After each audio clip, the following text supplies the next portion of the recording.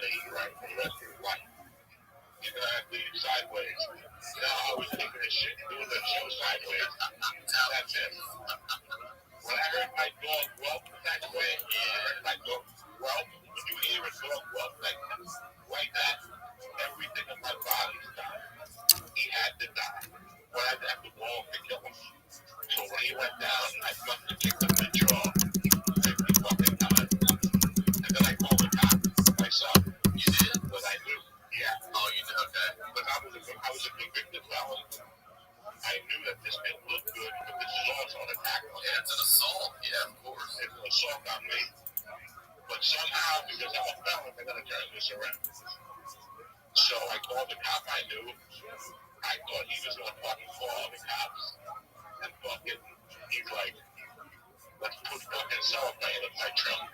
And we'll drop him off in front of the hospital. We put him in the trunk. We drove to the hospital with the trunk open. No. Yes, we did. He was a cop.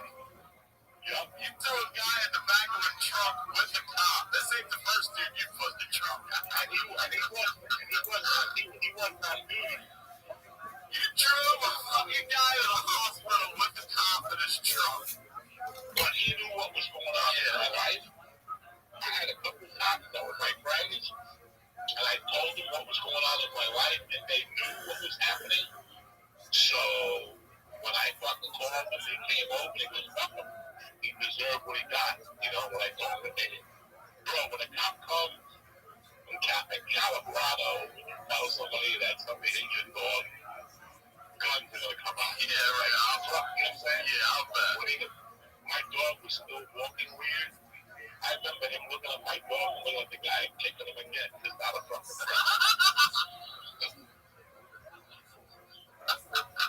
We took the fucking guy. He knew where the hospital had cameras because he was a cop. So we dropped him off on a corner where he couldn't be seen. We spit on him. We took him out.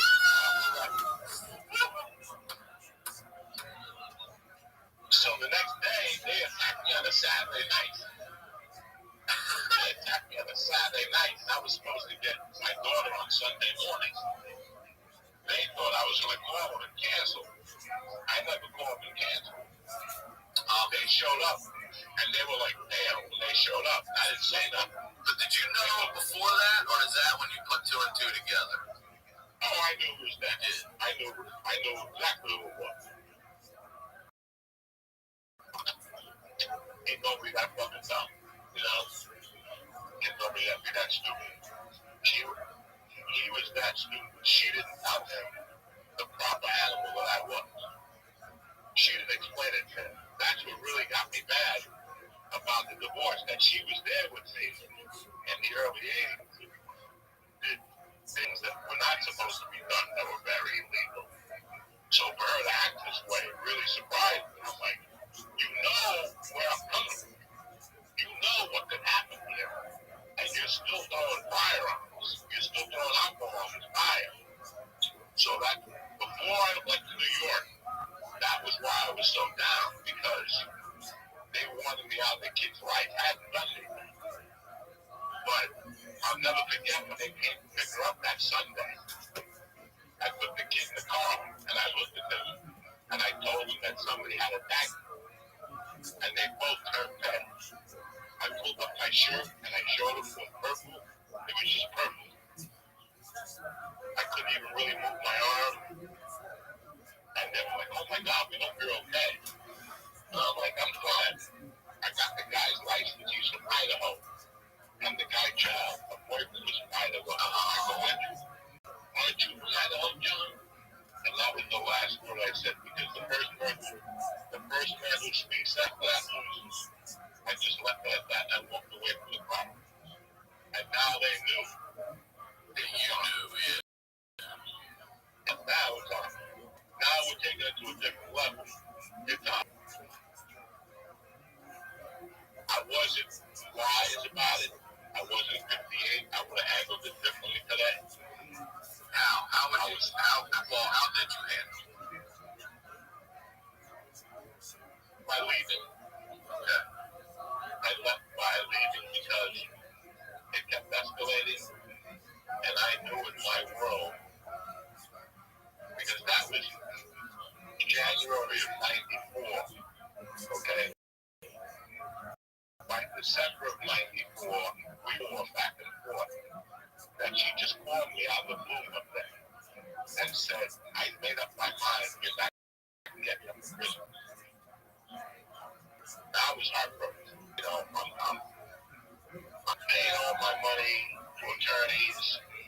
I suck at comedy. I want it so bad, you know. I would go home at night, snort coke and cry. Most people go home at night, snort coke and big stuff. I would go home, snort coke and cry like a pussy. You know, it was just, I was just in a bad place, you know. I wanted to be a guy.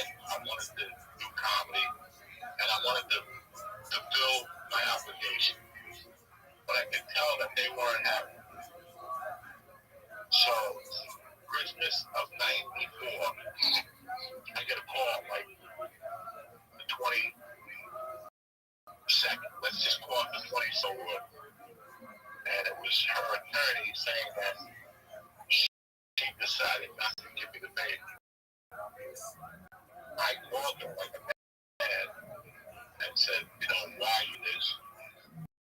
And she gave me like a reply back because I didn't hung up on me. Ryan's sick right back. First of all, she moved the guy, she moved the baby into the man's house without my consent or knowledge. If that was to happen anywhere from Baltimore to Boston, I could have shot her in the head, blown the cops, and the cops would have arrested me. They would have said, we understand, you can't move your child into another man's house without permission. It's general human decency. You know what I'm saying? Yeah. I can't see your wife moving your child into my house without us meeting. No. That should never happen. And they've already sent fucking henchmen over to fuck you up on top of it. Yeah. So I had to go to war. I had to go to war with these people. So they called like on the 22nd. That night I went out. I did my comedy and I was heartbroken. And I fucking the 23rd or the 24th. One of those days, maybe like a Friday or a Thursday. I have to look it up. I was so broke that I didn't even cook in this house. All I had in this house was fat tire beer. That's all I had. Fat tire beer. I always ate out. I didn't even have a night. I think I had a fork in the school. Maybe one night, not a steak night. Just one night. I went to a friend's house, a friend of mine, and they were getting ready for Christmas. They cut shit. So I didn't make the house on my house. She was getting right to the biggest ones. The biggest ones. I put it in my bag in my car. I was driving up to work. And I just like,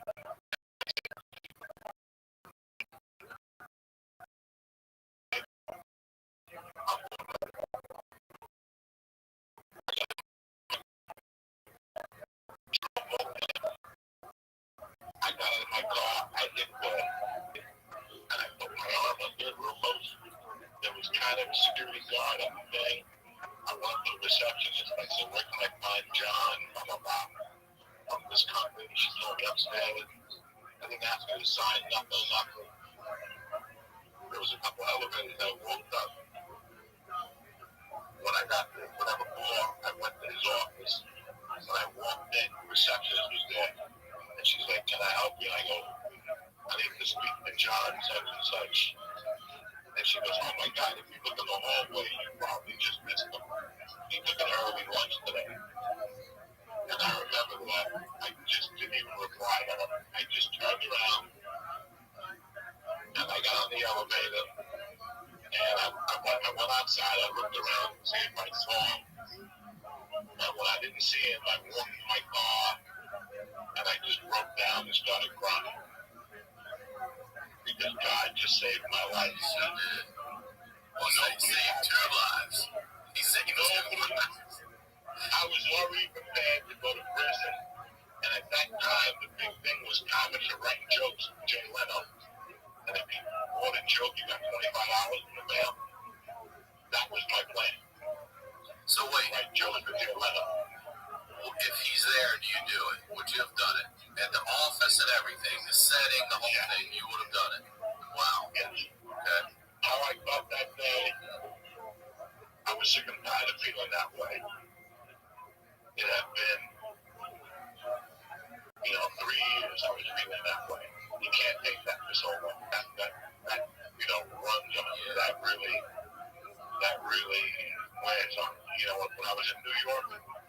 send her presents. She never got the boxes.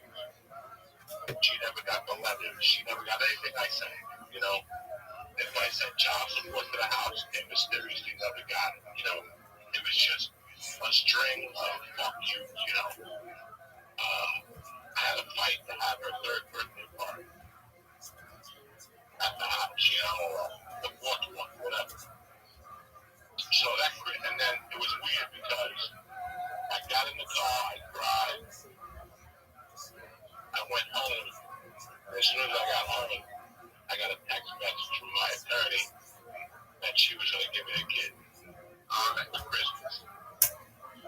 And, you know, again, I made such a big deal about getting a kid for Christmas. I was in no position to even throw Christmas. I didn't even know what concern for Christmas. Christmas tree. I had to go out and came on rob the tree. The ones that are outside the walk. Yeah. And then both of their nice people, they were open on Christmas Day.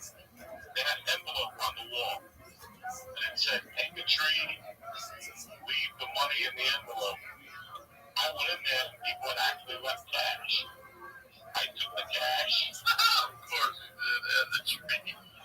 And I took the fucking most expensive tree they had. God. I went home, got a Scottish pie.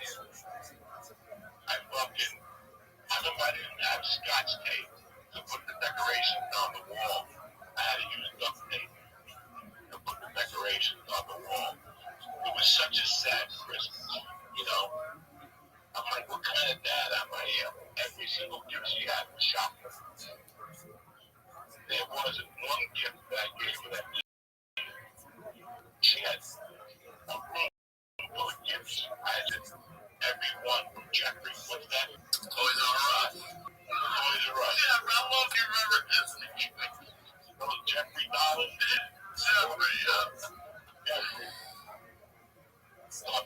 You know, and looking back, it was fucking embarrassing. You know, I ordered Chinese food. I had it from like 2 to 5 on Christmas Day. You know, like, what a fucking, just what a heartbreak, you know. When she left, then I'm driving a car, I got to close my car, I got to put a bungee on the door. Oh, you know, yeah, hold the door shut. And she pulls up in a Land Rover or something, you know, like one of those fucking cars, you know, with her soon-to-be husband.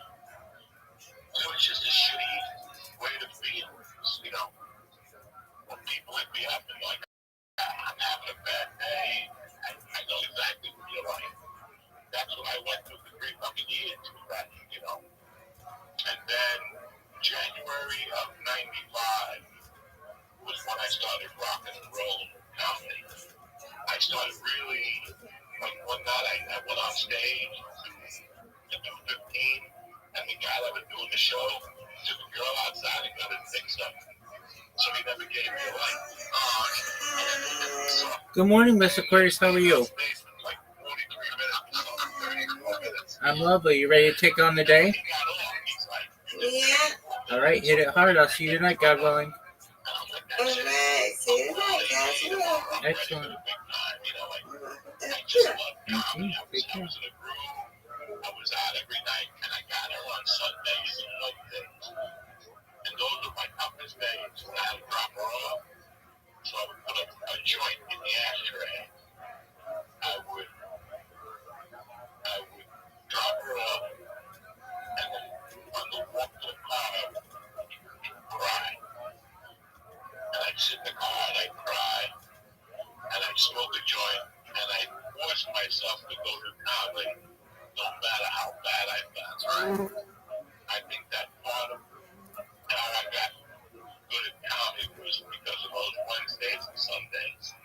I forced myself to go to the worst 2 comedy spots in the world. Sunday was line dancing. I had to follow a line dancing class.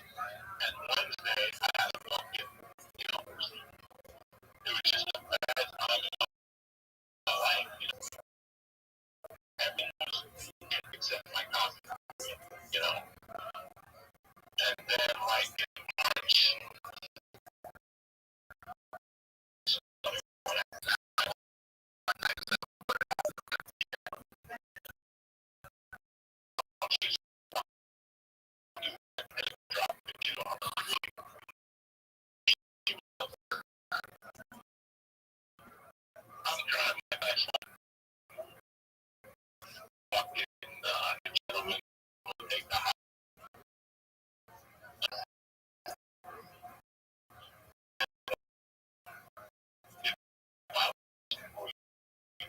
Jurassic. And I just right in his fucking face. Like, he was sitting in the car, and he was like that. You know, what do they call that? What up, Frosty? White privilege, yeah, it's white. I don't mind how you talk to me. There's no white privilege thing. Yeah, it's not gonna work out for you. How you living, pimp? White privilege thing. And I mean, I didn't say a word. I just had like a snot in the back of my throat. I could feel it. I had to spit, and it was like automatic. I just spit right in his face, because that's the point of my life. What was that? Like, we're going at it. We're done talking. There's no reason for you to make small talk. You don't like me. You're trying to cut my legs out and talk to me. Now you're telling me about a movie.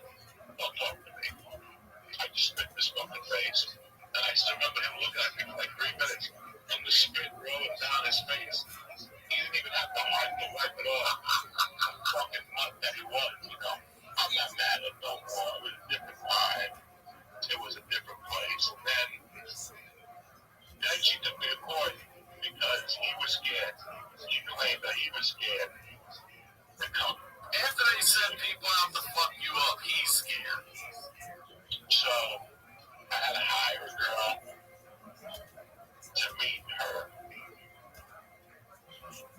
to get the kid. It was a fucking nightmare. And one day she decided, don't worry about how to do it. Because it wasn't working for her. She wasn't instigating me no more. It was perfect. Now I wasn't seeing her at all. She didn't want that. She wanted to get me going. Yeah. She wanted to round me up. So it's about April 95. I fucking go to the Comedy Works one night, and I'm in the Comedy Works now. I'm not a regular, but she's giving me star spots during the week. And there was a manager there that didn't like me. On paper, he liked me, but deep down inside, he didn't like me. Because at one time, we were neck and neck, and then I just got way funnier than he was. So he got into the management business.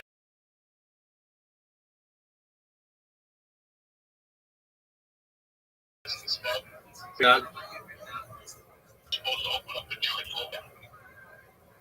And Wendy called me and said, yeah. And Wendy, you know, I love Wendy to death. She called me and she's like, Joey, you band? I got a band, you know? And I'm like, listen, if you called me and told me I robbed you, or I fucking, you know, shot somebody, The money problem, I think they are What's going on?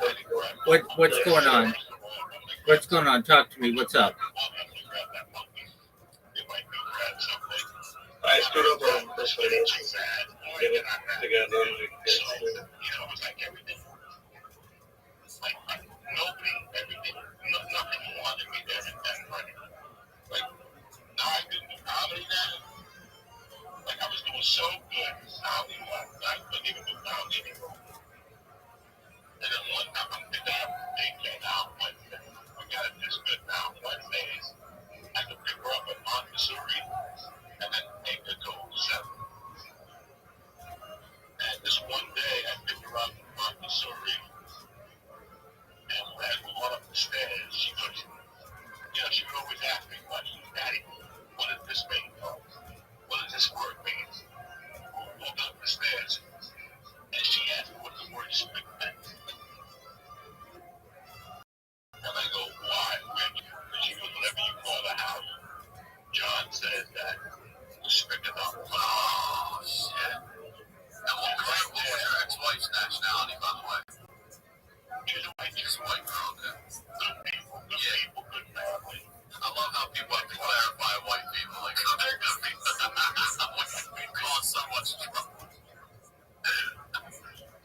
Okay, so he says that your daughter's asking you what that means. So, now, let me tell you something. About a month before this day, I had a good friend, named Fred. He was a Vietnam vet. We had met in 1985, summer of 85 in Boulder.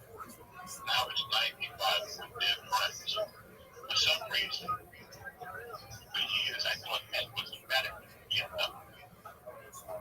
Ed was alert. Ed was one of those guys that took the year off and collected shit in Vietnam.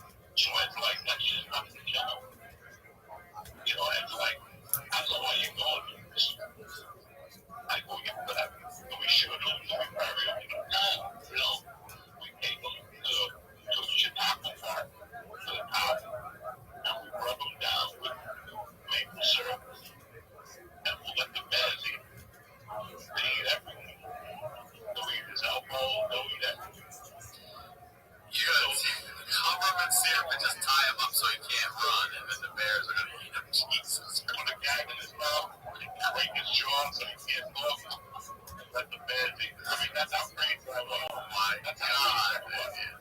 This is why when I tell people I'm 58, and you have no idea. I've known you for a long time. I've never heard any syrup on a motherfucker. I'm telling you, we're going to put syrup on this motherfucker and let the bears, the tigers eat. The tigers, the plants. And they're like, if you don't fingerprints, if you know DNA, if you know bullets, if you know ball ground, if you nothing. So what we were gonna do is, there was a drop. We were gonna close that fucking street. Like Ed was that crazy. Ed was gonna get cones to detour him, and then we were gonna jump up and fucking talk about it. That was the plan all along. We were gonna fucking kill this motherfucker. And if she was with him, she was going down too. Like this was how bad my mind had taken this, you know. I was talking about it on my podcast the other day, how when your mind takes something sometimes, it just takes it. That's why there's mental health issues. I was having really bad mental health issues, you know, stemming from anger, frustration, your whole background. So, I'm getting ready to kill this motherfucker. And now I pick up my daughter, and she's telling me he's calling me a stick. He's got to die today. Like, I'm like, he's going to die today. I don't even have time to call Fred. I don't even have a cell phone. I have a pager. You know, I never call cell phones. I didn't get one. I mean, if they were, I didn't have one. I didn't have that type of money. So, me and I did what we usually do. We went to a bar, you know. We went to North Boulder Park. I'll never forget that. And the reason why I remember North Boulder Park, because there's a little, not a grave site, like a memorial. And I remember that day when Joe Welch's was. Joe Welch was a top player from the Eagles. Yeah. Lived in Boulder, and his daughter died lived in Boulder. And he made a special little thing for her. I'll never forget this day for some reason. How it went down. And I remember thinking, wow, this is crazy that, you know, somebody's going to end up in a fucking grave over an argument about a kid, you know, about a child. And somebody's going to die over this. Either I'm going to go to jail for life, or he's going to die, and you know, this is not good. And I remember getting in the car at like 6:30, and I had to be there at Safeway. On this particular day, they switched the meet from Boulder to Safeway. It was outward a little more. And I'll never forget that. When I was out on bail for kidnapping, they made me do community service, and I did it at the age of 20. And in 85, age was not a popular thing. Yeah, there was always a cop on duty there. You know, protecting the AIDS guys, and they were getting bomb threats and shit. So,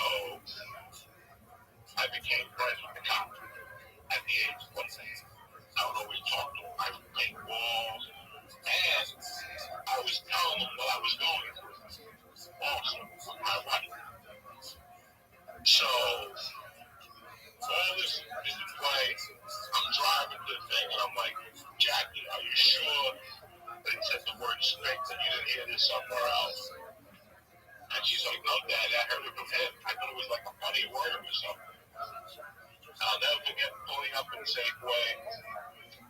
I go, Jackie, wait here. Let me go talk to John. I got out of the car. And I walked up to John. I go, John, listen, I don't want any problems. I got a 5-year-old girl in the car. And she says that you use the word spick.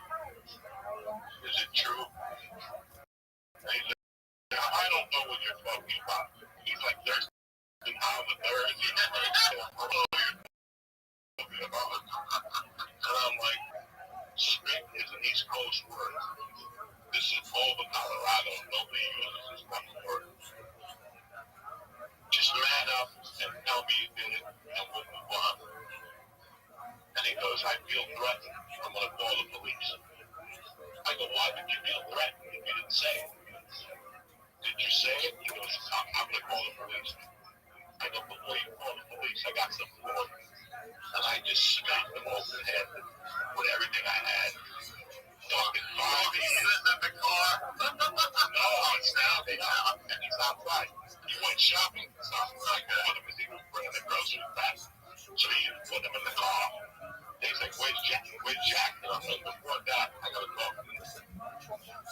I'm gonna go inside and call the police. I feel uncomfortable.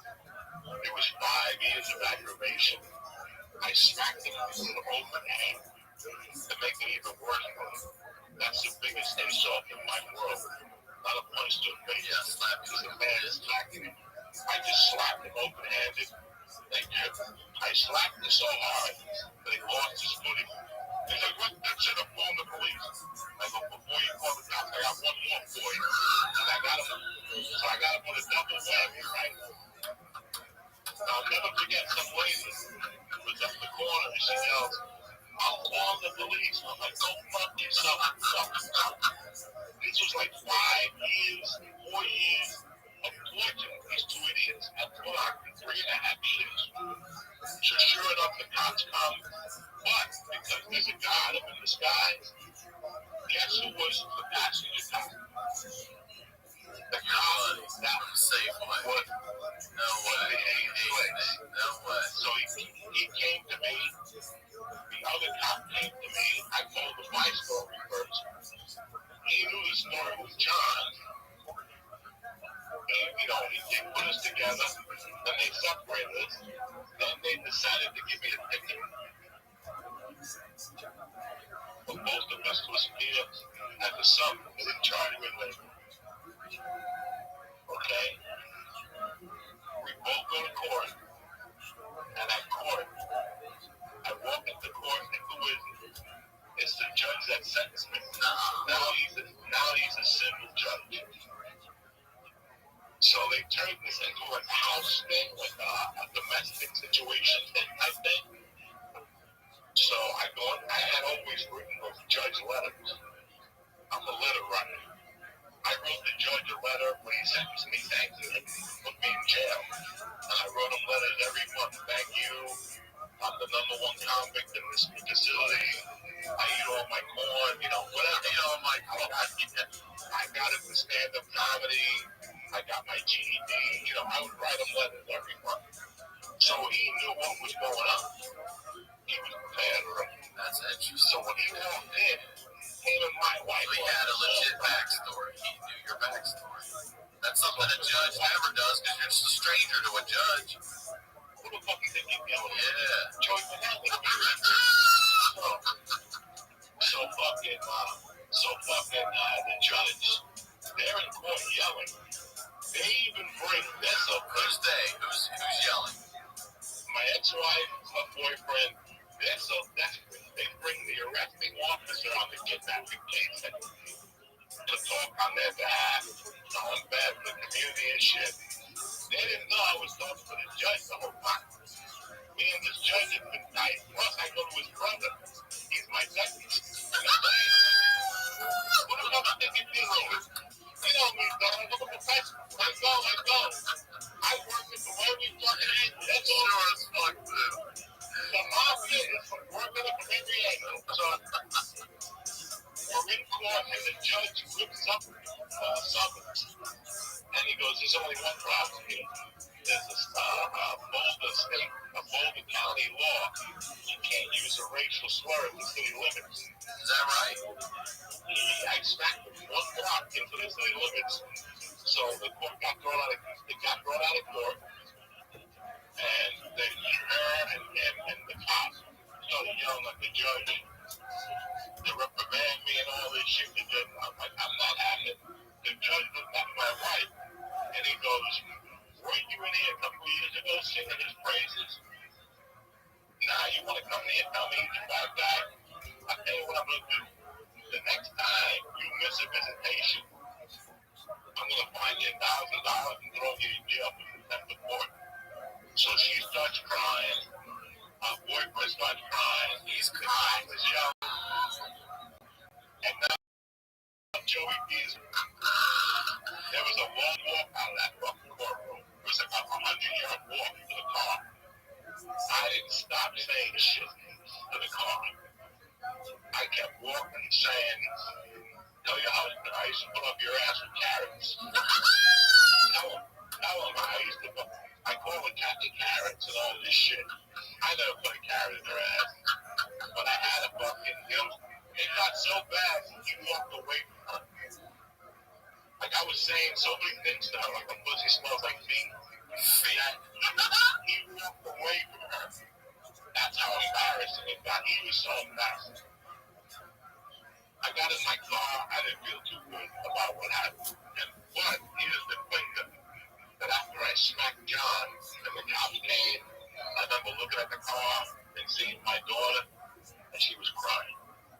She was upset. I saw my dad, my stepdad, beat up a guy when I was 6, and I was jumping up and down. You know what I'm saying? That was my world. Yeah, right. That was my world. This little girl, this isn't her world now. So all these factors contributed. I go, they're trying to put a family together. I'm just here wasting time. Even if I get co-parenting, whatever that's called, mixed, whatever. It's co-parenting, right? Split custody. Split custody. Shared custody, whatever. Let's be honest. What type of father would I be at the age of, but it's time, it's 95. I'm 32 years old. I'm like, let's say I do get split custody. What's going to change? I'm still going to do coke. There's no woman in this house. The only women that come here to suck my dick, they're terrible women. They just do my clothes and do, you know. There's no food. I don't cook. I have no foundation. I don't go to church. I have nothing that requires me. Now I don't even have a comedy club. I met a girl in Seattle. I met a girl in Michigan. She said she could move to Seattle. I prayed on it for about a month. I thought about it. This was going to end. This thing in Boulder was going to end. There was 3 ways this is going to end. Me being dead, me going to jail, him dying, or both of them dying. And then my daughter has to be raised without a parent. I put it in the Lord's hand. I said, you know what? I'm going to do an extended triple run. I took a 2-month triple run. I paid my rent off for September. Yeah, you did what, all the Pacific Northwest and shit? Yeah, the potato run 1, potato run 2, the whole thing. And I said I'm going to put it in God's hand. And I'm going to be a comedian. And I'm going to make her proud of me. I'm going to prove whatever they told her wrong of me. And then I'll be her father. Well, 30 years later, I proved her wrong. But I still don't have her. But God drew me the 18. God drew me another little girl that fills the void. Now I have a real family. I act like a real man. I'm not a savage anymore. And that's it for today. So now we're in June of 95. I'm writing it down. June 95. All right, Joey Diaz, I fucking love you. What an episode. Again, what an episode. One more time, promote everything, the Patreon, all that stuff again, please. Patreon and Uncle Vinny's at Point West the whole month of March on Wednesday nights. All right, bro. 37 tickets. You're in no danger of getting COVID. The spaces at BYOB. It's a great club. I love Reno. And that's the only place I'm performing at right now in Jersey. That's awesome, brother. Well, thank you for making time for this, and just thank you for having me, brother. I love you. I miss you. Oh, I miss you. I miss you like hell. We'll pick up whatever we do next time, June of 1995. As always, Ryan Sickler on all social media, RyanSickler.com. We'll talk to y'all next week.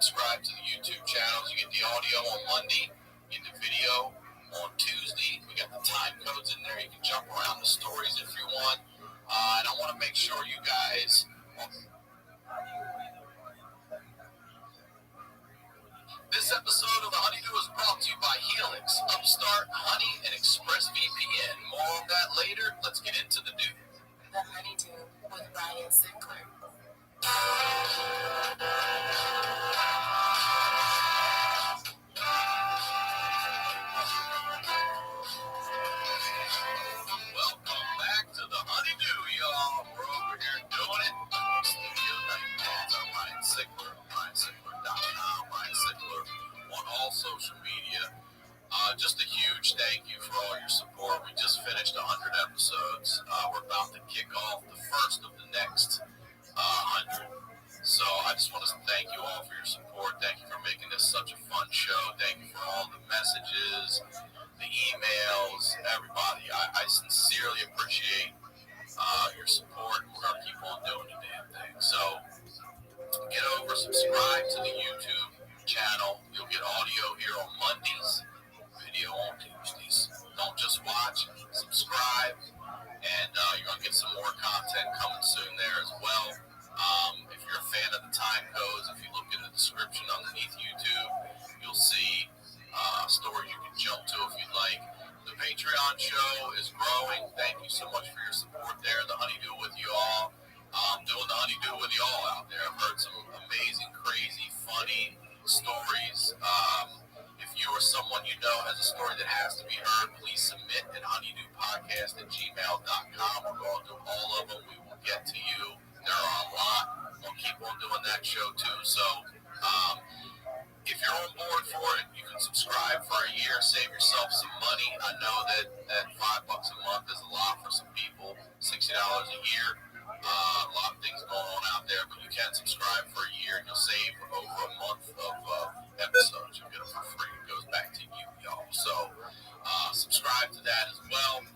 The Facebook fan page, make sure you're subscribed over there for updates, clips, all that stuff. Make sure you're following me on Instagram. Can't thank you guys enough for the iTunes reviews as well. All that stuff helps, man. You guys are the shit. The honeydewpodcast.com is the website for the show. All the merch is there. It's also on RyanSickler.com, but the night pants are there. The Night Pants Nation Champion sweats are there. The hoodies, the t-shirts for the Honeydew, the t-shirt for my Ryan Sickler, the fist bump. Fist bump shirt. The appreciation really cool design. Upstate merch is the shit. Zach designed some of that stuff for us over there, so thank you. And I record here at the Santa Monica Music Center. You know, I like to give back. So if you live in LA, if you need musical instruments, you need musical lessons, this is the spot for you or your kids. Take a lesson with your kids. Go to SantaMonicaMusic.com. You get online lessons. Use the code Honeydew, and they will waive the registration fee, and they'll give you one free lesson when you sign up for a package. All right? That's the biz. If you're new here on the next 100 shows, what we do over here is we highlight the lowlights. These are the stories behind the storytellers. We're shedding a little light in that darkness and laughing in the face of adversity. And this guy is no stranger to the do. Ladies and gentlemen, excited to have him back. The saga continues. Joey Diaz, welcome back to the Honeydew, Joey. Great to have you back on there, Ryan. I'm saying you look so good. Jersey looks good on you. You look like an old swamp gangster out of Vegas right now, and in his twilight years coming into his own. You look good, dude. You do. It's tremendous. It's a different life. I got this thing in LA off me. My daughter's in school. She's happy. And the show yesterday, 33rd anniversary of the kidnapping in Kent Valley, November 18, 1987. Really? So yesterday was the anniversary. Yeah. This episode of Honeydew is brought to you by Upstart, MyBookie, and more on that later. Let's get into the news. The Honeydew with Ryan Sickler.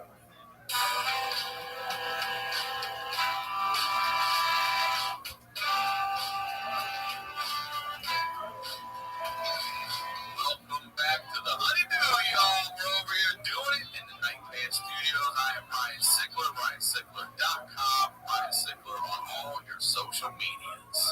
I want to say thank you to you guys. Seriously, this community continues to grow. I absolutely love my job and the show and the stories that people are bringing here. The fact that you can laugh at your trauma, be that strong about it, be that open about it, be that vulnerable about it. I fucking love it. Thank you for the messages, all that stuff. Make sure you subscribe to the YouTube channel. And if you're wanting more of it, man, hit up the Patreon. That community is growing as well. It's called Honeydew with Y'all, where I'm highlighting the lowlights with y'all. It's $5 a month. If you sign up for a year, you're getting over a month of free episodes. All right. If you or someone you know has that story that needs to be heard, submit it to honeydewpodcast@gmail.com. Hopefully, we'll get to do a story with you. All right. Now,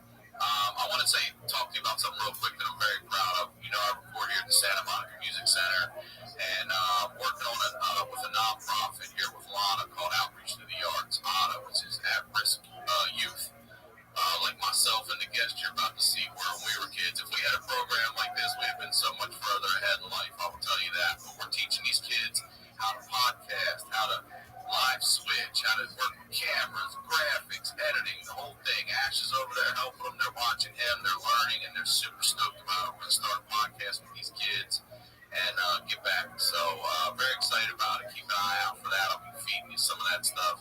Probably meet these kids. I might have them on the Patreon. They're really good kids, 18 years old, with stories already that are insane. So that's the biz. We're highlighting the lowlights over here. These are the stories behind the storytellers, and there's only one storyteller like this guy. He is back, y'all. The saga continues. Ladies and gentlemen, Joey Diaz. All right. I'm just so stoked to talk to you. She's so much. There were those programs when I was growing up. We just rocked them. So I dropped the science department. They had other read scales, and they knew it was us. They came up, and they're like, just give us like 8 bags. Give us 8 of them. They negotiated with me. We took all the frogs. Yeah, that's like 300 frogs. Well, Mark, they got dissect the frog. I forgot who I was talking to for a second. Then we robbed the athletic department one night. What did you take from them? Everything that was in that thing, from sneakers to jackets to hoodies. They came to my house the next day. They're like, this high school or what? Yeah, the high school. They came to your house? And they're like, we know, just come on, give us a break. The kids can't run track this week, but I'm going to take this. Just bring it back. They're forfeit. And we'll make the leave like, we don't know what happened. Take nothing ever happened. I swear to God. I believe you. I believe you. Oh, God. Trophy. Trophy. He's taking trophy. You can't even sell those. Then you had it. Please, before we get into the continuing story here of your life, plug, promote everything you want to. I'm at Vinny's. I'm on the march down the shore. Vinny's, Uncle Vinny's Comedy Club in Point Pleasant, Wednesday nights, 8 o'clock, $20, working out with Uncle Joey, BYOB, BYOG, doofus. It's legal for grass now. Yeah, that's right, it is, huh? So you can actually, they'll let you smoke at the venue, not inside, but outside? Yeah, I know. I'm outside now. Yeah, New Jersey. Okay, good. Patreon. Doing well. I love it. Really got me out of the funk. If it wasn't a Patreon, I still would have been in the funk. Talking to those people every day and answering messages. I had it July, August, September, and it really gave me a lot of confidence, like to start at that level. Just shoot little videos. I do 2-3 podcasts a week, just 20-minute podcast, just quick shit, Yeah, I do an hour. I do an hour once a week, and they're great, man. They're the diehards. So how much is yours a month, Joey? $3.5. $3.5 and that shit. People don't get the t-shirts, which is a pain in the ass. It's just content. And like you and like Jimmy, I'm doing the same with my Patreon money. I'm helping out new comics, a couple retired cops. I use cops to give me rides to gigs, and they're retired, shit like that. I donated to the restaurant there. Yeah. For 14 now, I'm donating to Yummies. That's what my Patreon is for. Help out a few people that they like, Yeah. You're doing it twice a week and 20-minute episodes twice a week? Yeah. That's great. It's more music-based, shit like that. Well, make sure you subscribe to that. And, what you're referring to. So, John Menadakis and Jimmy's Famous Sea from Baltimore took a page out of Portnoy's book and did what Dave did in Baltimore, raised money for local restaurants and stuff because they shut the city down, but they didn't shut the county down. That bullshit. So he raised over $500,000, and today I get to make a call to a bar I used to go to back in the day called Ale Mary's to let them know that they're about to receive some money to help save their business. So I'm stoked on doing that. I love everybody out there helping.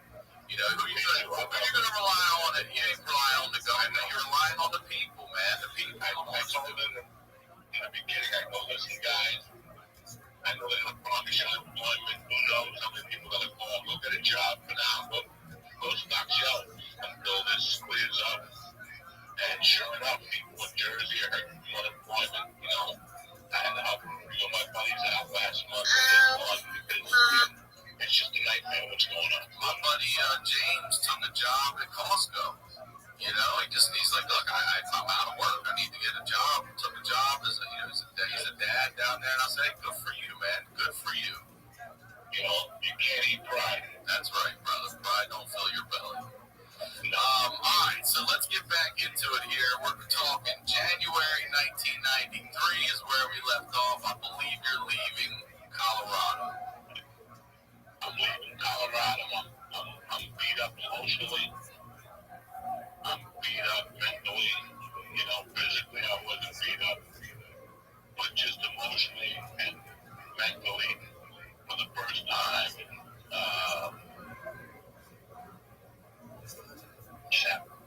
For the first time in 10 years, I had just gone to a big chunk of life. You know, a lot had happened, and I was ready to move on. And Joey, sorry, just as a reset, how old were you in January of 93? Whatever. If I take away 58 from 93,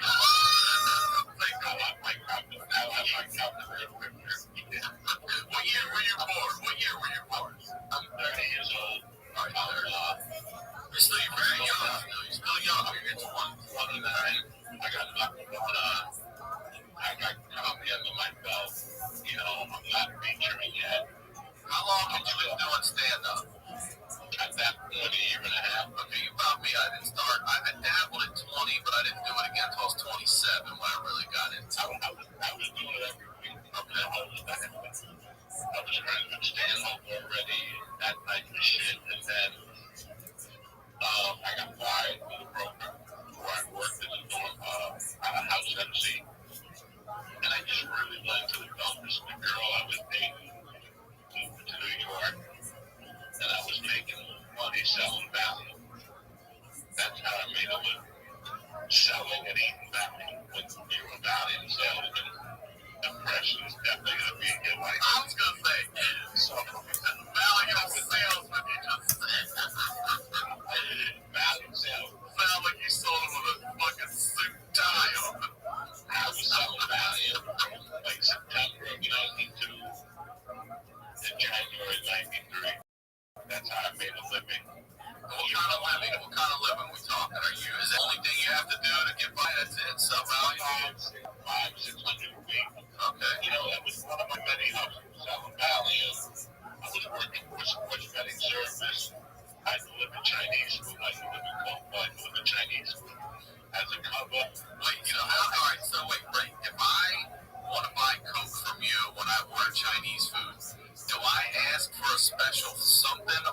Be like, is there a duck sauce on the side? Or I got the job done. I told people if you need Coke, coffee, just go to Chinese restaurants. And one day they just pick up and I don't know what's going on.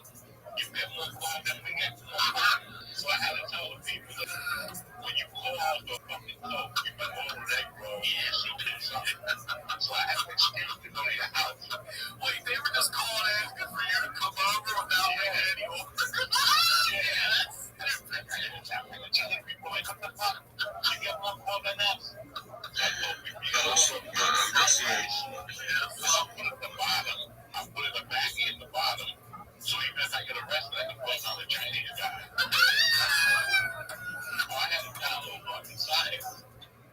I had to download fucking science. Right? I'm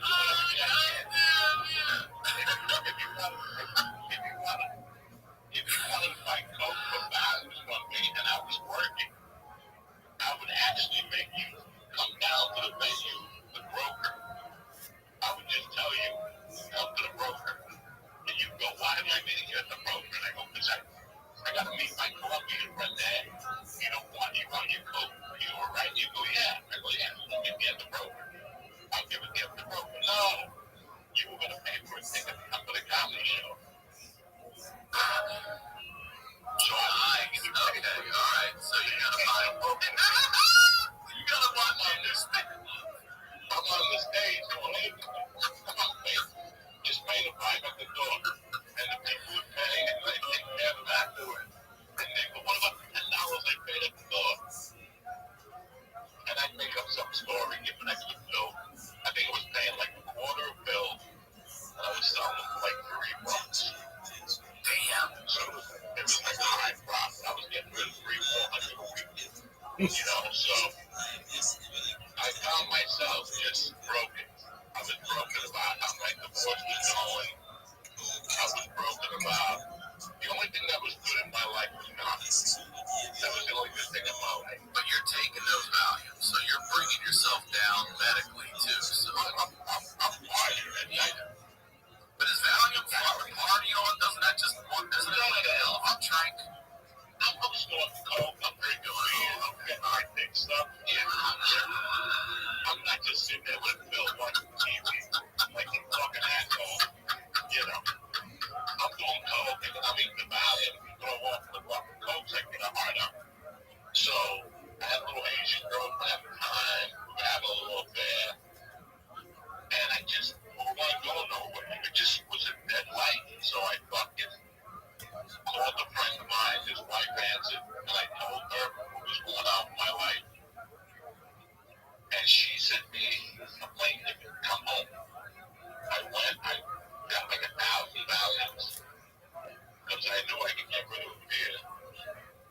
And I fucking just came here like Super Bowl Sunday, 1983. And I sold some Valiums and I got a job selling cars. And I started doing the comedy around the city at the New York Comedy Club and stuff like that. So you left Colorado to go to, did you go to New York or back to Jersey? I went to Jersey. And then you would do comedy at night? In New York City, I was selling cars, you know, and then finally she had a baby where I was staying. She was pregnant.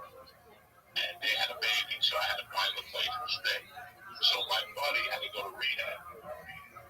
So his mother let me stay at his house while he was in rehab with the deal that when he got out of rehab, I was going to take care of him.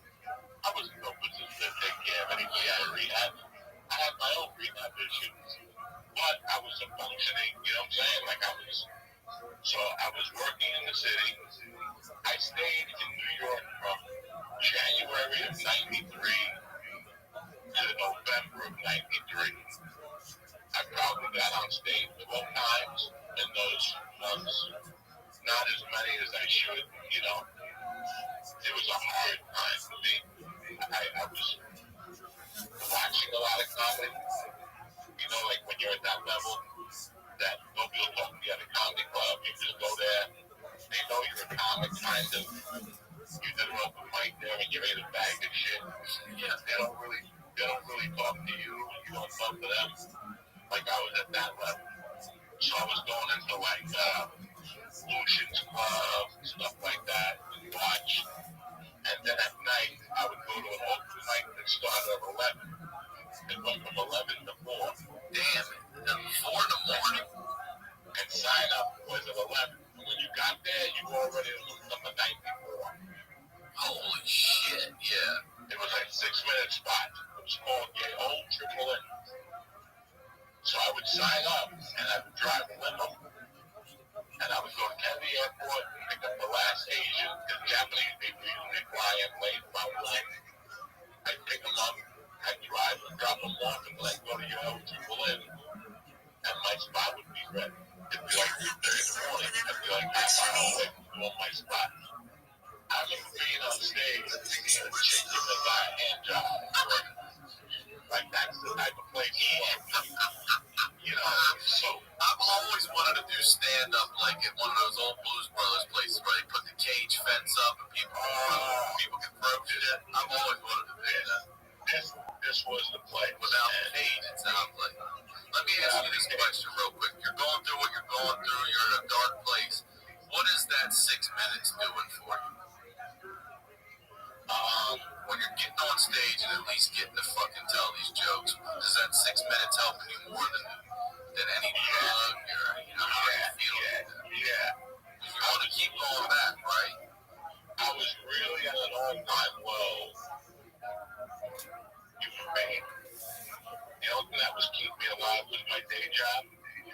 I like my day job.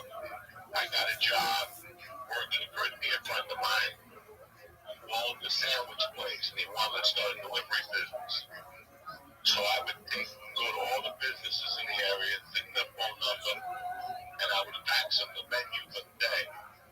And I tripled the delivery business. So I would work from 10:30 to 1, 2 o'clock, and make about $800 a week there. And then I'd either drive a limo in the afternoon, 4 o'clock, 12. And that was it. That was my thing. I was also going into the city for drugs with people didn't like going into New York City and buy drugs. So I charge you a fee. So grams and coke with $35, $45, you know. So I pick up and deliver. Yeah, I pick up. I'd walk over the bridge in those days. Really? I used to walk over the joint. Yeah, because the George Washington Bridge, you could walk over that back then. Can you still now? Can you walk that bridge? Yeah. Oh, you can. I don't know. I don't know if I'm in the shape to do it now. It's going to be a long walk. Yeah. But back in 93, I used to do it back and forth, an hour and a half. Cop, stopping, moving on to the other side. So my roommate had gotten out of rehab. And he's my best friend. We're still best friends. We talk every day. His daughter works with me on Patreon. Oh, nice. All right. He went to rehab. So it was me and him and his grandmother living in a 2-bedroom apartment outside Park, New Jersey. So when he got out of rehab, he was hitting on heroin. So it was like a joint family. He had a group, man. So his grandmother, his mother, his sister, and his aunt were like his support system and things, But it was me and his grandmother who lived there with him, right? So every night, he didn't have a job, he was on disability. He didn't have a job in the city, like time. He got paid like once a week. Then he could go buy heroin for it. I love that heroin dealers will take food stamps. So, there's an asshole heroin dealer taking Bitcoin and shit today. You know that guy's out there. So, George would sit there at night, we'd be watching TV, and he couldn't wait for his grandmother to go to bed. That was our whole goal. Like if I walked in at 12 and grandma was awake, George's face was red because he was dying to shoot. Because his grandmother was awake. So I come in and I go, Grandma, what are you doing up? Letterman time. Go watch David Letterman. And he'd look at me like, thank God. And then she'd go in her room, close the door, and she had a cat. She had a cat on the room, on the bed, and she would just sit there at night, snacking like eating popcorn. And I would wait for George to go in the bathroom, and I'd time it perfectly. I'd let him burn it, let him put the fucking thing on, and then I'd shoot spitballs at him.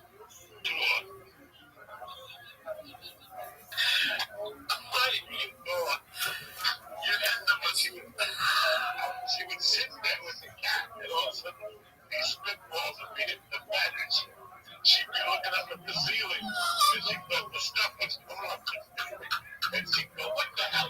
And she'd get up, and she'd go looking for her grandson, Georgie, what? And I'd be in the room, like making believe I was there.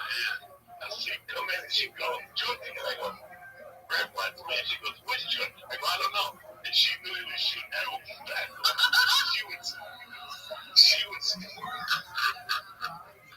storm for the bathroom and bang on the door. And she's all tied off. Trying to get a man. He's over there looking like Marilyn Manson, all tied up and shit. So, the other one I used to do, their families are art collectors. They're art collectors. And they had this big dog in the hallway. And again, there were some nights that Grandma would go to bed. I would lay down. But George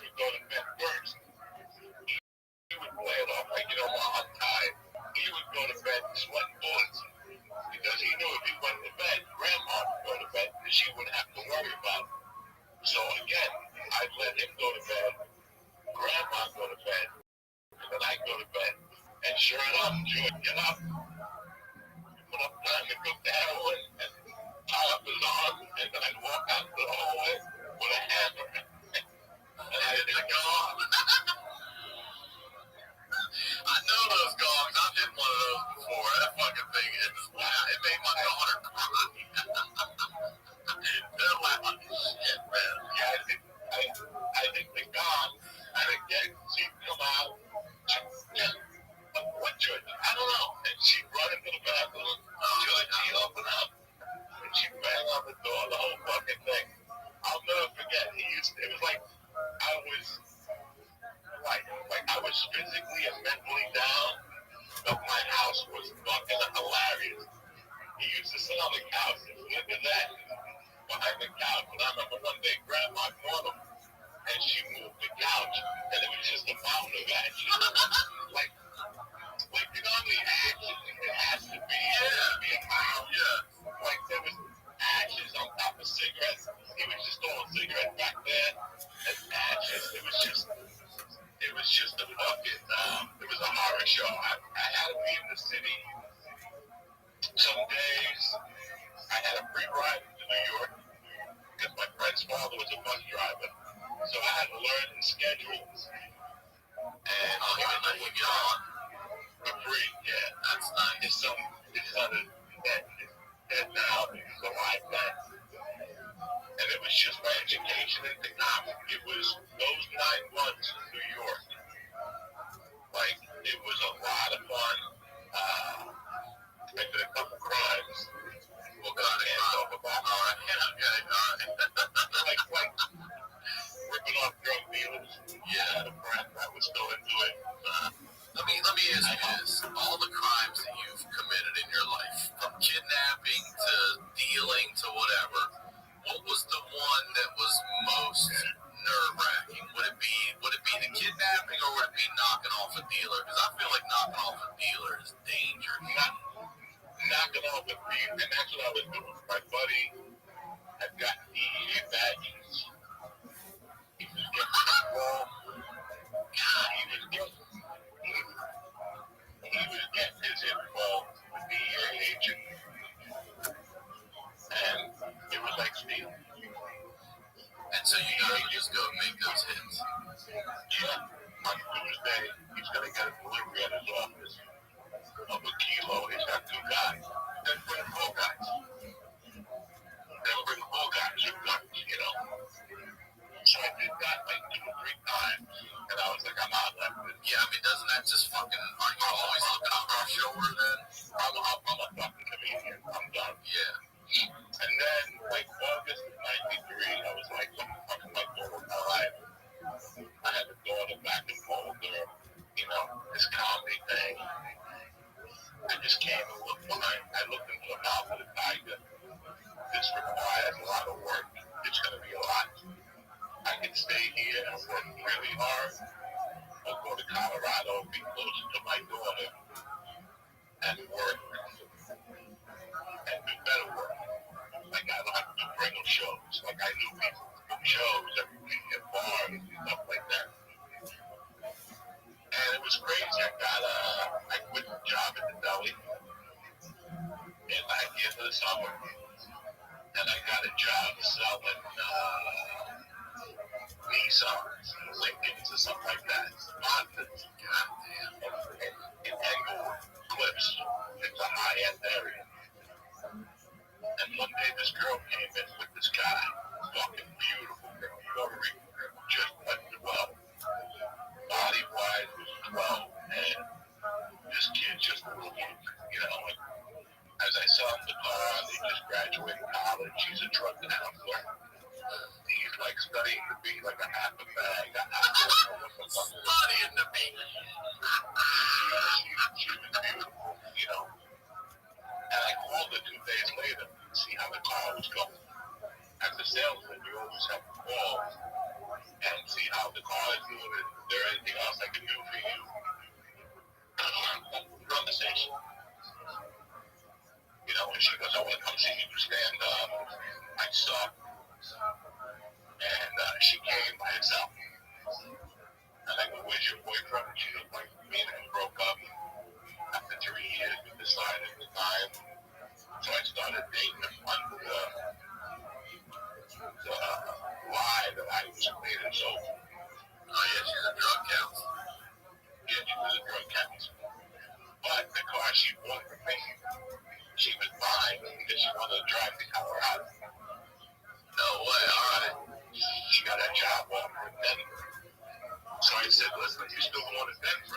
shit. I thought I'll make the ride. It was like perfect. It was like she came in, bought the car, and a month later, we had to make a move. You know, she's like, I think I'm leaving like mid-October or something like that. And I'll never forget that.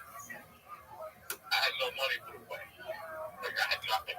My money went to an attorney, child support, and my drug habit.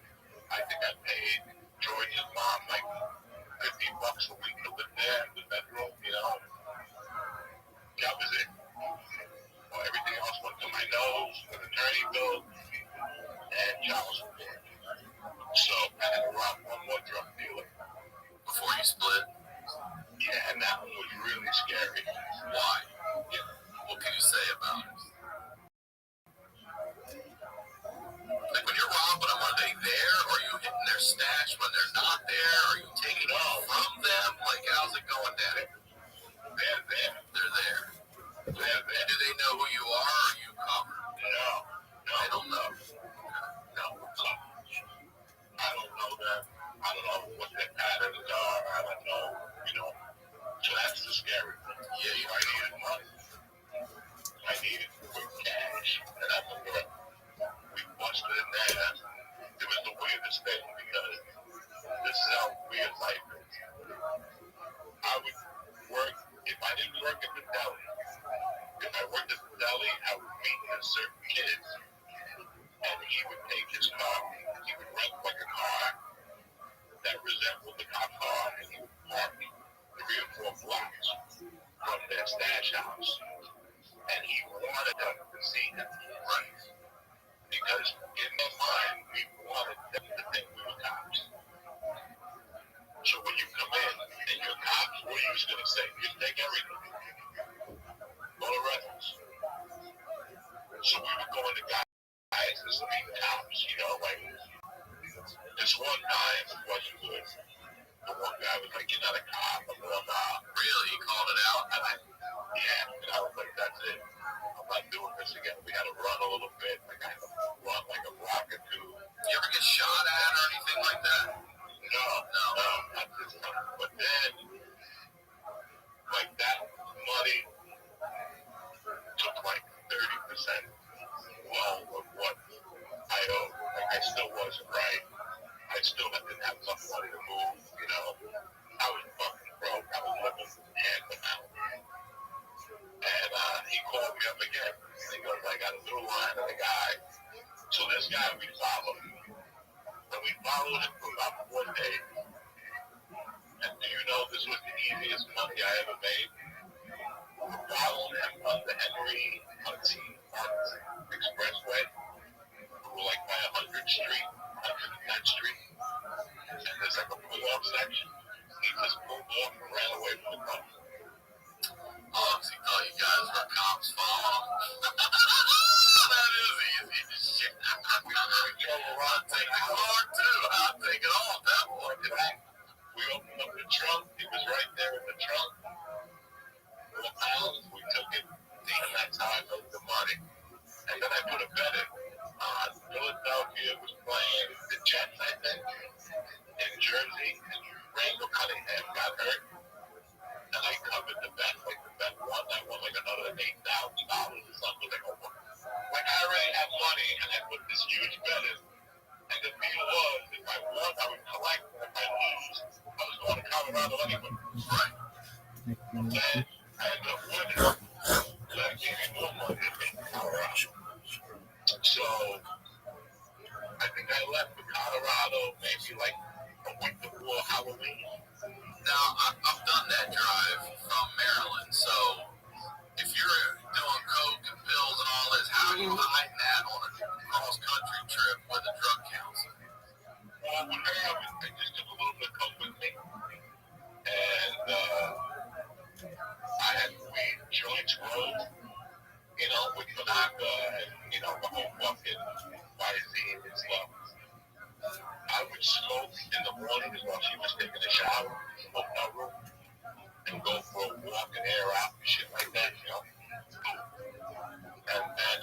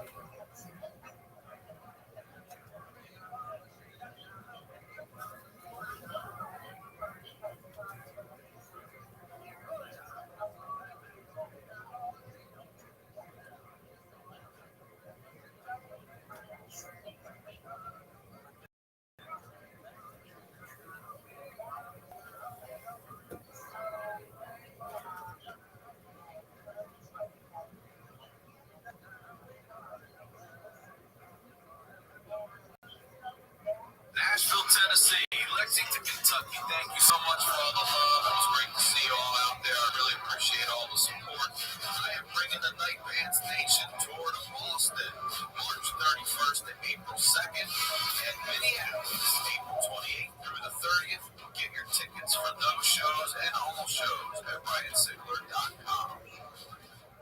The Honeydew with Ryan Sickler.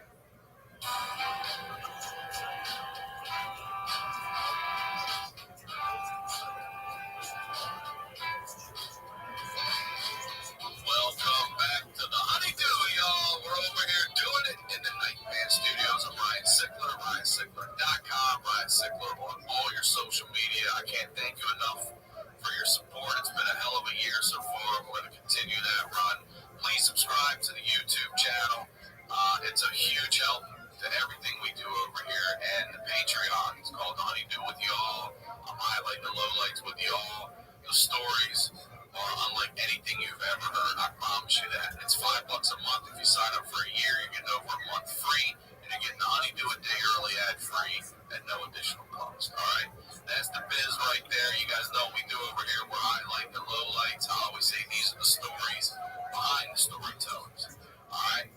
Ladies and gentlemen, it is a pleasure to have the legend back. The one and only Joey Diaz, everybody. Welcome back to the Honeydew, Joey Diaz.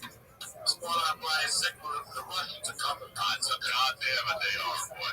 How about that ghost of Kiev?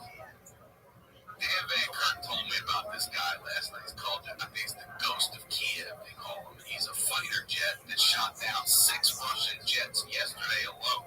And they can't get this guy, they can't see him. But he's like the Red Baron up there right now in our times. This dude's like a badass, and he's knocking them all out of the sky, and they can't fuck with him. He's like the Tony Hawk of fucking fighter pilots.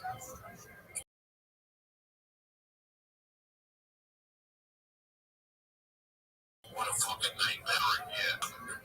This COVID's over though, and the thing's like an apple. Jesus Christ. Nobody gives a fuck. Seriously, they're bombing people. We gotta worry about that.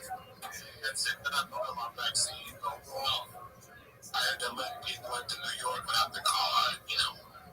It's over. It's honestly over. Listen, there's no way the United States of America is going to tell people that you can't fucking come here and you know, save your fucking self. There's going to be a lot of looking left and right when it comes to that shit. Blind eyes, yeah, compassionate souls. What the fuck are we going to do? Their capitals get robbed. They bombed the airport. They bombed the airport. Imagine being in LA right now. You're like, I gotta get the fuck out of here. You're like, they bombed LAX. Like, what? How am I getting the fuck out now? I gotta drive to Vegas, Burbank, or some shit. Alright, brother, we have not done one of these since July of 2021 when we last ended.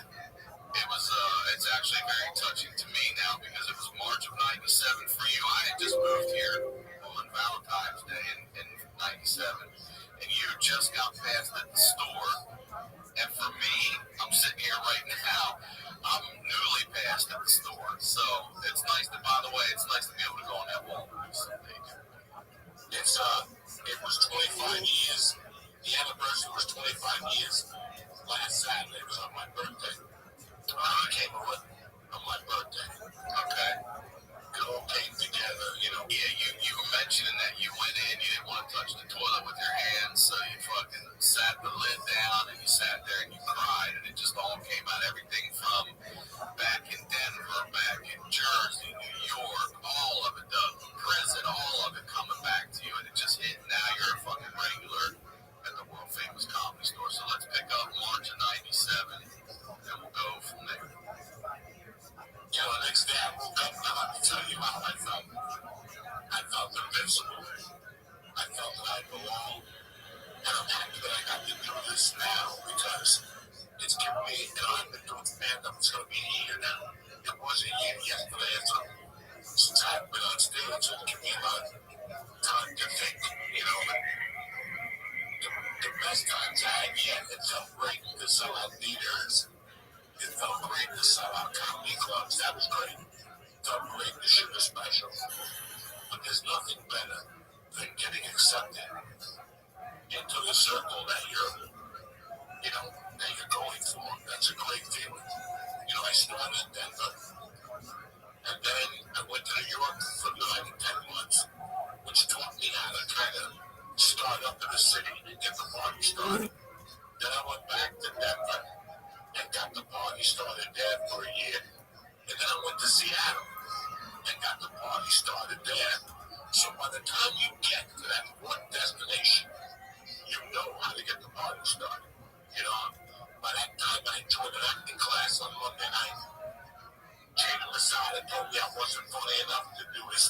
fuck that guy. But I had a guy who worked there who used to give me a 20-minute spot every Monday for Latino night.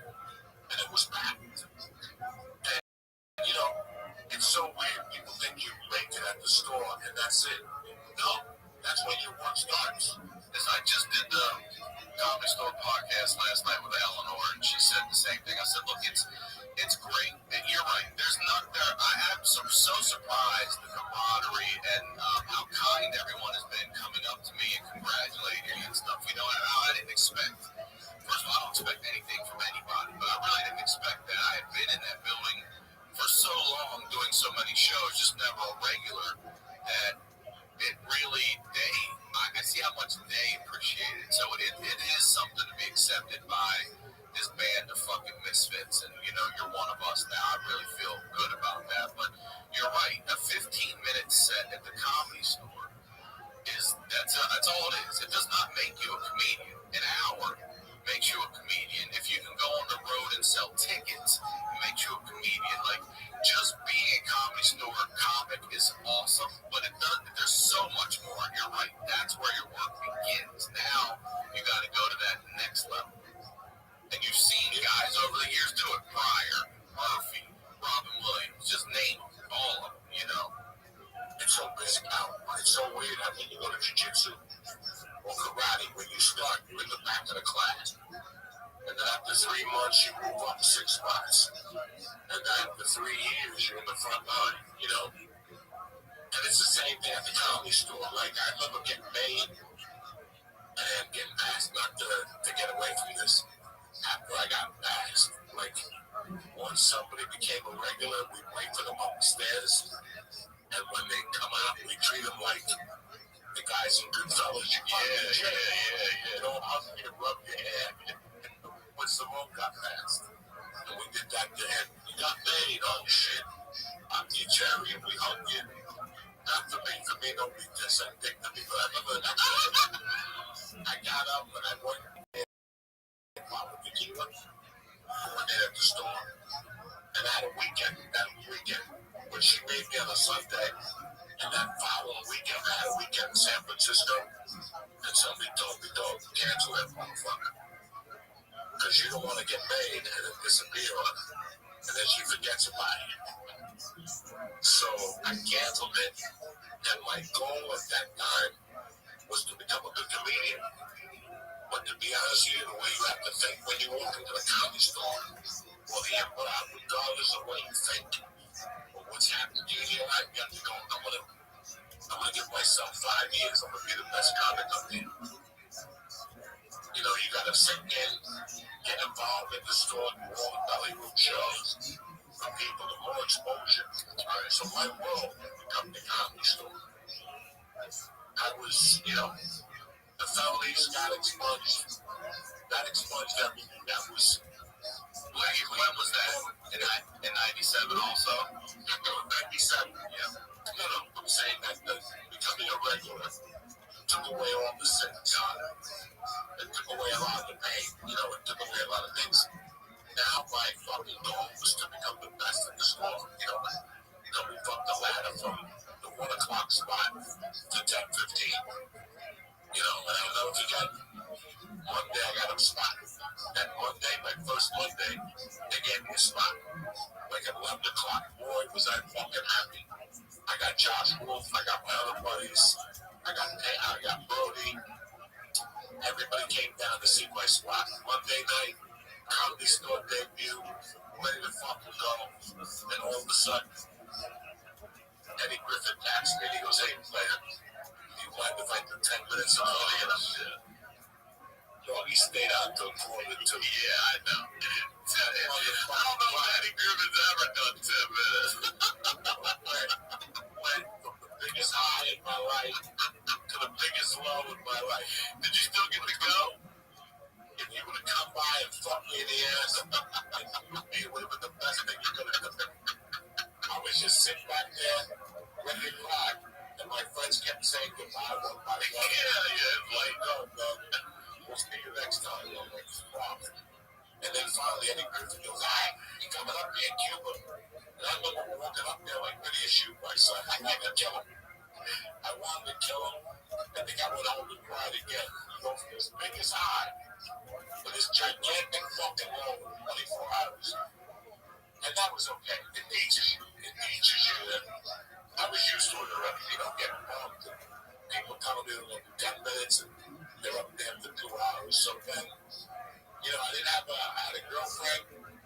We were kind of at war. You know, we found a place in Hollywood and it was getting myself familiarized. I got an acting class on Monday nights over at Gardner on the other side of Sunset behind the Guitar Center. Yeah. I forget what the guy's name was. Because after like 3 weeks on Mondays, it was 7 to 10. And after about 3 or 4 weeks, the guy said to me, by the way, is anybody a comedian here? And I didn't say shit. And he goes, I hate fucking comedians. You guys are coming here, you think you're the cream of the crop. I can't stand them. The last comic I dealt with was fucking Andrew Dice Clay. He went a bad taste in my mouth.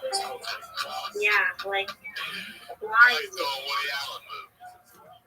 So Monday nights Where are you from? was the busiest night in Hollywood. People fucking, Yeah. it was the last You night. first. You know, like, Crazy Monday, whatever it was at the Improv, back. And the guy was running open mic, but after 10, you go down there and sign up on Monday, so your goal was to get us in the crowd on Monday nights. To get a spot at the Improv, to get a spot at the Latin Factory. So for months, I would get spots every fucking Monday at the Latin Factory with Gilbert, Felipe, Willie Barcena, Carlos Mencia, Aldo Francisco, Carlos Oscar. That was that crew. And then Thomas going hang out. Option 2. I was hanging out with Doug Stanhope. I would go to Doug's house at Blackwood and try to learn what the fuck he was doing because he was on a different level. In 97, he had turned the face of comedy. And that's what I wanted to do. I wanted to switch it up a little bit from the fucking, hey, how you doing? You know what I'm saying? All that shit. So I was hanging out with Doug in the daytime, and then that circle became Doug and Mitch. So it was me, Doug, and Mitch Hedberg. Peter Lefty, and Doug Stanhope's little Curzon. And then we walked to Courtney Park. I want to say this. That's 3 very different voices of comedy getting together, unlike anything, especially at that time. Even still now, it's still, yeah. Especially Mitch Hedberg, too. He's still one of a kind. He is still one of a kind. He was already in Montreal. Yeah. People know Mitch was. Doug was tearing up the country. And that was like a feature act running through the both of them. Just when the sun comes off, we were playing tennis. That's when he wrote that joke. I'll never be as good as the wall. He was a motherfucker. And then after that, he lived on Sierra Bonita, next to motherfucking Nick Apollo. Davis. And Nick wasn't crazy about Mitch Hedberg. Because I can see that. Yeah. And the guitar players, Nick would bang on the wall, and Mitch would tell us, you know, that fucking Nick's on that move today, you know, whatever. But it was something that, like I said, you could hang out with Fly and all this shit. That camaraderie will never happen again. Josh was the circle a lot. That was a lot for Josh in those days. Doug Stanhope lived on Tucson, Mitch Hedberg, and Nick lived on Sierra Bonita. And then there was Gardner. And there was a friend of Doug Stanhope who lived on Gardner. And then Vista was Josh Moore. So 4 blocks in a row, I would just wake up in the morning, go from door to door. You know, I wasn't tight friends with the guy who lived on Gardner. But one day there was an emergency and he had to leave. And there was a fat guy staying up with Joey Medina. That was a funny guy. He was friends with Doug Stanhope, so Doug Stanhope lived in that building now. And that was Ralphie May. No way. No, it was Josh, Ralphie, Nick, Mitch, and Doug Stanhope, 5 blocks in a row.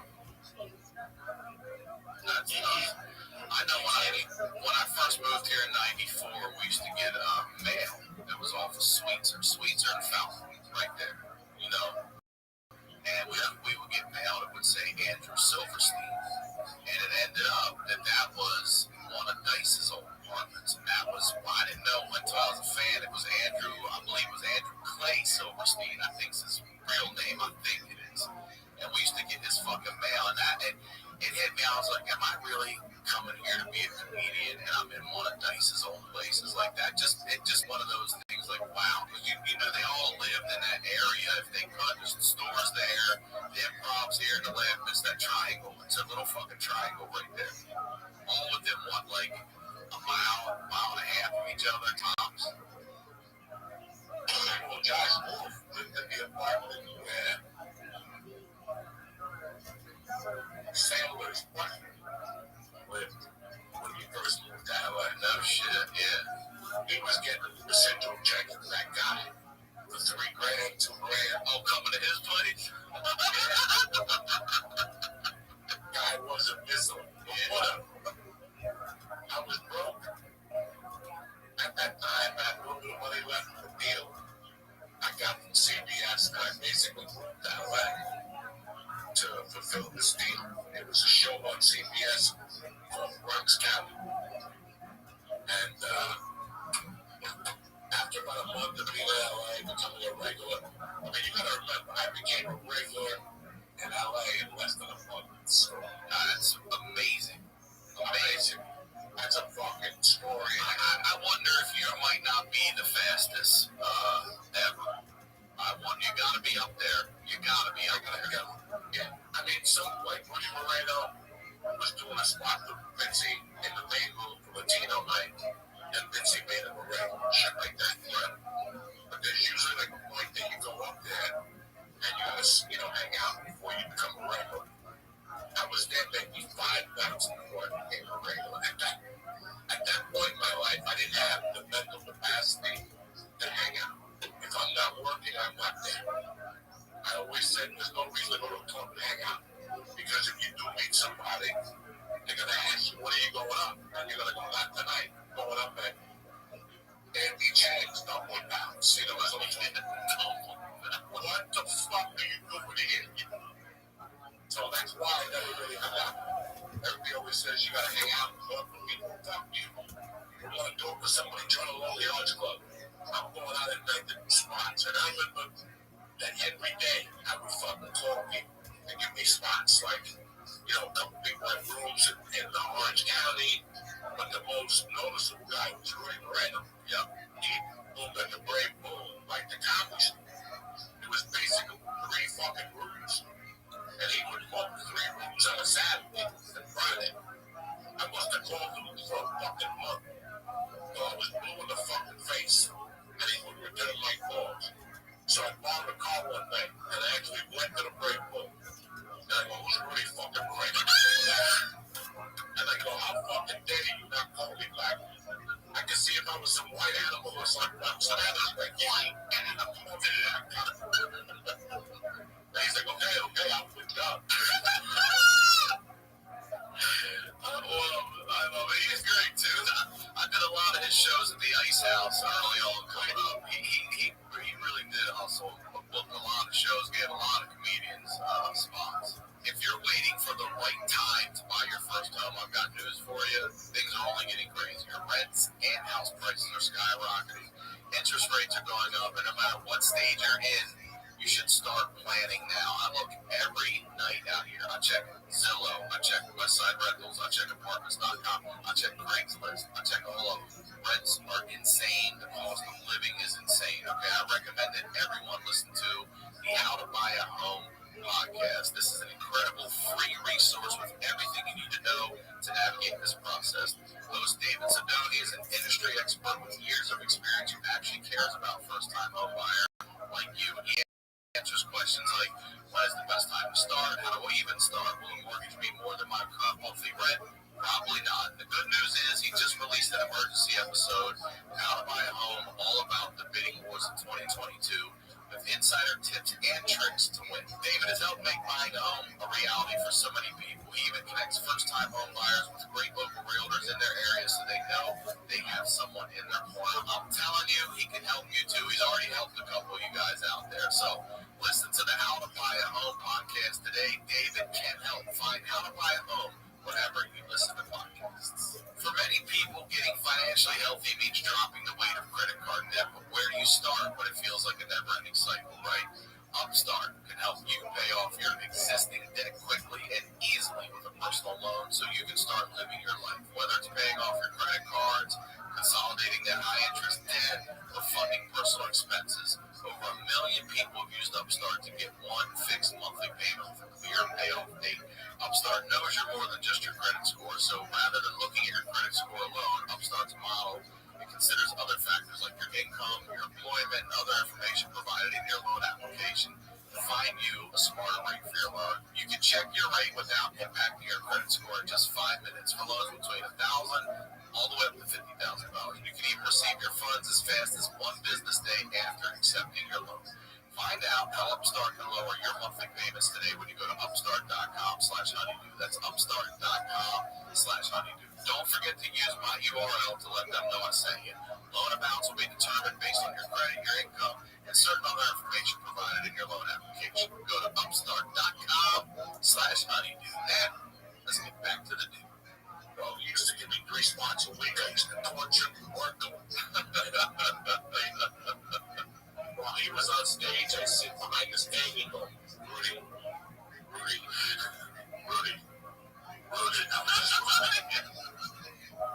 But that particular night, about a year and a half, maybe like 3 years earlier, I was at the Comedy Works. I did the open mic. And the guy that was in charge of the Comedy Works was a fucking sweetheart who actually changed my life around. I did a spot. I killed 30 minutes, and he chased me outside, this guy. And he goes, "Can I talk to you for a second?" He goes, "Listen, we both know you're the funniest guy here without even blinking a fucking eye. But you don't take it seriously. He goes, look at the t-shirt you got on. You don't come to the writing classes. You're not involved with us at all. You just come in, roll the room up, and fucking leave. That's great. That'll work. It ain't gonna work for a while. Not for a room. You gotta write jokes for a while." And he told me, he goes, you're a good comic, but this isn't what you want to do. You're not putting the right work in. You should just quit if you don't want to do this. And I remember I had my hands clenched. I was ready to knock this motherfucker out. Like, look at this guy telling me. And I walked over to the bus, and I go, you know what? I am going to fuck him up. And I walked back to the Comedy Works in Denver, and I went downstairs, and he wasn't there. And I went to the bus home. And a month later, I put on the Comedy Works. It didn't matter. That dude, I bumped into him that night at Rudy's. He was a guy that worked with the comics and helped him. At this time, he was working with Brian Dunkley. Yeah. And he was bringing Brian down before American Idol. I don't know what it was. So I went up on stage and I had a follow like a top headline. He's gone down Tommy Drake or something. Tommy something. He used to be like a detective. I like my woman. I like my coffee with the tits. All that shit.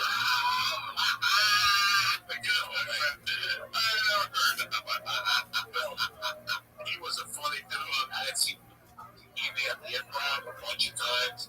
He would wear a protective jacket like a hat. Yeah, all that type of. I was talking to this day.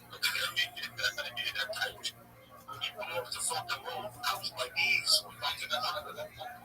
But then I said to myself, fuck it. I'm like a comedy story, fucking thing. Following savages. At the time, they weren't like the savages that were when I was there. But they were savages, be at the store. At 30, you gotta be a fucking savage. And brother, I went up there, took that room apart at the break. My fucking lip. And I got off the Rudy goes, you come down whenever the fuck you want. Just clean it up a little bit. And as I passed by Rudy, I saw that guy, Matt. That was his name, Matt. And he goes, what the fuck was that? And at that point, I accepted what he said to me and I moved aside. And I go, you don't know how lucky you were at that. It wasn't a fuck. I go, I'm a fucking nut. And you destroyed me that night as a human being. But when I got home, I thought about what your words were, and you were right. And you're the reason why I'm here tonight, so thank you. And he gave me a big hug, and I never saw him again. Matt Woods, great comic. He came up with Matt Berry, Roseanne, Todd Jordan, Rick Kurtz. They were fucking, when when one of the country guys, Larry the Cable Guy, did the karaoke for all of them, the comedy material. Oh, that was yeah, they were great writers. One of those guys, Rittenhouse, with the hook, the guy that put the hook up on stage, fucking brilliant writer. Yo, So it was great. It was great. how old are you? But after I saw that guy, and after I knew I could do it, because before you come to LA, you hear all these Slow down, I like your writing. when you go on the road. You know, don't go to LA. You gotta be, yo, you gotta be 18 to be in here. Here I am, 3 Hi. months, getting love everywhere. I got love at the improv before I got love at the store. I was already getting spotted. There was a guy named Cooper, who was the talent coordinator, who was a drunk, great guy. And he saw me doing Latino night, he made me a regular. And then I was in the Laugh Factory, so it was, I was rocking and fucking rolling. 3 months in, I was starting to shoot the pilot. The director of this pilot for CBS, they gave $3 million. So I thought the show was definitely going to work. You know who the director was? The guy who played the doctor in jail when the guy from The Sopranos was in prison. Wait, remember Johnny Sack? Johnny Sack, yeah. But Johnny Sack was in prison. There was a guy with glasses that was fucking making his bag and all that shit. That's the guy. That guy is a badass one. He's also in Eyes Wide Shut, that dude. He's been in 1,000 things. He directed. So when I got there, I was playing a bartender that had, he gave information to the cops. He was the eyes and ears of the neighborhood. He was a Spanish guy in the Bronx, you know. And I remember going to the rehearsals, and every time I would say a word or I'd act, people would shake their head. I was bad, Ryan Sickler. It was like 2 weeks of rehearsals. Every time I picked it, my lines got shorter. Wait, hold on. You would see them shake their heads when you would say your line? That's brutal. That's brutal. Seeing about that, just like, God, it was terrible. You know, I had never acted before. I did 3 or 4 acting classes by then. I was a lot better than a lot of other people because I watched a lot of TV, but so every time I went in, like one day when I got there, it was 9 pages of signs. When I got there Tuesday, it was down to 8.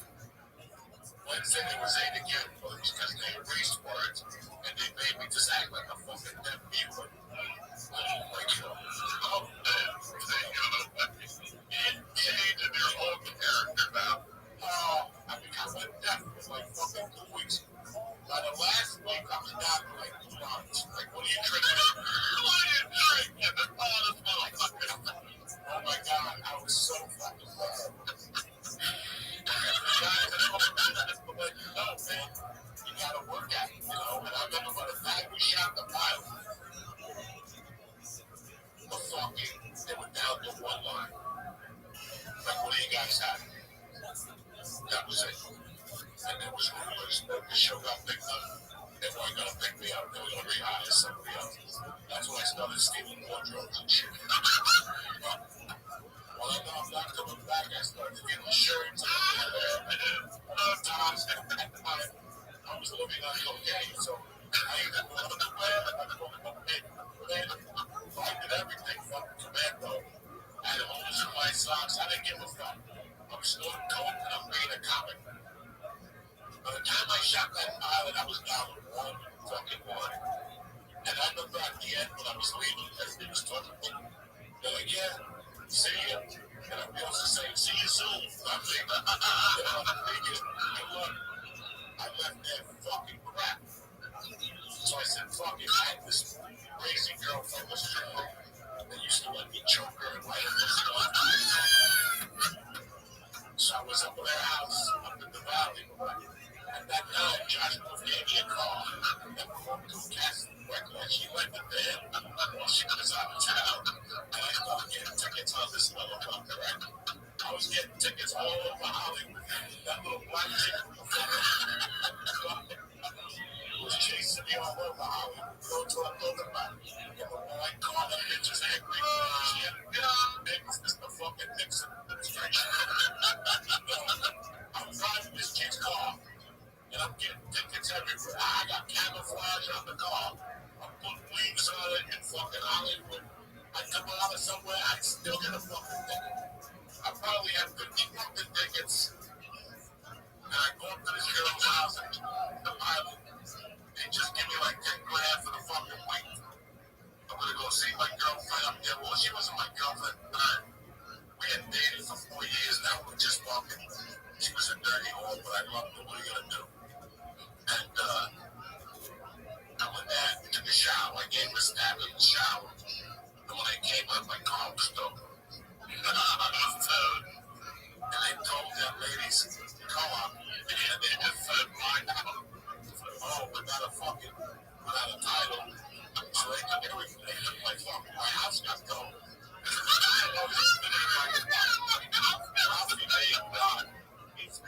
And they used to say, your house got stolen. I was looking at everything, headshots, demo reels, fucking clothes, boxing gloves,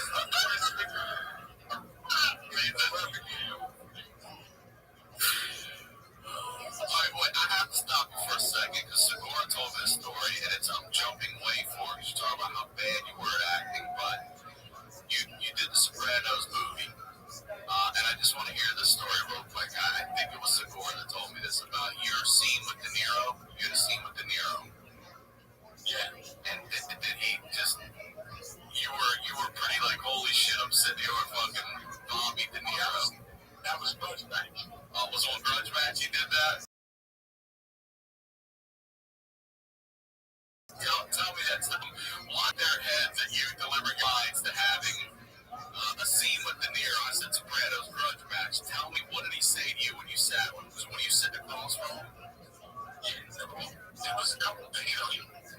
De Niro don't say much. You gotta beat him to get something out of him. So, like, I don't know what story he told you, but I don't know. Listen, I know. He touched your hand, like, I knew that one. But he did. What happened is, when I got to New Orleans, I got there, and I always read that Gene Hackman would always go straight to the set. He would never go to this dressing room. And I thought that was interesting. And I read something by Gene Hackman that said he wanted to always be close to the action. So when I got to New Orleans, I packed my shit in the room, and I ran out there, and I went to wardrobe. And then from there, I go, where's the set? And they go, down the block, give me a ride. They go, you're not shooting there, I just want to go see you. And when I got there, it was LL Cool J. And he was in the thing to get ready. And also, De Niro came in. And LL Cool J, they were all fucking each other. They're hugging and kissing and fucking telling each other stories. And I'm 30 feet away. I'm just watching, bro, trying to learn something. And they're like, all right, let's do this, guys. And they're talking 20 minutes, They say action. The hero walks up with fucking LL Cool J. And LL Cool J starts stuttering like fucking, like Spider. Cut. Action. Let's do it again. Action. Second take again. Pop. I can't move my legs. Cut. And it was that I noticed. I'm like, what the fuck was that? I mean, I love Cool J was rehearsing when I got in. They rehearsed the scene like 5 times. What is going on? I didn't think about it. The next day I get there.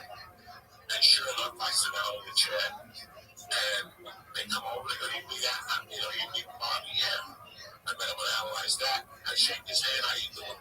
Good to see you. You want to rehearse one time? Yeah, we rehearsed one time. It's just one fucking line. And it went smoother than fucking. And the next time, sure enough, action. Yeah, it was on. He comes up to me, bro, and I look at his face. And you just don't see Bobby Niro. You see Jimmy Conway, yeah. You got Taxi Driver. You see the guy from Flying Raging Bull. You see the guy from the hunting movie when he goes to Vietnam. And Christopher Walken. You see this guy, and all of a sudden, you're just fucking like, it's like you fizz out, like you just hear the blood get pulled. You don't know who the fuck it is. And I was very self-conscious. And like, Robin, I'm sorry. And he like grabbed my head and was like, I know, it's gonna be all right. He knows. Everybody knows shit. He knows that you're sitting here with Robert fucking De Niro. It's gonna take you a minute, but no, not because it's in the head with 1,000 feet. Amazing. That's the reaction to it. Like, bring it down. But don't worry about it. Yeah, like, I've done it with Dave's when he cracked. Because once you see his face, you don't even know what line is up. You know, home against your shine box, you don't know what to do. Really fucking interesting. And then after that movie, I got into a high-end acting class. I got into a manager because she had just won a Academy Award with Halle Berry, and then she won one next year with Charlize Theron. So everybody said she was really good, and she was very good for character actors. It was weird because when you first moved up Hollywood, you win some pretty big battles, as you know. You lose pretty big battles. Oh, yeah. And my internal battle at that time was I couldn't get representation. I had a manager when I first got to town, great guy.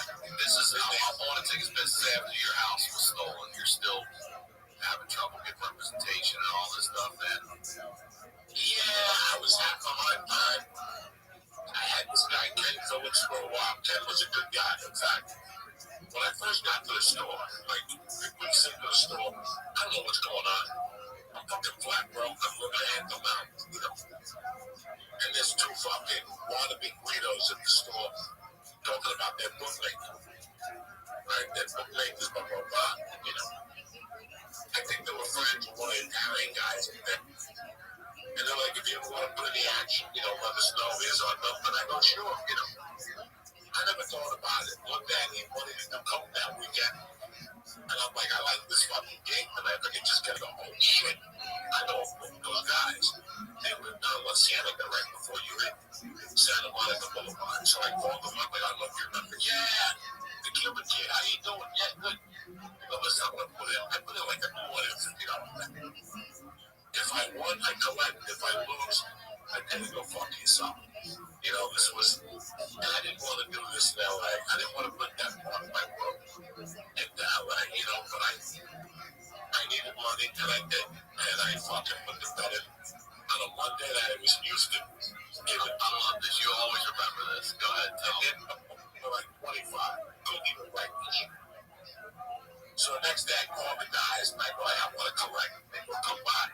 Like, okay. And I go down there, and the guy says, what we're going to do is just give you $15. Like, what are you talking about?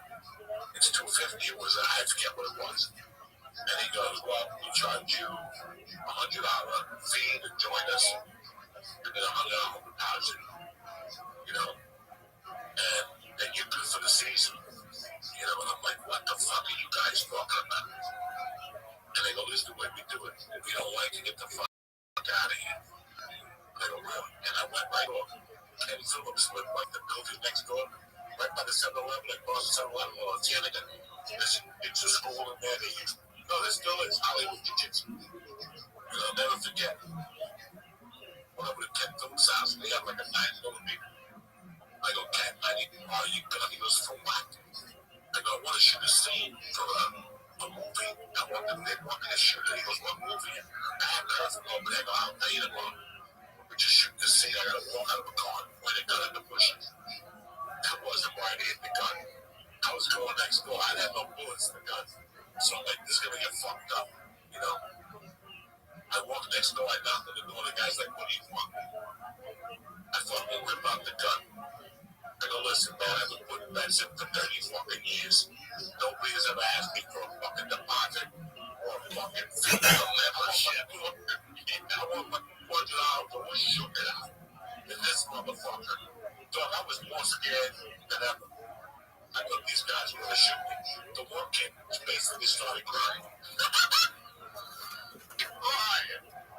I basically started crying. Okay, Jesus Christ. This fucking California's filled with guy had tattoos, gold chains. You know, he was the mafia. He barely started fucking crying. Please put it away. I'll give you the money. I gave him money. She never allowed to bet with us together. I did not see you in the story. You fucking dates. That's how crazy I was when I got to the store. And then it's slow, you know, I didn't want to fuck up in California. But in my heart, I thought that my plan for California was simple. This is it. I'm going to stay here until I fail so bad that I got to leave like everyone else I did. You know, you believed you were going to fail? Did you really believe that here, though? Yes, you did. Even though I was a regular at the store and had all those things going for me, trust me, I've had a ton of things going for me before. I've been known to blow shit. But for some reason, I didn't want to blow this. You know, I was a fucking street hustler. I could make, I get anything. I can sell you anything on the street. So if I pull up to get a check, I see 5 cases of Jack Daniels. I just fucking see a Columbia. You know what I'm saying? Like, I would just see a Columbia with a big jacket on, you know. I never stole that from the store. I never really wanted to cause, and I got the fist fights up there. I bombed a lot up there. Like, I still remember in the beginning, getting in my car, just crying and driving on Sunset. And going, that's the last time I'll be doing this spot there. Once Mitzi hears about that bombing, she's gonna fucking, you know, I'm not good now. But sure enough, next week, I would get a fucking call, you know. Whether it's saving more and spending less, getting organized, or losing weight, there's a lot of worthwhile goals to set for yourself this year. And at the top of my list is learning a new language with Babbel. The language learning app has sold more than 10 million subscriptions. I'm working on my Espanol right now. It's going muy bueno, y'all. Not only is learning a new language a fun and engaging new hobby, you can use it while you're traveling. The whole Babbel process is addictively fun, fast, and easy. Babbel teaches bite-sized language lessons for real-world use, right? But for me, learning is repetition. And the thing I love about Babbel is that they'll give you a lesson and then you'll redo it, you'll write it, you'll speak it, you'll go over it, you'll learn your accent, all of it, okay? Babbel's 15-minute lessons make it the perfect way to learn a new language on the go. Other language learning apps use AI for their lesson plans, but Babbel lessons were created by over 100 language experts. Their teaching method has been scientifically proven to be effective. And with Babbel, you can choose from 14 different languages, including Spanish, French, Italian, and German. Plus, Babbel speech recognition technology helps you to improve your pronunciation and your accent. There are so many ways to learn with Babbel. In addition to lessons, you can access podcasts, games, videos, stories, and even live classes. Plus, it comes with a 20-day money-back guarantee. Start your new language learning journey today with Babbel. Right now, when you purchase a 3-month Babbel subscription, you'll get an additional 3 months for free. That's 6 months for the price of 3. So just go to Babbel.com, use my promo code Honeydew. Right? That's Babbel.com, code Honeydew. Babbel, language for life. Today's program is brought to you by Athletic Greens, the health and wellness company that makes comprehensive daily nutrition really, really simple. With so many stressors in life, it's difficult to maintain effective nutritional habits and give our bodies the nutrients it needs to thrive. We've got busy schedules, we're getting poor sleep, exercise, the environment, work stress, or simply not eating enough of the right foods can leave us deficient in key nutritional areas. I use a scoop of AG1 every day. I take a little packet, actually.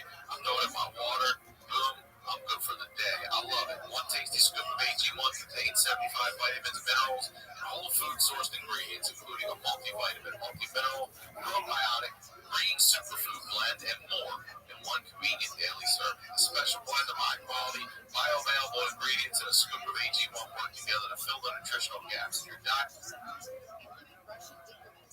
And support energy and focus, aid with gut health and digestion, and support a healthy immune system, effectively replacing multiple products or pills.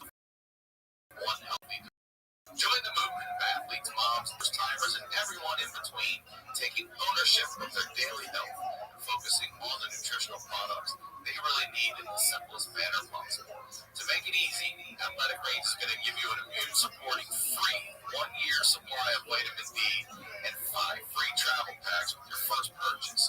If you visit athleticgreens.com/honeydew today, again, simply visit athleticgreens.com/honeydew and take control of your health and give AG1 a try.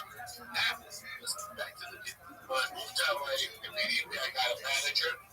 It was a low-rent guy, sweetheart of a guy. He was new, and that's the biggest problem we had. And I also had a great commercial agent, the best ones. I had Sutton Martin Minari. And this was all taken care of, like in the first 6 months that I was here. I had Sutton Martin Minari, I had a manager, and I was a regular at all 3 clubs. And I didn't really fucking know where I was going. You're just trying to figure out. I'm talking to agents every night. I'm watching them at clubs. Talking to other people, watching these other fucking stiff comics. So one day I got a call from Sutton Martin Minari, and they started sending me out for commission. They made me do like an hour workshop at the agency. And they started sending me out. My first audition was for Church's Chicken on Sunset Boulevard. Yeah. I get you so naive. You think you're gonna fucking get something, but I kept going on auditions. In those days, Ryan, you were going to 3 commercial auditions a day. That's how different the budget was back then, like country.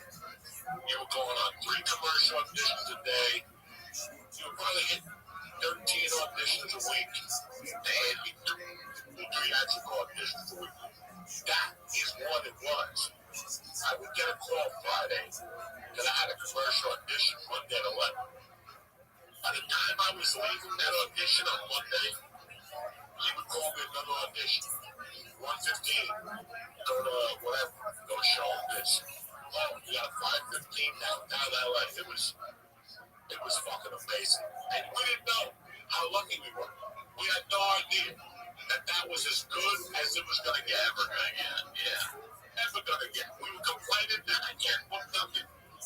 But I kept going auditions. I had already a TV show under my belt. But I couldn't get an audition for a movie. And bottom line, Judy Brown called me in for an audition for the Jenny McCarthy show to be Jazz Momentary's driver. Okay? She just thanked me for coming in. Thank you. That means you're something. Yeah. I'm not mad at Judy Brown. She told him. And I had audition for a Robert De Niro movie with Marky Wahlberg. It was the Vinnie Curto story. And I'll never forget that. Vinnie Curto gave me a line on her, and I was so aggressive back then. Like I wanted to go in for an audition. And every Sunday night I would write her a letter in my hand with a picture and a resume.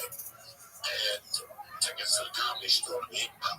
And I would tell her I would have spots there doing a week call up, And I'll never forget when I finally went in to see her after I died in the fucking room. I didn't know what I was doing. She was, oh, by the way, right, that day that she actually gave me a box of letters. I had sent her a box of letters. It was just fucking awful. I would send her the 8x10s. She gave me a box bag. How many I gave her? There must have been 40 envelopes. She opened up the first one, didn't open up the rest. They told me that was very aggressive. That's good that you're doing that. She goes, I'm not mad at you, but some people will get mad at you. But keep doing that. I'm at a mental note, So finally I get a fucking call from Sutton Martin. And they wanted me to read for this fucking. He was up like in the middle of the year for SAG commercials. And he was shooting a Taco Bell commercial in fucking Miami.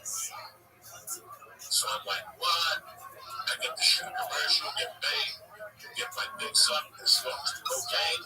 I'm fucking in. So I go down there. I'll never forget. I went down there on a Thursday, and they fucking loved me. They called me back on Friday. I went down there on Friday and rocked them. And they called me right after that. They said, you're working Monday. 4th of July. You get double rate, whatever. Jason was his name or something. He goes, you booked the room as a taxi driver. All right.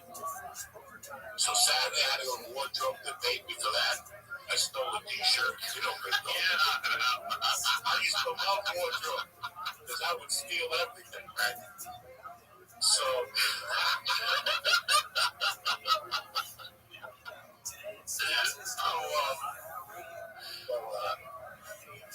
yeah, they called me Monday, 7 o'clock call down at Abbott Kenny in Marina Del Rey.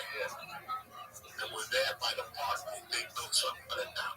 It used to be a park, and down the corner was the fucking pizza, the bagel bread and shit. It's still there. Good pizza down there. Anyway, I get down there Monday morning, and they're waiting for me. And they pull me aside. They go, Joey, we're really sorry about this. You did great, but out of the 3 commercials, your commercial got canned.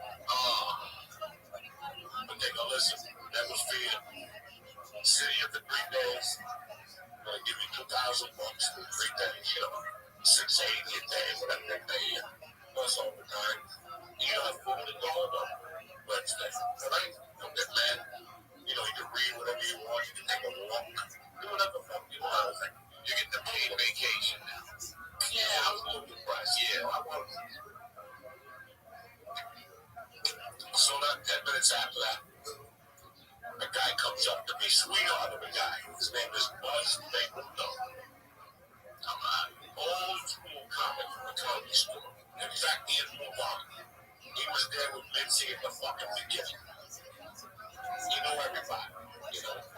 His wife was an agent, and he was a writer, and he had taken to writing, so, you know, he was just doing commercials and stuff like that. He becomes my friend on the set. And he's got a commercial. I'm talking about they're shooting 3. But now we're down to 2. It's the first ones ever with the dog. Yeah. Yo quiero taco bell about Yo quiero. First ones ever. So Monday I go down there working there, going back home to the comedy store, just being happy that I'm shooting something, you know. Tuesday I go there, I'm bullshitting everybody at lunchtime. I'm talking telling stories at the lunch table, cracking jokes. The director grabs me after lunch and he goes, hey man, stay close to me. All day.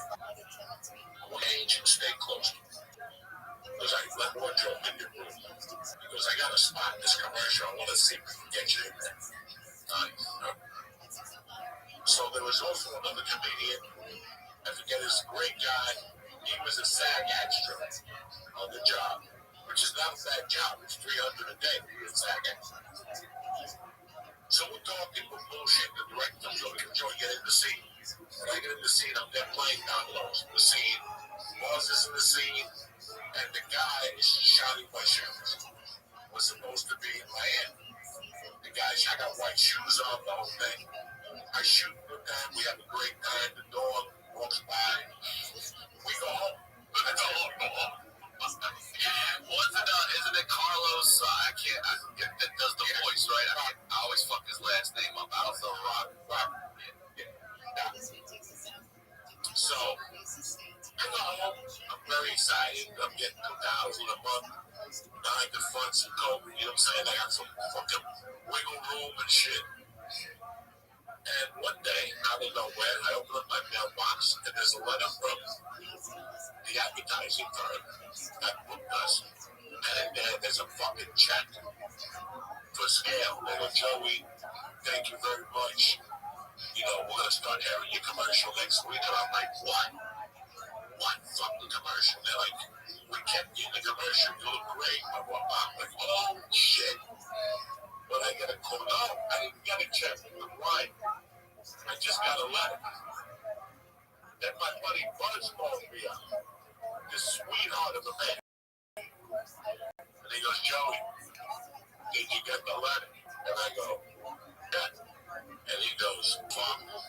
Guess we didn't get into the commercial. What are you gonna do with your check? And I go, oh, nothing. And he goes, yeah, they didn't put me in the commercial. I got cut from it. I was in the commercial, and he got cut. It was his original commercial. And so they sent him a separate check and left you in.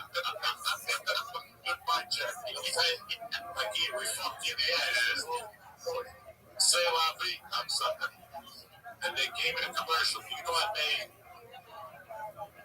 $80,000 from August 5th to December 30th. Did you just say 80? $80,000. I think I made $140,000 of that commercial. Dog. I couldn't check the cash. I couldn't cash the checks fast. It was 140 all in, man. That's a great one. Those were everywhere too. Everywhere. Well, that was the first sentence that how popular it was going to be, right? So they kept fucking. They didn't know what to shoot again. So my commercial ran through the World Series. Yeah. Never forget being in Clark City and an Army base and watching my commercial fucking doing the World Series shit, you know. I was really excited about that. But yeah, I ended up making 140. And then it was a commercial of the year. And all the TV stations would go in and play the commercial. So I would get a check from that. Residuals on that bitch. Wow. But then I was getting residuals. The residuals are damn. No, you're a bad motherfucker. That is a hell of a fucking deal. Because these days you don't even get that. You get like a buyout. They don't even think they give you points or anything anymore. You just get like a motherfucking buyout. Thank you very much. See you later. Man, Carlos must have made a motherfucking killing on that. Bro, that dude was I believe it. And then I was getting to know my way around LA. Everybody was broke. I was struggling. You know, Ralphie, me, Josh, you know, the people that you see today that are rocking and rolling, if they were around in 97, 98, they were fucking strong. There was no Whitney, there was no Dalia. It was broken out. Gone. Robert's gone. Brody's gone. Ari was there. Duncan was there. You know, a lot of fucking, it was an interesting time in comedy in LA. And I was just, I don't know, you know, you gotta remember when I tell you I made $140,000, I didn't have no money. It's like I was buying cars, buying clothes. It was a party. My life was the comedy store, getting a grab into a Coke, and ending up at a hotel, sucking and fucking with a dirty waitress or some chick from a show or something. It was just, it was fun. I still remember living with Danny Kelly for a while on Sunset, which is like 3 blocks from Fort Vista, and leaving his house with no money and fucking walking into the gas station and just putting my hand behind the counter and taking a pack of cigarettes. There was no fucking paying. I would just take a pack of cigarettes. You know, I would take a fucking soda. And it was just a scam every day. And if I didn't have money, Josh would feed me. If Josh didn't feed me, Ralph and May would feed me. Doug Stanhope would feed you. You know, looking back at the day, baby. I don't know how we ended. Once me and my girlfriend broke up the strip, I really didn't have nowhere to stay. So I lived in that car for a while. I stayed at Josh's couch. And when I went on the road, I got a hotel. That's where I could cut my toenails and buff out the skin under my nutsack. You know, until then, you're rocking it. But dog, I still remember getting coached out and coaching the horses before the business is a great rock and roll bar. And just getting in my car and putting the seat back and opening up the sunroof and putting a blanket on. And that was it. That was my world. And I was happy as fuck. I was happy as fuck because I was in it to win it. You know, I was fucking in it to win it. But, you know, after she left, I had more action at the store. Me and my girlfriend broke up like at the end of 99. And, yeah, I was living in a hotel.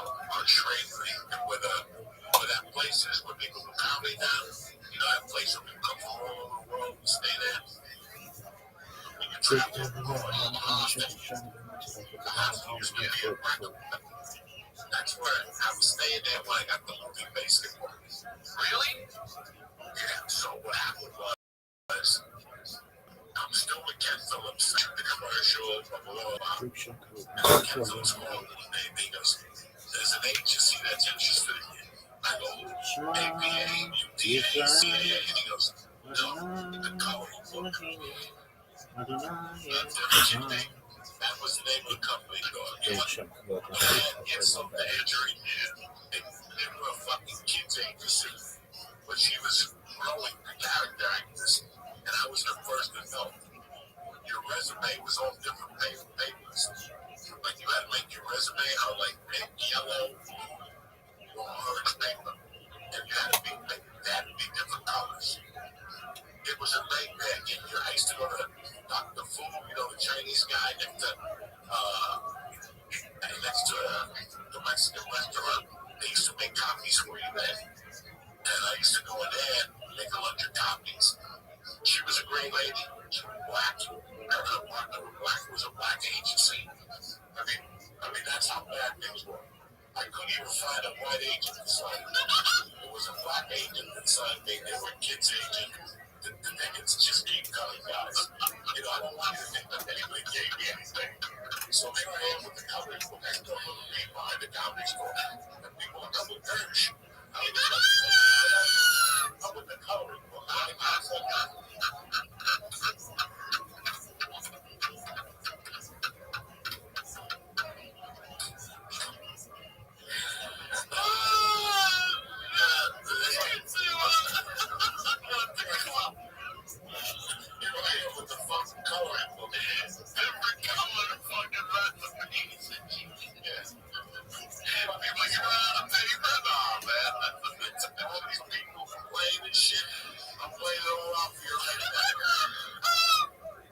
So I got called one day. I got a white meeting group, and I got a fucking call back. Wow.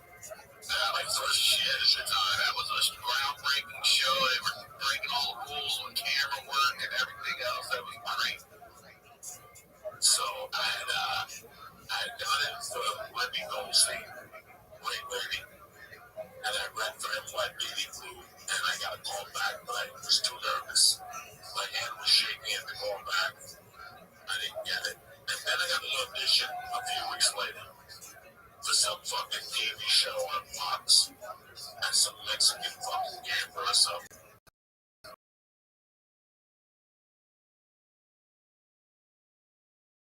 And I ate a bag box. It's fucking big mouth on your wall. So I went to that this performance. Some fucking theories. I walked back to the Boston building.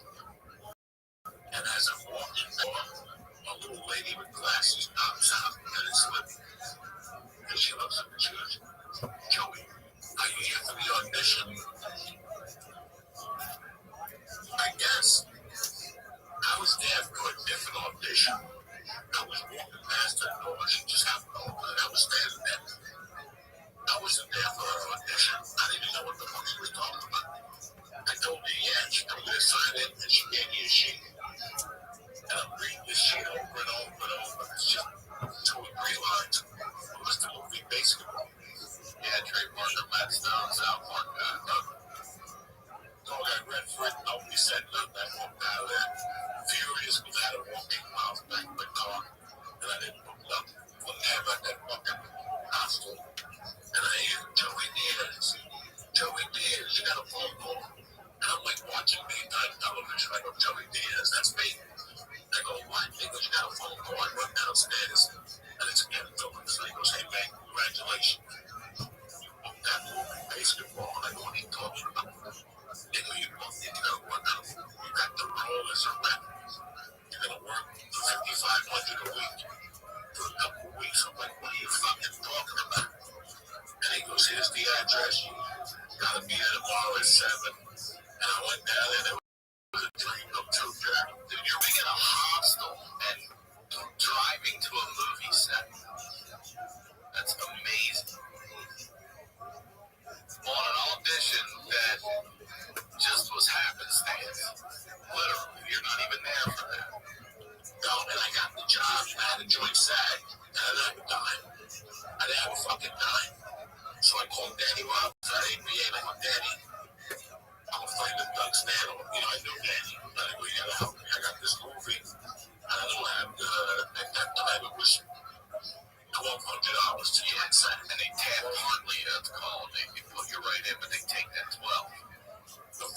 they passed on me. The second time, you gotta play the play.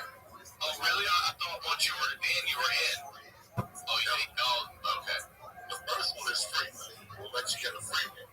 The next one, a commercial. Now you got a TV show. You gotta pay. I didn't have no profit. I called Danny Robinson. He called me back. He goes, I took care of it. The production company's gonna pay.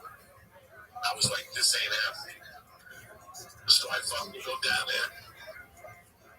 And the first day, I don't know what's going on. They give me scripts and shit. And wardrobe. I don't know what the fuck they're talking about, right? And finally, I get to put it together. You know, I was taking an acting class. I go, okay, I see what I gotta do. And every day, I'm a comic book. I want to work. I want to get the fuck out of here, whatever we want to do. So I would go down there and ask them, am I working today? They go, no, come back tomorrow. But stay here, because we might need you today. But the most thing I remember is the roller skates. They gave us roller skates, roller blades. And one day I said, let me take a box of these. They were like size 14. Nobody's going to know. And I stopped over by Sports Chalet. They're like, we'll give you 24. Yeah, fine. I gave a man and I went back to the every day. I would steal a fucking pair of roller skates, all right, every day. The 14s, the 13s, I kept the 12 for me, so I stole the 11s. And I just went backwards.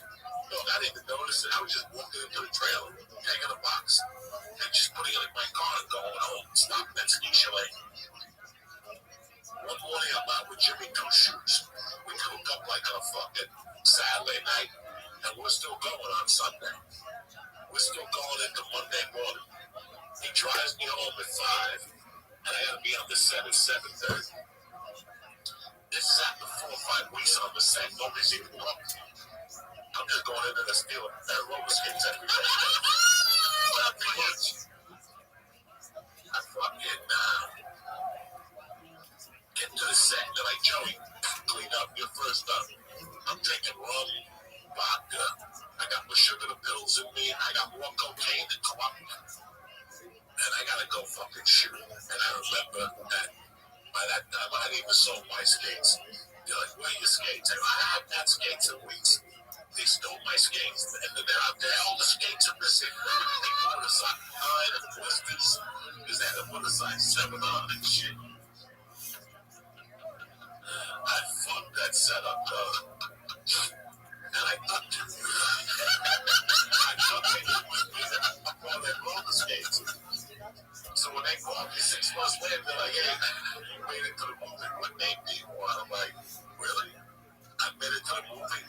And I had a pair of rocks on my roller skates with the man just to bust that ball. They didn't even invite me to the fucking movie. I didn't get anywhere. I had no roller skates. I'm lying to you guys, but I must have stolen 40 cents a fucking God. There was no fucking roller skates left when I got through that movie. But my daughter's walking in the door. Can we do this again in 2 weeks?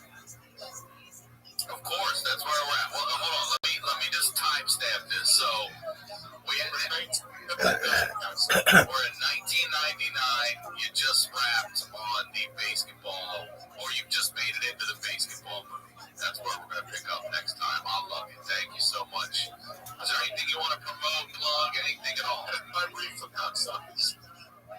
Laughing gas at the ice cream shop in Ventura. They got a weed called Rainbow Ruts. It's 37%. It'll fuck you too. You got the best bags of the business. This is your ice. Yeah. It's called Cocoa. There's 5 different flavors. Cocoa, Rainbow Ruts, sashimi, Memphis, and there's another one. I don't know. What's your favorite? Rainbow Ruts. Rainbow Ruts. Stoli. God knows. Well, these are indicas, sativas, what are they? Indicas and islands. All right, great. I love it. I'm going to go get some. We're going to make a field trip out there. I love you, brother. I love you, too. And thank you for doing this. We'll pick it up again. Go ahead. Very proud of you. I love you, brother. As always, Ryan Sickler on all social media, ryansickler.com. We'll talk to you all next week.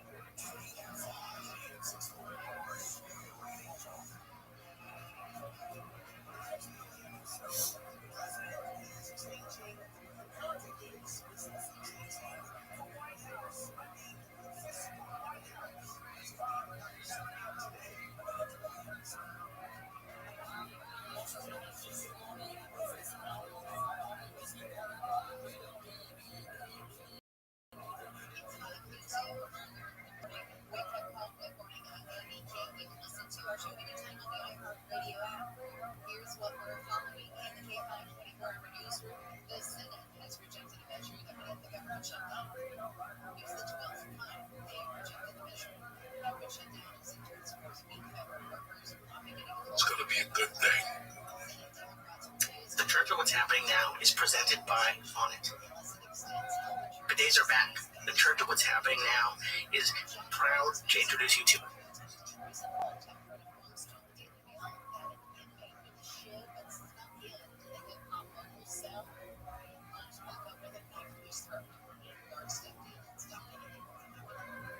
A lifelong Lakers fan has dropped his lawsuit against LeBron James. Andrew Garcia filed a lawsuit earlier this month after James posted about his second decision, which prompted Garcia to spend $850 for the March 31st, 2026 game, making the lifelong forgiveness final game in the NBA. Turns out that second decision was used for an alcohol enforcement. We're just minutes away from being on the news this morning. It's tougher to become a U.S. citizen because apparently the test is tougher than ever. Say good morning now to ABC's crime and terror analyst, Brad Barrett. Brad, the robbery police. Sports are good. Fight some Chargers tonight at 7 p.m. Eastern, only on Prime.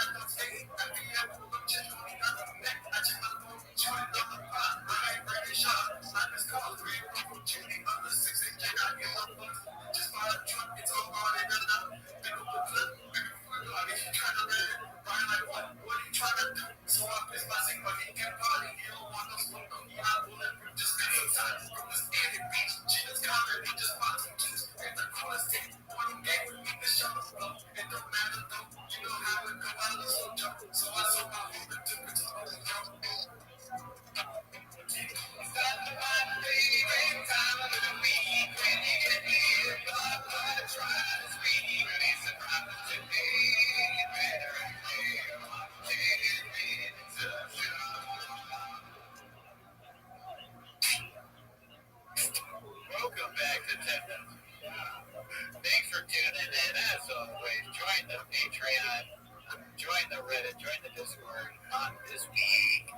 The Patreon. Why are you laughing so hard? Am I not on camera? Because it came on and you were just sitting there. Nah, guy, I can't nail it every week, okay? We do it in one take last week. I usually get it right, okay? This is the first time it's ever happened. I've never done anything wrong before. First of all, shout out to Paul C. We'll get to the timer in a little bit. Thank you, Paul. Appreciate it. Where's Timos? It's happening right now. If you give money, I won't threaten you. Maybe I bring in Timos while we're doing Timos. If you bring up Timos while we're doing Timos and there's no money, I will threaten you. But anyway, speaking of money, on the Patreon, like that song that we just showed, it was from the Patreon. The Patreon saw that April 16th. Hell yeah. Oh, I forgot. Yeah. So if you're on the Patreon, well, yeah, obviously you didn't see that in April. So, you know, kind of fucked up, but you got it eventually. We'll never do that again. No, more stuff like that. And last week, or this week, we watched Ralph Barbosa's new special. Yes, Planet Barbosa. I thought it was really good. I enjoyed it. Why you laughing? Planet Barbosa. Oh, Planet. Why do I call it Barbosa? Listen, my Graves is firing on all cylinders tonight, Katie. But anyway, Tristan, give me this question. I'm going to answer with a plug. Yeah, where's that? You guys get Mark back on? Oh, yeah, dude. Oh, my God. You remind me every week. We got to start plugging this every time we talk. September 20th, we're doing a live 24-hour stream. Flames. Shout out to Flames for the strong rock night today. Thank you. Appreciate you playing. Yeah, okay.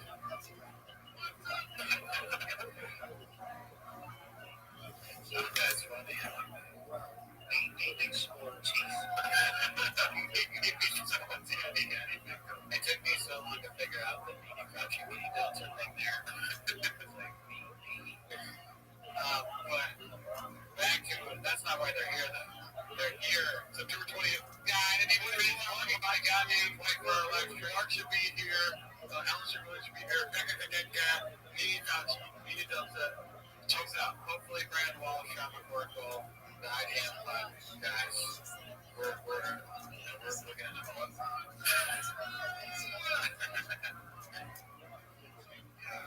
But yeah. Anyways, that's what they're doing. Like the one he owns. Listen, pause for the super chats. That's not why they're here, dude. We gotta fucking get into it. You got the timer open. Look at you. I gotta turn it on. Yeah, okay. They're here to watch 10 minutes of shop. So start the timer. Pause for more super chats. Start the timer, play the cheek. Alright, here's the cookies. Away we go here. By the way, only 18 likes. We're not gonna get started with that, but yeah, what's going on, man? Yeah, that's unreasonable. Let's see here. We got. Let's go to top. We already saw that one last week. Yeah. Is that technically? This one's posted by Horizon24. I'm missing so much, bros. Is there any other language to that? Just that picture. What is that? I think it's him drunk. What is he? Remember when you did that? You had like that one thing and you turn it on to and then he's like, oh, and then this. Yeah. For the longest time it was almost something that would use this scene. Forget, man. Yeah, I must have forgot. Do you miss him drinking or do you like him sober? It's a tough question. I know. It's like, do I want to be entertained or do I want to be like a good boy? You know? Yeah, because I worry about him when he's drinking. But he's really funny. He's not like an old man talking about his son. Yeah. Well, I do. Wait, Papa is older than me, but he makes me feel like an elder statesman. Osmond Richmond. Because he's so into the Jet Jack. 8 centuries. Thank you. Shout out to you. You watch him and you for so much content, right? I troll through the Reddit. I watch it every week, and I start to feel like some sort of parasocial relationship with him. I know. I think no, you're right. I just saw that comment says Cooney on his bike. Yeah, and then I just say he's my son. I heard I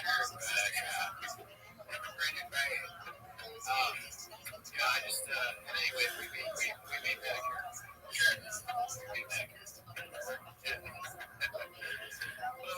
What's it called? Alright, let's see what else we got here. I do miss those days though. I think I miss not the cringe, but the actual thought that he put together and what it looked like when we saw those films. You know what I mean? Yeah, he wasn't thinking even harder. Yeah, like there was like even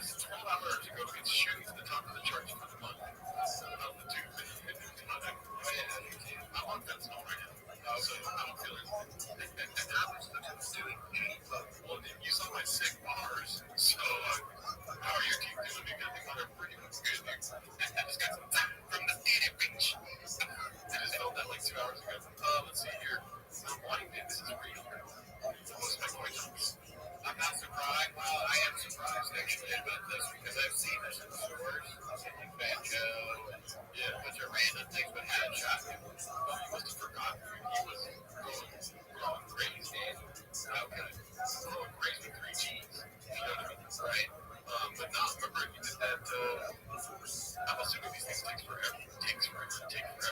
Just for like no marketing. And especially when you're a genius, you want to make sure everything's perfect. Right. So he was doing the just for men thing way back when. Right. He's so far in the future. He's Australian and so far he's fucking got one. You know, and that's the end of it. It's like, what's he there? You look it up, and he's got one now. It's like he didn't trust the medium brown. By the way, that's big brown breakdown. He's medium brown. And, oh, that's false advertising. No, and we don't know if it's real. It doesn't have 3 C's. Yeah. But yeah, that's funny. And these things they gotta put in the contract. Hey, you have to keep his haircut for like a year or something. Of course, doesn't pay attention to anything.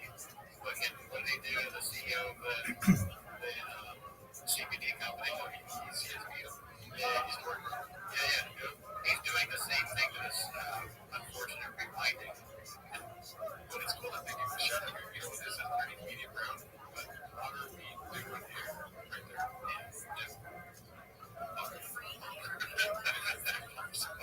I think it's funny that this picture, like, you think this is a photo.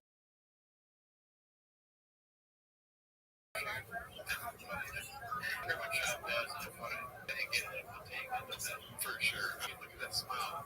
How hard do you think the photographer was trying to make him smile different? Or just make it like, no, a serious face. Shut that movie. After a serious face. How many did you go like this? We don't need you to, like, move your mouth at all. Or at least take your hands.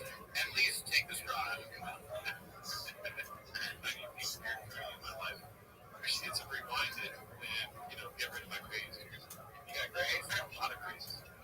Grays for days. You already saw that one?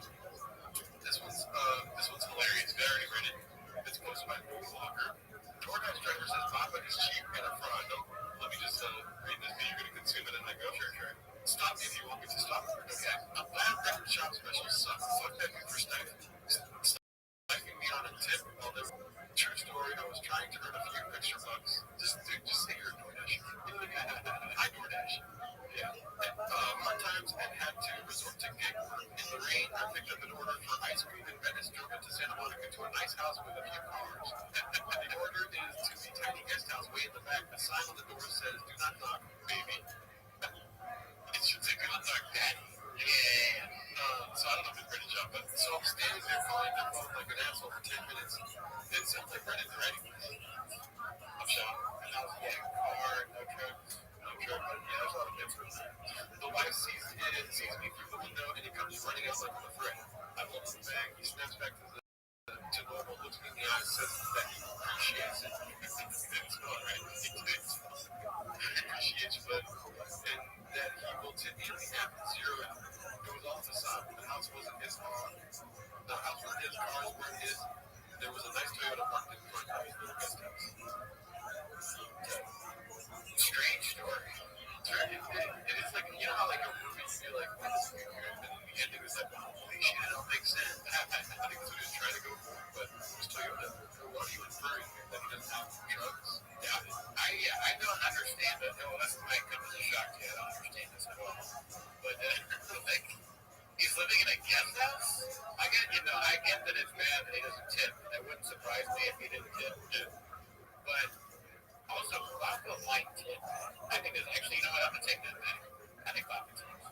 Okay. I think he gives you one of the best not my life. Okay. But a door guy told me that he gave him money once. Okay, so let's see here.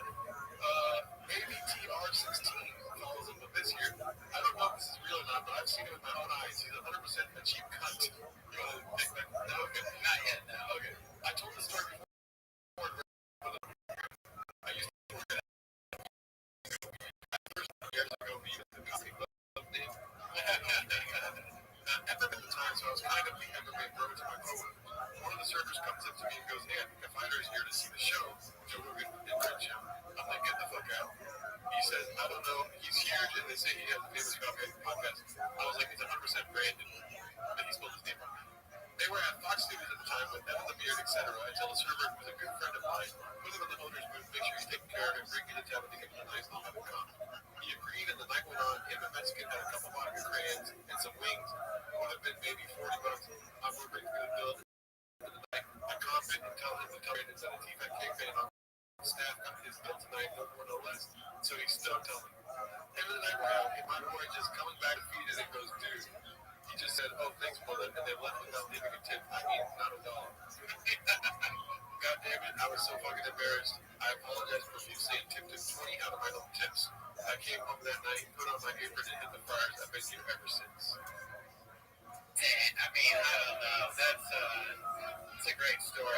sure if I believe that either. Brandon, if two people call you a crackhead, you might be smoking crack each other casually. It wouldn't shock me if he's like that, but and also some of the lines sound like something you'd say like, "Thanks, bro." Yeah. But if we know what we know about that, if somebody worked in the comedy company, we'd have heard me. Here's the thing, though, like, karma is. Oh, yeah, I only have 40 likes for these hawks. Thank you, James Freeman. Appreciate that, brother. Yeah. How do we only have 40 likes for these hawks? Thank you. Here's the thing. It's just like, it happens way too often. I think this is another one. I have first-hand knowledge of a girl I know at a cafe who used to drink in LA. She was a barista, although she says he did tip average $100 $2 per coffee, which is normal for common folk. The her grab with him was the way he carried himself. She said he pulled up like he was a celeb who would park his handicap unavailable. You walk in there and always be on the phone talking to somebody with the baristas in the area and say hello. He said, "Give me the huge." Oh, usual. Now that I say it out loud, it makes sense. I thought he said, "Give me the huge," like a big one. Right. And when he reached my literally just yelled, "I'm in the way." That's what they're making this. I'm gonna start doing that at my coffee shop. Granted, she says he never complained about the time if they were busy. He just sit and wait as a talk. And when they call him, they go up and pay, not say bye or things, and drive off, and always with the truck blasting loud music and drive directly to the little market. So that sounds a lot more believable, I gotta say. Okay, well, it's got 56 uploads. The other one has 100, so who you believe? They're all funny. I enjoy the stories. It's funny to live in the world where you talk about different things that Shop did years ago. And so I can totally picture Shop going in there with a phone and just blaring the conversation because there's two reasons. One, he's a loud idiot, and so he can't help that. And two is he wants the stories that are definitely true for the whole, like, "Hey, I'm Brandon Schaub, and I just got a call," and like he wants everybody to know. They just like, is that your takeaway? Yes. Okay. Well, here's the thing. He does think this way. He's not only getting coffee, but why is he getting coffee? So because so many people work for him, he's got to stay, busy. Good that you were wrong right there, because that's also true. There's another reason to have coffee. He's got a pod for 9 hours straight. Oh, yeah, that's right. Like, at one point as well. 12-hour straight pod, you won't get a tip on top of that? Like, I'll give him a life away. Is that not enough? Yeah, he might feel like he's giving so much back already to the community that he's like, what more do you want? Yes, I got a family. Everywhere he walks, he's like, that's what's there. Yeah. So he can get away with that pod. Well, tipping. If a guy comes to my meal because he's a fan, I'm going to tip him. Yeah, I will absolutely. You would tip just because they're a fan, but it didn't make sense. What's the difference between daddy and father? 8 inches. That's Charleston, Texas, or Charleston, Hey, ask Jay. Question about that. Yes, so I'll give you a hypothetical. Give it to me, Daddy. You have the choice of a good tip, whatever job you're working, very good tip, or a story about Brendan Shaw. Something like where he does that. He comes in, he orders all the shit. You tell him that you're a fan, he still the tip because they run over to him, hug him, kiss him, call him Rebby, Mari, Abi. Beautiful.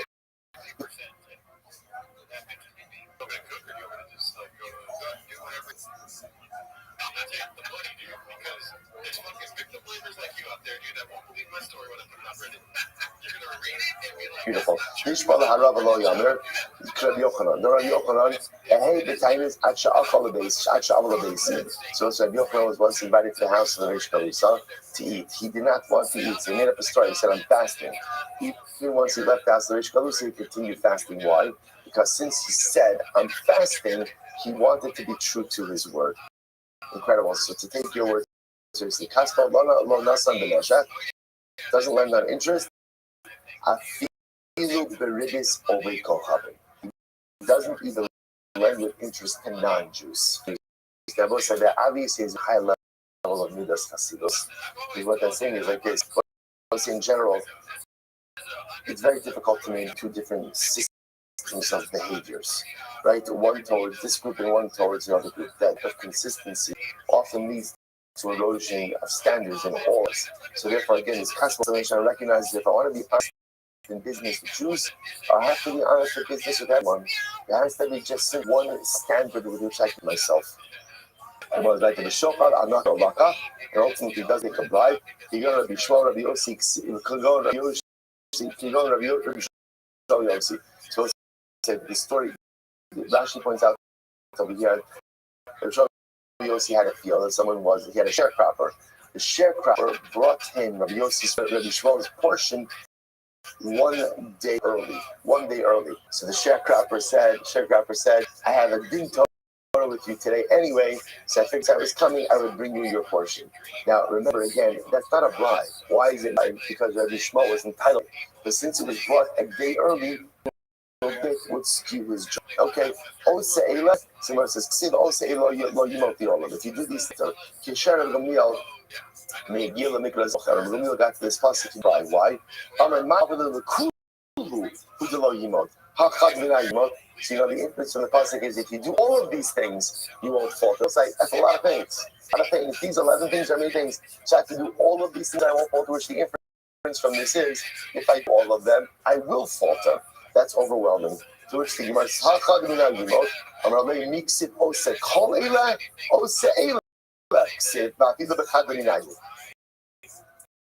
it doesn't say you have to do all of them. Rather, what does it say? It doesn't say Osa Kol Eila. It says Osa Eila. Why? Dilo Temach. It's just a moment. Sit crack in another pasuk. Al Tatamu B'Kol Eila. The pasuk says, do not defile yourself with things. It's only if you touch all the shratzim that should become tamei. If you touch one of them, that's not the case. You see that kol eila can mean one.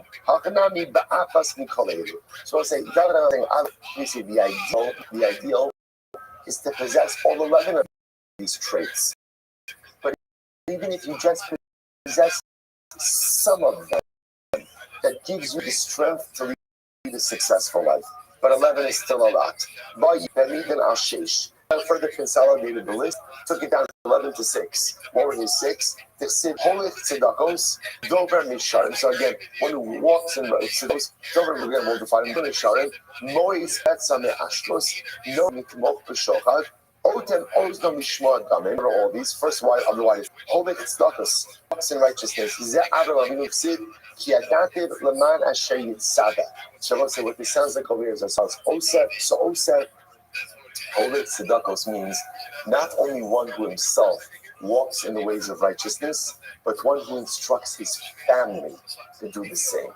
I lead my family in a particular direction. That's Holich Tzedakos. I myself go, and I also lead my family. Of course, as you always speak about, the best way to lead your family is how? By example. If walking a certain path, and it's Hashem, hopefully that models for your children to walk that same path as well. But Dover Mesharim, once Dover Mesharim, I don't embarrass my friend in public. Mois Bebetzame Ashkus, but literally again, I'm by thievery. Appropriate is if you go to Bishma and Elisha. That's for Bishma and Elisha, as you mentioned before. So the Gemara says, no, ultimately, again, I wash, shake out my hands from being involved in Yes, when I mentioned small damin, ultimately, I literally close my ears from hearing damin. Ultimately, I don't hear the disparagement of a Talmid Chacham and in silence. In other words, if someone disparaging a Talmid Chacham, I speak up. When it says Kigon, Rabbi Lazar Shimon, like Rabbi Lazar Shimon, we'll say Rashi points out over here the story of Lazar Shimon who died. His body did not decompose. His family kept. We saw this tomorrow. His family kept in the attic. His family kept him in the attic. His body was not decomposing. One day his wife went up to the attic. Rashi points out she saw a worm coming out of his ear. She thought that his body was decomposing. He appeared to her that night in a dream and he said, "No, my body's fine." The worm out of the ear was a punishment because one time I heard someone disparaging the Talmud Chacham and I didn't say something. Now you can infer from that generally, whenever he heard rabbinic disparagement, he absolutely stood up for the Talmud Chacham. Incredible.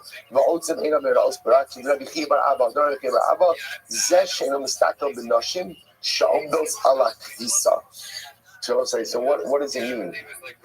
I close my eyes from looking at negative things. That refers to avoiding looking at women when they're doing the laundry. Now, where would women launder the clothing? By the river. But by the river, what they would do is they would pull up their dresses in order so the dresses shouldn't become wet. So a person who sees a woman with her legs exposed, obviously it causes inappropriate thoughts. So a person who is careful with what they look at. Ksiv, who miromim yishkol. A person to these ideals ultimately again will live in the highest of highs. So we'll say, so still that's 6. That's still 6, right? So David HaMelech had 11, Yeshayahu had 6, and again we'll say you see the overlap. No one's really introducing, new ideas. So they're just consolidating. Micha comes along and further consolidates with 3. He gives Adam what is good and what they want from you. So Micha says, Kiyim, Asos Mish, do justice, Va'avas Chesed, right? Ultimately, again, and walk with humility. Or Mati, Asos Mishpat, Zehadin, means be a just person. Be a just person. The Gemara says, Avas Chesed, Zeginilas Chesed. Be a person Chesed. As well as again, you might think justice takes it from Chesed, so he has to be both just and Batnei Lechas, Zautzas, and Mesos Kala. That ultimately are going to refer to helping to bury them and helping to marry off. So I will say now, what does this mean? So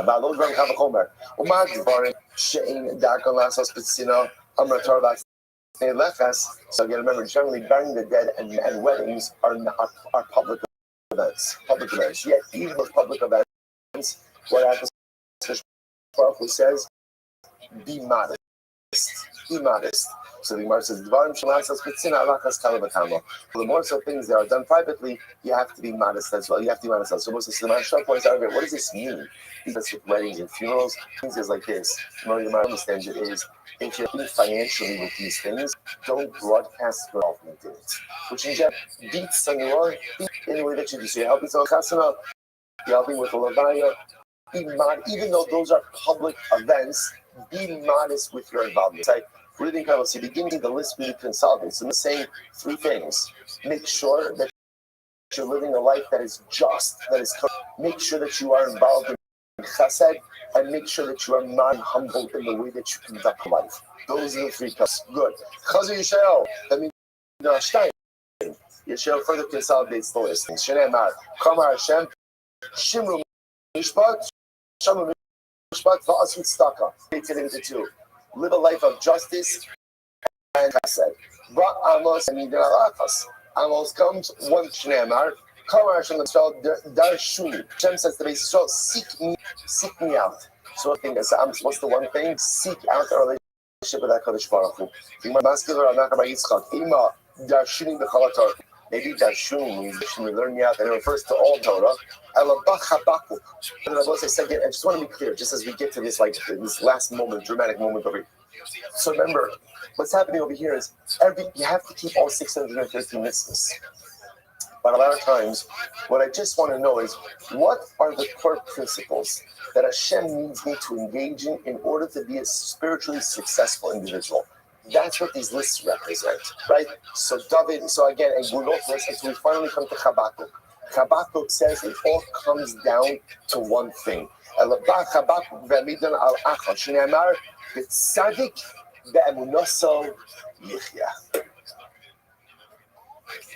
Listen, do you want to know what all Yiddishkeit comes down to? All Yiddishkeit comes down to one thing: Emunah.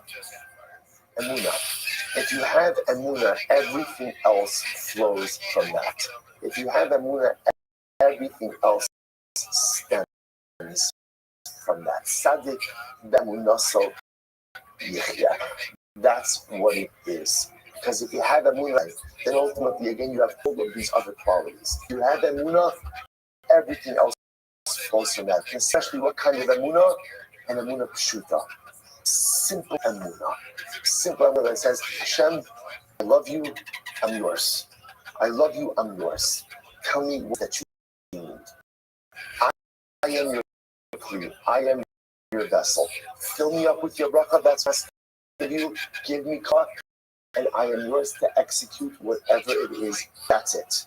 That's it. So the Gemara goes right to Shneimar. I'm Rabbi Yossi Rechanina. I put Gzeros Kazer Moshe. So by the way, I just want to point out, like, one of the most dramatic Gemaras, like in the entire Shas. Let's move on. I just want to point out, and again, we're not doing these Gemaras required, but you understand, all of Yiddish in one phrase. Tzaddik, Bemuno, so that's it. I would say because, again, by the way, David Melch says this also. What does David Melch say? Achos sha'alti me'es Hashem o sarakesh. Shifti b'veis Hashem. One thing. What's the one thing? Shifti b'veis, to dwell in the house of Hashem. What does it mean to dwell in the house of Hashem? I mean, I want to be close to you. I be close to you. V'ani kirvas Elokim li tov. At the end of the day, Tzaddik Bemunaso Yichya. That's it. You might goes like that. I'm going to see. You know. Moshe Rabbeinu made 4 Gzeros of Yisrael, and 4 subsequent prophets came along and negated them. Moshe Amar, Vishkon Yisrael Betach, Badad, and Yaakov. Moshe Rabbeinu said, Klal Yisrael should dwell all alone. Amos Ubitla, Shneimar, Chadona, Miyakum Yaakov. Ksiv, Yicham Hashem Azos. So Habakkuk, Amos came along and annulled it, and ultimately again Hashem agreed with us. Moshe Amar, Upayimahem Lo Sargia, and these nations ultimately again, Klal Yisrael not be able to find their footing. By Yom Yabamar, Halo Klal Yisrael. Moshe Rabbeinu said the sins of the fathers should be visited upon the sons. But Yecheskel Biklo, Yecheskel Kimon was in the battle that no, person sins, they bear their iniquity for their sins, but it's not passed down to their children. Moshe Amar, Moshe says, Klal Yisrael will be lost amongst the nations. Bayisha Omer Emahu Yitaka B'Shofar Gadol Ubala in the Eretz Ashur. Yishayahu says, Yishayahu says, Klal Yisrael will not be fully lost. Amarav Mistafinu Mehaikra. Rav said, I am so scared of this pasuk that out of the Klal Yisrael will be totally lost amongst Maskevara Papa Ka'aveda HaMispakeshes. It's not a bad thing. Sometimes you lose something, and we'll say what happens when you lose it. The owner constantly tries to find it. So it's so beautiful. We are lost. But here's the most beautiful thing. We're lost to HaKadosh Baruch Hu, and the Rebbe Shalom constantly seeks to find us.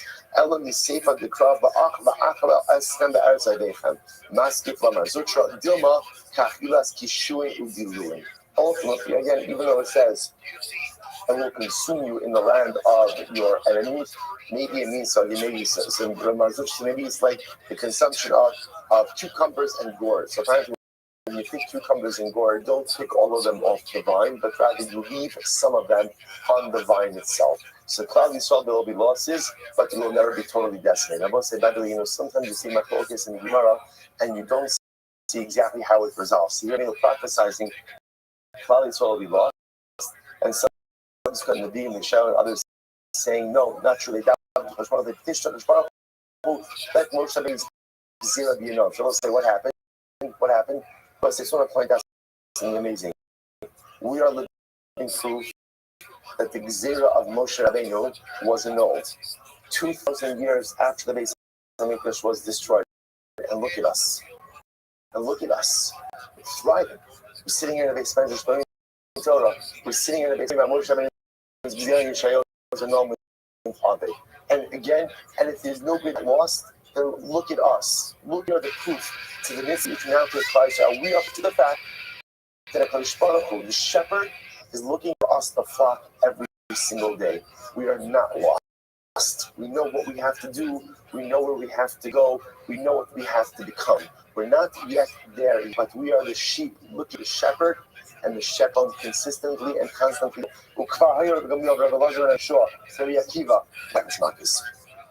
A story. Rabbi Gamliel, Rabbi Gamliel, Rabbi Shua, and Rabbi Akiva. We're all walking together on the road.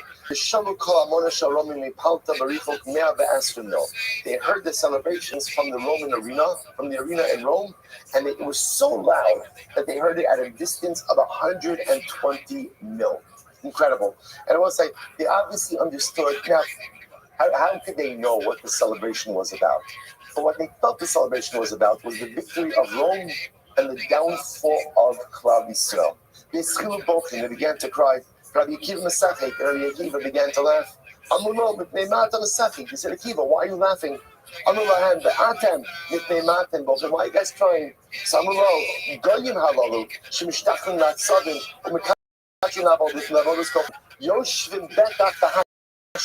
How could it be that people, right, these idolaters, that they worship and they bow down and they prostrate to all of this narishkeit, to all this craziness, and yet they live with such tranquility. Their lives are so good. But us, our Beis Hamikdash is destroyed. With fire, so they're wrong. They're wrong, and yet their lives are so good and so tranquil. We're right. We are old Shem, and yet our Beis Hamikdash lies in ruin, and our Yerushalayim has been destroyed, and our people have been exiled. How could we not cry? Rabbi Akiva says, why I laugh.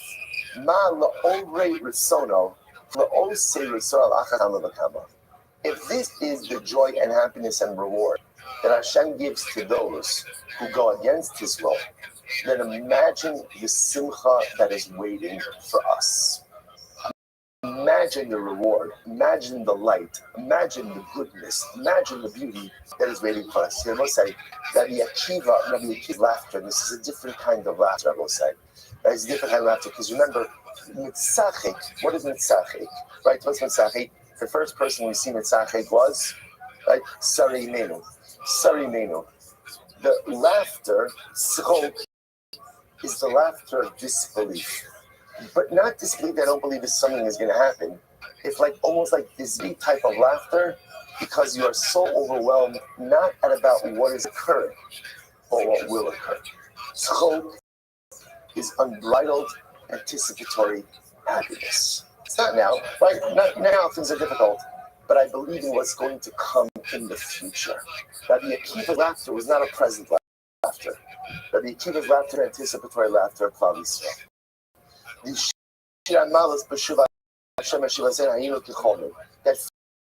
That future-oriented simcha, the power is I can grab the simcha of the and bring it to enlighten my presence.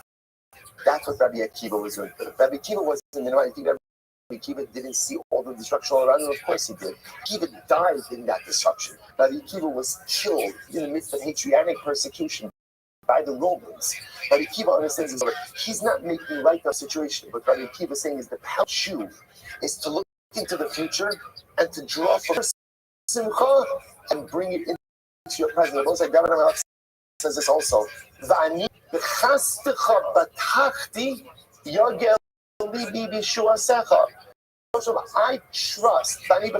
your chesed is going to come. Right now I see it. I believe it's going to come. And I believe it's going to come.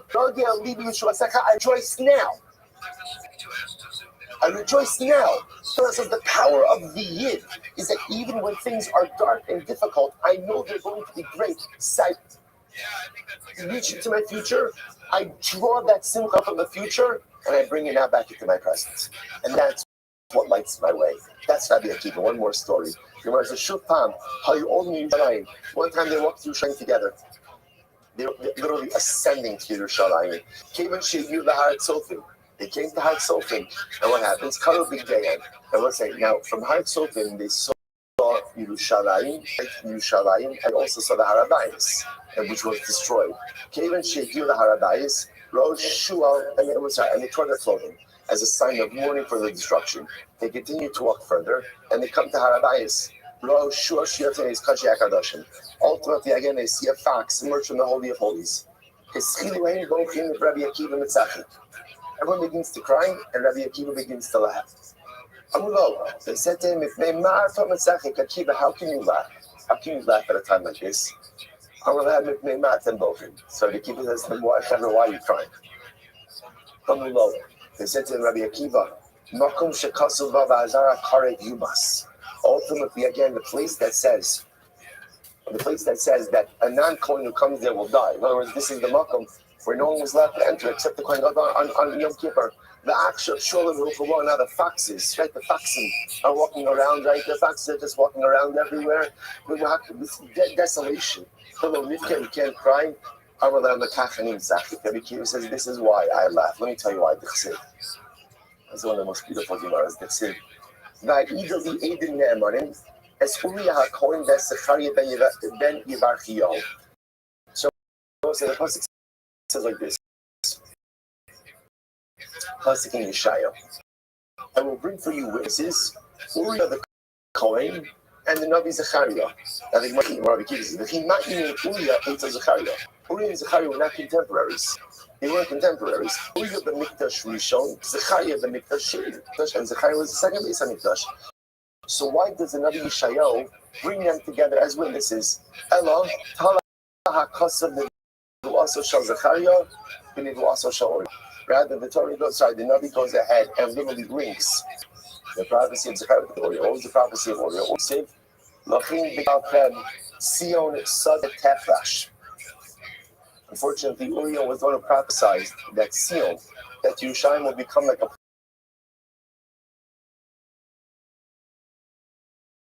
plowed field. But in a plowed field, ultimately, again, former trace of what was there is also destroyed. And what happens? So the Gemara says, Zechariah said, "Oh, Yeshvu Zakim and Uzakim, Berachavos Yerushalayim." And I will say, what does Zechariah say? Zechariah is one of the most beautiful, beautiful images. And his image says, "Oh, it'll happen again." Right? The Quran Hashem Tzalakos says, "Oh, Yeshua Zakim and Uzakim Berachavos Yerushalayim." There will come a time of rebuilding, and there will come a time of redemption, where ultimately the old men and old women will sit together in the streets of Yerushalayim. And people will grow old again in Yerushalayim. In other words, they'll come back.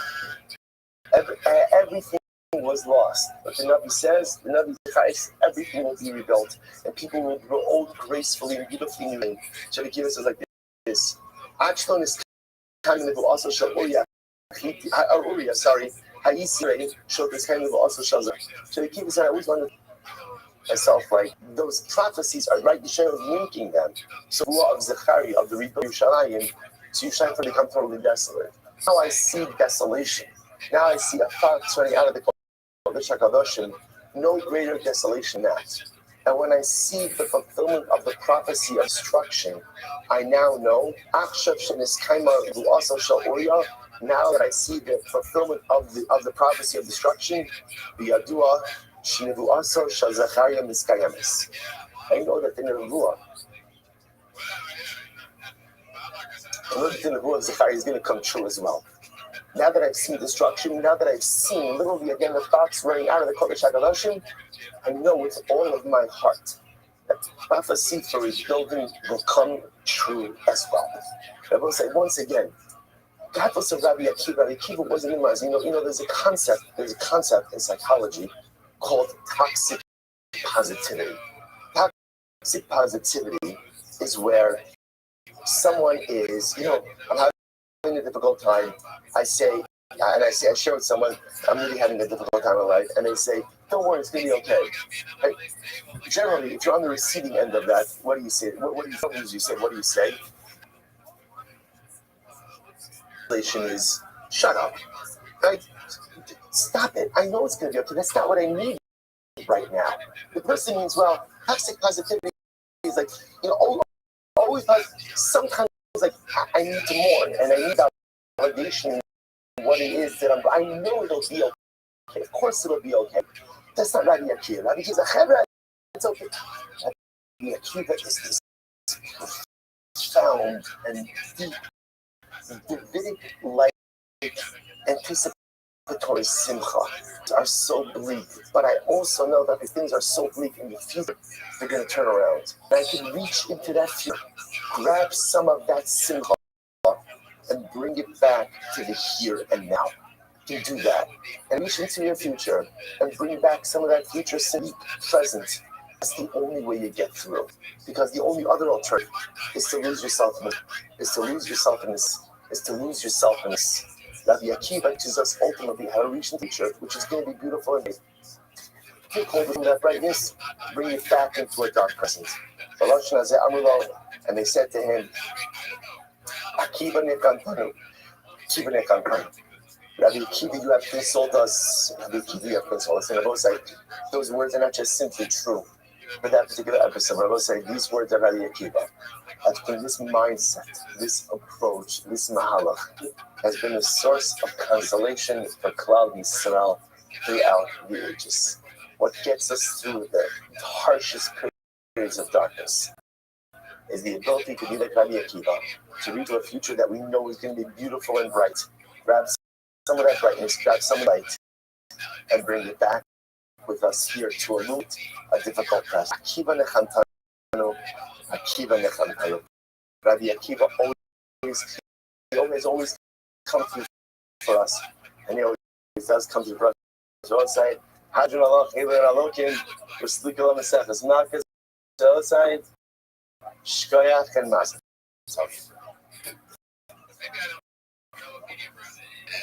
All right, Chevron Zoom. Have a great day, everyone. Mazel tov, an acute thinking out of Shabbos. Which is we go up next. So we celebrate all of our future together. We shall have in the world.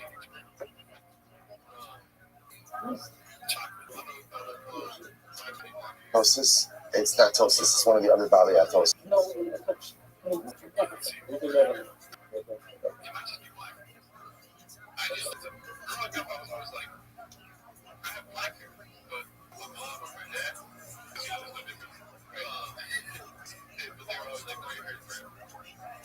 People always fuck that up. I mean, my own father, I remember when I got a passport, he put the color of my hair as blonde.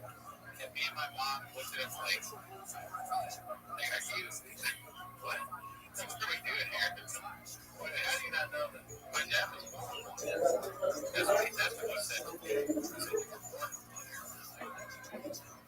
My dad was born with hair, and he had blonde hair when he was a kid. All right, Josai, good morning. Good morning. Let us begin. Begin by thanking all of our sponsors for this morning. Sure to thank our annual Talmud Torah sponsor, Tulsa Mishpach Eretz Yisrael, for dedicating all the Shurim and Torahs this year. Thanks for restoring Torahs to all of our Yisrael. Talmud Torah sponsors for the month of Iyar Haba, Shmuel Rabbi Rabkin, Commission of the Architect of Shmuel's father, Mr. Leonard Rabkin, Lipa Ben Yecheska Cohen and Tikkun Livracha. We also have an American of our Talmud. All of the Neshama Staff and Aliyah. And let's say, of course, we our learning today in this chos of being able to celebrate Yom Ha'atzmaut. However one chooses to mark this particular day. Speaking about this every year, although there's so much controversy over what to say, how to say it, how to know with a bracha, without a bracha. It's important to always remember those details. Those are details, important details, but details. The ikar detail is for us to go ahead and have Shabbat and Hodah, for us to have tremendous gratitude, tremendous sense of gratitude to HaKadosh Baruch Hu for what He has given us. That we are zocha to live in times in which we have access to Eretz Yisrael, in which Mir Hashem is not as the famous words of Harabayis Biyadenu, that we're under Yom Yerushalayim. It's not just Harab Biyadenu, it's Eretz Yisrael Biyadenu. But ultimately, again, we have Eretz Yisrael. This is in the shir for Biyom yesterday. There's no port telling which Jews can come in, which Jews can't come in. There's no one standing at the port. Right, with quotas, a number of people who come in, we forget this because we took for granted a little bit of the miracle that HaKadosh Baruch Hu gave us with the founding of the state. Is the state perfect? Far from it. Is there work to do? Absolutely. But in life, just because something is not perfect doesn't mean that it's not absolutely magnificent. So it may not be perfect. But how do you know? You go to Eretz Yisrael, you walk into the airport, and you find that larger than life mezuzah that's waiting for you. I think we have the second largest mezuzah here at our show. Right? You find that larger than mezuzah waiting for you. Shachianu, Vikimanu, Vigiano, that we have the source walking in the able to put your hand on that muzzle as you enter in Israel. When Mashiach comes, Geula will come, the Beis Hamikdash will come, that'll be even better. But just because it's not exactly as it should be, does not mean for a moment that it's not absolutely magnificent. No, my grandfather Zichron Livracha was a survivor of the war. Whenever anyone would say something critical of the government of Israel or something about Eretz Yisrael itself, he would always go ahead and silence. He would always shut down the conversation. And just to understand, it wasn't, my grandfather wasn't wearing blue and white, Matzmut and engagement and all that. It wasn't. This meant not to have a Jewish homeland or not have access to a Jewish homeland, and then what it meant to live in a world with access to a Jewish homeland. So his shita in life always was, whatever, figure it out or be quiet. But don't run around talking about negative things or difficulties or problems with our beautiful homeland. Because whatever the problems may be, they pale in comparison to the ridiculous gift that we have. Okay, so here we say how some Chavra will say it, won't say it. Again, the detail. It's a detail, an important detail, but a detail. The ikar is that on this day, you must find your way to express your profound gratitude for the miracle that He has given. The idea that we're building Baruch Hashem, we're building a satellite in Eretz Shamayim, the Catalonian. Who would have ever thought? And I'll tell you like this: a grandchild of survivors, having a hand in helping to bring the community. Would have thought less than 100 years after our ancestors were put into gas chambers and ovens and systematically annihilated. Or almost, that Baruch Hashem, we live in a time where we could contemplate satellite community, where we could contemplate just purchasing a ticket and go, where we send our children to learn. We go to learn. We go to vacation. We go to spend young life. If you don't see the miracle in that, you need a new prescription. To contemplate that we live in a time where we contemplate Aliyah, whether you're making Aliyah or not making Aliyah. Just understand, you could think about that decision. 2,000 years, the Jew would have said, I'm going to Israel. They said, really? You want to live with the Ottomans? You want to live with the Turks? You want to live with the British? You want to live with this? You want to live with that? Now, it's whether it's good for you, not good for you, that's your own decision. But you could think about it. Understand the miraculous nature to contemplate that decision. Something that for 2,000 years our ancestors did not have, but we do. If you can't see the miraculous nature, once again, you need a new prescription. It's not just the footsteps of Mashiach, like footsteps. People like the footsteps. It's like that. If you listen carefully, you can hear like the pitter patter of Mashiach's foot coming closer. It's not a pitter patter. It's pounding. Mashiach is around the corner. Geula is around the corner. What we see holding in front of us each and every day is nothing less than an overt, spectacular miracle. The miracle is not complete, and there's no question that many things are still in a state of imperfection. But we are so much closer than ever. So the same last month on this day, when we celebrate the founding of the modern day state of Israel, of us is absolutely unequivocally not a schalta to Geula, not the beginning of Geula, the moment that the Beis Hamikdash was set up, but an important step, continuity of the progression of Geula. We daven for one thing, and therefore Geula should keep evolving and unfolding. And that the Shema hostages should come home, that our soldiers should stop to give their lives to Israel, to Eretz Yisrael. Mothers, be sons, be brothers, be husbands. The Geula started many years ago. founding of the state was an important step that propelled us forward. The continuity of the Gula, the continued evolution. Yerushalayim had the new with Am Yisrael together, with Eretz Yisrael, Yisrael was unified. We rebuilt Yerushalayim and rebuilt the Beis HaMikdash in Rabbi Yameinu. Okay, so today's daf is Chav Gimel 3. We're picking up the Meretz Hashem on Chav Beis on the days. A lot to do today, Baruch Hashem. We are picking up the two dots about 5 lines up before the lines get wider. No, sorry, actually, that's the last short line. Sorry, thank you.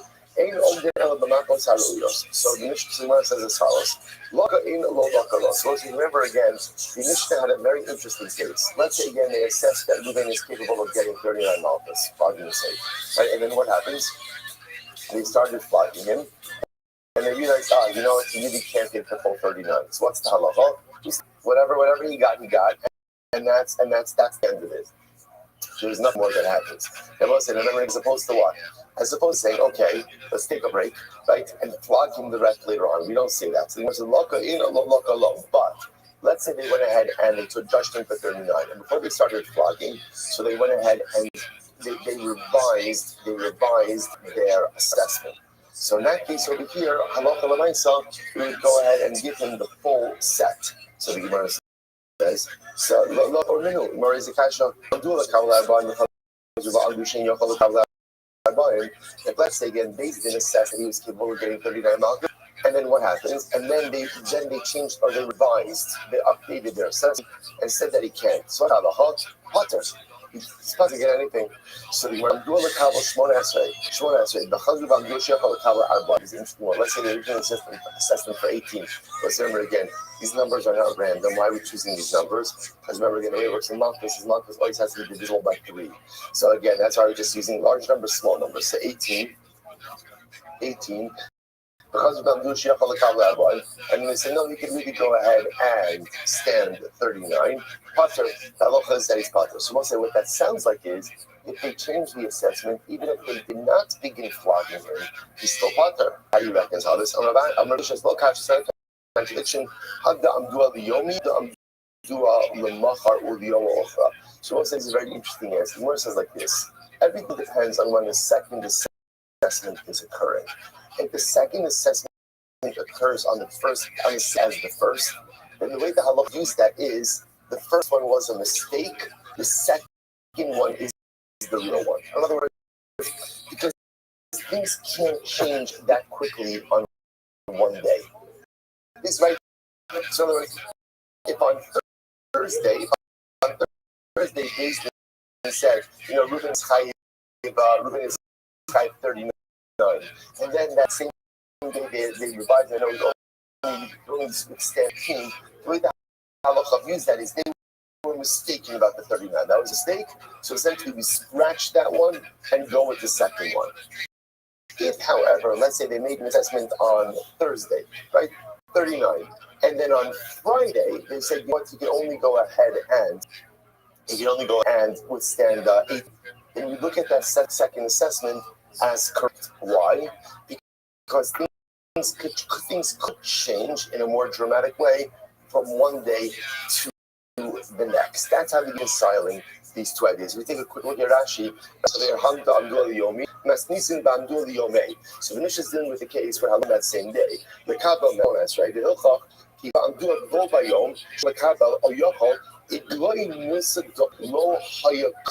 Given the go by Yom, so Komashandu, Shrizelo Nishtanabel Takish Bishos Muat Kaza. It's interesting, right? So if the second occurred on the same day as the first, then we look at the first as mistaken, second one as correct, because Rashi just points out it's not possible that things change that materially within one day.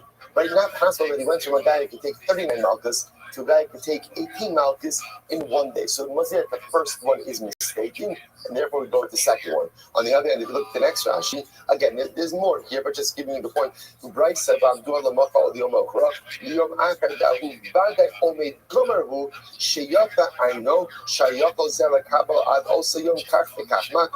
Ela Nishtana, the Hiffish, Hilchach, Yamdu Ali Arboim, Ad Yom Flori, Kishire Yom Flori, Undu, Shin Yakal Kaba Klom. Omed Rishon, Omed Gamar. So it's interestingly enough, Halacha L'Maisa, so in the case, I'm sorry, I guess it's actually wrong.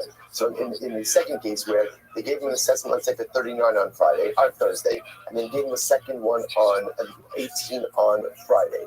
In that case, let me correct myself. In that case, Halacha L'Maisa, the first assessment stands. Now, the reason why I'll explain what that means in just a moment. The first assessment is correct. In other words, we don't view the first assessment as being flawed. Why? Because things could change one day to the next. So on Thursday, you could take 39. Something happened. I don't know, you got a cold, you got sick, on Friday, you could only go ahead and do 18. So the first assessment stands. Now, what does that mean? So we're going to give him 39 malchus. 39 malchus when Beis Din now says on Friday they can take 18. No, so that's what Rashi says, and therefore Shen Yochel Kabel Potter Apa.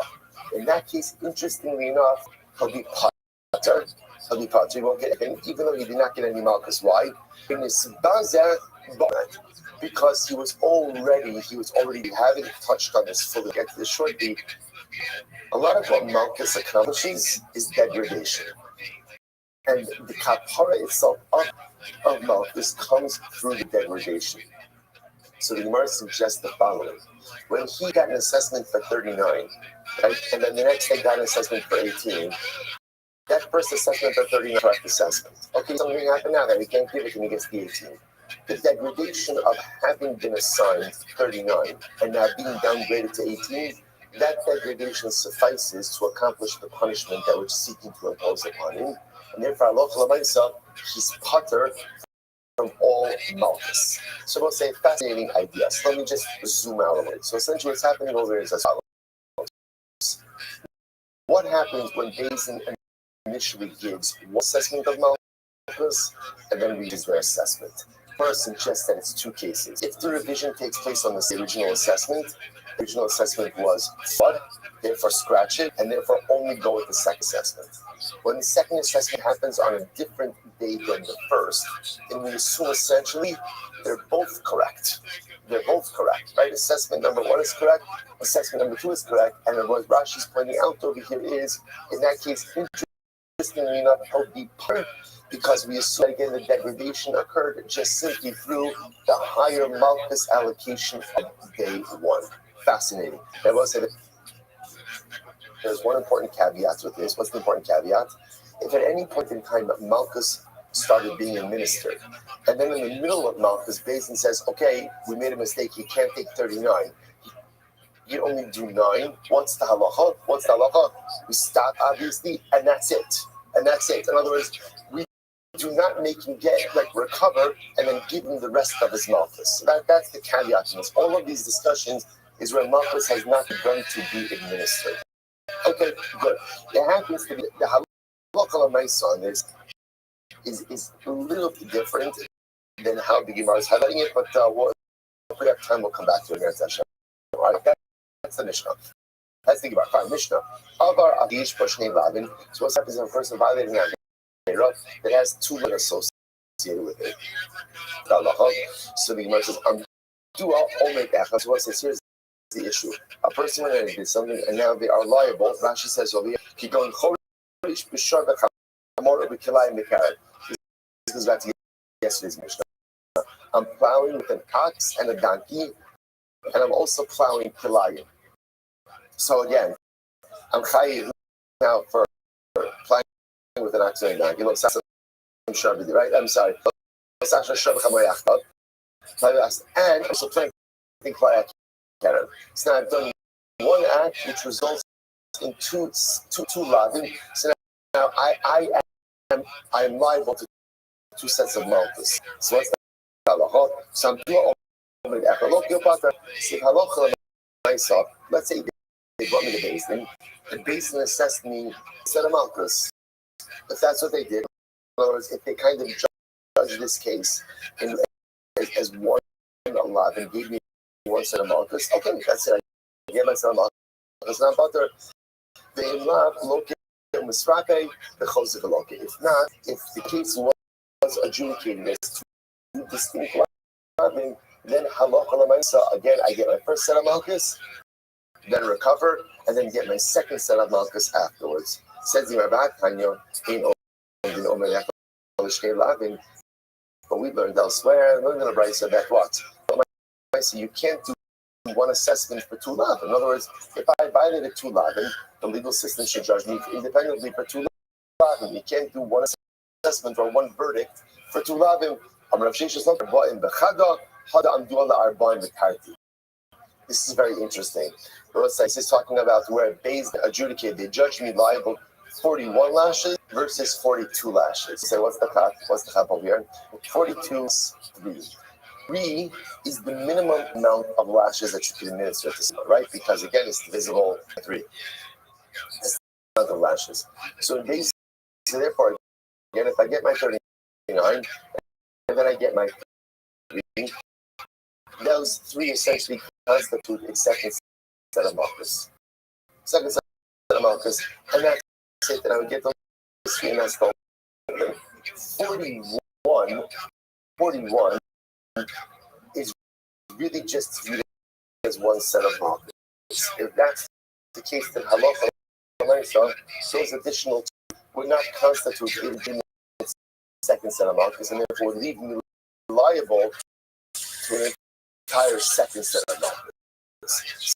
So I heal from my first set of malchus, then ultimately afterwards be liable to a second set of malchus. If you look at Rashi, Rashi says over here, Amdullah Arban Bechadol, Koma Sha'om Din Allah, Ad Shloshim L'Teisha Kashvina Mishum Chad Allah, כך דין למד מוצא בנו, חסר אחר עליו אחד, דין הוסיף עליו, וכך חשוב עושה 3 עומד ללב האחר, ואם לאו הוסיף על השתיים שלי, מה כוסתרו הבו 41 לא כ39 משום לאו האחר, ומסרפי בכל זה ולא כתמקס, except it's 42, we do it ultimately as 39, second 3, they're satisfied the second love, and I love 4, but if it's 40, but if it's 41, that's only an additional 2 don't for anything. I get my first set of malchus heal, I get an entire set of malchus. So the Gemara suggests you will get 2 sets of malchus. You will get 2 sets of malchus. Just depending on how the basin takes it, if the basin doesn't want to throw the book at me, they can be liable to 42 malchus. And the beauty of that is that's 39 and 3, that satisfies both lavin. If basin only gives me 41, that's kind of throwing the book at me, because then essentially that's 39, heal, get a whole second set of 39. Incredible. Mishnah. This is fascinating Mishnah. Kate said malkin also. Let's see, how do we give a guy malchus? What's the process? So we'll say, so apparently there's a pillar. And what we do is we tie the guy's hands to the pillar. Right? So he's tied to his hands are tied to the other, one hand on each side. The Chazan says, okay, to the Gada. In Nikru, in Niframu. Go say that just before we go on. I meant to mention the Gemara's distinction before, because it's a tremendous Musar skill. The Gemara's distinction before, remember again about where Beis gives multiple assessments. Basically, 2 assessments on the same assessment is flawed, second assessment is correct.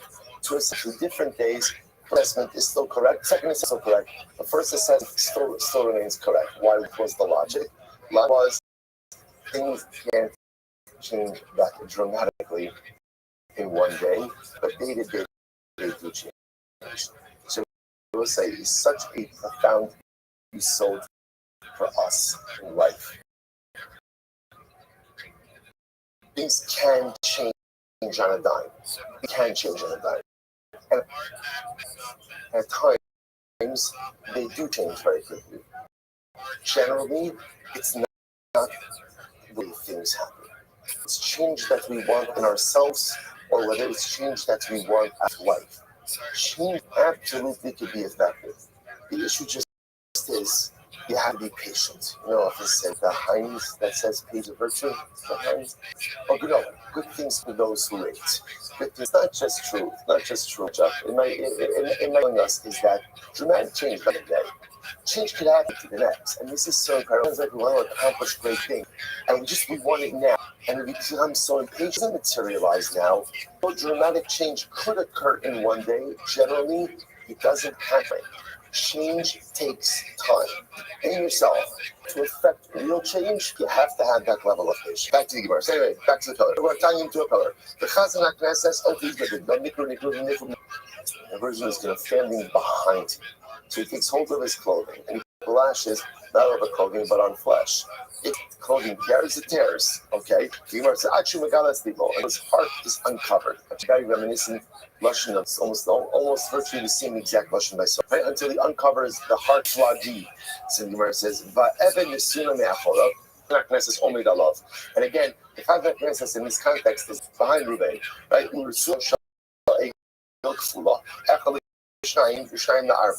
And the whip itself is made out of calf hide. Now again, we're going to discuss that in a couple of hides. Calf hide, and the strap is folded into two and then folded into four. And there are two straps of donkey hide that go up and down. The handle is on tefach. And the width is one tefach. And the top of the whip, long enough that it gets to a stable site. There's an interesting focus about how a person gets whipped. Does a person get whipped along of their back or across the width? In other words, essentially, is he standing behind and whipping him like this and moving in front of him and the whip goes on his back, top of the whip goes down like this? Or no, he's standing a little bit to the side, flogging him on the sideways so it goes across the width of his back with the straps coming along this way. Rashi understands the latter. It's the and Reuven gets with the width of his. So therefore, again, the Chazan HaKnesses is a little bit to the side, and he doesn't whip like this. He whips this. He whips like this, so that therefore the Gemara is saying like this. The top of the whip has to be able to wrap around Reuven to come to the beginning of the stomach to the side. Okay. Goes right there. So the Gemara says, Maki also you get 1/3 of the lashes on the front of your body, 2/3 on the side, 2/3 on the back of your body. And again, the flagi Reuven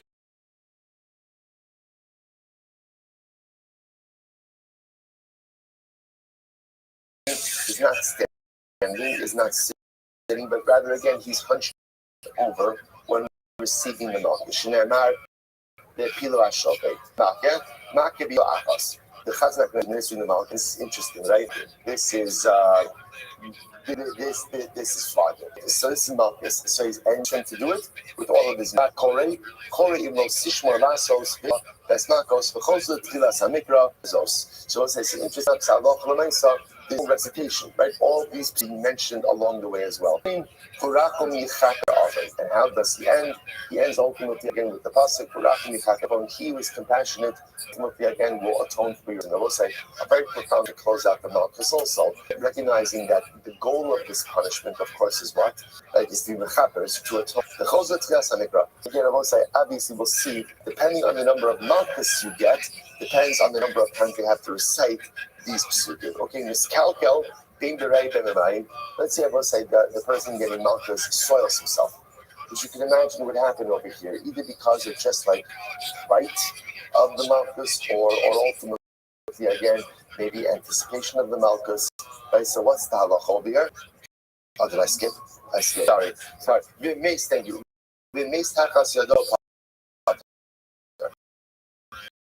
Now let's say again the Chazan HaKnesses is flogging.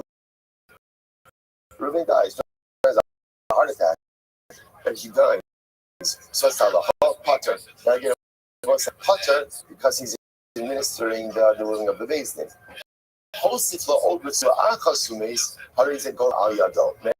Interestingly enough, when is he exempt? Only if he gave the prescribed number of Malchus. If he decided to, so everybody likes hummus, right? If he decides, especially when there are other people, if he decides to go ahead and give it additional lash, and Reuven dies as a result of that. Then halacha l'maisa, again, that's called accidental murder, and the Chazan Knesses will go to Galil for this. So let's say again, Reuven soils himself. Again, whether you're a nation, and again, I will say, whether we're going to discuss if it's because impending fear going to occur, or because self will discuss both of those cases. Pucker. So ultimately, again, degradation.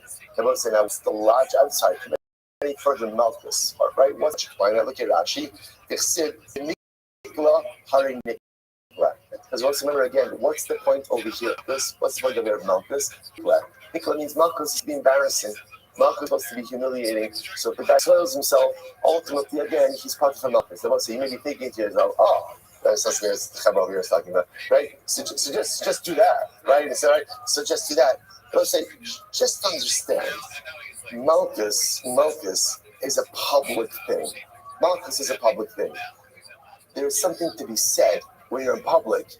Take it like a man, right? Like, do not get, because if you're the guy who soils himself, trust me, that's probably following you, right? That's probably when you're walking through Shul that Shabbos, right? I don't think you're getting Master Yonah. I'm just saying, like that just understand the degradation type of that is pretty significant. So I thought that's like, hey, that's a fantastic get out of jail free card. You're just like literally just make that happen right now and just go home and be happy. I can't also say just understanding the public nature of everything, it would be quite degrading. Okay, so it's like top of Chav Gimel. Let's go. Says the Gemara. Sorry, actually, Rabbi Huda Omer. Sorry, Rabbi Huda says. Rabbi Huda said the Omer Ha'isha berei Ha'isha Ha'isha. Sorry, Ha'isha berei Ha'isha. Rabbi Huda says no. Depends on how you soil yourself. A man, if he soils himself with defecation, that's degrading enough. That degradation has been accomplished, done. And Isha, a woman who's obviously covered, is a little bit more sensitive. Even if she soils herself with urination, ultimately, again, if you cut her from any further markers. 23. My time up. So let's say, here's what's interesting. No one knows what to do with this line in the Gemara. No one. It's my time up. The Gemara.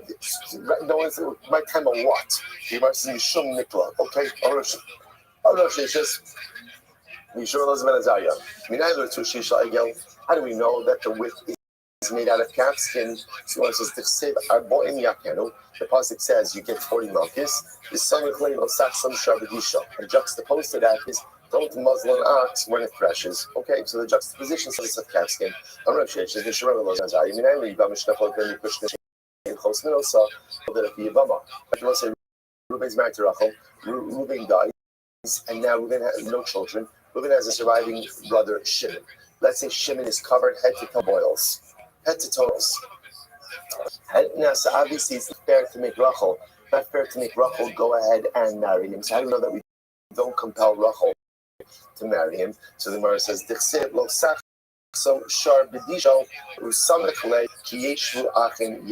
we'll say, interestingly enough, juxtaposition of the Lo represents like he's making the animal do something muzzle. So to speak, we don't muzzle the Yavama, so to speak. We don't silence her protestations and marry up to the Yavam if this is a compromised union. Incredible.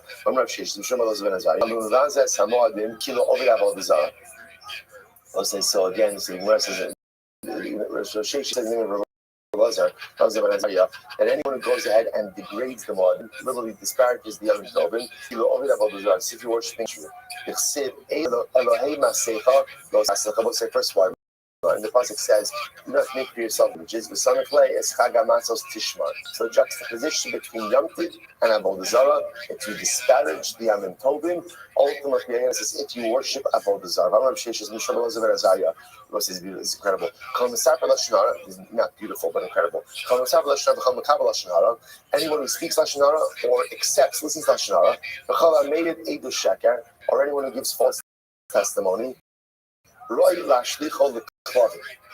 Wow. Should we throw to the dogs? Also, the pasuk says by a treifa, animals killed by another predatory animal, you can't eat it, so throw it to the dogs. And right afterwards it says the son of clay, lo sisa shema shav. So which literally, again, we normally assume means that don't go ahead and take the name of God in vain. Kari deinami lo sasi. do not cause negative things to be accepted. So what does that mean? Speaking Lashon Hara, listening to Lashon Hara, everyone say, think to yourself, this sounds like a very strong statement. I get it. I got it. Lashon Hara is bad, right? We all know Lashon Hara is bad. But to say that if I speak Lashon Hara or if I accept Lashon Hara, that ultimately get thrown to the dogs, I don't know. It just sounds really intense. So let's say perhaps it's saying like this. The parts about Lakel Pashlik on a treifa, right? A carcass. Lashon Hara represents the abuse of the greatest gift we have. Right? The thing that makes it is the power of speech. The power of speech. Like when Pasuk says Hashem does right, when the Chacham breathed life into us, it says Ruach Menamah. It means speech. It means speech. Speech is what makes us elemental kim. Speech is what gives us life. A person abuses the power of speech. Essentially, I'm just a carcass. I'm just a carcass. But throwing it to the dogs is not a punishment.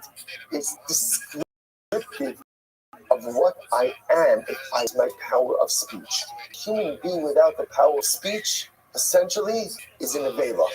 And what do you do with an avela? When I misuse that greatest gift that HaKadosh Baruch Hu gives to me, by definition, I'm no different than an animal carcass. What do you with an animal carcass? It's to your dog. Not a punishment, but descriptive of a state of being. Incredible. So Moses, remember again, the Mishnah then said, also the Gemara teaches that the made out of the hide of a donkey. So why do we have donkey hide? So the Gemara says, listen to this. The pasuk says, Yada shar koneu, v'chamor avos ba'alav. So literally again, the shar, the ox, knows its koneu, knows its owner, and the donkey recognizes the trough of its owner. Now the Navi over here, remember again, the Navi over here is describing, Navi Yeshaya is describing how animals have hakaras that told them to understand, they're beholden to. Remember, the rest of the pasuk is Yisrael lo yoda ami lo hisonan. The hakaras of Shadashu. Right, but ultimately, so what the pasuk says, the Navi learns that Klal Yisrael doesn't know, right? The donkey knows whose trough he eats out of. The donkey knows who his master is. But somehow, Klal Yisrael, the Jewish people, we always forget that we are subservient to HaKadosh Baruch Hu. So the Gemara says,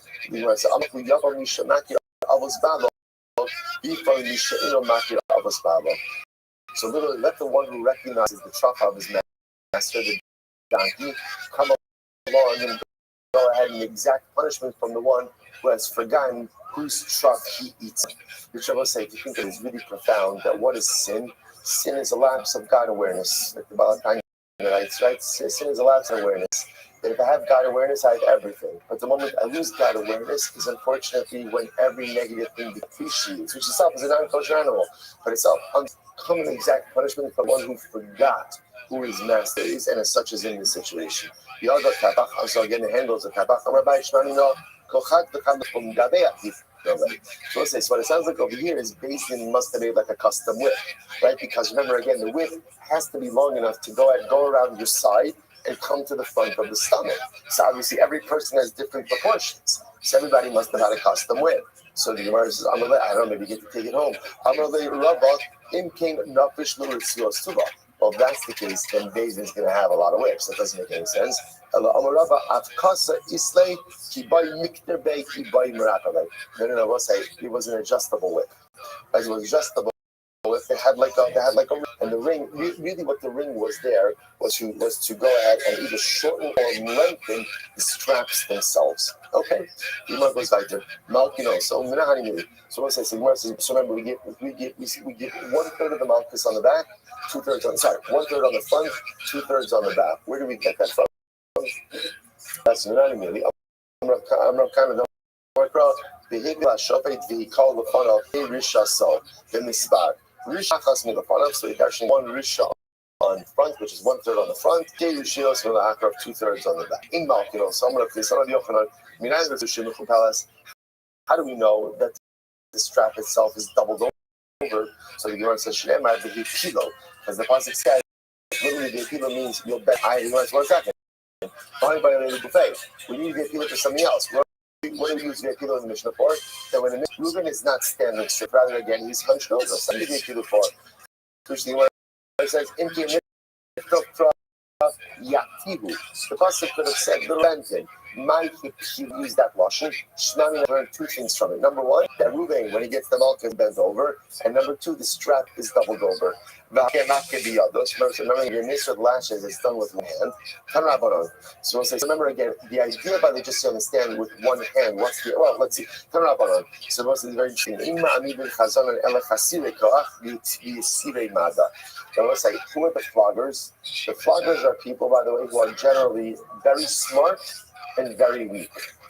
Very smart and very weak, right? I want very smart so that they know how to do the malchus, and very weak, right? Why? Because who says it has to hurt, right? It just has to be malchus. But usually he says no. Afilu chasirei magda v'yisireka, who is a natural. Even those who are not very smart are very strong. We also use it for malchus. I'm not telling you to stabra. But I think that is correct. It's because the pasuk says lo Yosef pen Yosef. Now it's interesting. I will say the Torah has to go out of its way to say do not add on any additional malchus. Whatever the Beis Din says, don't add on any more. Now the Gemara says like this: that means that the chazan could even be one who doesn't have das. Then it makes sense that the Torah has to go out of its way to warn him and say, "Hey, don't give additional malchus." How's your day going, girl? Really just getting started. I guess I'm gonna go on a date there soon. IRL? Yeah. Well, that's fun. Not on a date. What's the nose? Excellent. All right, so who's the lucky boy? Someone that I met years ago. Oh, so Years and years and years ago. So I was almost a teenager. okay, and he just was like, "Hey, let's go on a date." Well, he got out of jail. All right. For one thing. Why was he in? And said that I was someone that he always remembered. He always stood out to him a little bit. And then I was like, okay. I made a joke at one point saying something about kids. And he was like, oh, how did you know I have kids? And I was like, of course. All right. Why was he in jail? Something about being under the influence of drugs and something about obviously not being with the right people, like in the right friendly group of fools. All right. Well, I try not to frustrate him about it. Like maybe yeah. like he has mentioned that he wants some help. So. All right. Well, of what to go to jail for? Really, substances are one of the better ones. I'm not saying that that's a great reason, but a lot worse. Yeah, I think it was something to do with him on drugs while admitting things with people that are he was in a friend group. But I don't want to say too much. Absolutely. It's the same. I don't think it's jail. I think it's prison. See, I don't even know this, but I think he. Yes, that's what it was. Because I've been to jail a couple times overnight. Yeah, I think prison is more than a year. Yes, maybe that sounds great. And that's a good thing. The 2-3 times that I was in, they just threw me in there overnight. Probably, and it was usually just for like something. Yeah, for having too good a time. I know you, puppy GF. That's why. Yeah, absolutely. Okay, well that's phenomenal. Shout out to your perhaps new friend. And so when's the date? So I don't know what's going to happen. I just know he's having to Okay, did you guys get ready? I just hop in and say hi. Absolutely. Okay, well you go get ready, and you're always welcome in here. And I'm really glad that we have that you're my new friend. I really appreciate it. Hey, absolutely. Next time we play, okay, I was really disappointed with Discord's game options. So maybe you'll. I know you don't want to, but there are other people in here. We might be able to convince you. You download this other app. It's got a lot more games on it, and they're really easy to play. So I'm just planting that seed in your head to consider it. Okay. If I get another phone, maybe. Okay. All right. We'll work on that. But thank you for the offer, Absolutely. nonetheless. Okay. So you are. Gotta get ready. All right. So is your date today or just sometime in the future? Oh, will I be returning today? No. Is your date today? Yeah. Oh, it's Yeah, I wouldn't really call it a date. Catching up with the work, right? If friends do want to take me out for coffee or whatever, sure. Oh, okay. So this happened really quickly. Oh, yeah. I messaged him this morning. And, yeah, and then he messaged back and he was like, what are you doing today? Because, I mean, we had already planned to finally do something when he got a chance to. So, today's the day. Yay. Okay, excellent. Was he able to contact you when he was in prison? I wrote him a letter, and then, yeah, that was it. I don't know when he got out, or if I think, in my mind, it seems like he went to prison, got out, something else happened, he went back. But I'm going to get the details. Okay. Like, when did you get children? Oh, you're so sweet. You wrote somebody in prison? You're like the nicest person. Okay, well, good on you. I just did again for somebody else. It's trans girl. Just did that a couple weeks ago. Yeah. Well, you have a good heart. Yeah. Okay, well, you give me all the tea when turned, and I'll to hear about it. And I really wish you the best on whatever kind of event you've got coming up with him. Yes. And you eat well today and get your stretches in. How you do? You take care as well. Excellent. All right. I will bid you adieu until we meet again. Later. Peace. Take care, Puppy GF. Shout out to Puppy GF. Shout out to her friends.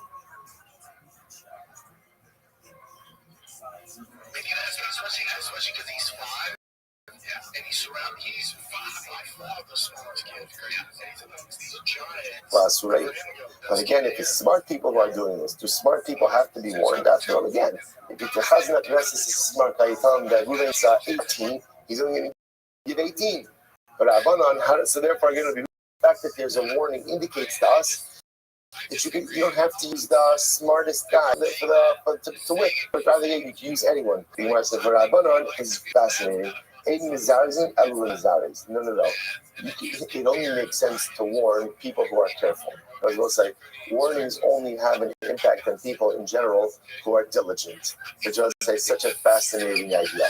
Reckless people generally don't listen to warnings, right? Warnings.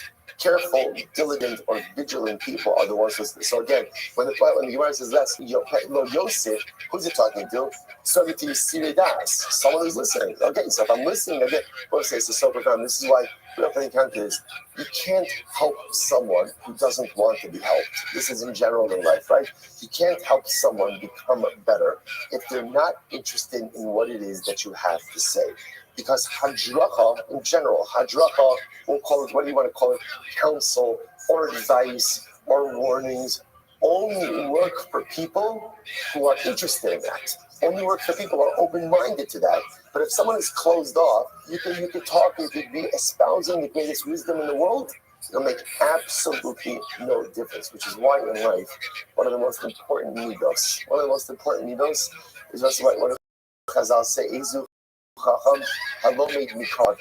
who is wise? One who is able to know every person. What does that mean? What does that mean? What tends to be the kind of person who is receptive? Like most of us are not really receptive. I don't want feedback. I don't want constructive feedback. Deconstructive feedback. Nice feedback. Caustic feedback. I don't want even compliments. Right? A little bit like look askew at that. What is that? Because most of us are closed off. Like I don't want to hear anything. Important midos in life is to be open. Because if I'm open to things and I can hear, I could hear the warnings, and I can hear the advice. There's so much that could be learned. So now, Satan Kishu Magbiya Magbiya Shot, Ukishuma Magbiya Achos, Kieki Glace Nigide. Whoever goes ahead and it says raise the lip, he raises the lip with two hands, he brings it down with one hand. Because obviously when you whip with one hand, that's much stronger than doing it with two. Okay, incredible. Turn up on. I go to show the other cards. So here's the process. The greatest of the day are in there, the basin for this. Reads the psukim. Hashim Mona, second dayan keeps count. Vashlishi Omer Hikol. The third dayan says strike. Now, so what's this? The Chazan Knesses, the one who's going ahead and doing the flogging, he's not part of the basin, right? He's an additional guy. That's an additional hire, right? So dayanim, he's saying the psukim. Second dayan is counting. Third dayan is saying strike. Sorry, Bisman Shem, good. Bisman Shematu B'Malech, Bisman Shemu Etes, Mekatan. So what's this interesting enough to the halacha is, but the psukim themselves, when there's a focus, so the reader reads very slowly, right? When there's two numbers, he reads very quickly. So the idea over here is we want to match up the recitation of the psukim to the duration of the malchus. But we learned in the Mishnah that it's okay, even if you finish, just repeat it again. So why the need to measure the recitation and duration of the malchus? So that's what I'm saying. Below Tzimtzum, if possible, it is best to align the reading of the actual malchus being administered. If that's not possible, okay, so you'll read it as many times as you need to. Make Rabba. So we'll say Sloshim, where the pasuk is Arvim Yakenu, but Yosef Lakosa Maka Rabba. So Torah says, do not add on two to the decided number of malchus, because if you do so, you're going to create Maka Rabba. So must be the Ela Maka Rabba. Maka Mu'etes Minai. So we'll say Maka Rabba. How do I know that I can't say Maka Mu'etes? Tamulomar. Right, in other words, so you thought Maka Rabba means like you can't add on another 10 lashes. But if you add on another one, it's not such a big deal. No, you can't add on anything. So why does it have to say Maka Rabba? Ultimately, the teaching will say that the initial malchus are done as a makarab. What does that mean? That when you flog with all of your might. Right? When the whipping is being administered, not being administered, the Chazak Knesset does that with all of his might. Miskalkel. So it says, remember again, last part of the Mishnah dealt with the person being flogged soiled themselves. So in those circumstances, what happens now with the malchus? Can you hear me? Yo, dog, can you hear me? Can you hear me? Yo, do you speak? Can you hear me? Yo, how are you? Hello? Hello? How are you? How are you?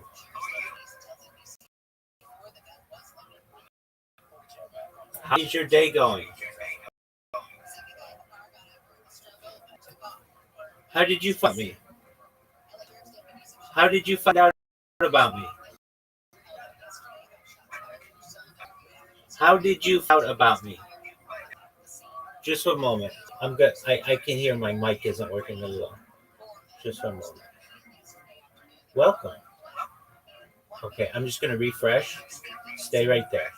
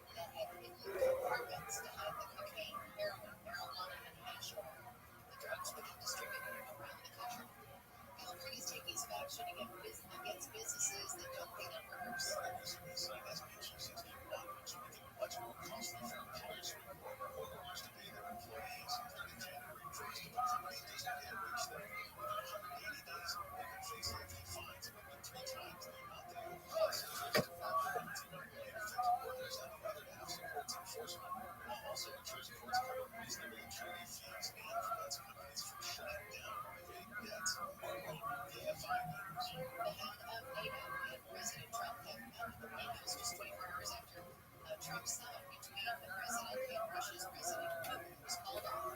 NATO Secretary General Mark Rutte told the president that NATO is ready to help him bring an end to the war between Russia and Ukraine. A lifelong Lakers fan has dropped his lawsuit against LeBron James. Andrew Garcia filed the lawsuit earlier this month after James did a social post about a second decision that prompted Garcia to spend $850 to buy tickets to the March 31st, 2026 game, which, if it was really a second decision, would have been LeBron's final game in the NBA. But it turns out that second decision tease was for an alcohol endorsement. We'll check some problems on the 10 next.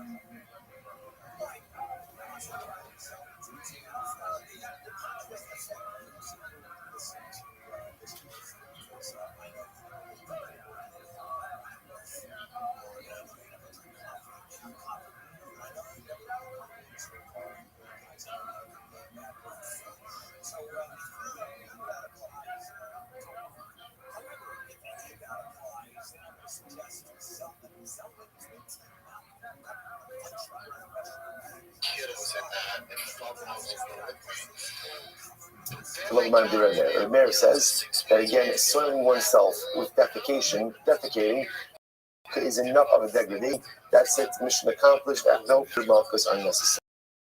And that's for many. Yehuda says no. Ish berei, so Rabbi Yehuda says a man with defecation, a woman with urination. The Chum say echad ish ve'echad isha bein berei be'emai. The Chum say no. It doesn't really matter. Defecation, urination. If you soil yourself as a result of the Malchus, that's the degradation, and no further punishment is necessary.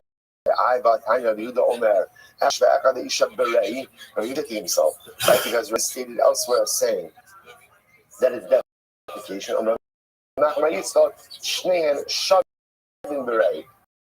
Yehuda was saying was both men and women are the same when it comes to defecation. Namely, they have to exempt them from any further malchus. Amr Shmuel, Kapsu, an interesting case over here. Let's say they tied Reuven up. They tied him up at this, and what happens? And he went ahead and ran away. So what's the halacha? Pater. Ultimately, again, he's pater. The logic seems that halacha l'maisa, the act of being tied up itself to the pillar, is the degradation. So essentially, degradation has been accomplished. So if somehow he manages to escape, he doesn't get malchus. So they say, what is the kasha? Kala being berishona, being b'shniya pochino. So if Reuben soils himself, like that's Kala is like nikla, soils himself, whether it's as a result of the first lash, second lash, he's pater, right? Pater ready for the malchus. Nifsika retsua b'shniya pochino. So berishona and pochino. So this is interesting. Let's say they're about to give malchus. Let's give malchus, and the whip breaks. So if the whip breaks after the first lash, he's done. If the whip breaks before the first lash, he's not done. Then we just get new whip.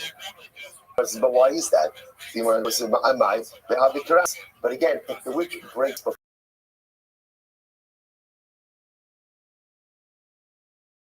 the first lash, just like a Bezdin, now Baruch Hashem is plugging else. Why does it say look here? The whip breaking before the first lash, ultimately again, is like running. To which the Gemara says, no, there's a big distinction. Hasam rat, hachalo rat. There's a big distinction. When he ran away, he ran away. Here he did. What says, the Gemara understands over here the act of like running away with your hands tied, your toe being torn, and running out of Bezdin. That's embarrassing. There's an embarrassment in that because the factor is there. Therefore, the punishment has been done. Amdua b'chishiyil get kala potrinoso. So this is interesting. Let's say Bezdin says fascinating. Let's say Bezdin says Reuben is strong enough to withstand whatever 18 malchus, but he will soil himself the moment that he is flogged. And however they're able to assess that, right? So the halacha is pater. Ultimately, again, then he'll be from malchus. But ishiyitzim kala malkinos. They say that when he leaves Bezdin, he's killed himself, not as a result of the malchus. Then we still flog him in that case. Now, I say if the soiling comes as a result of the malchus, then that's grounds for soiling himself, I don't know, nerves or whatever else, but doing malchus, just leaving days in, will still flog him. So Shneimar the Kalu, the Nikla, the Moshe Lokal Kvar Bebezin. Furthermore, again, it's interesting. The Gemara says not only that, but even if halacha l'maisa he saw it himself, will still flog him, right? Why? Because halacha l'maisa the pasuk says v'hikav v'nikla v'lo shlokat farabezin. So otherwise, the idea over here is the only time that soiling exempts you is when it's a result ultimately of the malchus. But if he saw it himself before, that doesn't exempt him from getting malchus afterwards. Okay, Mishnah. We'll say now. I want to point out from now to the end of the Masechta Me'etz Hashem, some great halacha, magnificently beautiful agarta. Magnificently beautiful agarta. This is going to take us just with malchus. Go chayvi kriso shalako nifturi di kriso krisasam. So Mishnah, Amar benikla apicha leina. So this is incredible. Any person who's chayv karis. This is a dramatic gemara. Any person who's chayv karis, once now remember for karis you get malchus. At least according to everybody agrees with that. But again, Tanakama says for karis you get malchus. You get malchus. Malchus absolves you of karis. It absolves you of karis. Why Shneimar? Your brother will be degraded in front of your eyes. The Gemara says,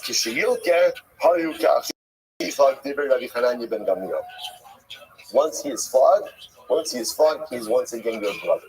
The punishment itself of malchus restores him to the status of your brother, and therefore halacha l'maisa again he is restored, and therefore he's forgiven. We'll say very dramatic. This is Rabbi Hananya ben Gamliel. Rabbi Hananya ben Gamliel. Ma'im ha'over avera achas noto nafsho aleha. So Rabbi Hananya ben Gamliel went on to say that a person could do one avera, and one avera can make you chayiv misa. Right? There are averas that have a chayiv misa associated with it. One avera can make you lose your life. And it's va'achas halachas kama shetino nafsho.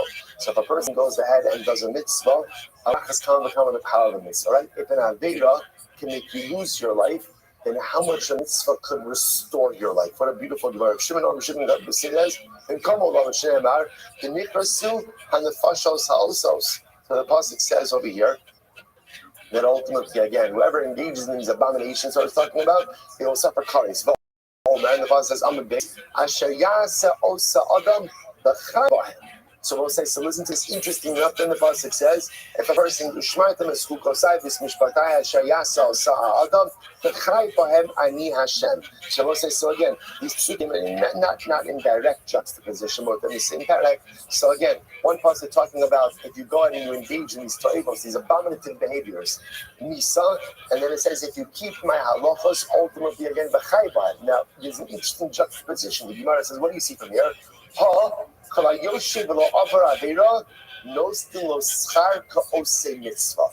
the juxtaposition Moshe says like this: if you abstain from performing an avera, you get schar as if you performed a mitzvah. What Moshe is profoundly dramatic. Sometimes the greatest accomplishment we have in life is abstaining. Again, the goal in life is not just simply abstention, but we all know this. When I have the Yitzhar to do something and I overcome the Yitzhar and I don't do that, that abstention takes all of my strength, all of my power. So therefore the Gemara says over here, what are we talking about over here? So the Gemara says sometimes just sitting and not doing an Avera, ultimately again is like doing a mitzvah. Incredible. We'll talk more about that. Rabbi Omer, Hari Omer, Rak, for example, Rak Kazak Levotiach Falas Adam, Ki Adam Wan Nefesh. So the it says, be strong and don't eat blood, or blood is the life source. Torah is telling you not to eat blood. Say generally, most of us go with blood consumption, right? If you do let time to speak, right? So again, so right. Right? And yet the Torah says such reward for that. And I don't even struggle with that. Gezel. Rayos, Shenafsho Shoda Misabelai. So it's like theft, immorality, which everyone desires. Everyone desires. Umakamdasan, Haporish Mehen Alachas Kama Bakama Yiskelo, Uludoros Dolosav at Sof Kol Hadoros. They will say, What an amazing Gemara. If there is schar for not eating blood, number one, which I'm abstaining that, which again really takes absolutely no willpower, right? But yet again, if I get schar for doing it, can you imagine the schar for gezel, for theft, for aras, immorality, which all of us want, all of us desire? If we go ahead and summon up the willpower to abstain, that is a source for me, for my children, for my grandchildren, and for all future generations. The source of finding the willpower to abstain from engaging in immorality, in theft, in general sin, fuels myself and all future generations. Incredible.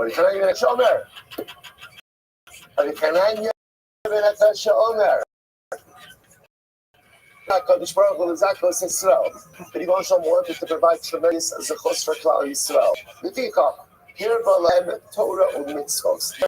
Therefore, he gave us many mitzvahs. So what the Chaim is talking about over here is, so why 16? Come on, let's consolidate. Let's make this a little bit easier. And the Chaim said, Baruch Hu did us a tova. Why?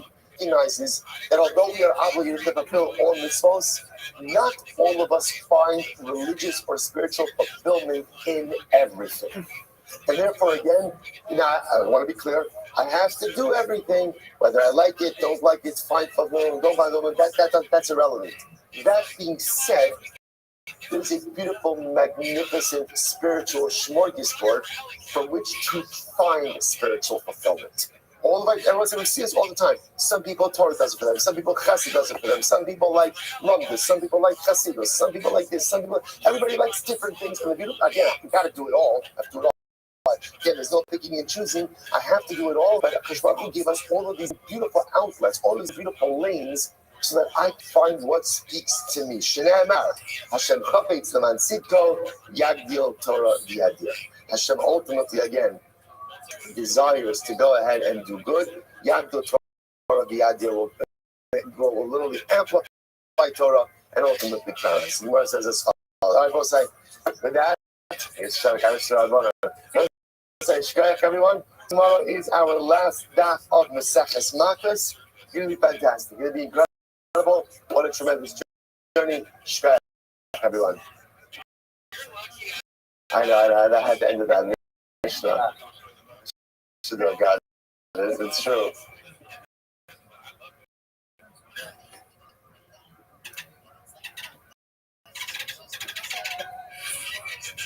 It's a plane that we had to fight. It sucks so bad. Like we got hurt to get out of. Even that makes it worse. It's the worst water bottle ever bought. Trash. Return it. Shout out to you guys. Hopefully you like these parodies on the beginning of the episode today. We're going to try and do another one next. We got to figure that out. We got a couple of mine though. What did I say? Let's talk in the chat before we get out of here. All right, I will say good morning. Good morning. Let us begin. Begin by thanking all of our sponsors for this morning's share.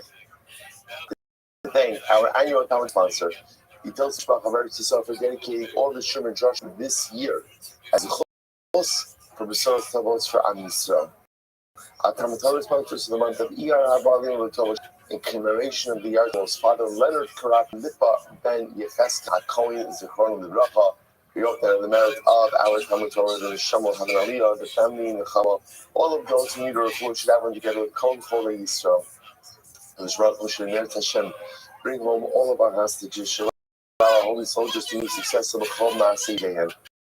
And of course, on this day of Yom HaZikaron, we remember the tremendous price that Klal Yisrael has paid. Since the establishment of the State of Israel, over 25,000 precious soldiers, victims of terror, who have given their lives, Akadushas Hashem Ha'am Va'ad. You know, when a little boy comes into the world and he has a bris, you say to him a fascinating phrase. You say to him, Va'amalach B'damai Chayi, Va'amalach B'damai Chayi. He will tell you, with your blood you will live. It's such a strange thing to say. Welcome to the Jewish people. Take care, big man. You will live with your blood. Come back in like blood. But it's 7 one of the decades. realities that we know. As anything that we want and anything that we want to hold on to, and anything we want to achieve, only comes through tremendous self-sacrifice. Zikaron is about the power of the self-sacrifice of Klal Yisrael. That what we will do for each other, and what we will do for our people, and what we will do for our land, knows absolutely no limitations. I think that, I think up until October 7th, for so many of us, Yom HaZikaron was something that really reflected a historical event or historical events, reflected perhaps people, individual losses here and there, and all of that changed since the start of this war, where we have seen so many precious, young, idealistic, committed soldiers willing to run into battle, willing to run to the fight, willing to go ahead and literally put everything on the line. Why? For you, for me, for Am Yisrael, for Eretz Yisrael, for Torah, for HaKadosh Baruch Hu, religious, not religious, all kinds of different people, just willing to sacrifice everything for Jewish eternality, Jewish destiny. That's Yom HaZikaron. That's Yom HaZikaron. So it behooves us on this day, whatever it is, we speak of this every year, whatever it is that we bring, with our particular political or hashkafic ideas or associations, so much of that's just simply irrelevant. Yom HaZikaron is a day in which we remember that we live in times where young men and women, victims of terror, all of them are willing to give their lives for us, for Am, and that requires us to have tremendous hakaras hatov, and that requires us to make sure that their sacrifice is worthwhile, that we are maximizing our opportunities, our lives, given the fact that they are willing to pay the ultimate price to sustain that and preserve that for us. So we hope that in the merit of our Talmud Torah, their precious Neshama Shavna Aliyah, in the merit of our Talmud Torah, Merit Hashem, as you mentioned before, our holy soldiers should be successful in the merit of our Torah, Merit Hashem HaKadosh Baruch Hu should shower Am Yisrael and Eretz Yisrael with a sense of peace. And remember, on this day, when you go in here, if you've ever been there, Eretz Yisrael Yom HaZikaron, it's like the pasuk says, "In Bayis Ashreim Shamis." Everyone has a chilek in this day. Everyone has a chilek, whether it's an immediate relative, an extended relative. Everyone's going to the cemetery for someone. Everyone's going to the cemetery for someone. It's important for us just to be able to participate, at least spiritually, in that sacrifice. So we hope that in the Torah, the precious Neshama Shavna, the merit of our Talmud Torah, Halavai Neres Hashem, Shira Malas B'Shuv Hashem, Shira Sinayinu Kecholin. All of the losses, when Shiach comes, Chazal tell us that all of the losses will be like a dream. All of the losses, all of the pain will simply evaporate. And Halavai Yishuv Neres Hashem to see that day. Meher Rabbi Amen. So with that, let us begin. We have a lot to do today. Baruch Hashem, today's daf is Chaf Beis 22. We are picking up the Meres Hashem on Chaf Aleph on the base 21b. And we left off little bit at the Gemara. So Amar Abibi by Amar Yosef, Poshet Velovesh, Lovesh, Manish, Wafilu Matnis Umotzi Beis Yad Unkel Shalom. So we'll figure out the idea that if you were shatnez the entire day and receive multiple warnings that you could be chayiv for every individual in shatnez, the Gemara asks a very interesting question. Find an act wearing shatnez. So obviously, if I put on shatnez, take it off, get warned, take it off, get warned, put it back on. Obviously, each of those acts are going to be separate individual acts of wearing shatnez, and therefore there will be liability. Here's the other question. What happens if I don't fully take off the glove? Let's say I just remove my sleeve.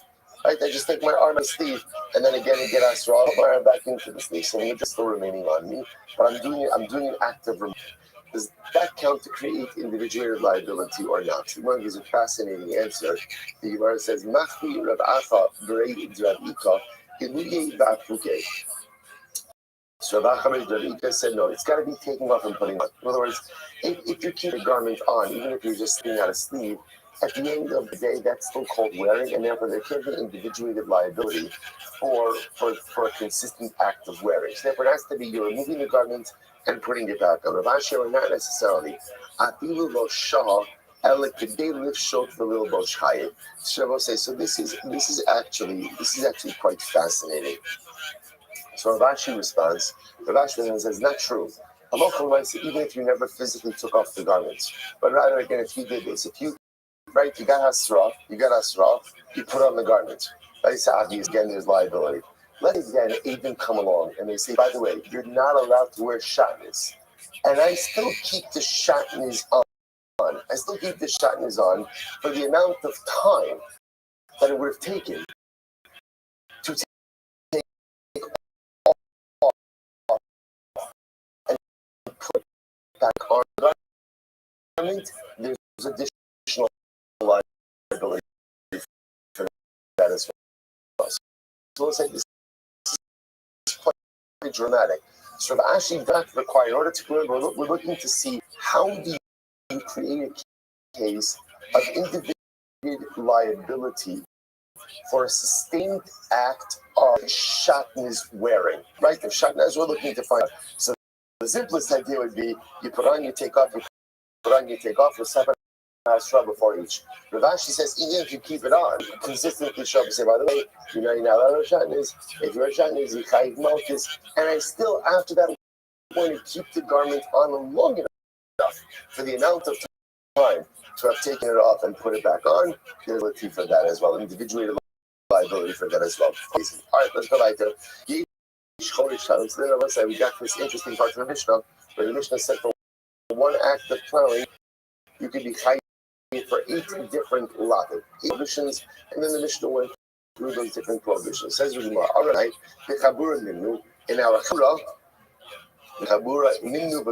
It was decided. Now Rashi points out what's this chabura. She says in the third white line, Nira li yom asifa or yom bad hayla shikorin chabura. This chabura was like a yachikawa. Right? In other words, right? So it was a yachikawa. It was where they got together. They got together for a day, right? Rashi says this is very interesting. Yom asifa, a day of gathering, or Yom Vad. Yeah, they're gathering where again they got together to discuss issues. And they say, and they decided the following idea: that if one covers kilayim, you're looking. I will say, now what does this mean? What's the classic case of planting kilayim? Right, classic case of planting kilayim. You take 2 dissimilar seeds. Right, what do? You dig a hole in the ground. You put it in, and then you cover it. That's kilayim. Okay. So I say, so what about, let's say again, seeds are already in the ground. Let's say they're already there. And then what? I come along and I cover the seeds. So I did not put them in the ground, but I covered them. Is there ability for that? So the Gemara Rabbi Yana says, we decided in the Chabura that even get malchus.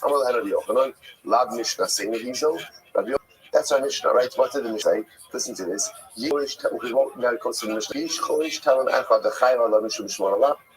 And be liable for 8 different. What are the 8? Right? I'm plowing with an ox, so that's again kilayim of animals. And they're consecrated. Kilayim bakeret. I'm planting a forbidden structure. So the Gemara says, by the way,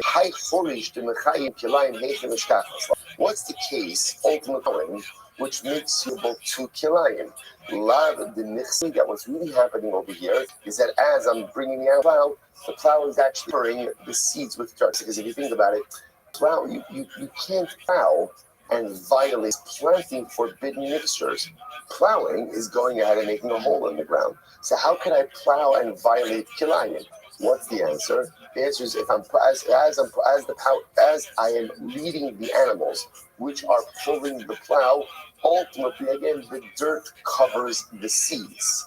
Then that's going to be an active kilayim. So what do you see from here? That even covering seeds ultimately again is kilayim.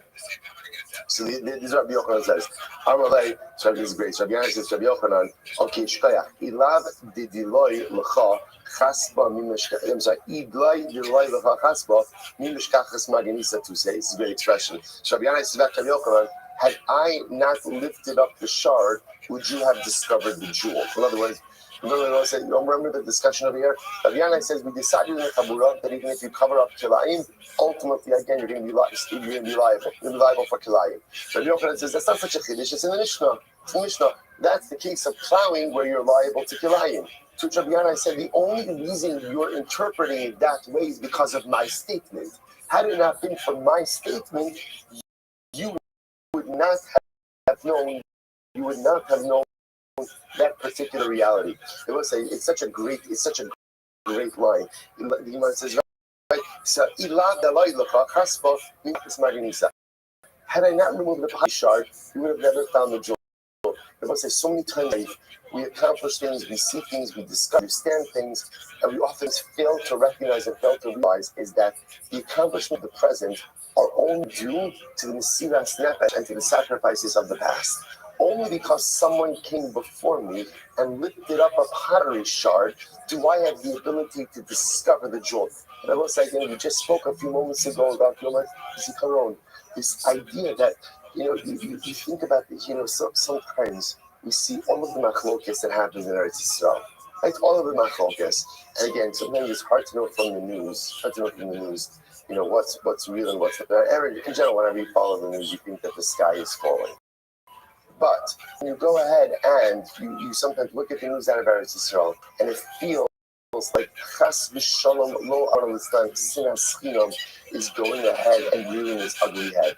Right? And just today, if everyone's following the news, they evacuated 5 communities along Route 1 today in Yerushalayim because of wildfires that are burning.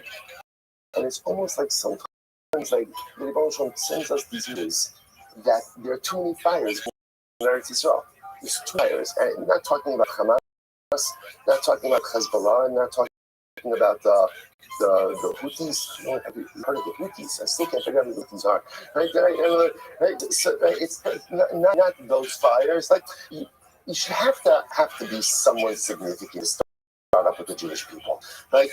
You can't be just a bunch of towels and just, you should have to.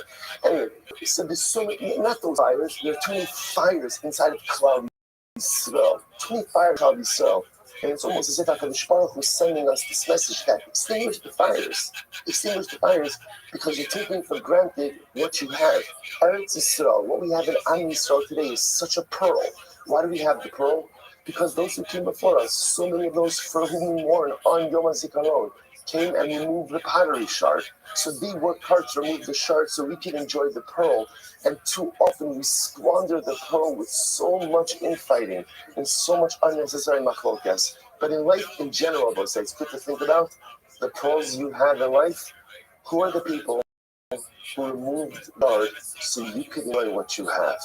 Who are the people in your life who have sacrificed, who have given, who have worked so that you could enjoy the brachos that you benefit from? Sometimes you just see the pearl like, oh, look what I found. No, you didn't find it.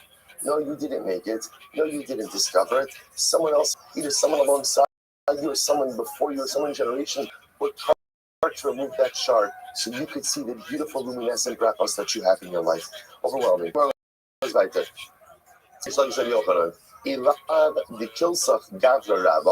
listen to this. So Rish Lakish said to Rabbi Yochanan, had not that we praise the big man, money. I would say, who does our Mishnah? Who's it? Does our Mishnah really reflect? Rabbi Akiva. What does Rabbi Akiva say? The Amar Hamekayim Kilayim Mokeh. Rabbi Akiva says fascinating. Both say so. Remember, how did we start today?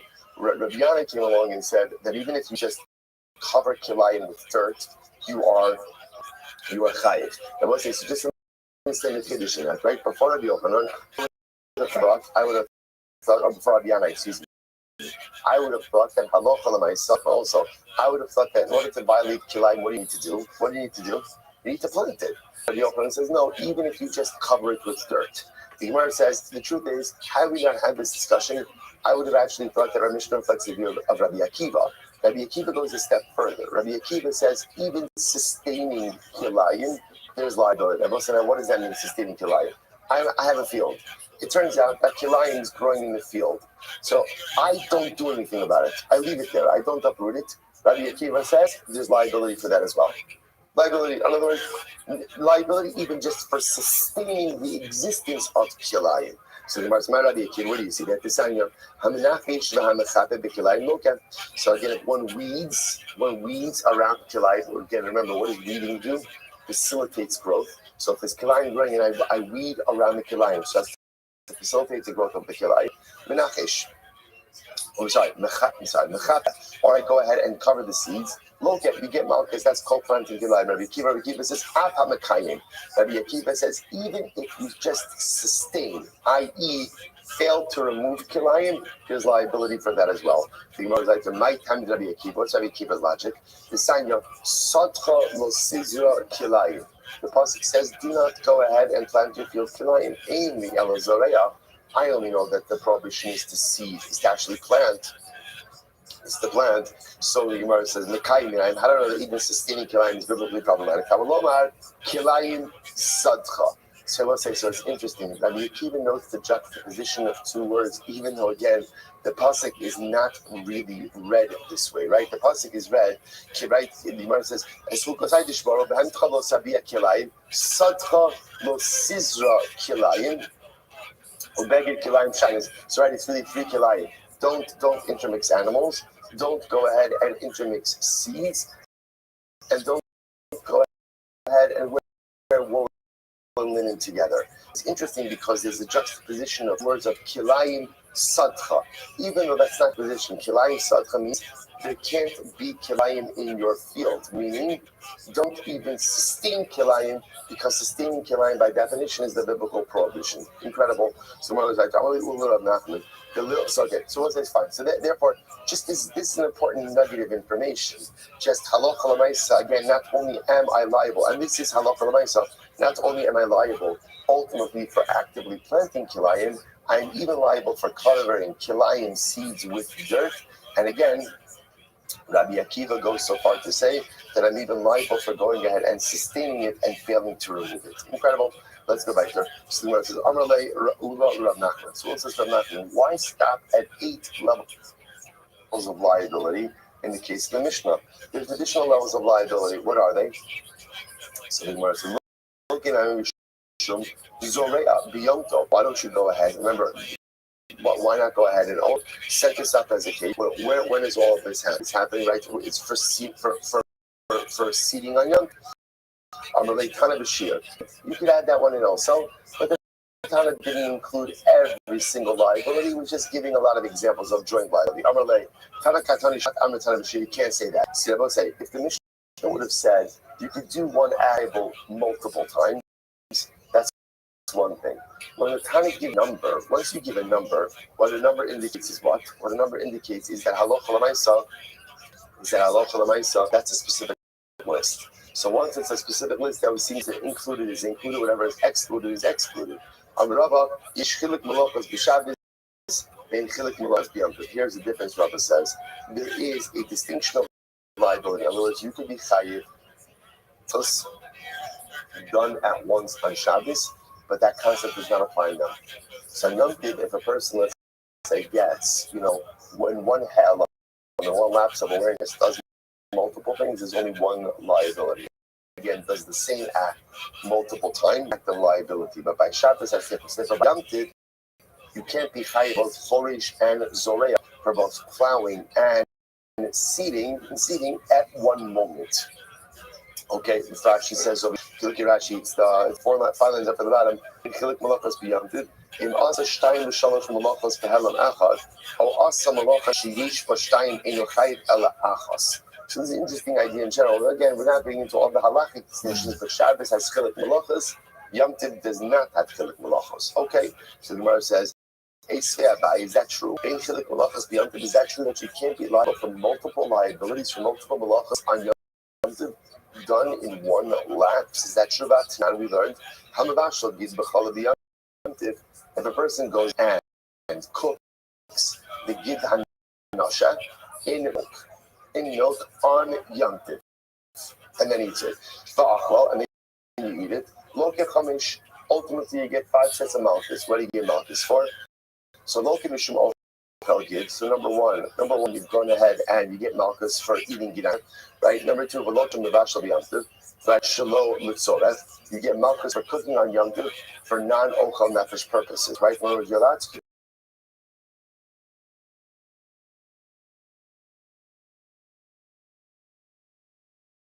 on Yom Tov. It's good for ochel nefesh, but cooking something that is prohibited for consumption, eating, get hanasha, right? Malchus for cooking on Yom Tov in an illegal way. Lokim is mabashal gid b'chalav basar b'chalav, right? And another liability even for cooking basar. But lokim mishum ochel basar b'feiz mishum hara. You'll also get malchus for kindling. Remember, now technically speaking, one is allowed to ochel nefesh, but because once again it's not ochel nefesh because this entire act of consumption is illegal.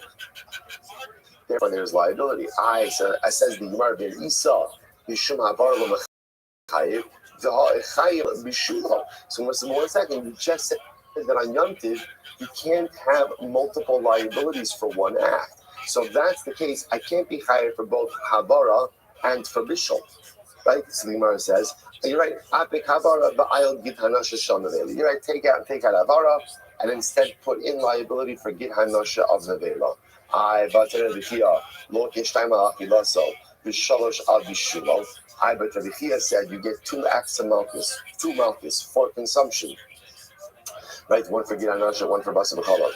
Ushalosh Al Bishulo, and 3 malchus for the actual bishul itself, which would seem to indicate that there's liability both for bishul and havara, which would then mean that there is multiple sets of liability for one act, even on Yom Tov.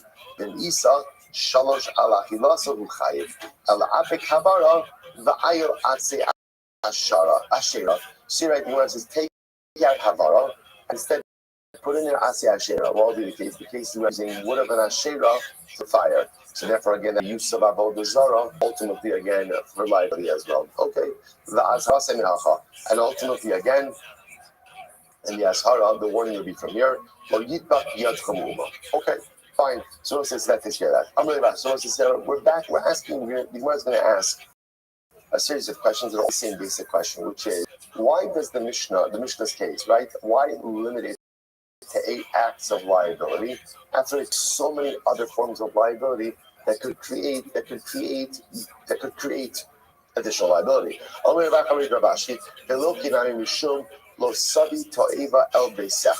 So let's say, so what about the following idea? Why not go ahead and get malchus? Ultimately, again, for this prohibition, do not bring an abomination to your home.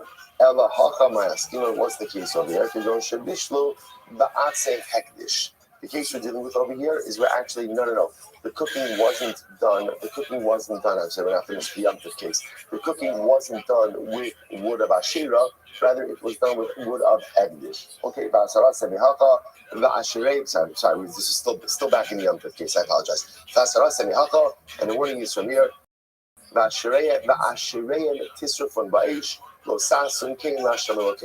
Okay, fine.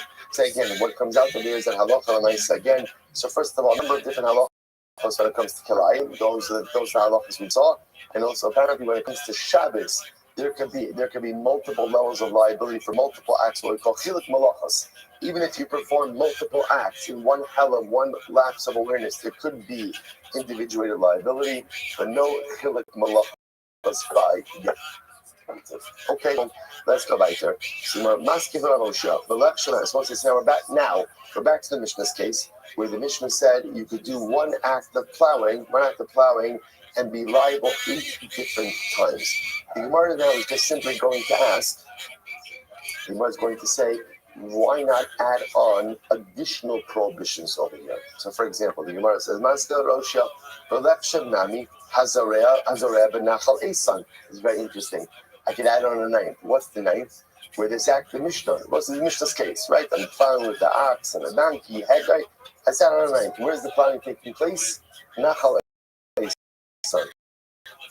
What's Nachal Esan? That's the dry riverbed with Egla Arufa. What's the halacha saying? What's the halacha? So ultimately, again, the halacha is that if you're not allowed to plow in that area, you're forever supposed to leave barren. So let's say now I'm plowing yourself is taking place in Nachal Esan under liability. The warning would be from here. I'll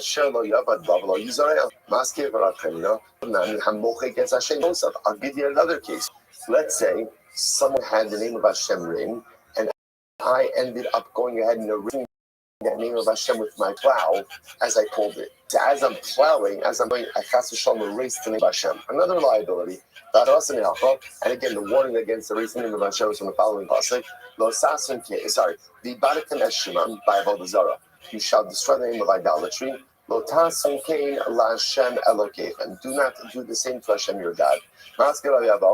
So we're just trying to figure out how you can add on additional levels of liability to this plowing case. Let's say as I'm plowing, also go ahead and remove my tzara aslin, which is a bit more problem. Another kasha. The left shovnan is interesting. Let's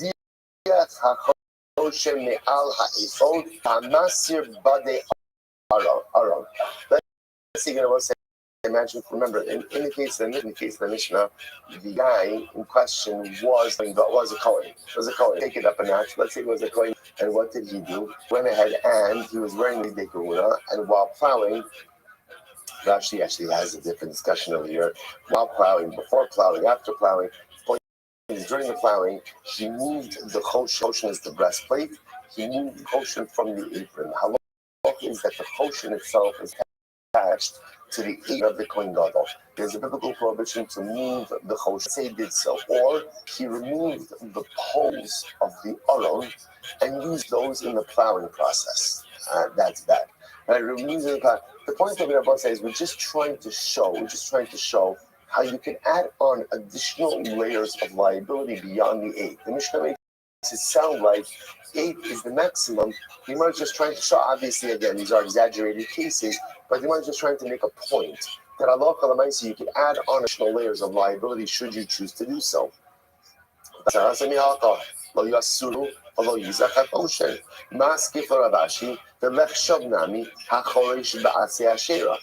add on another example, right? One is plowing ultimately again with Aseh Asherah. The word of an Asherah tree. Let's say my plow is made out of Asherah. So I'm using avodah zarah in the actual plowing of the field. That's Rasami Hachal. Lo yidbak yadcha uma mastaradina. Let's add another one. Hakotzitz ivanos tovos. Let's say in the plowing, I end up cutting down perfectly good fruit trees. Or for that matter, perfectly healthy other trees. Batashnes. Basarasemi Hachal. Kimimeno socha also los sichros. Okay. Amar Ira. So the Rabbi some money. Amar Rabbi Zir learning money. I'll add another one. Keep going. Shmor shelo achrosh b'yom. Let's say in this guy in question. So again, I will say all we're trying to show is how you can add on even more prohibitions. So here, Rabbi Zir, this is an interesting to have money. If I was saying, maybe we're talking about a guy who made an oath, he made a shvur. In attractions in Eretz Hashem B'Shlachos, he made a shvur. He swore, I will not plow on Yom Tov. Then when you're plowing on Yom Tov, in addition to all that levels of liability, what else has he done? Transgressed his shvur. Not liability. No, that's not a good one. I'll tell you why. Shvur, mushba ba'olim nahar Sinai. That shvua actually does not work. Why doesn't that shvua work? The person is the concept of mushva ba'omed.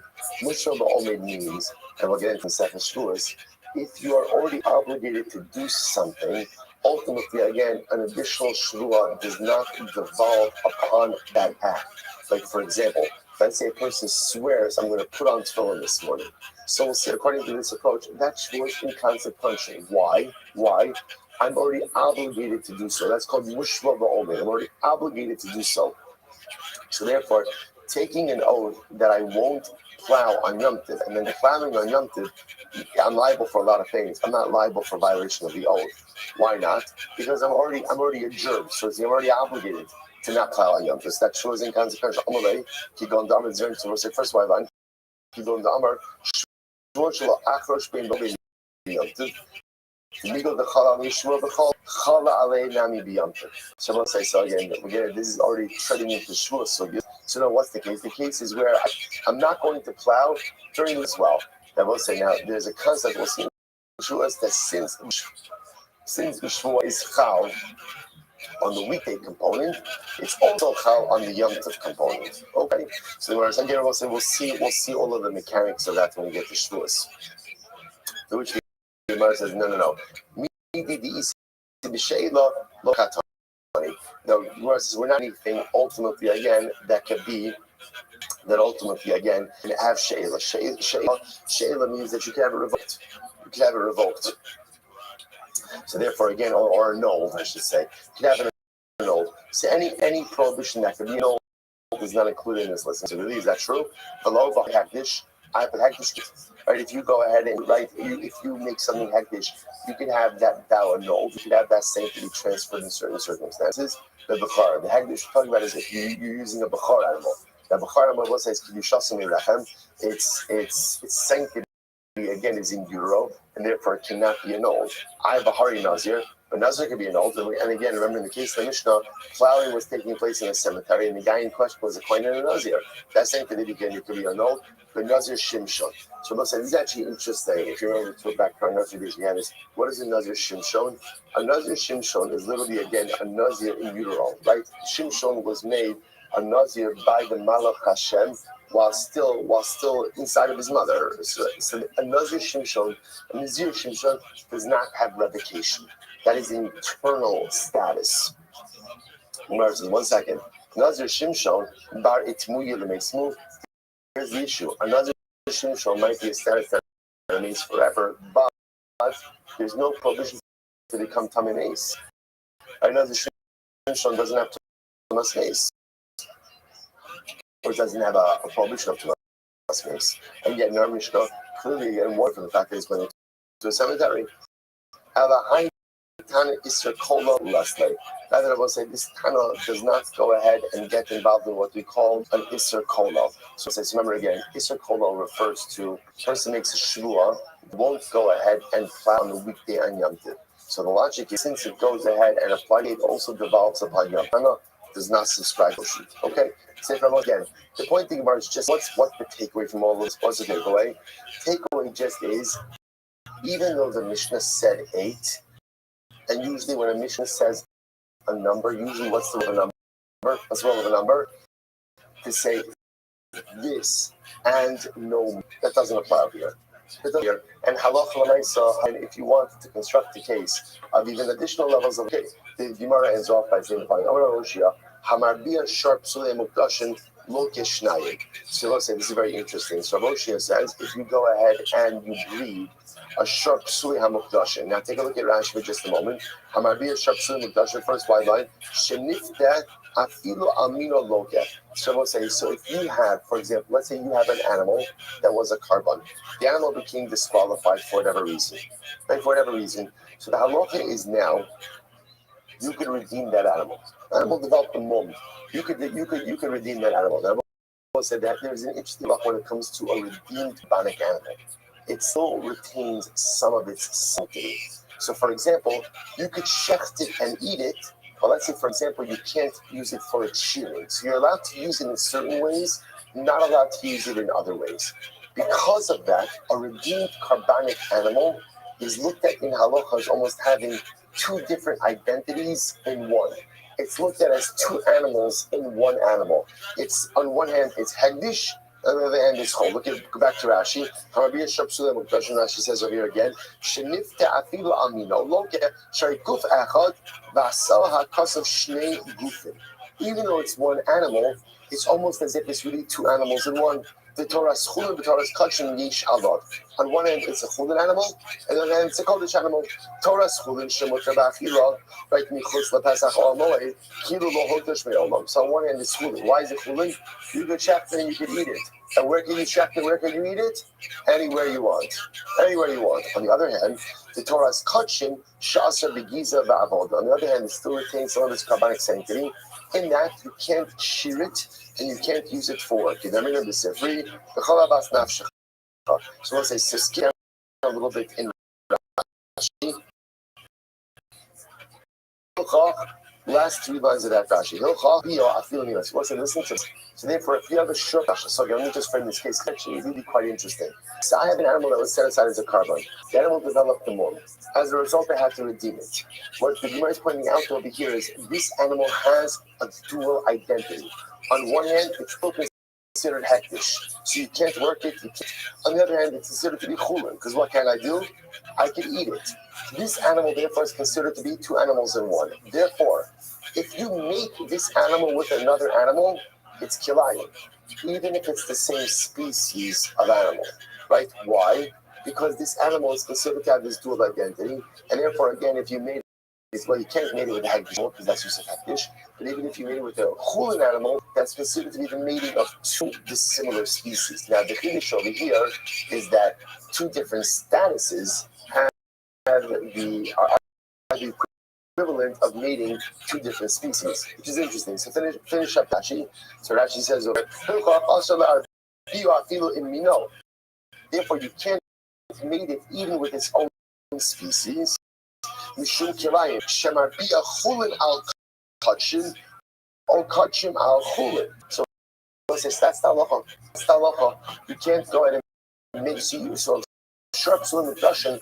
You can eat it, but you can't work it because or you can't shear it because it's hektish, and you can't mate it with anything else because that's kilayim. Back to the Gemara for the moment. We're not finishing right. Similarly, I'm going to be called hamanig b'sharp swim Russian lokach shayiguf echatu v'asal hakasa b'shnei gufin. So too, I will say, so too, your plow, right? You can't even plow that animal. Not only can you not go ahead and, not only can you not plow with that animal with another, you can't reach another because that's kilayim. You can't even plow sharp sulim hamukdash itself. Well, firstly, you can't do that to work that animal, but even if you were to do that, would be tantamount to what? Plowing with both sides of sharp sulim hamukdash. A redeemed, disqualified carbonic animal has a dual identity.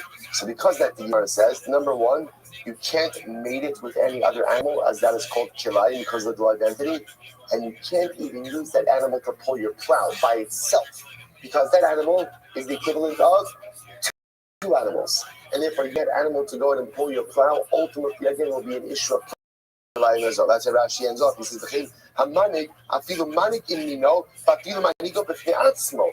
That's why even if you put the same type of species under the plow with that animal, or you leave that animal itself, it's still kilayim.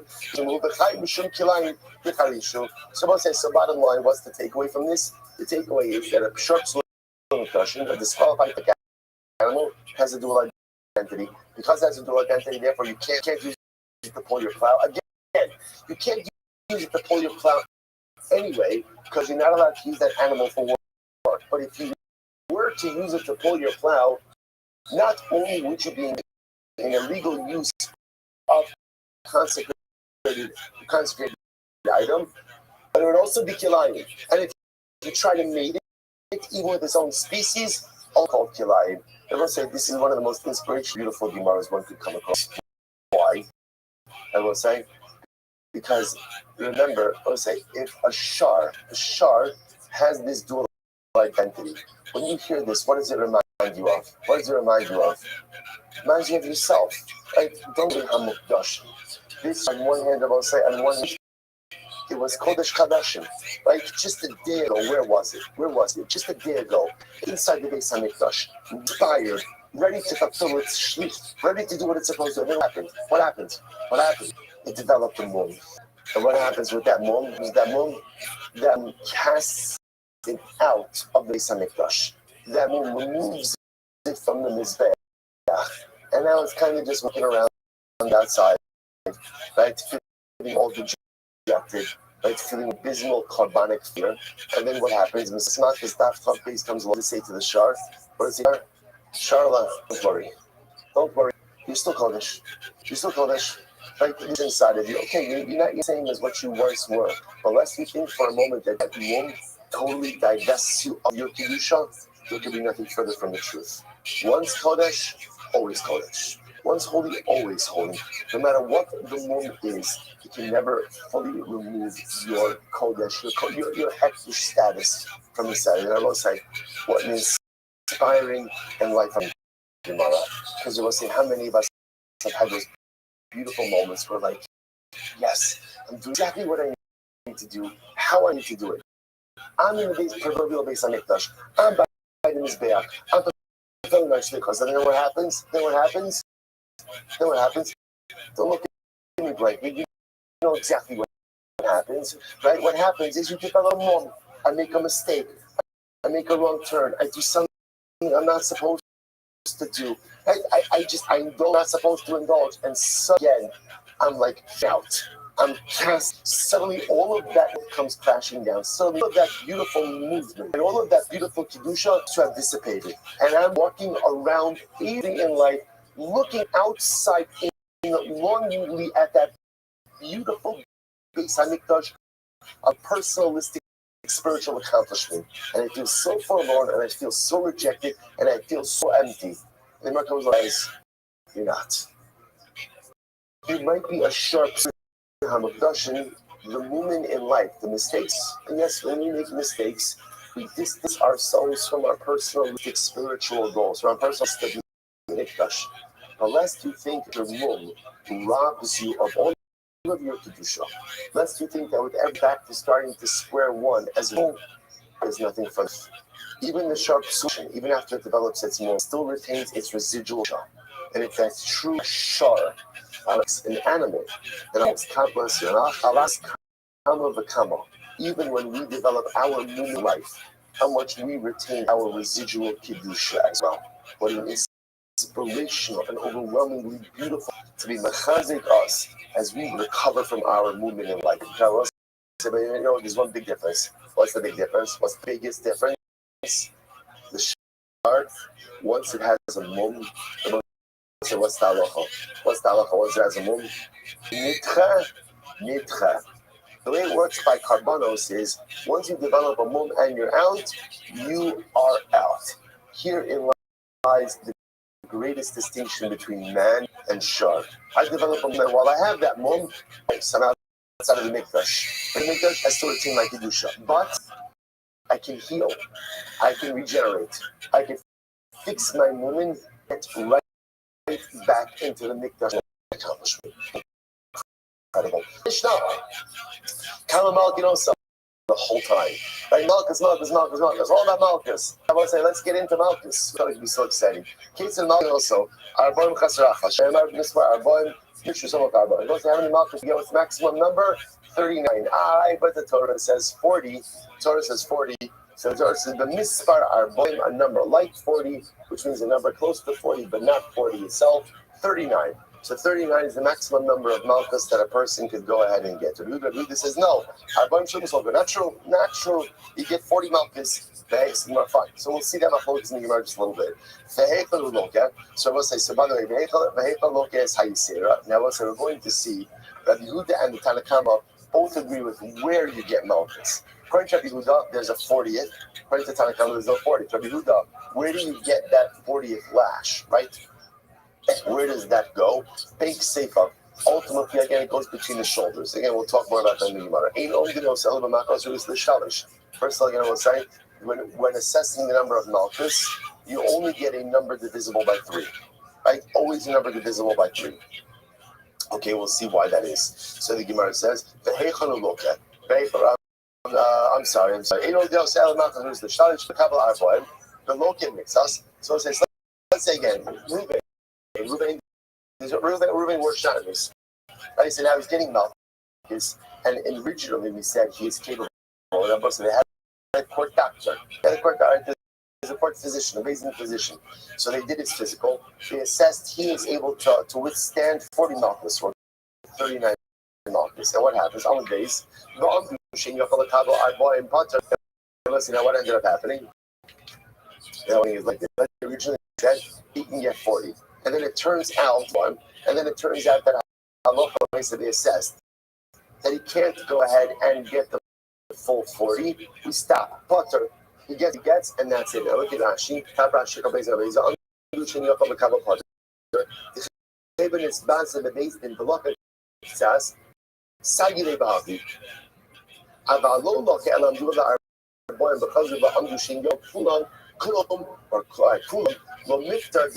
Okay, so the Mishnah is an interesting halacha. Let's say Beis Din decided Ruvain could get 39 malchus. Lashing him, he has a negative reaction to the lashes. He can't take any more. So I said, okay, we stop. And we don't make him get the rest. That's the Amdua Lekabo Shmona and Mishalaka Amdu Shiyafu Arboim Potter. Let's say they assessed that he's getting 18 malchus. And then what happens? As they start flogging him, like, hey, this guy holds up well, right? He is capable, right? He is capable, much more durable than we thought. He's capable of getting more malchus. We don't do that. In other words, whatever the initial assessment was, that's what we stick to. But the finish over here is that if he had initial assessment, then once we start the flogging, they recognize that he can't maintain that. We don't go ahead. We give him what he got, and that's it. And that's it. Now, we'll say, now, Rashi points out, let's see the Gemara. My time off. So first of all, we have major machlokes over here. Machlokes in Tanakh and Rabbi Huda. How many malchus do you actually get? Tanakh says 39. Rabbi Huda says 40. So what's the my time off? Each city, I will say, the truth is, there's not a catch on Rabbi Huda because the pasuk says Arbem Yaken. The pasuk says 40. Right, 40. So ultimately, again, why did they get? Why did they say 39? So my time off. So the Gemara says, Iksiv Arboim. So Iksiv Arboim b'misbar, Avamina Arboim b'minyana. So again, if the pasuk would have said Arboim b'misbar, 40 in number, I would have said that means 40 lashes. So the Gemara says, Hashtag Iksiv b'misbar Arboim. But it's interesting, the pasuk uses a different lashon. Lashon of the pasuk is b'misbar in a number of 40. Which what? Million shoes a sum, a number that is close to 40. Therefore, again, Chazal interpret that as what Tanakh interprets as 39. Okay? And most of that's how we pass. Like we pass in 39 malchus, not 40. Amar Rav says, "Kama tipshai sharinshi." How foolish people are. The kaimi mikame sefer Torah. They stand up for a sefer Torah, but kaimi mikame gabra rabba. But they don't up for Talmidei Chacham. Why? What's the shot? It's incredible. If you look at Sefer Torah, the Sefer Torah says you get 40 this. And the rabbis came along and saved you from one of the lashes. So don't say, so what does this mean? So Rabbi says, you see how great Chazal are. People stand up for a Sefer Torah, but people don't stand up for a Talmid Chacham. But Chazal came along and tried to say 30 malchus. So I say, what's the pshat? I think what Rabbi is saying is like, I will say a lot of times we look at rabbinic law as an additional layer of onerous responsibility, right? And it goes through our minds, right? I think everyone's had this thought at some point in time in the evolution of their Judaic personality is, don't the rabbis have better things to do at their time than add on additional layers of prohibition, right? Come on, Torah is complicated enough. Halakha is complicated enough. Why do all the reasons? So let's say it's so important to understand that the whole notion of rabbinic law is there to save us, is there to help us, is there to actually facilitate our self-actualization. Yes, sometimes by adding on additional protective layers so that we don't make egregious mistakes that could compromise our spiritual standing. But rabbinic law is never there to make life more difficult. Fakert. Rabbinic law, without rabbinic law, we would be lost. Without Chazal's interpretations, we would be lost. Chazal ultimately, again, provide us the lifeline to ensure that we are successful in our Yishkei, not to make things more complicated, chas shalom, but to go ahead and Hashem, hopefully, make our youth more accessible and make it easy to succeed. So thereby, it must manifest over here. So you get 40 malchus. Chazal came along and moved the lash. And once you say to yourself, oh, shkoya, remove the lash. And by the way, if you're the guy getting flogged, I guarantee you, when they get up to 38, and you realize there's only one more and not two more, you are singing the praises of Chazal. Right? But again, what this is supposed to represent, this idea that the sin will really actively remove an obstacle, so to speak. They actively remove a lash. This is what Chazal do all of the time. They remove stumbling blocks. They remove difficulties. We look at it as onerous, additional layers of nonsensical things. It's not true. It's because we are limited in our understanding, or we are limited in our appreciation.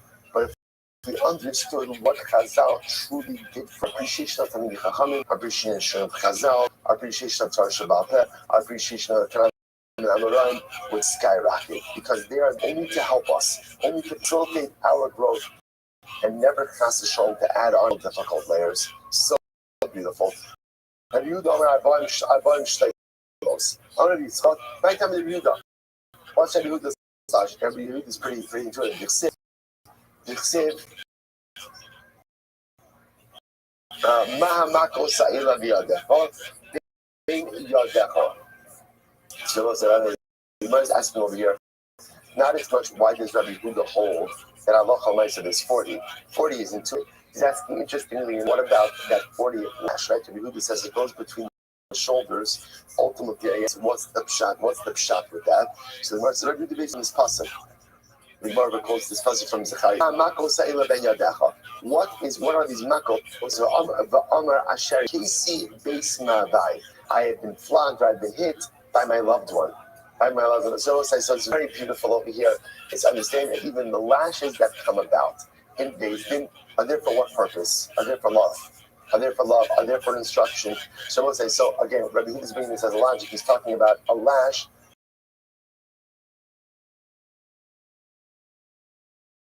that's done between the shoulders. We've done between the shoulders. What's that lash between the shoulders? That must be the 40th one, right? That must be an additional lash. Okay, but Rabbanan says, no, what is this passage referring to? Ultimately, I'm talking about the flogging of kids. Okay, let's put that in context for a little bit. And so again, obviously, we've seen this right in the Gemara. There was a different code of discipline.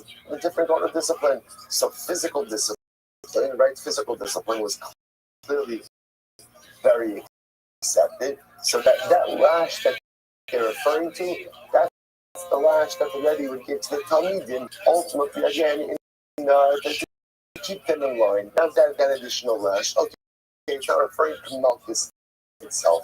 Fine. So the Gemara says, so remember again, so interestingly enough, the halacha is, right, that we said that we assess how much a person could take lash-wise, right? How much a person could take. So the Gemara, I'm doing the Kabbalah below cat mixes. So remember, the Mishnah had two cases. Case number one is we assessed that moving could get 40 malchus, or 39 malchus. And then we started, and then ultimately couldn't withstand anymore. We stop and we say, okay, you've received your punishment, we're done. So the Gemara says something very interesting. The Gemara says, lock it in, lo lock it on. Okay, so let me at least start with this, and I'll pick up with this tomorrow. Let's play this. Reuben was subject to 39 malchus, right? We sent him perfectly healthy now, non-smoking, ages of 20 to 60. So he's capable of going ahead and getting 39 malchus. We start flogging him, and what happens? He goes ahead and he starts to buckle. So there are two approaches over here. What's right? Approach number one. What's approach number one? What's the more intuitive approach? What's the more intuitive approach? Like, take a break. Right, take a break. Right, let's break for a few. Right, go get some lunch. Right, come back. Let's resume this flogging later on. Right, otherwise that would be the best idea. Or tomorrow, or the next day. Take a long weekend. Come back where it's right to flog you on Monday. Right. In other words, that would be the logic. You're liable for this. Right. The same way, by the way, if I steal, and let's say again I stole $1,000. I only have $100 to repay. Fine, okay, you paid $100. Then what happens to the remaining $900? It's a debt. So sometimes I can say Malchus is a debt as well. You can't pay it now. We'll flog you later on. Interesting enough, that's not what the Mishnah says. What the Mishnah says is instead, we'll flog you, and since you can't take any more, we're done. So we're going to stop at the table. So okay, with this tomorrow, but it's quite interesting. So we're going to see there are times where you have to make up the Malchus, times where you simply are guilty with what you receive. When we apply each of those, and here's Shkoyach.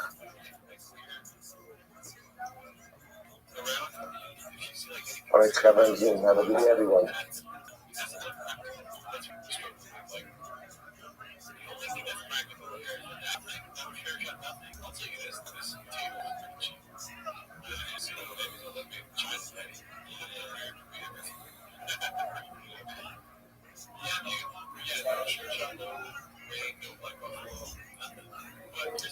say good morning, good chodesh, everyone. So Baruch Hashem to begin. It's only month of Iyar Abba Min L'Tova. Beautiful Maseches Machas. Begin by thanking all of our sponsors to thank our annual Talmud Torah sponsor for Tavshin Pei, the Tilson Mishpacha, so for dedicating all the Shurim and Drushos this year as a zechus for all of Am Yisrael. Talmud Torah sponsor Shalom Abba Min L'Tova Rabbi Karapkin, in commission of the yard type of Shmuel's father, Mr. Leonard Karapkin, Lipra Ben Yecheskel Akoin Zichron Livracha. We hope that in the merit of our Talmud Torah, the Hashem will have an aliyah, the family, and the Pama. Still opportunities in Miras Hashem for Talmud Torah sponsorships for the month of Iyar. Tremendous month, tremendous skula to sponsor Talmud Torah in the month of Iyar. Iyar doesn't have anything else associated with it, right? There's no Yom Tovim.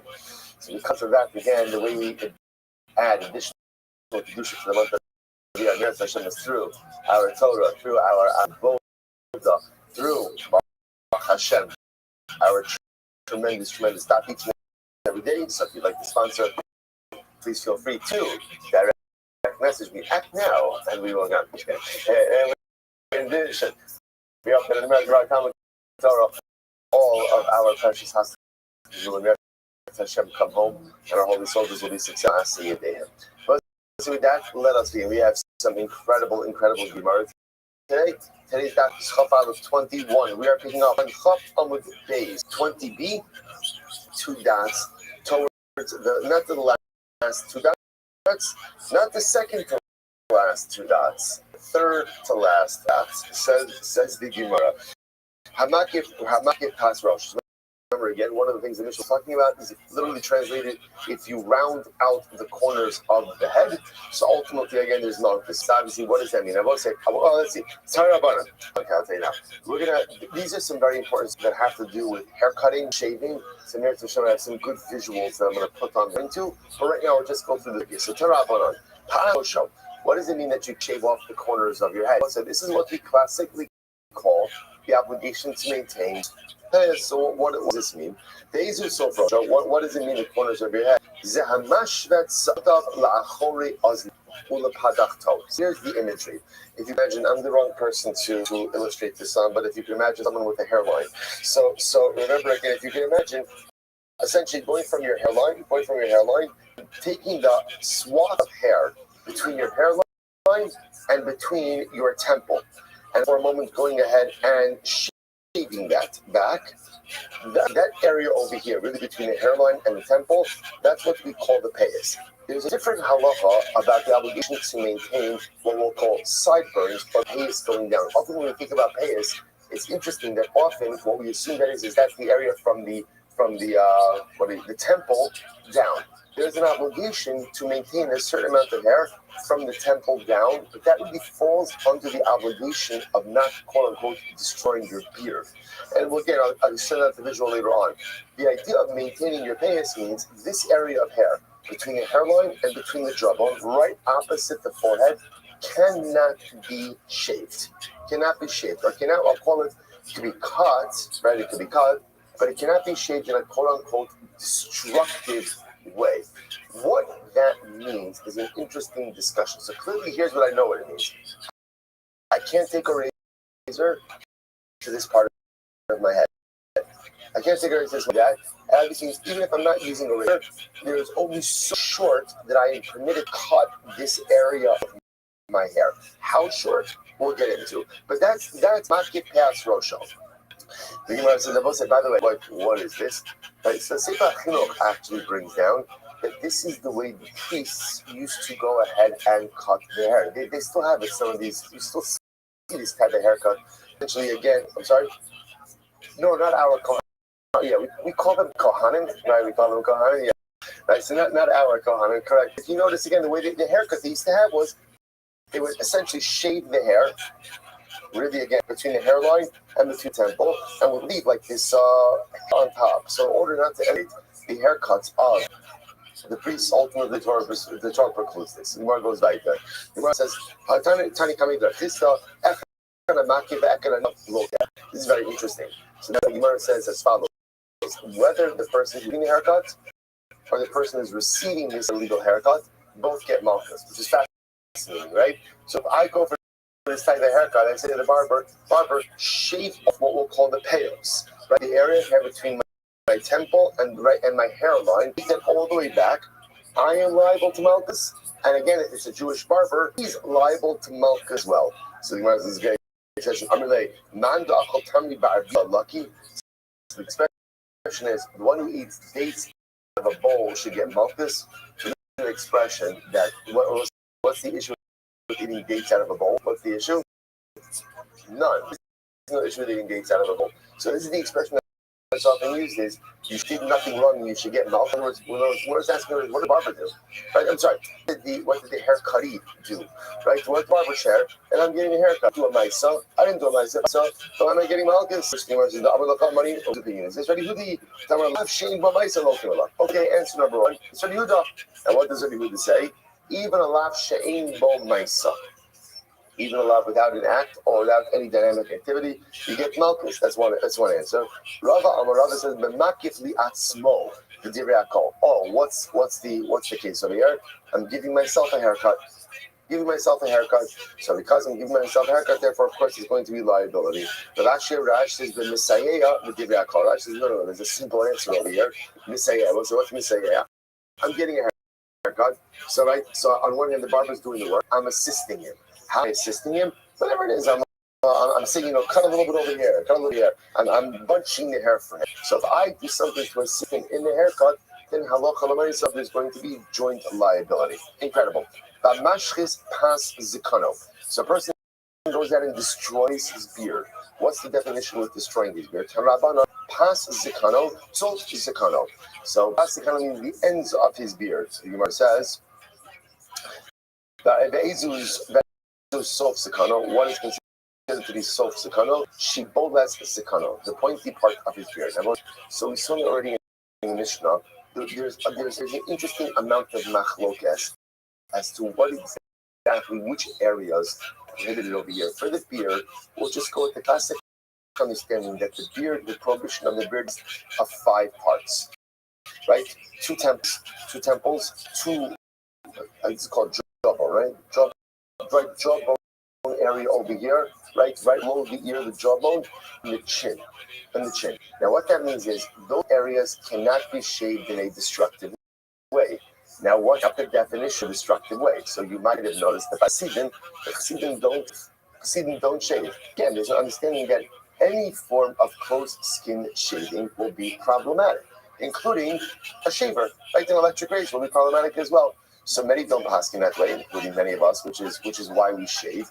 But what you definitely can't do is you can't take a razor to those parts of the face. Now there's a machlokes, right? So again, you cannot shave with a razor on the temples, jawbones, and cheek.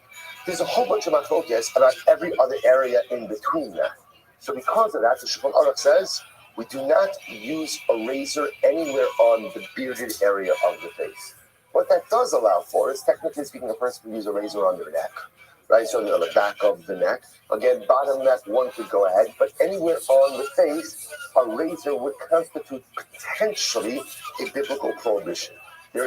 Everyone agrees biblical prohibition on the 5 spots, because that's called, again, what's the difference between shaving with a razor and shaving with your Norelco razor? With the razor itself, it's considered to be hashchasa. That's destructive. And evidenced by the fact that it's a much closer shave. There's a getting in there, as opposed to an electric razor, which is often a little bit still off the skin. That's why you had, I say, all these machlokes, lift and cut, all these different sort of the use of a razor. And not our topic for, I guess it is our topic today, right? But when I say that's the part of it. But just to be clear, although technically speaking it's the 5 spots, because there is much halakhic dispute about what constitutes the 5 spots, Shulchan Aruch said no razor on the face. No razor on the face. On the head, now again, you could use a razor on your head. Where can you use a razor on your head? Right? On the top of your head and on the back of. Can't you use a razor? Anywhere, again, in the paya area over here. And that's not just the razor, by the way. That would also apply to very close haircuts, even with a trimmer that doesn't leave enough hair to be able to pull on. Again, there's a lot like a lot of discussion about this. Is it a number 2? Okay, like I said, well, Hashem, this is a good shir because this is very lamaisa, but that's the idea. A lot more to say, but not right. Says the Gemara. So next. So now remember the dead, right? Remember again, this is not just in general. One is not permitted to inflict harm upon themselves, right? That we know. This idea of srita is dafka laceration, a display of mourning. That's what this is. So turn on. Seret. That's what we're saying over here. You might have thought. Let's say a person chas v'shalom, their boat sinks at sea, carrying all their cargo. My business was just lost, or chas v'shalom, person's house fell down. What happens if a person was so destroyed with financial loss that what did they do? They lacerated themselves. So you might have thought that that's the biblical prohibition. Talmud lomar lenefesh. So therefore, the Torah goes out of its way to say what laceration is. V'set lenefesh lo tibiv sarchem. Sarchem is only laceration over the dead, right? Only laceration as a display of mourning that is truly halachically problematic. So the Gemara says, "Talmud lomar lenefesh einu chayv alal meis." Only chayv you lacerate as a form of display for the dead. How do I know that if you lacerate yourself 5 times for one death, if a person loses someone they love, and they're so distraught that they lacerate themselves 5 times over one person, I'm chayiv for every single laceration. These phrases in the singular, l'chayiv al kol srita v'srita. That I'm chayiv for every single laceration. The big OCR inside srita achas al mesim shu chayiv akol. That even if you lacerate 1 time or 5 deaths, right? The person is mourning 5 deaths with 1 laceration. How do I know that halacha l'maisa again? I am chayiv l'chayiv al kol srita v'srita. How do I know that I'm chayiv for every single laceration? I'm sorry. Shu chayiv al kol talomar l'nefesh l'chayiv al kol nefesh v'nefesh. Because what the Torah says, seret l'nefesh. Every person whom you lacerate for, even if it's 1 laceration, 5 people, you chayiv find it incredible. 1 second. Va'fikse lebeso shenafal. Versus the nefesh. I'm sorry. Va'fikse lebeso shenafal. 1 second. You just used that already. You just used the nefesh to teach me that what? That there's only liability if you lacerate as a display of mourning for the dead. But to exclude the fact, let's say somebody's mourning over their lost boat or their lost home, right? Lost finances.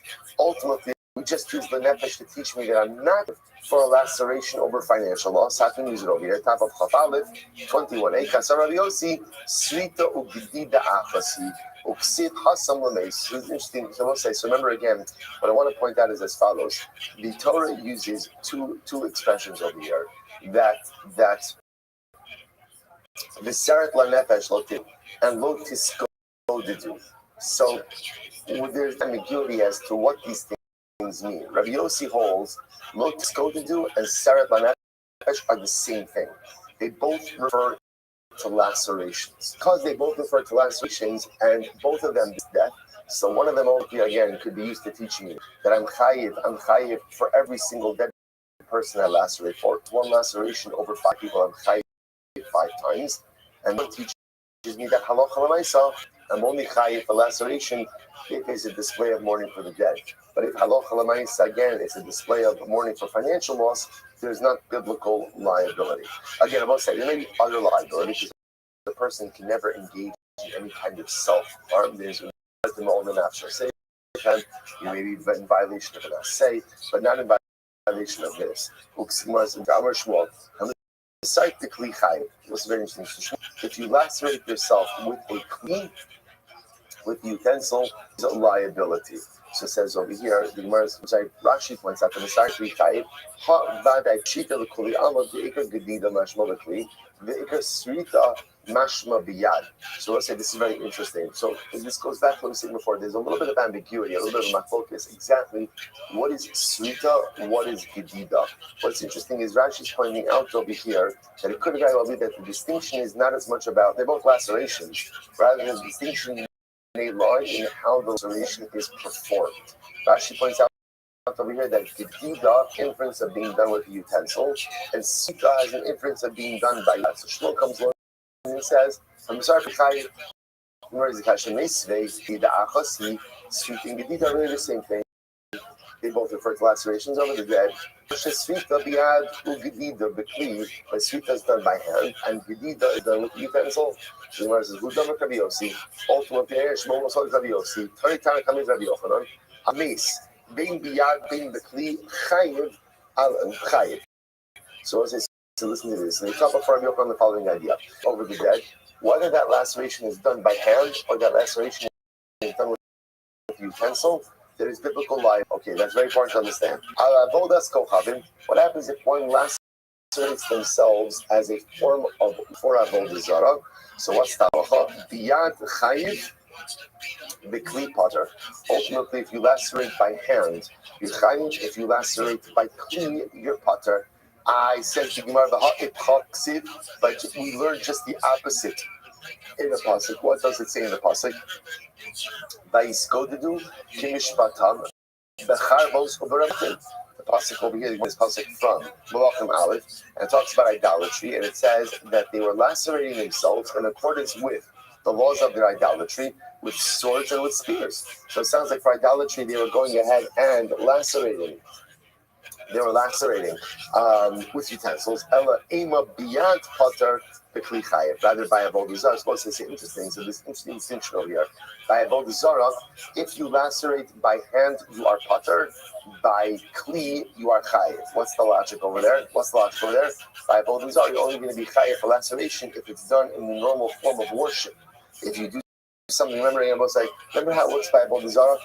No, of course not. How would you, right? Okay, so how does it work by avodah zarah? By avodah zarah, you're only chayiv if you worship the idol in a quote-unquote normative way. Now, there are certain forms of worship that will always be prohibited, right? Prostration is always prohibited, right? Kneeling is always prohibited. Karbanos are always prohibited, right? Offerings, libations, things are quote-unquote normal forms of worship. Even if the avodah zarah is not worshipped in that way, you're liable for that. But then you have unique practices, right? So unique practices are liable if you do them the way the avodah zarah does it. So laceration is not a way you worship a god.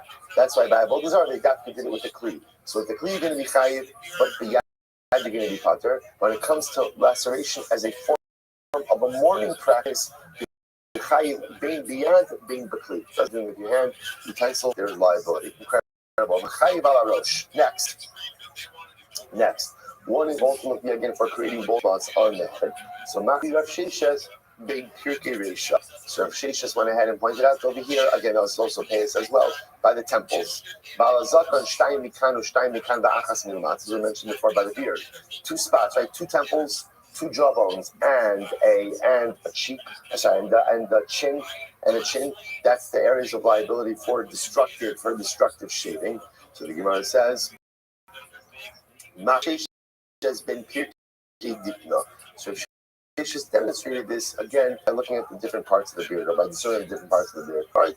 Rabbi Elazar, Rabbi Eliezer, Omer, Im not one. So Rabbi Elazar said, what's Rabbi Elazar saying in the Mishnah? Rabbi Eliezer said, Im not one kulan ka'achas enu chayiv ela achas. Rabbi Eliezer said, if you were to remove the 5 spots on the beard at once. So I will say, so remember again, let's say you were to go ahead and to destroy the two jawbones at once, right? That could be that depilatory case, right? Again, you put it all on your fingers, and you go ahead and you touch all 5 spots at the same time. So Rabbi says you only chayiv once. Now why is that? The Gemara says, Kasavar chad lavu. He holds all 5 spots are considered to be one lav. Ve'eno chayiv ad shifanu b'tar. And there's only liability if you remove it with a razor. Because also remember again, the issue over here is not quote unquote shaving as much as it is destruction. So that's why again the Gemara understands over here it's the shaving with a razor that is considered to be destructive shaving, and that's where there will be biblical liability. So turn our the Torah says literally again the corners of your beard you shall not shave. Now yigalech is a lashon of shaving. Well, if that's the case, maybe even if I shave with scissors. Obviously, you're not going to be able to shave with scissors. Right? So I might have thought, again, if that's the idea, that this is a prohibition on shaving, then halacha l'maisa there should be scissors. Yechayiv tamalomar lo sashchis. So we'll say that's what's interesting over here, right? There's two different expressions over here. On one hand, there's lo yikrchu karcha barasham u'pa'as sikanam lo yigalechu. Right. So on one time the law says you shall not shave the corners of your beard. A second pasuk says lo sakitu pa'as rashem v'lo sashchis es pas zikanecha. So there's two prohibitions. There's don't go ahead and shave your beard, and don't destroy your beard. So again, based on the law that says don't shave your beard, I would have said even scissors should be problematic. Talmud Lomar lo sashkis. Therefore, the Torah says don't destroy your beard. Don't destroy any type of shaving that is destructive in nature. Sashkis. I might have thought if I don't know if this was the right expression, but planed my beard, right? Took a plane and planed my beard. I would have thought that I would be chayiv for that. So which one says Tamalor lo yigaleh? No, you're only chayiv for shaving. So what I say, so this is a very unique idea over here. The Torah is expressing what type of shaving is the biblical liability for. It's a type of normative shaving that is destructive. What's the type of normative shaving that is destructive? What's the type of shaving that is destructive? When we say destructive, the type of shaving that like obliterates the facial hair, the type of shaving that obliterates the hair on the surface of the face. It says, that's a razor. So it's the interplay between these two nothing. On one hand, pa'as shave your beard, which sounds like anything, but then it says pa'as sekana sash. When is it for you an act of shaving that is destructive in nature? What's the type of shaving that's destructive? A razor. Rabbi Eliezer says even if you plane it, like you use a plane to go ahead and shave chayiv. Manavshach. So you must understand how does he arrive at that conclusion? If I don't understand.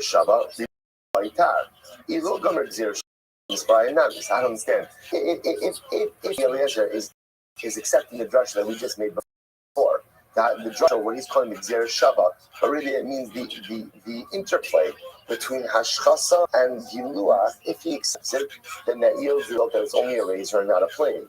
If he doesn't accept the interplay between the drush, any form of shaving is prohibited as well, including scissors. To which the Gemara says, no, Rabbi Eliezer accepts the Gzir Shava, believe what we just made before. But he happens to hold that shaving with a plane is considered to be a normative act of shaving as well. Which I will say, by the way, the plane would essentially, conceptually, it's the same concept, right? Conceptually, what is it? It's shaving with a blade. Shaving with a blade. It's just people don't normally shave with a plane that you use, right, to smooth out wood. But conceptually, it's the same idea. It's the same idea. But so that's my focus over here. So it's really just the technical issue is shaving with a plane to be a normative act of shaving or not? But conceptually, everyone is on the same page, which is any type of shaving that ultimately, again, results in a hashchasa. So again, it has to be a normative act of shaving, but that is destructive. What's the definition of destructive? Destructive means it totally smooths out the face. There's almost like no recognition of facial hair there. Halacha, so that'll be a biblically prohibited act of shaving. Incredible. All right, we'll say, fascinating. Let's go back to Mishnah. Hakosei ksubas kako. Tattooing. It's incredible. We're going from shaving to tattooing. A lot going on over here. Hakosei ksubas kako. So we'll say the person goes ahead and tattoos themselves. So that's the biblical expression for tattoos, ksobes kako. Now, Rashi points out there, and I will say, what is the etymology of this expression? What does it mean?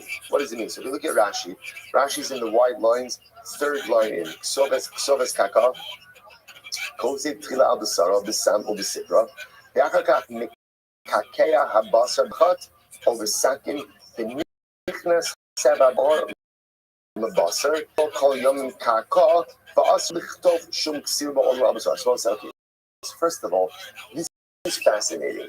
Apparently, Rashi understands over here, and this is my focus as well. It was on the following way. Something on your skin, right? Draw the image. They would do is, so the ink would be there, or whatever they were using, the dye would be there. Then they would prick the skin afterwards, and the ink would seep in and form a permanent image on the skin. So it's interesting because there is a raging machlokes. When I say raging, there's no hyperbole that. Raging machlokes as to whether or not order matters in this biblical prohibition. Because the way it is being described over here is ink first. I don't know if it's pricking or perforation, incision, right? Incision on the skin second. That's what actually says. So you go ahead and prick the skin, then the ink, the image would seep in. I don't know. I haven't been to a tattoo parlor lately, so I don't know how modern tattooing thing works, right? But the mice are quite fascinating. So therefore, in Russia, means writing, means pricking. So it's like perforate, the perforation, right? That's the perforation, and that's why enough. Rashi, even on the biblical expression itself, you begin to see the order, first the writing, and then ultimately again the perforation of the flesh. Fascinating. So let's go to the Mishnah. So it says tattoos themselves. Kasav velo kaka, kaka velo kasav. So let's say it's right on your skin, right? So you're a person to get a tattoo, right? Whatever you get, like on your skin or a stamp on your skin. So that's not the biblical prohibition. That's biblical prohibition, and I don't know that Jews should do that, right? But the man says it's not the biblical prohibition. Kasav velo kaka, or kaka velo kasav, or ultimately.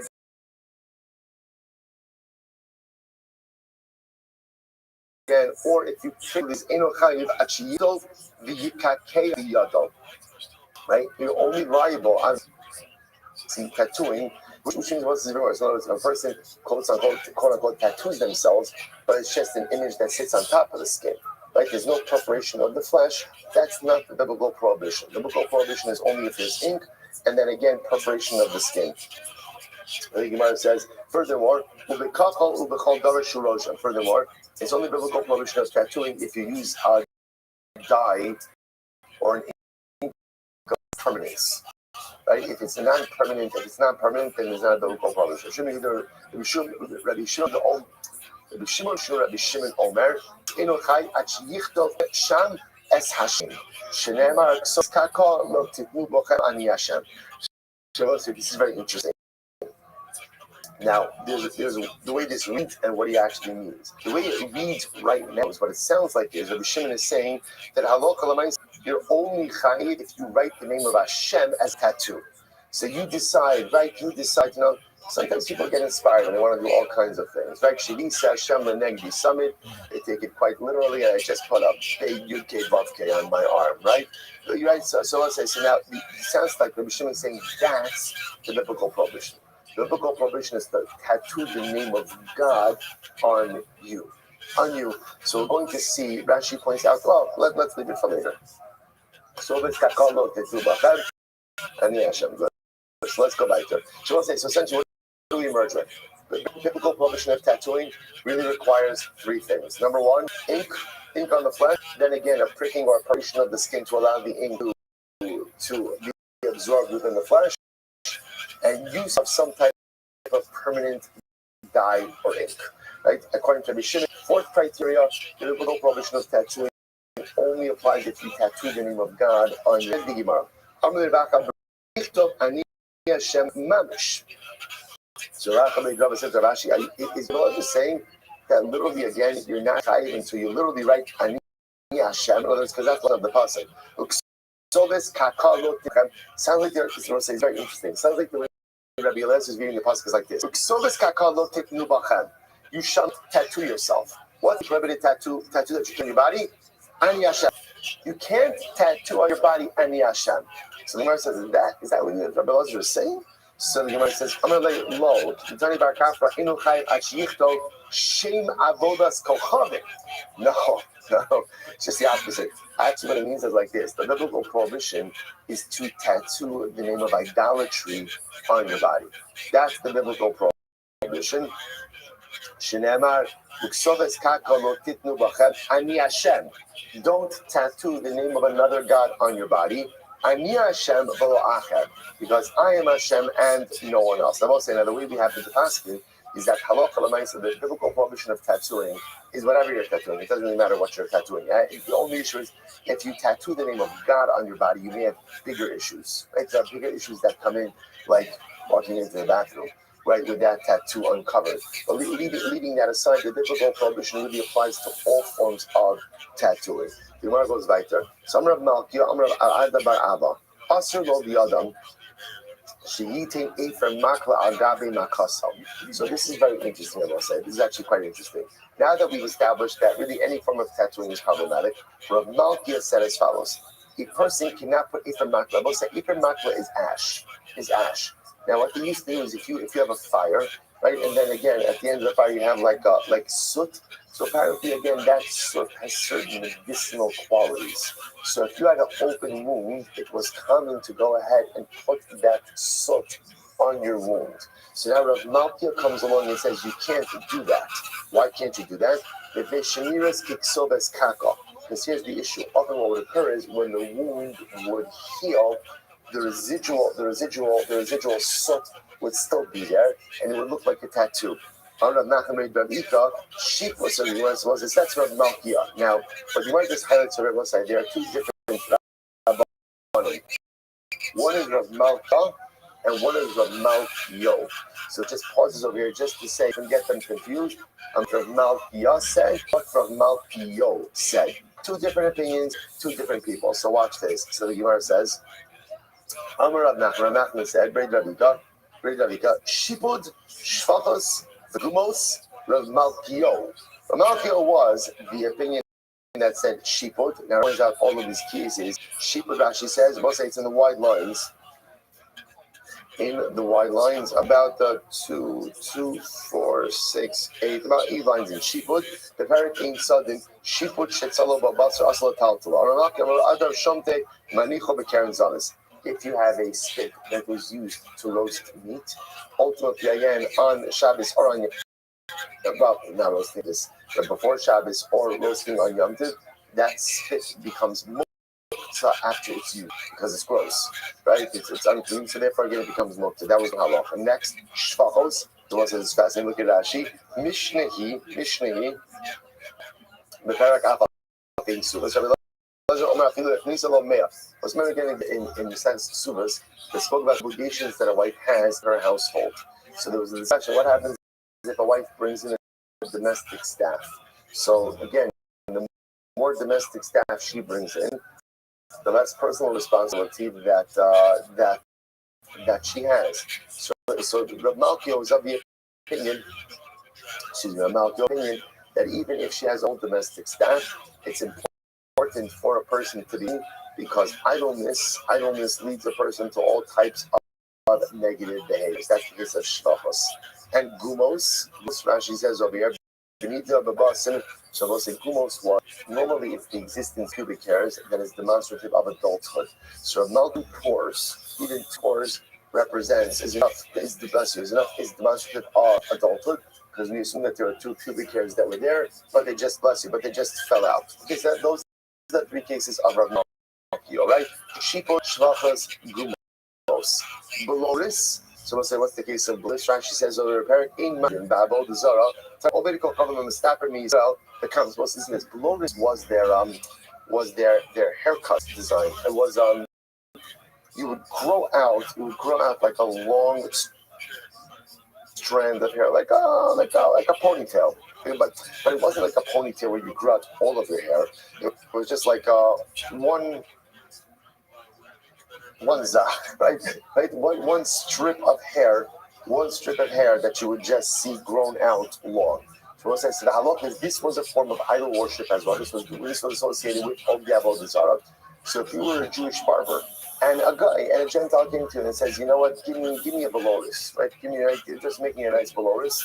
So now you're not allowed to do that. Not only that, but you also can't cut within a certain area of the beloris as well. Okay, so that's the case of beloris. So even the Jewish barber has to be careful with the beloris.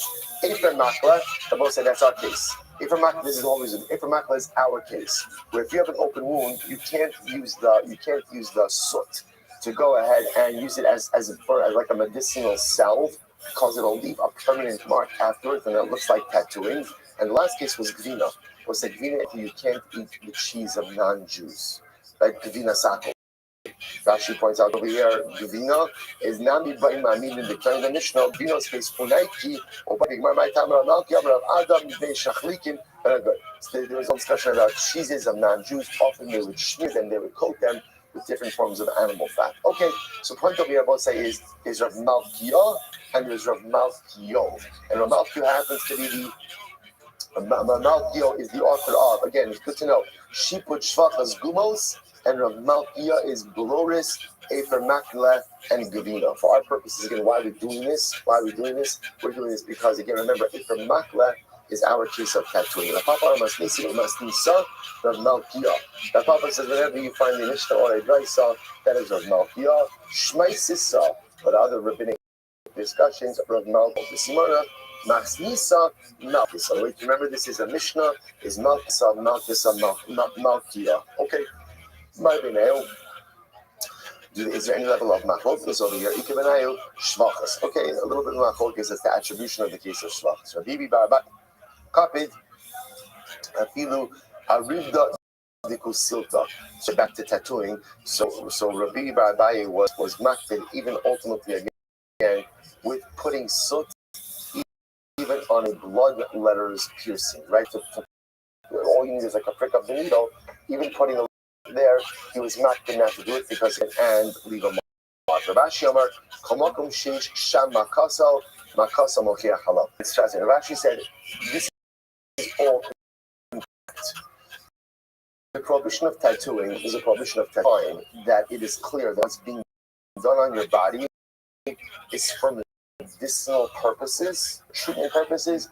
There's no so you have this with certain forms of chemotherapy, where there is a residual, almost like tattoo mark that could happen as well. So she said, that's not tattooing. That's not tattooing.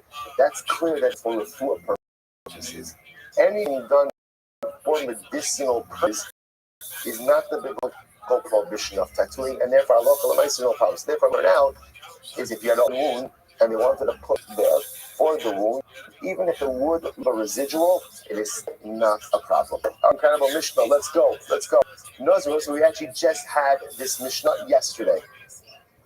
Nazir, a Nazir who was drinking wine the whole day. Everyone has a day like that. I'm just saying, right? Everyone has a day like that, right? Nazir was drinking wine the entire day. What's his fashion? He's only chayiv once. But it said, right, if they give him hasra, they say, don't drink, which means they give him multiple hasros, then what? Chayiv al kol achas v'achas. Then he will be chayiv for every single individual act of drinking. In the time of the Mason part, assuming again, if you have a Nazir, and the Nazir keeps going into the cemetery, it's just great happening, right, that day. I don't know if this is with the wine or without the wine, right? But the nice thing is going from grape to grape. So we'll say even for repeated acts of ritual defilement, he's only going to be chayiv once. But this individual has struck for each alumakane. Okay, same idea. Let's see, have a Nazir again who is shaving the whole day. And remember, Nazir is not allowed to shave. He's only chayiv one time. But if they say to him again, don't shave, but he shaves, he will be liable ultimately again for each individual act. If he was kilayim the entire day, so this is very interesting. Let's say a person was wearing shatnez. Person was wearing, remember, shatnez, woolen linen, wearing a jacket. I know it has shatnez in it. Person wears kilayim the whole day. He's only chayiv once. Amru lo al tilbash.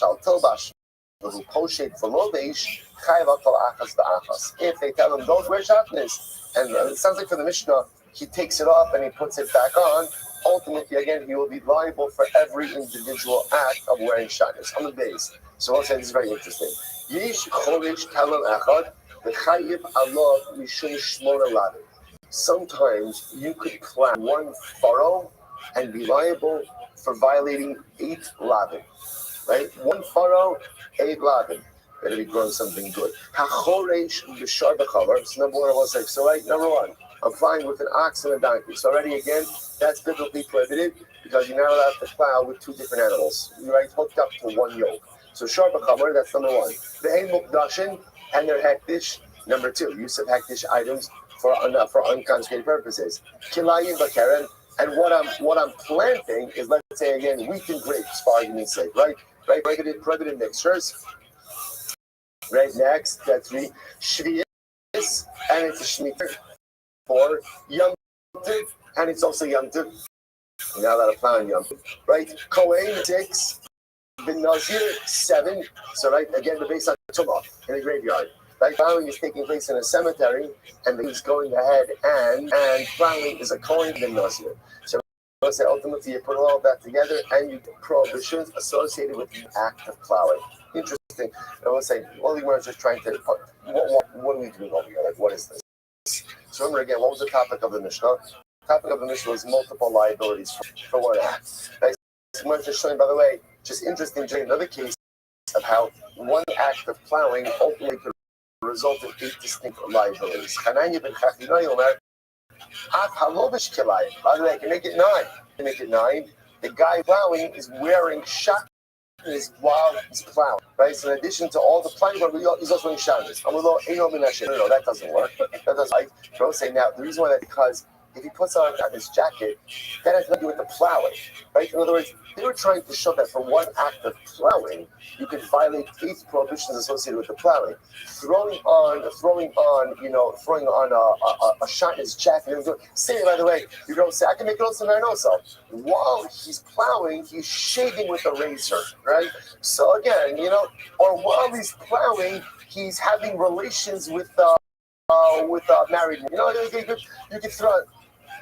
Some people multitask. I'm just saying, like, I'm just pointing out over here, like, they want to say you could throw in as many different prohibitions, but that's not the point. The point over here is we want to show multiple prohibitions associated with one act of plowing. So the act of throwing on a shatnez jacket, that doesn't. What are you talking about? But I don't understand why you say that. You're saying that the guy is liable because he's a Nazir. What does being a Nazir have to do with plowing? So you are throwing on additional prohibitions already. So if you're going to throw on additional prohibitions, I'm going to throw on additional prohibitions as well. Okay, more about that in the Gemara. Let's focus on the shot in this case for just a moment. I'm going to be say, Pojik for Lovish Manish. Oh, Afilu Machnis Umotzi Base Yad B'Kalishala. So we'll say, this is very interesting. In the shot in this case, right? So the Gemara suggests that if a person wears shatnez the whole day, right, and they get 1 hasra, so then what's the halacha? I'm liable 1, right, because it was 1 act of weight. The way the Mishnah framed it was, right, if I say, the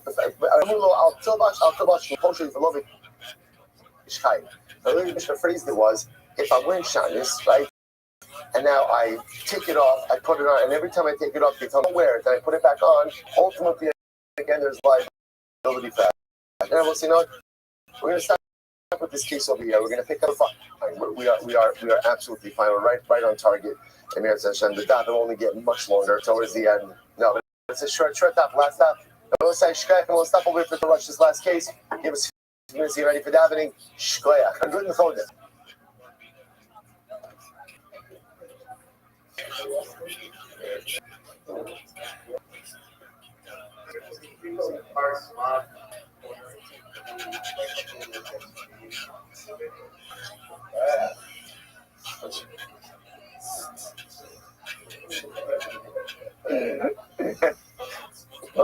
You've really had a tremendous impact.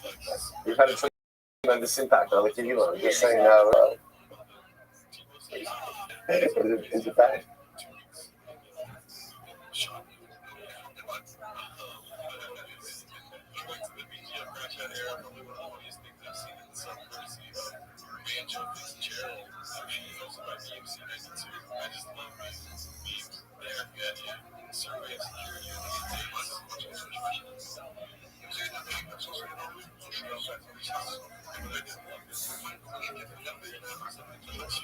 All right, girls, okay.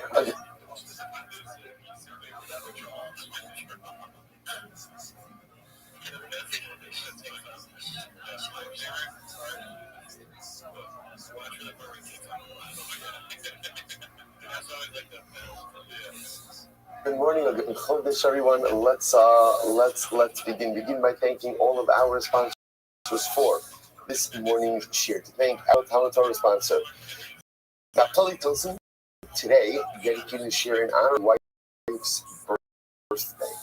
Hashem, incredible! It is the gift that keeps on giving. Baruch Hashem, beautiful for birthdays, anniversaries, bizarre levels, all of that.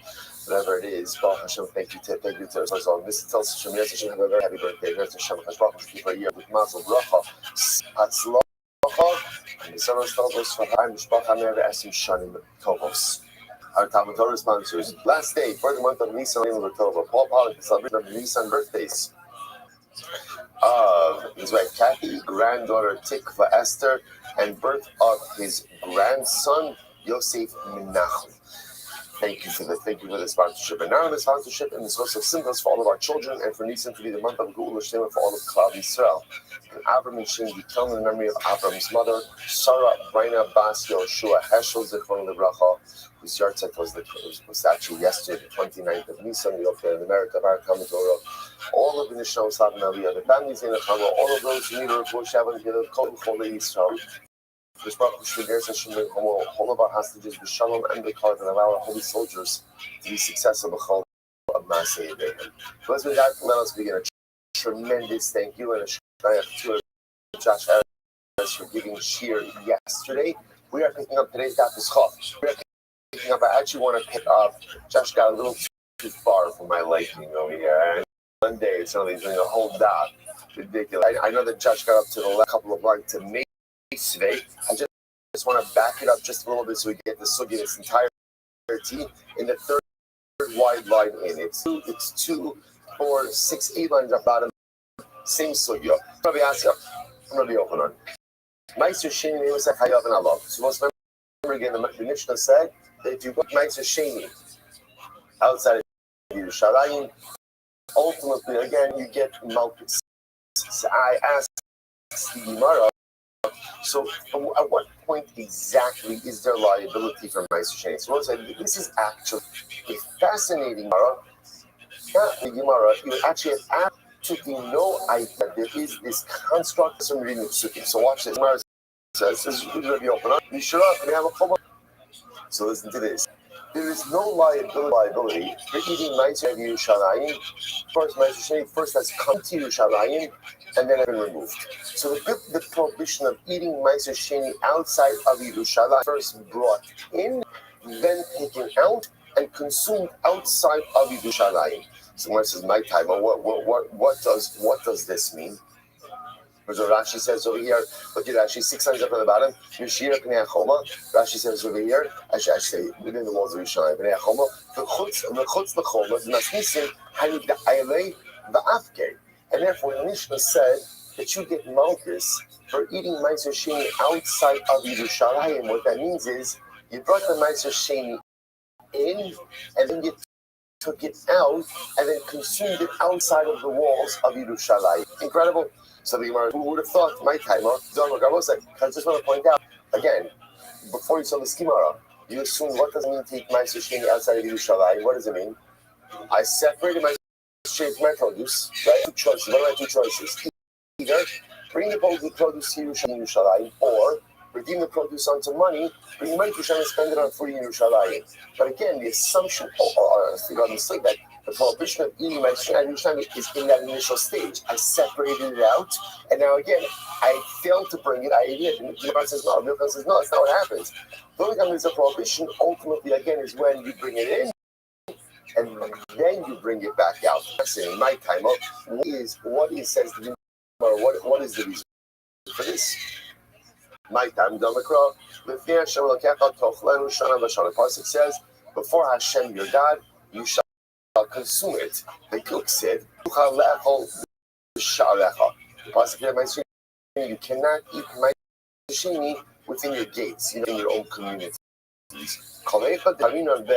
L'fnei Hashem Elokecha Tochlenu, wherever you have a fulfillment of for Hashem you shall, i.e., when Ma'aser Sheni has already brought in front of the Beis Hamikdash, in front of within the walls of Yerushalayim, Karina Bey Lo Sucha Lechol B'Shabbat.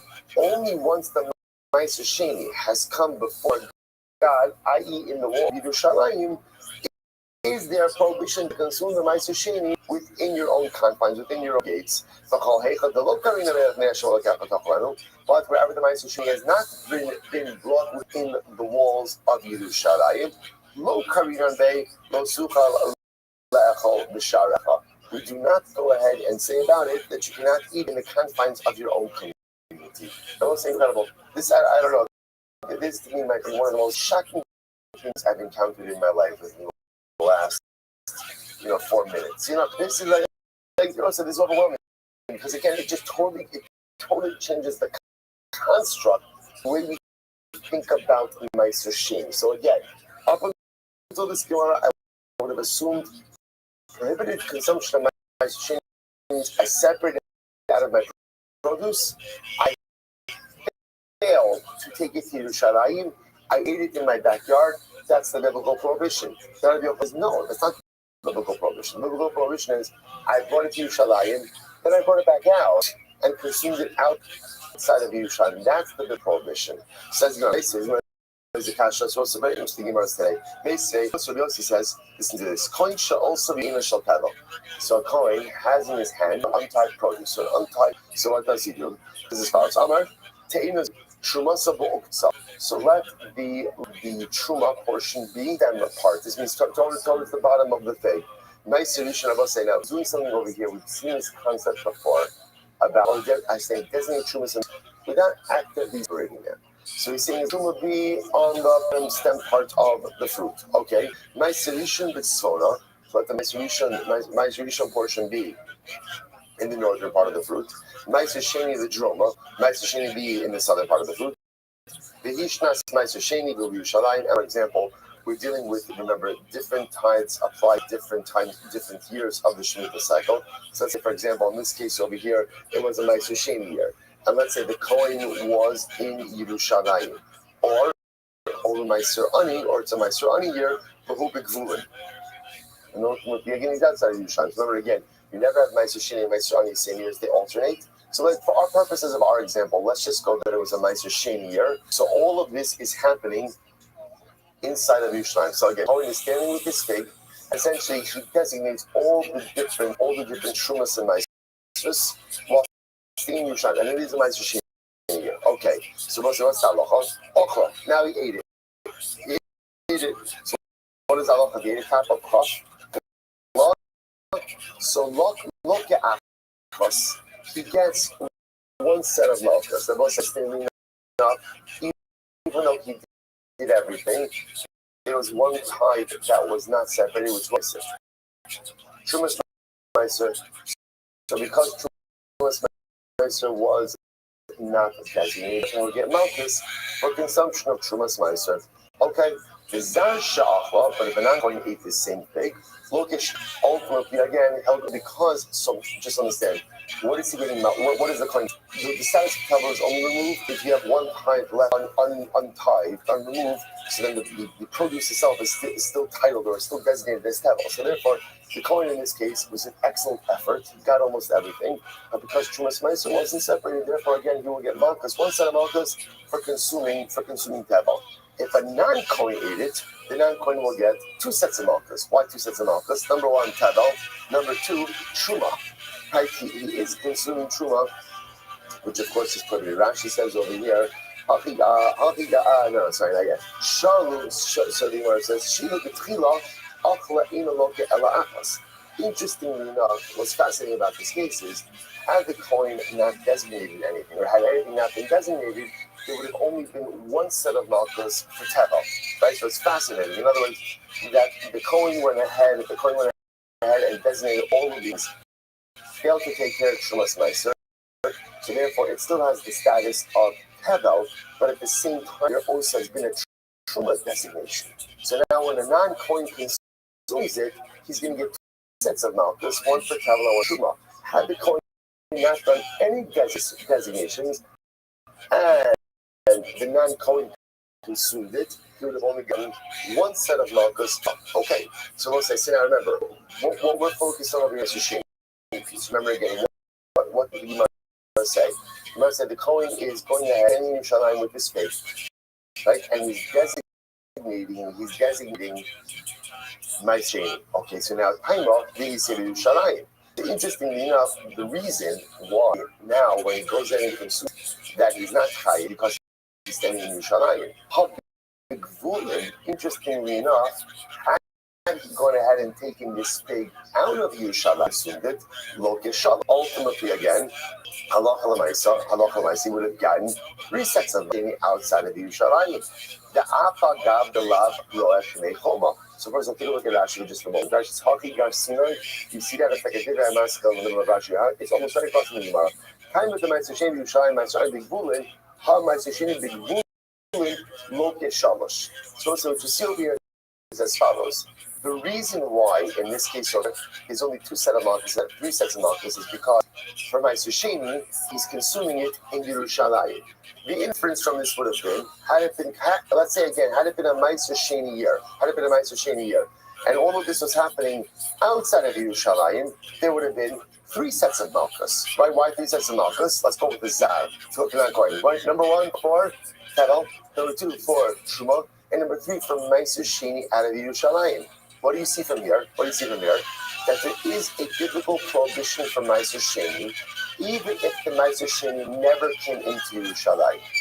That's the raya. So this is a steer. This is a contradiction. Remember again, Rabbi Yochanan said the only time you are liable the only time you're biblically liable for consumption of Ma'aser Sheni in Yerushalayim is if it was brought in walls and then taken out. What we're inferring from this case over here is the case that the way the Gemara set it up is the guy who is eating the pig in Yerushalayim on a Ma'aser Sheni year. That's why he's not getting malchus for that. He'll only get malchus and I'm calling the Zar will get malchus for Tevel and for Truma.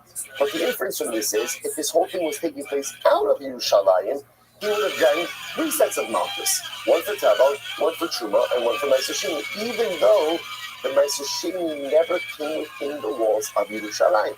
What do you see from here? You get malchus for Ma'aser Sheni consumption, even if Ma'aser Sheni never came within the walls. First one.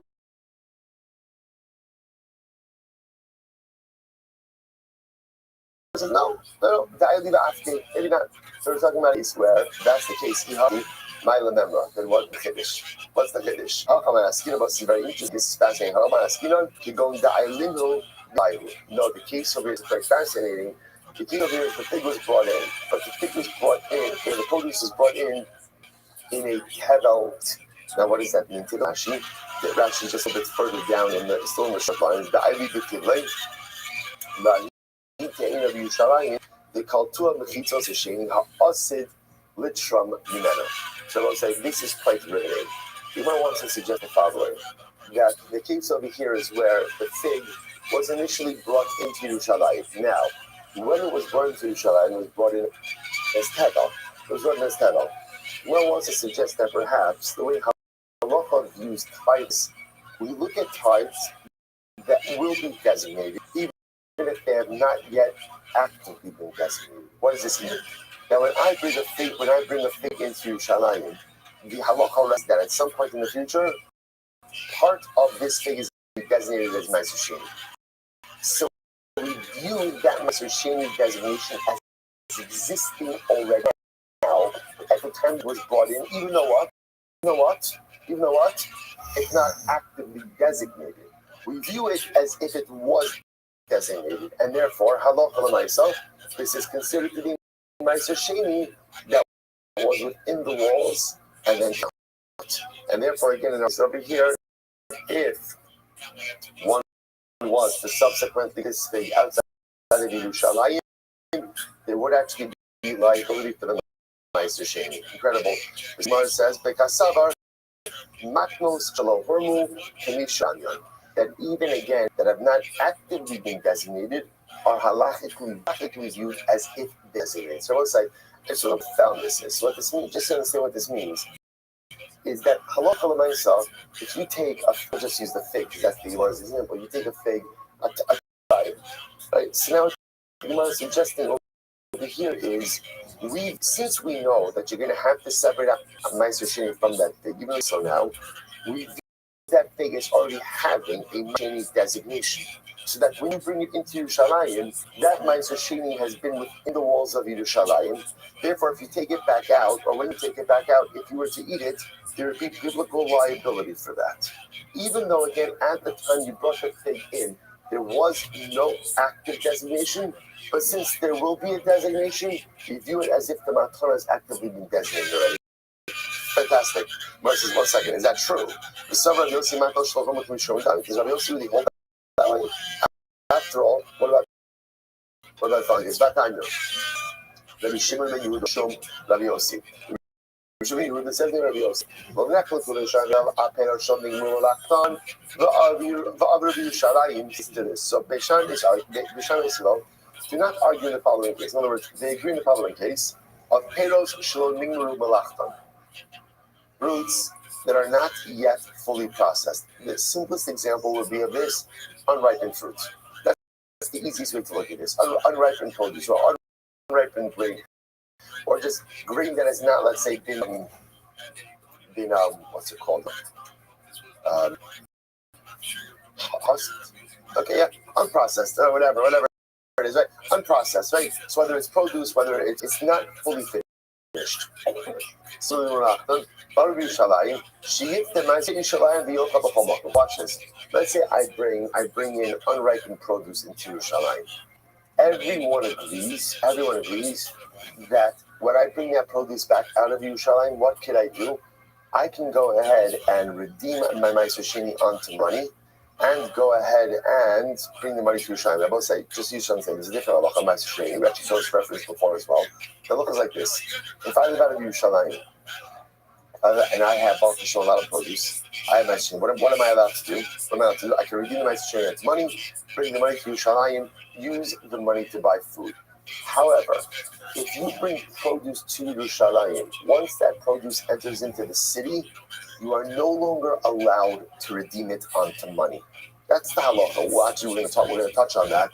Now, where that halacha is from in just a little bit. So on next moment. But again, the Gemara is saying like this: everyone agrees if you bring in unprocessed produce into Yerushalayim, and then let's say take it out, you could still redeem the Meiser Sheni onto money. Now, what's the logic behind that? It makes a lot of sense. Why? Because since it's not fully processed, since it's not complete, it's not subject to Meiser Sheni. So because it's not subject to Meiser Sheni, therefore, again, there's no problem with you redeeming it even after you take it out. Listen to this. So what's the machlokes? Aman nechlaku. What's the machlokes about? Peros shenigmar malachta b'av Yerushalayim. Let's say you bring in fully processed produce into Yerushalayim. So now, again, I'm bringing in a basket of fully processed produce. So now, what is the halacha? Shevei Shammai omer miyachzer meiser sheni shel b'yochel Yerushalayim. So Shevei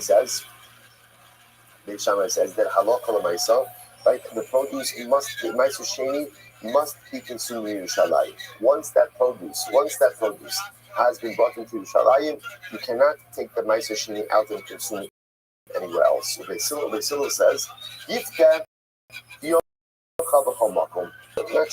not true. Meiser Sheni wasn't active designated. If you can remove the produce from Yerushalayim, still redeem the produce onto money, bring the money to Yerushalayim afterwards. So once I say now, what's the machlokes over here? So the Pashtus, what it sounds like is as follows: Beishamai holds, Matanos Shalom Hormu can be Shavum Hormu Danya. Beishamai holds that when you bring in fully processed produce into Yerushalayim, we view those tithes as actively being designated. Now remember again, the only tithe entry into Yerushalayim matters for is what? Is Meiser Sheni. Right? That's the only one that it really matters for. According to Beishamai, when you bring fully processed produce into Yerushalayim, we view the Meiser Sheni as if it has been designated. Because it's been designated, it's been within the Choma. Once it's been within the Choma, there's two things that happen. Number one, there's a biblical prohibition to consume it outside of Yerushalayim, and you are no longer allowed to redeem that Meiser Sheni onto money. But they still dispute with this. They still says not true. Meiser Sheni is only designated when when Meiser Sheni is designated, right? There's no such thing as Meiser Sheni being designated until there's been an active designation of a Meiser Sheni portion within the produce itself. Incredible. These are like and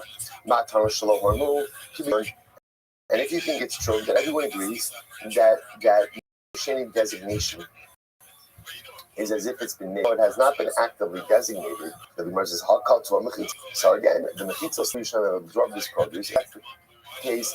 How does Beis Hillel allow for the subsequent reduction of that Meiser Sheni onto money? Rabbi says, no. Mechitza le'achol daraisa, mechitza liklot banan. So really, this is very actually. So Rabbi says, really, there's two different halachas going on over here. There's a halacha that once produce enters into Yerushalayim, so Meiser Sheni can no longer be consumed outside of Yerushalayim. That is a din daraisa. That's a din daraisa. The idea that once Meiser Sheni comes into Yerushalayim, it can no longer be redeemed onto money. That's a din d'Rabbanan. Fascinating. That's a din d'Rabbanan. Okay, and therefore again, Rabba wants to be mechalek ultimately again between those two separate halachas. The Gemara says, if he does the Rabbanan, and when are the Rabbanan goes there? So the Gemara says, ki isa be'inei. Only when halacha l'maisa, the Meiser Sheni itself is actively designated. However, the Gemara says, ki isi be'inei, if he does the Rabbanan, ki isi be'inei. The tiblei lo gaz Rabbanan. However, again, when the produce itself is still tavel, ultimately, again, the Rabbanan not goes there. And that's how you can explain Beis Hillel's position. So Beis Hillel could technically agree that even matanos shalom that even though you have not yet separated, Meiser Sheni, if it's been separated, and therefore, once that into Yerushalayim, you can no longer consume that Meiser Sheni outside of Yerushalayim, but you are still allowed onto money. Why? Because the concept that being within the home of redemption, that's the Rabban. And the Rabban only goes on that in a case where the Meiser Sheni itself is extant. But the Sheni has not been designated, the rabbinic prohibition, the rabbinic obligation does not apply. Fascinating. So, Rabbeinu is if Rabbeinu Kidon did not get laid the Kanya. So, this is interesting. Rabbeinu says, no. What's the case? The case over here is around carrying, and how am I carrying it? Says, yes, how am I carrying it? On a stick, like they have, like like cartoons, you had like a stick and you had like a little tied on the end, right? And what happens again? I walk into Yerushalayim, and again, but my tackle is outside of Yerushalayim. So most says, remember, the Rabbeinu says, what's the law is? The law is since a person entered into Yerushalayim is considered to be as if what? As if your Meiser Sheni entered into Yerushalayim. Okay, fascinating. Says, by the way, once we do that, the Tifshon Bayid Rav Papa. This will answer the question of Rav Papa, because Rav Papa has an exact question, right? What happens if the person enters into Yerushalayim, but the tackle that he's holding ultimately again remains outside of Yerushalayim? So now we see what's the halacha. When you enter Yerushalayim, your tackle enters Yerushalayim with you as well. Absolutely incredible. So we'll say, by the way, just you appreciate what beautiful, just metaphorical significance that has. Right? In general, as we go through life, all of us carry a tackle, right? We all have a lot of stuff or some of us have a lot of, right?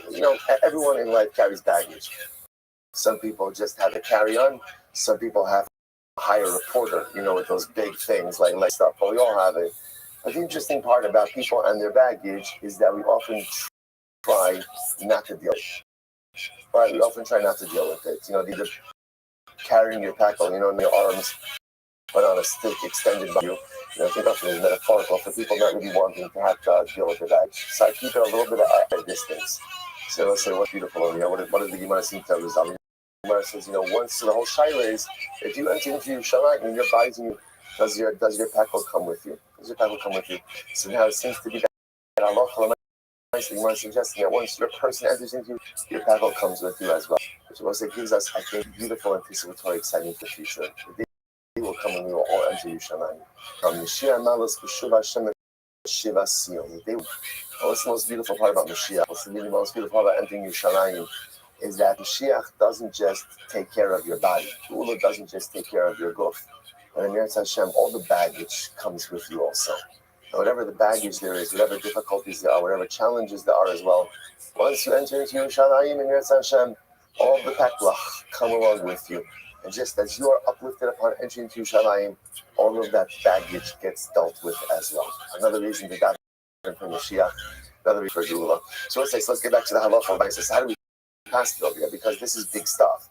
Right, so first of all, in general, do we accept this precept about Ma'aser Sheni? So first, Rambam Paskins in Hilchos Ma'aser Sheni, Perek Beis Halacha Vav. So the Rambam says very interesting. He says, "Ein Elokim min haTorah ad sheyochlenu ad shenichnas." I'm sorry. Ein Elokim min haTorah ad sheyochlenu atar shenichnas lechomos Yushan. So it says, first of all, this is how we pass it. We pass in the Halacha L'Maisa. There is no biblical prohibition for Ma'aser Sheni consumption. Of course, Ma'aser Sheni came into Yerushalayim first and was then removed. So this, this undoes everything we've known in Shas up until this point. We all thought that the way we're saying, I'm a farmer, I designated Ma'aser Sheni, I have one of two choices. Bring the produce to your line, redeem it onto money, bring the money to spend it on food. I eat that produce outside of Yerushalayim, that is that is false. That is false. The way past that halacha l'maisa, again, only biblical prohibition if the Ma'aser was brought in and then ultimately taken out. There's an issur to consume mashini outside of Yerushalayim, even if it has never come within the wall. Halacha l'maisa number one. Halacha l'maisa number one. So ultimately, again, the Rambam Paskins is shenichnas Yerushalayim. I think we should ma'asot sim Yerushalayim. It's like the cat said, "Ma'aser overall sim sheyatzu b'shkali yatzu b'Yerushalayim klikas mechitzos midivreihem afilu Ma'aser Sheni chumsha." So what says the way we pass the halacha l'maisa also, the Rambam says, is that the walls absorb Ma'aser Sheni midrabanan. So therefore, once you bring in Ma'aser Sheni to Yerushalayim, you are no longer, let's say you bring in produce, you are no longer allowed to redeem that produce onto money. That we pass, but that is a din d'abanan mid'oraisa, so you're still permitted to redeem it. Okay, incredible. All right, the brand new sugya, and this is a fantastic sugya, the nicest sugya. But here we go. This person creates little bald spot on his head. Now, why is someone doing it? So Rashi points out over here, second line in Rashi, al hames.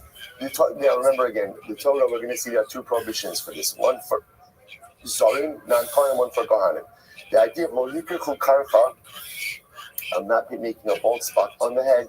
This was a mourning practice. People would go and lacerate themselves, pull out hair from their head out of a mourning practice. So again, and that's very important because the biblical prohibition only occurs if one does this in the context of mourning. So again, a korech karcha b'rosho, one who creates a bald spot and his head pulls out his hair over mourning for the dead. V'makif pas rosho, shaving off your payas. Shaving off your payas. So this literally again, the way that it's framed is rounding off the corners of your head. V'mashchis pas zekano, or one who destroys literally again the corners of his beard. We're going to see this refers to shaving with a razor. Now again, I want to point out over here, these are different prohibitions. Korech karka b'rosho is dafka this, right? Sheyes makif pas rosho, going ahead and rounding off the corners of your. That has nothing to do with mourning. Nothing to do with mourning. Okay, or mashchis pas sakano, destroying the corners of your beard. Also nothing to do with mourning. This is back now to mourning practices, or one who lacerates himself as a display of mourning for the dead. Chayiv.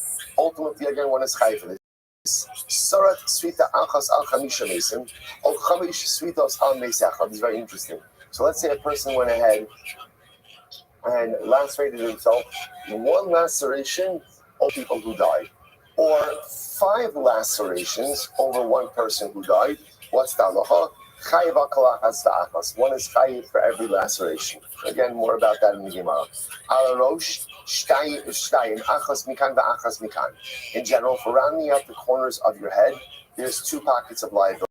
Rashi points out over your head essentially is divided into 2, right? So essentially, we'll get into this more specifically. It's talking about shaving off of the payas. So there's 2 distinct prohibitions, one for each payah. one for each corner of the head.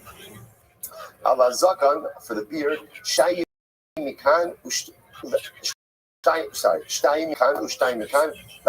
as we will see, we'll see all of this on the beard. There's essentially 5 areas of liability. One is by the temple, right? So what temples on each side? The other is by the jawbone, where the jawbone protrudes, and that's 2, 4, and then the chin. The 5th is chin. So again, those are the areas where it destroys the hair on those areas. What there is biblical prohibition. Rabbi Eliezer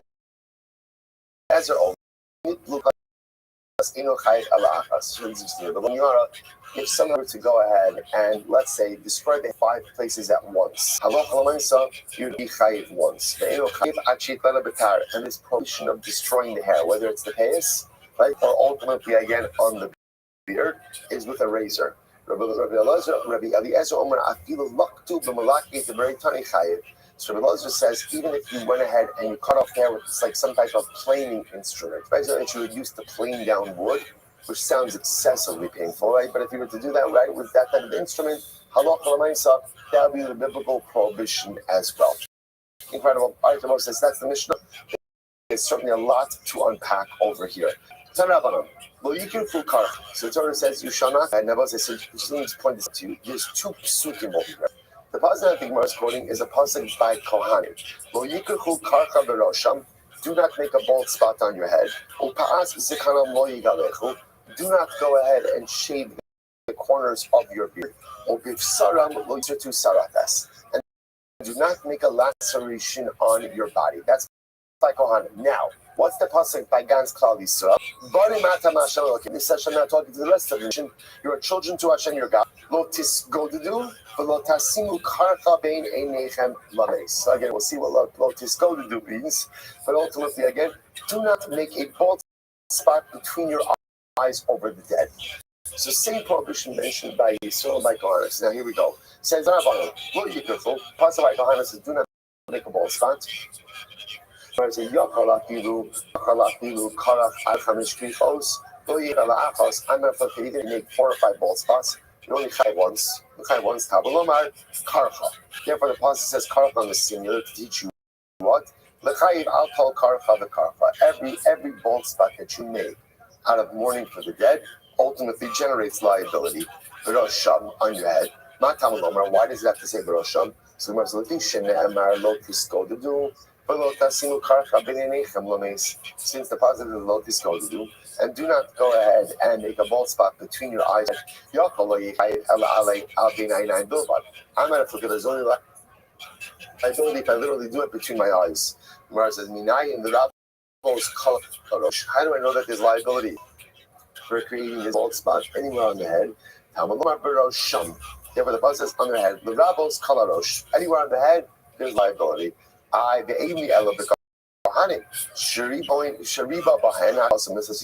again, I only know that it's by Kohanim because maybe Kohanim again in general have a lot of additional mitzvahs. That's why there's liability.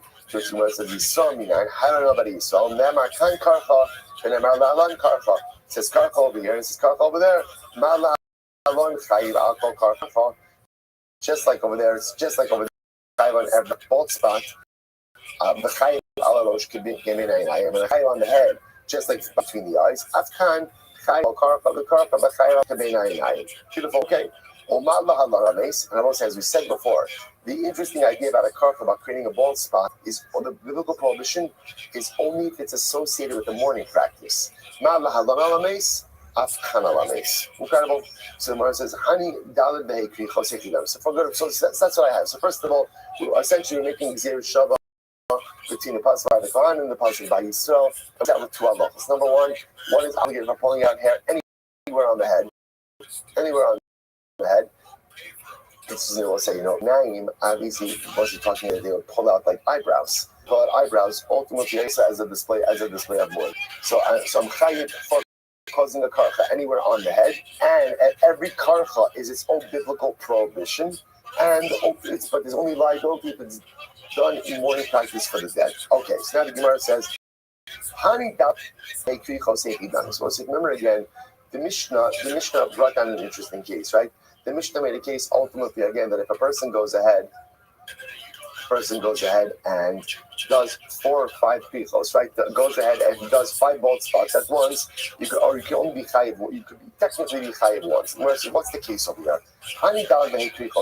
What's the case of 4 or 5 bald spots? Even though the zachazah or the chamish hasros. So if again I'm making 4 or 5 bald spots successively, right, and each of them has their own hasra, then pshita. Then obviously there's going to be individual liability for each of those. Ella, listen to this. The will say, what we're looking for the case is 4 or 5 bald spots for which there would be individual liability. So what's the case? What's the case? If you're talking about, I do bald spot 1, right? Hasra, bald spot 1. Hasra, bald spot 2. Hasra. Obviously, there's going to be individual liability for those things. So again, if halacha l'maisa, if it's 1 hasra, right? 1 hasra, and then I make 4 or 5 bald spots, I should only be chayiv once. Why? The market passes to the case. Would you be chayiv individually? But now we know this. Nazir shahaya shose yayin kolayom. Sometimes when you fall big, right? So the Nazir, he's not just making a l'chaim, he's all in. He's all in. So, right? So he's drinking the entire day. So I will say, so what's that? Eino chayiv elachos. He's only going to be chayiv once.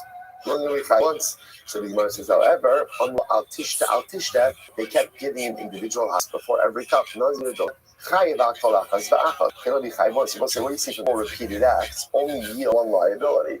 Most house before multiple acts yields individual reliability. So what's the case of 4 or 5 bald spots? So you might listen to this. Lo tzricha b'sach chamish etzba'osav nasha va'osvinu b'bas achas. This is fascinating. We'll say, what's the case?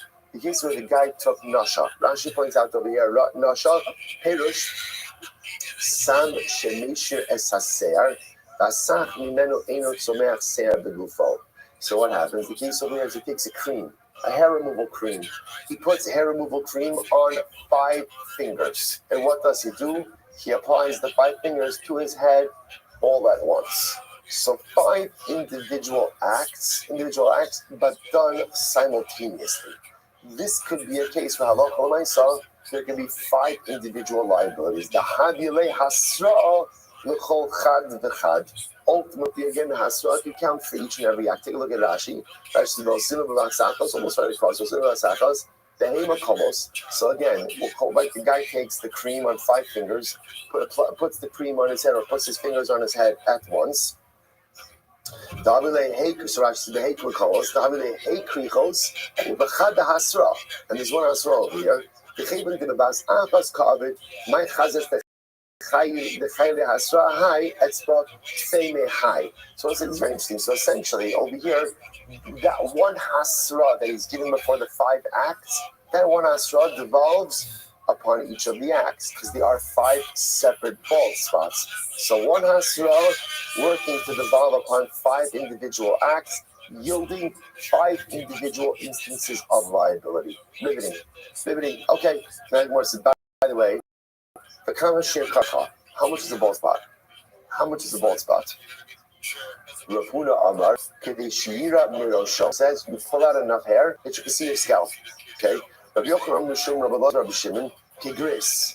Size of a gris. Okay, which one says the size of a small lentil. Kitanoi Kamashir Gris. Achirim others say Kedeshira Mirosho. Okay, so what says the Gemara suggests Machlokes Tanoim. Some say it's a gris, some say it's enough to see the scalp. Amar Yehuda Bar Chadiva Pligi Bot Plus Tanoi. Machlokes Tanoim. How do work the gris? One says the size of the small lentil. The chat Omer Kedeshira Mirosho. Other says this to be able to see the scalp. The chat Omer Keshtei Sa'aros. And one says like 2 hairs. 2 hairs, that's a bald spot. V'ikid the Matik Shtei Sa'aros. Uma'ayol B'chad Osho.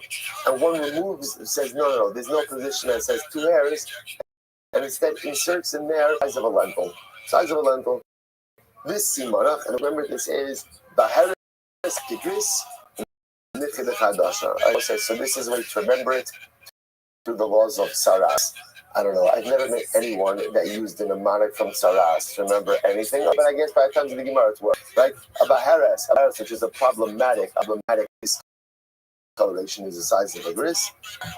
Mithya, which is a healed bird, which is not Tamei's Kadosh. So it's like, so the idea of it, Sumach how much is a bald spot? Focus. So Tana, Hanota, so what's is very interesting. Hanota Malikias Shabbos Chai. Interesting, we'll say, if you go ahead and you remove a scissors worth of hair on Shabbos, you are Chai. Now, what are you Chai for? You're Chai for Gozes. Like one of the 30 days is Gozes. Gozes means shearing. Shearing is the act of removing any type of a place where it grows. So, of course, the paradigmatic example of this was the removal of wool from the sheep in order to create yirios, the curtains of the Mishkan. Right? But again, the application of this could be a person pulling out the hair from his head on Shabbos. So again, now, technically, if you were to pluck out hair, that would not be the rest of the dirabana, because the way that hair goes in with a key, utensil. So then the Gemara says, Tana, and also if you remove a scissors worth of hair on Shabbos, that is biblical. Look, how much is a scissors worth? 2 hairs. But we learned elsewhere that for a bald spot is 2 hairs. You're right. The Ema, the Chayim Shtayim. Say just like by Shabbos, the shear of prohibition is 2 hairs. So too again for a bald spot, for carnival, it's 2 hairs as well. Everybody that supports this. If one removes a scissors hair on Shabbos, you're chayiv. How much is a scissors worth? Shtayim. We'll say, good. So Hilchos Shabbos will be also 2 scissors worth of hair. It lied to that. But Rebbe says even the removal of 1 hair. They will say that's pretty wild, right? Now again, what's the concept of removal of 2 hairs? Remember, for Hilchos Shabbos, in order to be in violation of a malacha, you have to do something of substance. As in something substantive. So like, at least the most basic unit of substance height has to be reached. So again, therefore, the first opinion says 2 hairs. But Rebbe says even 1 hair. Let's listen to this. Now, no,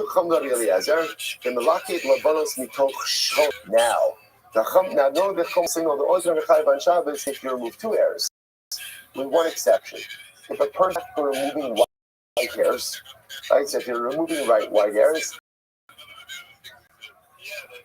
even the removal of 1 white will be a malacha because that's a significant act. I will say now, why is that? Because remember, again, that's called malachas machshavas. Normally, the removal of 1 hair is insignificant.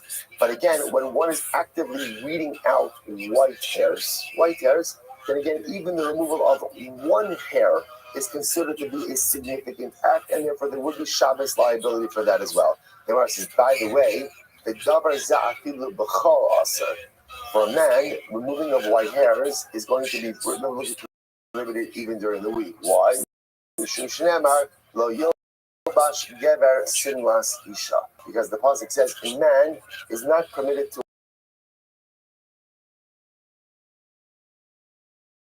wear a woman's clothing. It doesn't just clothing, but refers to the fact he's not permitted to engage in a practice that is usually feminine. This would refer to, let's say, shaving hair on certain parts of the body that men don't normally do, that women might do, right? Or, for that matter, pulling out white hairs, which is considered to be an act that women do or men do, or by extension, by the way, coloring hair, right? Coloring hair, which is a practice, a feminine practice. Again, interesting discussion in the postscript about whether or not there's biblical prohibition for men to engage in that as well. Different discussion, but the point over here, the Gemara seems to clearly say that halacha l'maisa remove of a white hair, feminine practice, and therefore again a man cannot do it. So interestingly enough, on Shabbos, the Shabbos is going to be prohibited because halakha l'maisa, the removal of 1 white hair, in other words, is significant. But even during the week, it will be prohibited ultimately als simas isha. I can say, shkoyach. Should I start finishing the parak? Shech, is there a new parak mention more tomorrow? Excellent. A lot of good halakha l'maisa ahead of us as well. All right, so let's have a wonderful day in Chodesh, everyone.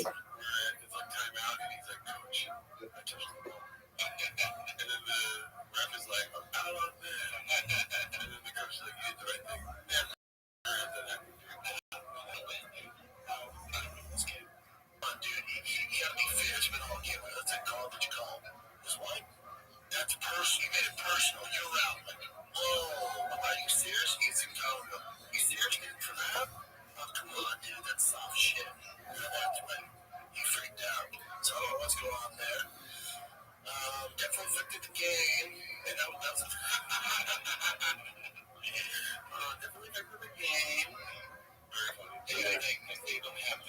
Okay. All right. Good morning, everybody.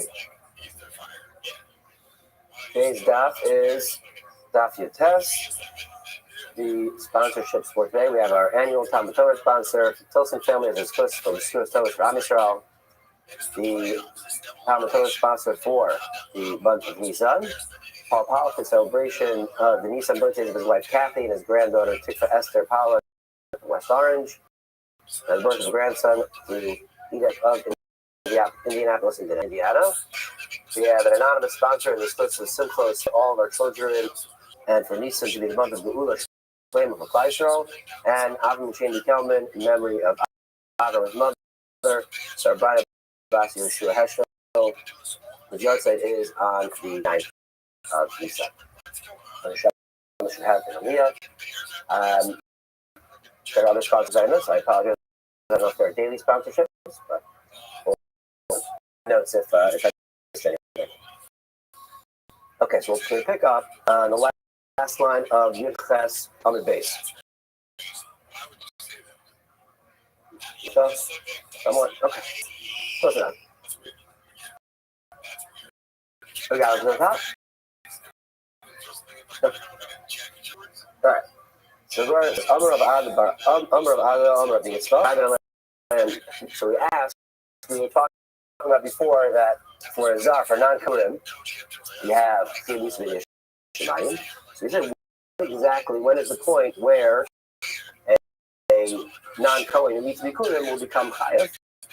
We say Mashiach has to be only once the Kodim have already seen, they've already gone in threshold, and therefore they have the and only ones do they would they say, and what do you know? Bumpy Yatan and the other Omer, because some let's say you have Bikurim that are partially over the threshold and partially still outside the threshold. The Shebachos, those parts of the Bikurim that are still outside, and Kufulim, they're treated like Kulim. And you also understand it's not actually Fulim, there still would be an Isser, but it doesn't have the Visa, so they're still considered Fulim from that perspective. The Shebachim and those that have already crossed the threshold, they already are now treated like Hegdish. So we see here that depending on once the fruits cross the threshold, would they have the full Isser, and therefore we understand that you only want the Shiur and Evidence. Okay. Now go back to something we've been past couple of days. When your two parts or two main components we bring the Bikurim is first need to be brought and placed on the side of the Mizbeach, and there are also a series of psukim that need to be read with the mitzvah of Bikurim. So Rav Sheshet he says Bikurim hanacha ma'akev. What is ma'akev? What is essential to mitzvah of the Bikurim? Would be to go and place them next to the Mizbeach. However, the reading of Psukim, it's something that you're supposed to. It's part of the mitzvah, but if it's not, they follow the Bikurim. Fine. So come on, who's this a like? So we bring a brisa that supports this here. Yossi Omer. So the Bryson talks about Rabbi Yossi brings down three different neighbors for three different elders from three different Zakanim. And Rashi points out it's a longer Bryson, we're not going to quote all of them, we're only going to quote, which I think is actually the third Meimra that is relevant to our discussion here, which is the name of Rabbi Shmuel. Rabbi Shmuel Omer. I might have thought that nowadays we don't have a Beis Hamikdash, that still the Meiser Sheni can be brought inside of the walls of Yerushalayim and still be eaten, even though there's no Beis Hamikdash. Maybe the din of Meiser Sheni would still exist, and we'd still be able to bring it into Yerushalayim and eat it. So that would be the Havamina. The din is saying, so we say no, they're leaving it to teach otherwise. The Chor Tarna Ba'as Makom, who Meiser Sheni Tarna Ba'as Makom. We make a connection, make a hakesh. Their mitzvah of Bechor requires bringing it to a certain place. For Bechor, it's different. It has to be brought actually inside of the Beis Hamikdash. And Meiser Sheni also has a dedicated place that it has to be brought, which is namely inside Yerushalayim. And since they both have this idea, this halacha, that they have to be brought to a place to be eaten, we make the connection. So we say, what? Bechor eino ela b'fnei. It's just like the mitzvah of before is only going to be noheg when the base of Migdash is standing. So to my Sheni, we're only going to be noheg when the base of Migdash is around. And at this point, the Rabbi Yishmael is taking for granted that we understand for sure that with the mitzvah of Bechor, you have to have a later on going to question that are sources, but for now, the assumption is we know that Bechor only is noheg when the base, and we're going to learn from Bechor to Ma'aser Sheni that it's also only noheg when the base makes the. So that, but now the pastor or Bryce continues to bring down Bechor to Ma'aser Sheni because there's a difference. Mala Bechor sheitan matan dam ve'imim ve'imur and legamim is better. So Bechor has a stringency, right? That the Bechor can only be brought when you have, the Bechor requires sprinkling the blood on the Mizbeach and take the Iburim and be makriv them on the Mizbeach. So we see that Bechor has a stringency that Ma'aser Sheni doesn't have, and therefore we can't learn that just because Bechor requires the Mishra Mikdash to be built in order to bring it, that Ma'aser Sheni has the same din. So we say, no, Bikurim people. Well, okay, fine, we can't learn it from Bechor, but Bikurim will disprove it, because Bikurim do not record, they don't have blood applications on state of Bikurim, and there isn't a requirement to burn anything on the Mizbeach. So we see the Bikurim will prove that just like Bikurim will only be brought when there is a base Mikdash, so too, Ma'aser Sheni. So the Gemara says, no, Mala Bikurim, she gave to Unin Hanacha.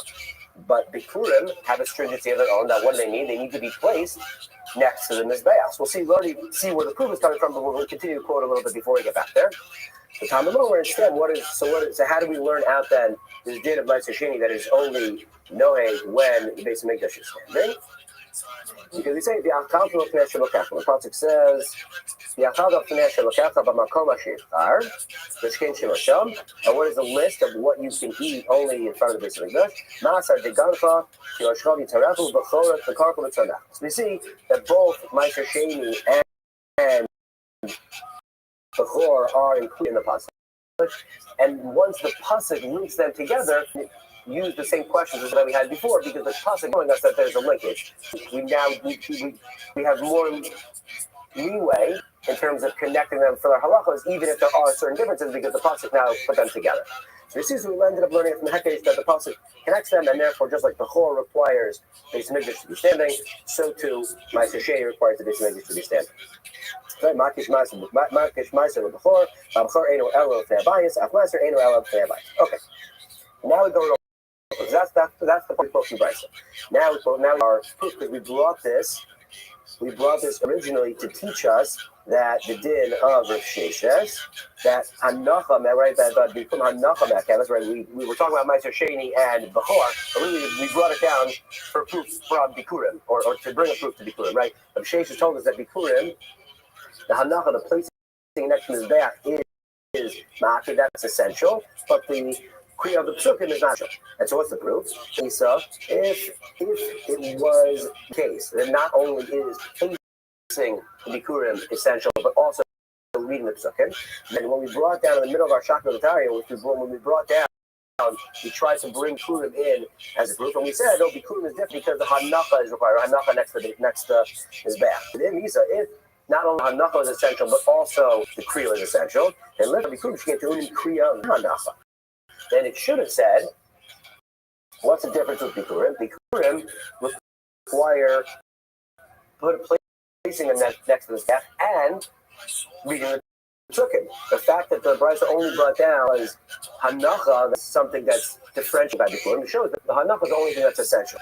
So Rashi says, no, that's not a good proof. Why? Hiva, Leka, even according to both opinions, right? Even according to the opinion of Sheshes, that Kriya is not Ma'arim, he still holds that there's a mitzvah of Kriya of the Psukim.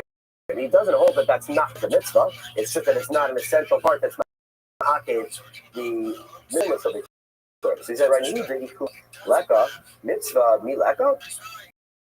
So there still would be a mitzvah according to all opinions, Velema, and then mitzvah, it should have said, what's the Bikurim? There is an essential issue of Hanacha and a mitzvah of Kriya, and both of those should have been mentioned. So the fact that it didn't mention the Kriya at all shows that there's some reason why the Kriya Sutton is not brought down in the price, and not because they're not essential. So what's the proof? So El Amar, Rashi then just explains to us why did the price not bring down anything about the Kriya of the Bikurim. Says the Ika Bikuria Ger, because while the Hanacha placing down the Bikurim is uniform and consistent according to anyone who's bringing Bikurim, when in certain circumstances there is no mitzvah of Kriya of certain Bikurim. What's that case? The case of Bikurim that are brought by why the Bayim, one of the psukim that need to be said with bringing the Bikurim is Asher Nishba Hashem La'avoseinu, that Hashem promised to our fathers, and a ger doesn't, don't have that lineage that traces all the way back, and therefore Lo Matzi Amar can't. So in that case, that's the reason why the Brahmins bring down the discussion of Kriya, Sukkim, and only the discussion of Hana. So now we go back. Now the reflected, we've said it's not going to be a proof to a change, but now we're going to go back and break out a few parts of the Brahms that we brought. So if we look back, when the Brisa tried to bring a proof of why you may bring Meiser Sheni, that it needs that can only be brought when there is a Beis Hamikdash. So first we tried from Bechor unsuccessfully, then we tried from Bikurim unsuccessfully, and then we went on to a separate Hekesh from the Pasuk. So I'm going to ask, what's our usual pattern if we say we try to bring proof from A and it gets deflected? We say, okay, what about B? B disproves it. What's the next logical step that the Gemara usually brings down? Okay, let's try to bring A and B together, right? From a Tzad HaShavah. So the Gemara asks, we have the Dina, it takes to be a Mahatzad. Why was it the next step to bring down and say, okay, we can't learn it straight from Bechor. We can't learn it straight from Bikurim. Let's learn it from Bechor and Bikurim together as a Tzad HaShavah.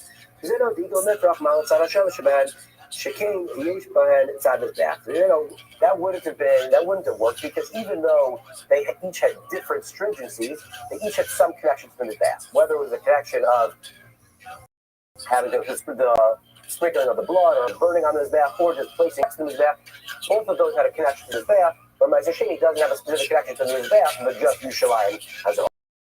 Right. Okay? And now, so now we're going to go back. So now the question we had talked about originally was, we had Shmuel had assumed or taken for granted that everybody was it's obvious that to bring Bechor, you have a Beis Hamikdash. So now we ask, why is this, what is the old? If he holds that the original Kedusha Yerushalayim, right, in Machlokes we have authorized whether when the Beis Hamikdash was built and the Yerushalayim was originally saying Kedusha, even though we don't have a Beis Hamikdash, the Kedusha still remains. That once the Beis Hamikdash was that Kedusha ended, and we need a new Beis Hamikdash to reinvigorate that Kedusha. Then if from small holes that Kedusha Yerushalayim so there, the Kedusha of Yerushalayim is still intact. So then, or Nami, then in that case, if the Kedusha is still intact, then the bringing of the Bechor should still be allowed, because the Kedusha is still there. So why not? Why are we saying that a Bechor cannot be brought unless the Kedusha of the Kedusha still stands? Right? Why are we only worried about Meiser Sheni? We should have understood the Bechor definitely can be brought. Or the Ikas of the Kedusha Kitchen and Shaisa from low Kitchen level. But if we hold that the Kedusha is no longer there, and therefore because the Kedusha is no longer there, we had a question. Okay, so Meiser Sheni, does it need that Kedusha?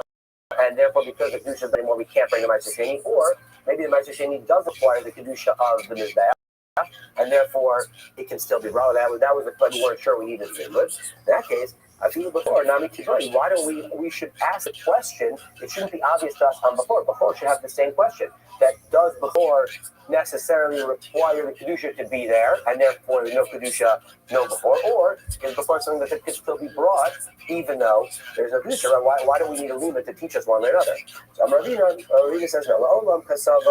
kitchen l'shaisa, the low kitchen l'shaisa. So now really we hold that the kedusha is no longer there, and so why was it obvious to him that a before cannot be brought? Right, what we brought down is before everybody knew it's obvious cannot be brought without the basic Mikdash. You said we have a specific case here. So a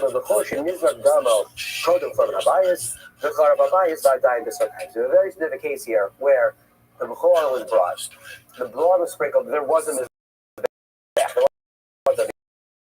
and then the destruction of base Mikdash happened, the sprinkling of the blood and the eating of the animal and bringing the basar on the mizbeach. So therefore, now what do we sprinkle on the mizbeach? Because the mizbeach was around, and now it's sitting there. There's no more mizbeach, but you have a book that needs to be eaten. What do you say? Where the hekesh from the basar of the before to the dam. Just when the dam was sprinkled, once the dam was sprinkled on the mizbeach itself, basar of the mizbeach. Now the basar requires mizbeach, and therefore it can't be eaten. So it's obvious in this particular case that you can't eat this before, because since the blood was sprinkled on the mizbeach, it's now connects the entire animal to the mizbeach, and you can't eat it. So it was obvious the before case, and then we were able to learn to the Meiser Sheni. And then finally, Makish Meiser before. Once we know before can't be eaten, the hekesh we have for our pasuk that before as well. That Meiser Sheni as well cannot be eaten without the mizbeach. So like Gemara asked on this libud, if he davar lamed the hekesh, poser lamed the hekesh.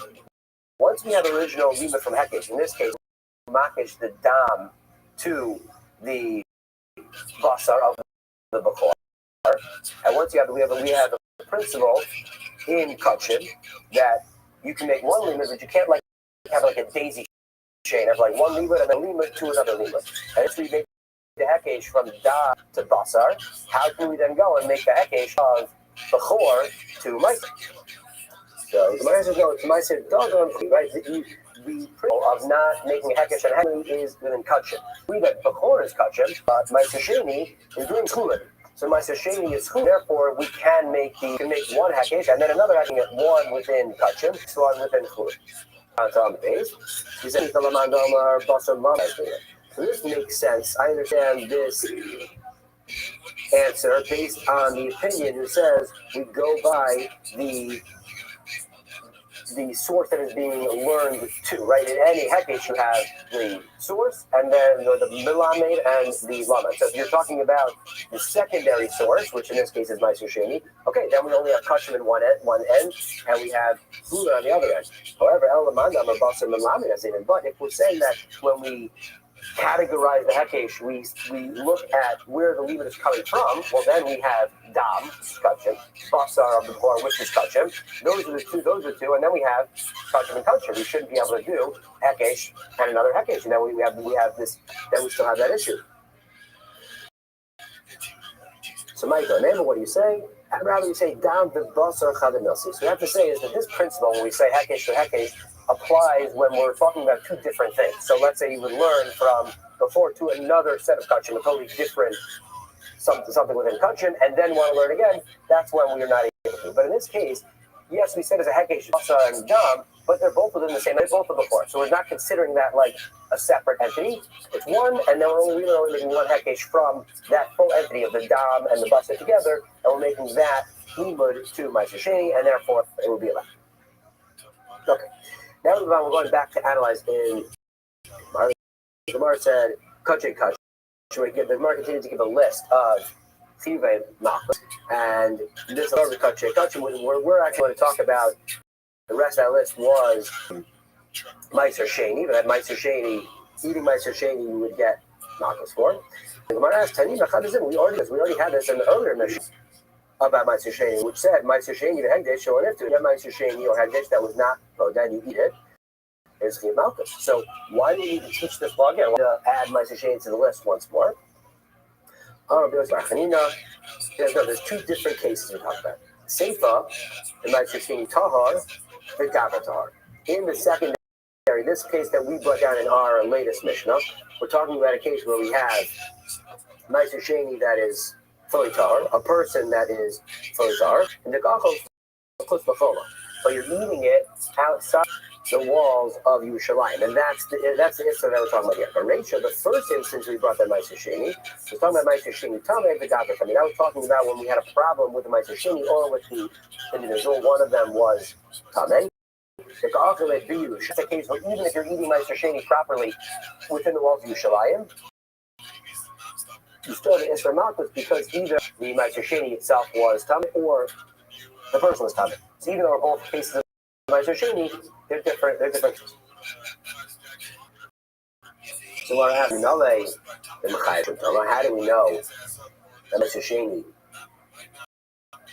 would be Chayv Malchus in a case of Meiser Sheni where there's Tumah involved? Again, whether the Tumah is within the Meiser Sheni itself or the Tumah is with the Gavra. The Tanya with Bryce with Shimon Omer, we have the lashon of the Vidu and Meiser. We'll be then in the Tumah. So when part of the Vidu and Meiser that said, I didn't destroy it, and destroying was eating. But we got that I didn't do it while I was Tameh. And that's being Shani Tameh. Whether it's a case where the person was Tameh or the person was Tameh but the Meiser Sheni was Tameh, and both those cases on the Vidui, and therefore that's when we see the source of Meiser Sheni. That see that there is an Isra of Meiser Sheni being eaten to Tumah. So then we'll have to hate something. Fine. That we see that it's in the lashon of Vidu. They hate on Mosar al Achila. How do we know? Where do we see the source where the Achila is? Certainly within. So the Gemara says, I don't know. I don't know where that source is. So the Gemara asks, what do we know? Tumas Haguf, Tumas Haguf is written straight out. We have straight sukkim that show us that if somebody is coming, they eat Meiser Sheni, that is tahar, that they would be chayav. What's pasuk? Nefesh asher sigabo, any person that touches serve a tamah you're tameh until the evening, come in a custom, and you can't eat from it. So we see from the pasuk that we have, clear indication that if you have a person who is tameh, you can't eat Meiser Sheni, which is hard. Ella tumas asro minayin. Okay, fine. So that gives us the source for when the person is tameh and the Meiser Sheni is tahor. What about the opposite case, where the Meiser Sheni itself is tameh, but the person is tahor? So we have a pasuk that tells us you see the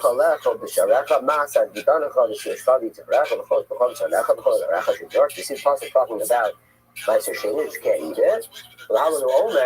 But then we have a different pasuk,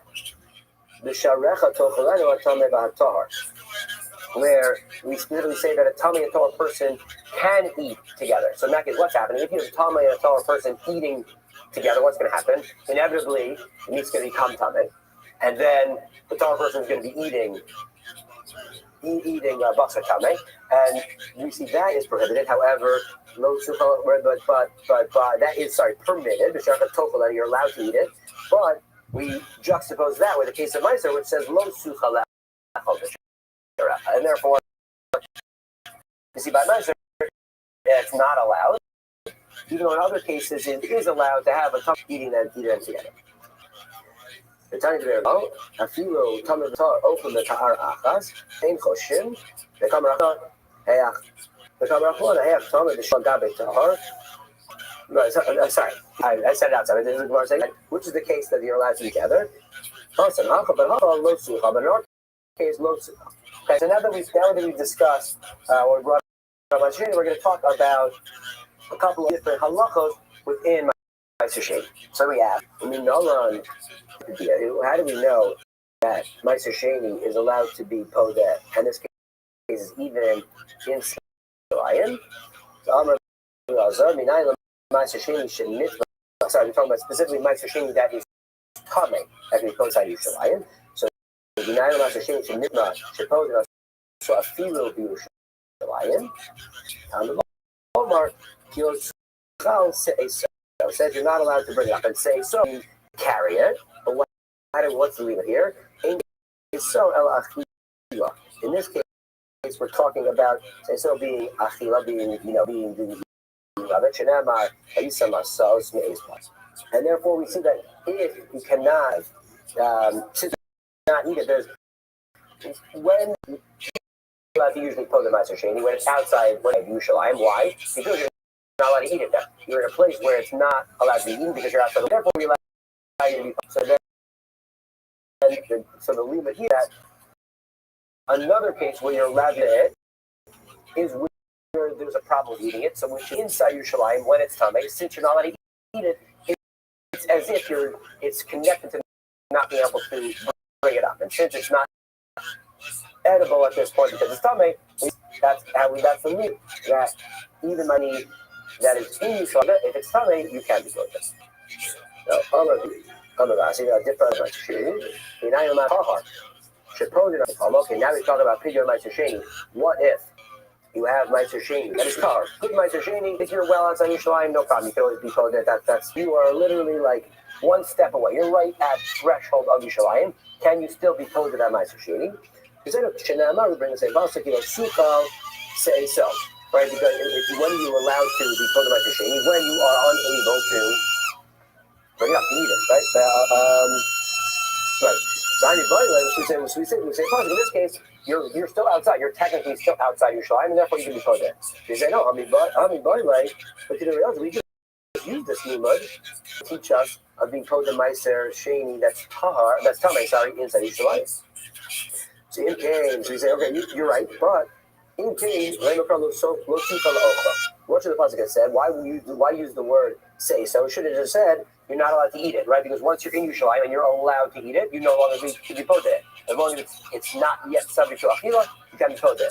However, might say so. Why does the pasuk specifically say the word say so? It's there that we use two linguistics. So we use a lashon that could be carrying, could be eating, and we can learn both halakha stuff. So why do we say, okay, so then let's say, all right, well, let's only learn this limud of achila. Okay, then if it's only about carrying it in, then it should say you can't carry it. Might say so. Right. So the fact that we learn this halacha, the fact that the pasuk uses the lashon say so, which can be read either or, we're able to learn both halachas, both that you can put it just outside Yerushalayim for tar Meiser Sheni, and you can be posed inside Yerushalayim for tar Meiser. Either one is acceptable for. Yosef of Chanina, the Kohen a Pisca Yaimahu.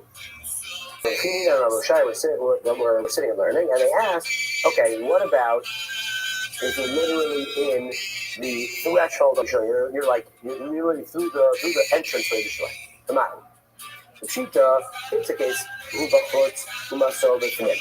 it's a case where you're like carrying it in front of you, you're carrying Meiser Sheni in front of you, and therefore the Meiser Sheni has crossed the threshold, but you have not yet crossed the threshold.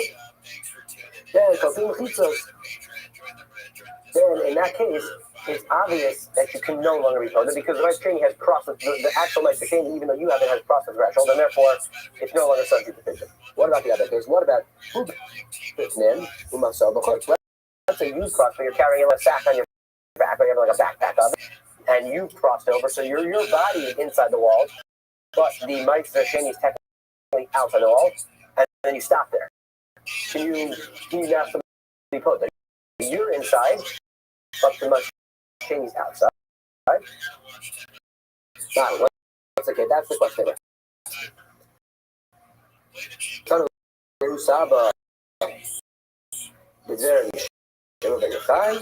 pasuk says, if a place is far from you, Yerushalayim is far from you, and therefore it has to be your completeness. In this case, the fact that you've already yourself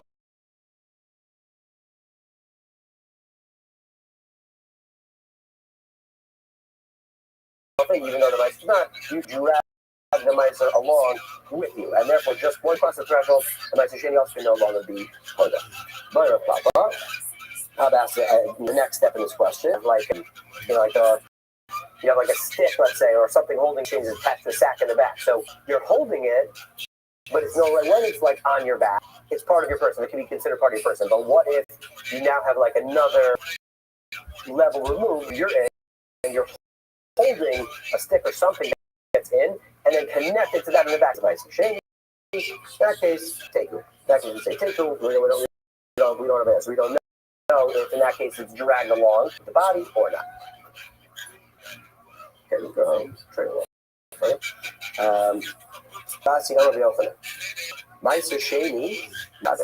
So now we ask when somebody's going to be chayav for eating Sheni outside of Yerushalayim. It's only once that Sheni is actually done and been inside and then brought outside. That's when you have my time out. So we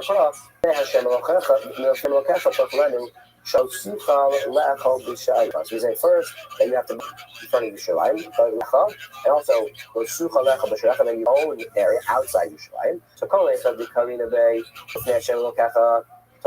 only once you can say you let it into the level of then it runs back on not being outside of Yerushalayim. If you cannot yet say it's then you cannot say that. Then you don't yet have the issur of the outside. So it's essentially the licensing has to first become in a state where it's a roy lachil and it's got a process in, and then it comes back out, and then you have the issur leaving. But before then, you wouldn't have for the chiyuv malchus. You wouldn't have the chiyuv malchus for eating the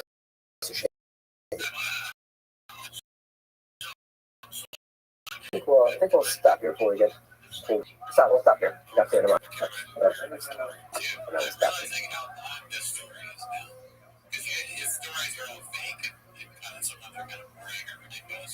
But this one is just very long. He says the same thing over and over again. I'm dying laughing at the guy though. Like I'm really hitting every time he comes on. What's my favorite thing that he says is not a chance. That's my favorite one. Do you have a favorite one? Good morning. Good morning. Let us begin by thanking all of our sponsors for this morning's shirt of fame. Our annual commentary sponsor. Details from Mishpach of Eretz Yisrael for dedicating all the Shum and Drashos as a zechus for Besoros Tovos for Am Yisrael. Our Talmud Torah sponsors for the month of Nisan, Paul Pollack, in celebration of the Nisan birthdays of his wife Kathy, his daughter Tikva Esther, and the grandson.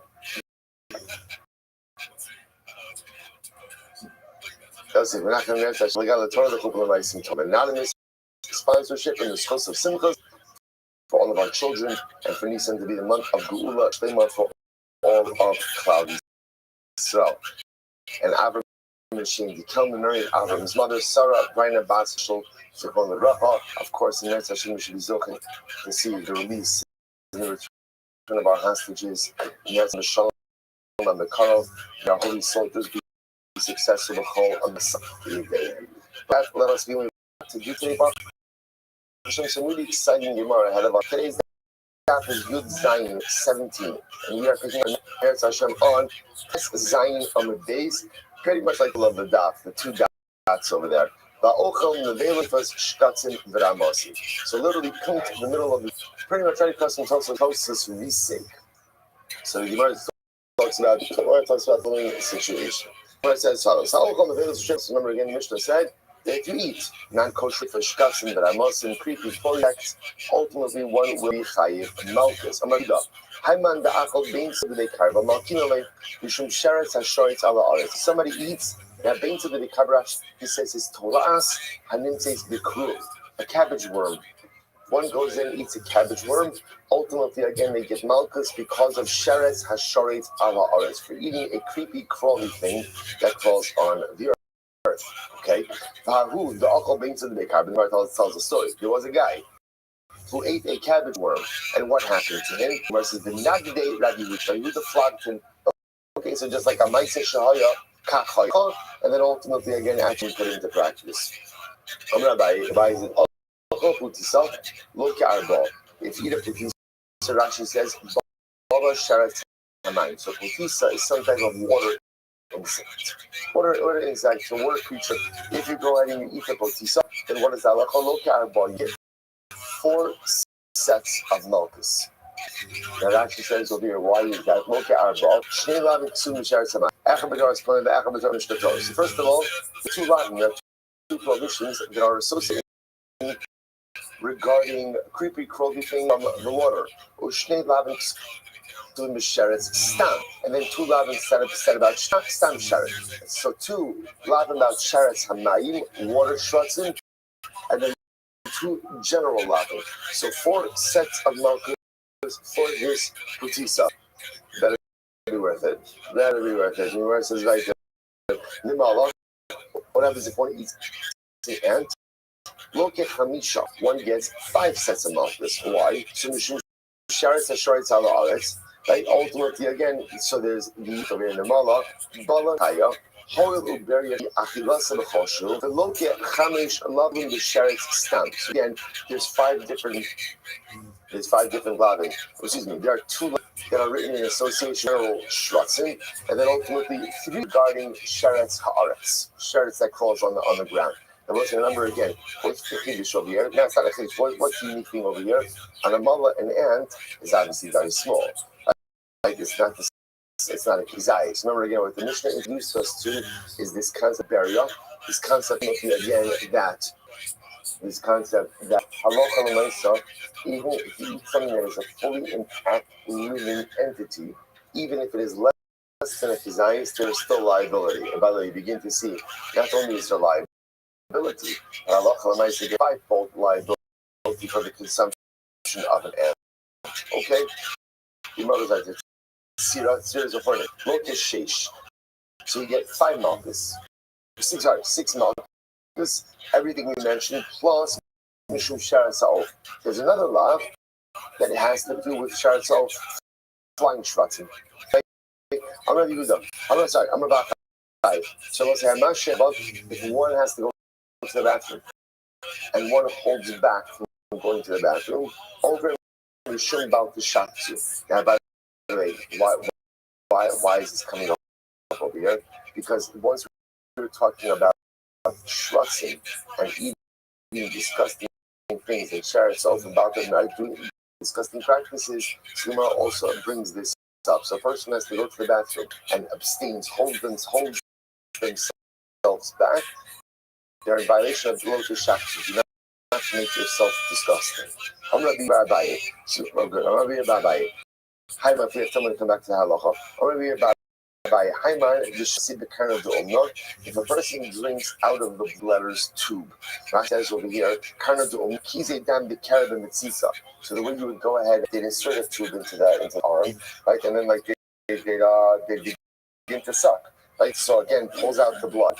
If you drink water out of that tube, that's considered to be a disgusting practice, and therefore one is over on about the shatzu.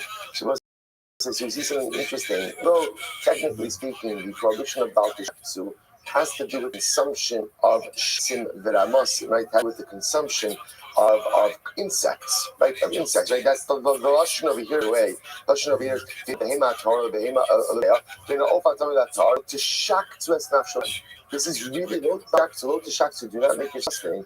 Is really a pro associated with kashrus. Ultimately, again, not going ahead, because it's special, right? Not ahead and things that are not appropriate. So you want to expand the scope of this program to say you're also allowed to engage in practices which make yourself disgusting as well, out of the bloodletters too. So this is an interesting case over here. Let's say you took 9 ants, you smashed them up, you mushed them up. And then you bring another live ant, and that creates a kizayis of ants. So what's the halacha?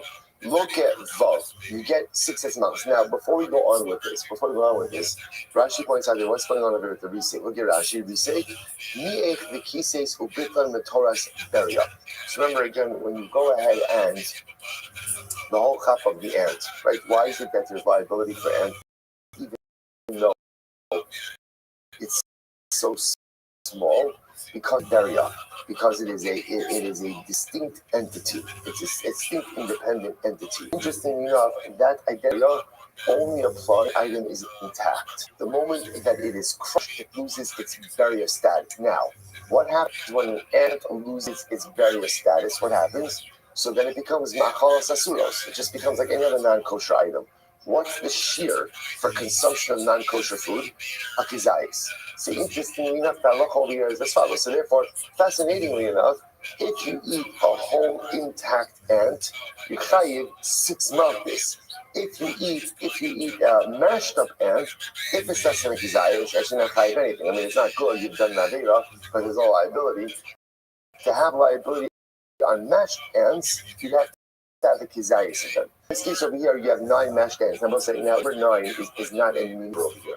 It doesn't matter. 7, 8. The point over here is you have a whole mass of mashed ants, and then ultimately again you add in one live ant to feed the shear. Now remember, already before you even go on, in active consumption, what do you have going on over here? Obviously, there's going to be 2 levels of liability. What are 2 levels of liability? Number one, for the whole ant itself that you're eating, there's going to be independent liability, plus the fact that the whole ant combines with the mashed ants to form a kizayis of ants. So there's that dual liability over this. That's what we say. Look at Vav. You'll get 6 sets of malchus. Gemara says Hishim burial. So again, 5 malchus just for the whole ant itself. Right? 5 malchus for the whole ant itself. And ultimately, again, one set of malchus for you to get kizayis of a non-kosher item. Because by the way, don't think there's significance attached to the number 9, right? There's no 2 mashed ants and added in one live one. Or you'll say mashed ant, right? There's one big ant, one little pligi, again, everything depends on the size of the ant. You'll say, but a fascinating idea. So first of all, important takeaways. The thing of burial only applies to something that is whole, intact, and alive. Right? If it doesn't satisfy those criteria, it's not burial. It's not burial. So therefore, again, a live ant will be chayiv ultimately again for 5 sets of malchus. A mashed ant is ma'achalos asuros and therefore has a shear of kizayis. If you take a mass of mashed ants, combine it with a to create a kizayis, you're going to be chayiv for the burial, but for the kizayis of ma'achalos asuros. So also, it's when it's supposed to hospital this. You look at this, you look at these pieces, and what goes through your mind? What goes through your mind? Why would someone do this? Right? This makes absolute sense. Right? It's such really you can't find some. I don't know. It's Shabbos. Little time now. You can't directly. This is what you're doing. You think about this, it makes no sense. So I'll say, what's the tremendous supposed to hospital? In general, chait makes no sense. Any avera that we commit, right? In the moment, in the heat of the moment, right? It makes all the sense in the world, right? In the heat of the course. Let's say, in any case, after the fact, if I sick myself and I look at what I did, what often goes through my mind? What was I thinking? Why do that? In what world does that make any sense? It's fascinating how, like, in the moment, I can't live without it. But yet, when I step out of myself and look at it, the averas that I commit become no more logical than the consumption of 9 mashed ants with one whole ant. The dynamic of chait in general makes sense. So it's important. I think like the next attempted to do an avera. I don't know. About 3 minutes from now, I don't know. Whenever that next opportunity comes, kind of like if you keep this schema in our back pocket, I realize that every avera is pretty much like this. This is it. From the grotesque perspective of it, from the unappealing perspective of it, from the nonsensical perspective of it, and if you could just say, okay, this is mamish like eating 9 mashed ants with one whole ant, and all of that liability that's going to come, is it worth it? Is it worth it? Perhaps it's a way to reframe and perhaps save ourselves from certain negative behaviors. Incredible. Let's go back to Achal Kaval Meiser Rishon. So next, the Mishnah said, if you eat Kaval, towels, untied produce, and Meiser Rishon, so you get malchus. You get malchus all these cases. So it says, Amarav, Ochal Kaval Shamaiser Rishon, Shamaiser Ani Lokat. Listen to this. Let's say you eat Kaval, right? So towels, untied produce. So let's say in this case, the untied nature is I didn't separate out Meiser Ani. Okay, so what happens if I don't separate out Meiser Ani? So what's the halacha? Okay, you get malchus. So both say, so in other words, produce, and the only thing I didn't separate out was Meiser Ani. But the Gemara is saying is that's still called tevel. then it's still called untied produce, and therefore if you consume it, you're chayiv malchus. Whose opinion does this reflect? Ki hay kind of like one guy understand you only be seeing you chayiv ela teva shlov and then called ikar.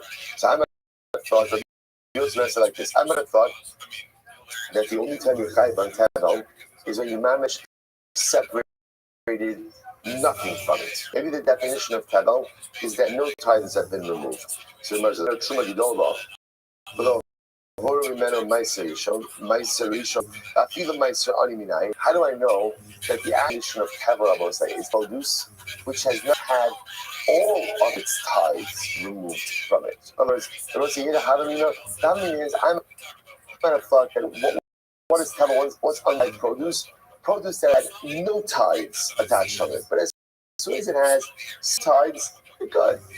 Versus no. How do I know that Tava really means produce that even if it only has one type that has not been taken, even like Meiser Ani, that is still called Tava Tamulomar, Lo Sucha Lechol B'Sharecha. So this is what you're not consuming your gates. So Omer Vachlu B'Sharecha B'Saveim. So same motion. Ma'ala Halod Meiser Ani, just like over there is referring to Meiser Ani.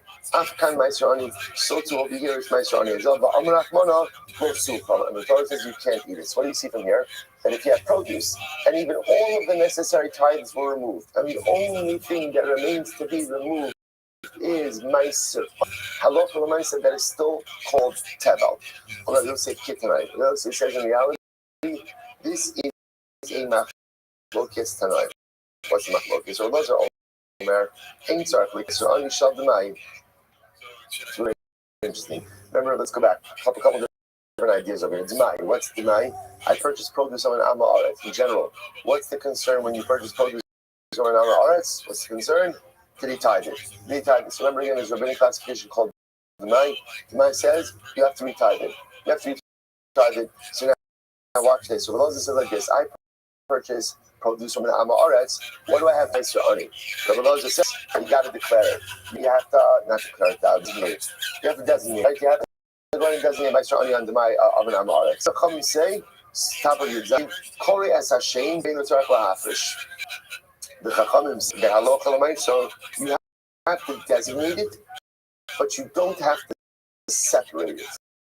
Now that's very interesting. What does that mean? If you look at the top Rashi in Zayin 17a, the Chayven Shekara Alav Hashem, Yotzak Kini Torah, Ushar Meiser L'Hafresh, L'Ti Shetzarech L'Hafresh, Meiser, Shumas Meiser L'Tin L'Koyin, should be Misa L'Zarin, U'Meiser Shin Zarech L'Alos Yushachos. Well, let's listen to this. It's really fascinating. We agree, designate it, but you don't have to separate it. You can leave it to remedy the camel situation with simple designation, but you do not require separation. So what's going on over here? My love, what are they arguing about? So again, I've got Rabbi Elazar saying, I don't even have to designate it. I have the Chum saying I have to designate it, but I don't have to separate it. What's the machlokes? My love, the Mar Sabar Badai Tovlo, Sabar Badai Eno Tovlo. Maybe the machlokes is like this. Maybe the machlokes will say is in general, in a definitive case where I know that I have tevel. So does the or I should say differently. In a case where I know that I have not separated out Meiser Ani, does the fact that I have not separated out Meiser Ani, does that make the produce tevel or not? Rabbi Elazar would say it doesn't. It doesn't. So Meiser Ani to begin with doesn't make produce tevel, or in other words, the non-removal of Meiser Ani to begin with doesn't make the produce tevel, and therefore when I purchase some Amma Aretz, there's no need to do anything with this. Other than the Chum say, the presence of unremoved Meiser Ani does make the produce tevel, and therefore I purchase an Amma Aretz, although I don't have to separate it, I actively have to. So the Gemara says, Amar Abaye Ihachi, if that's the case, if that's the case, then guys, the Elazar, Chachamim don't argue in a case of Dimai, but rather argue in an actual case. Why don't you just say, I have peace, I have produce, I have not separated out the Meiser, I have everything else.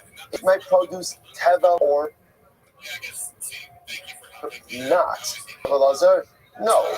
Chachamim, yes. If that's my focus, why frame that in the case of Dimai, frame it in the actual case? The Gemara says, I'm sorry, Ella. The Gemara says, you're right. Let's revisit this. In reality, everyone agrees that the presence of unseparated Meiser Ani absolutely makes the produce into Teva. Everyone agrees with that. So let's not hold this over here. This is very interesting. Mar Sava lo nechshedu ame haaretz al Meiser Ani shel Demai.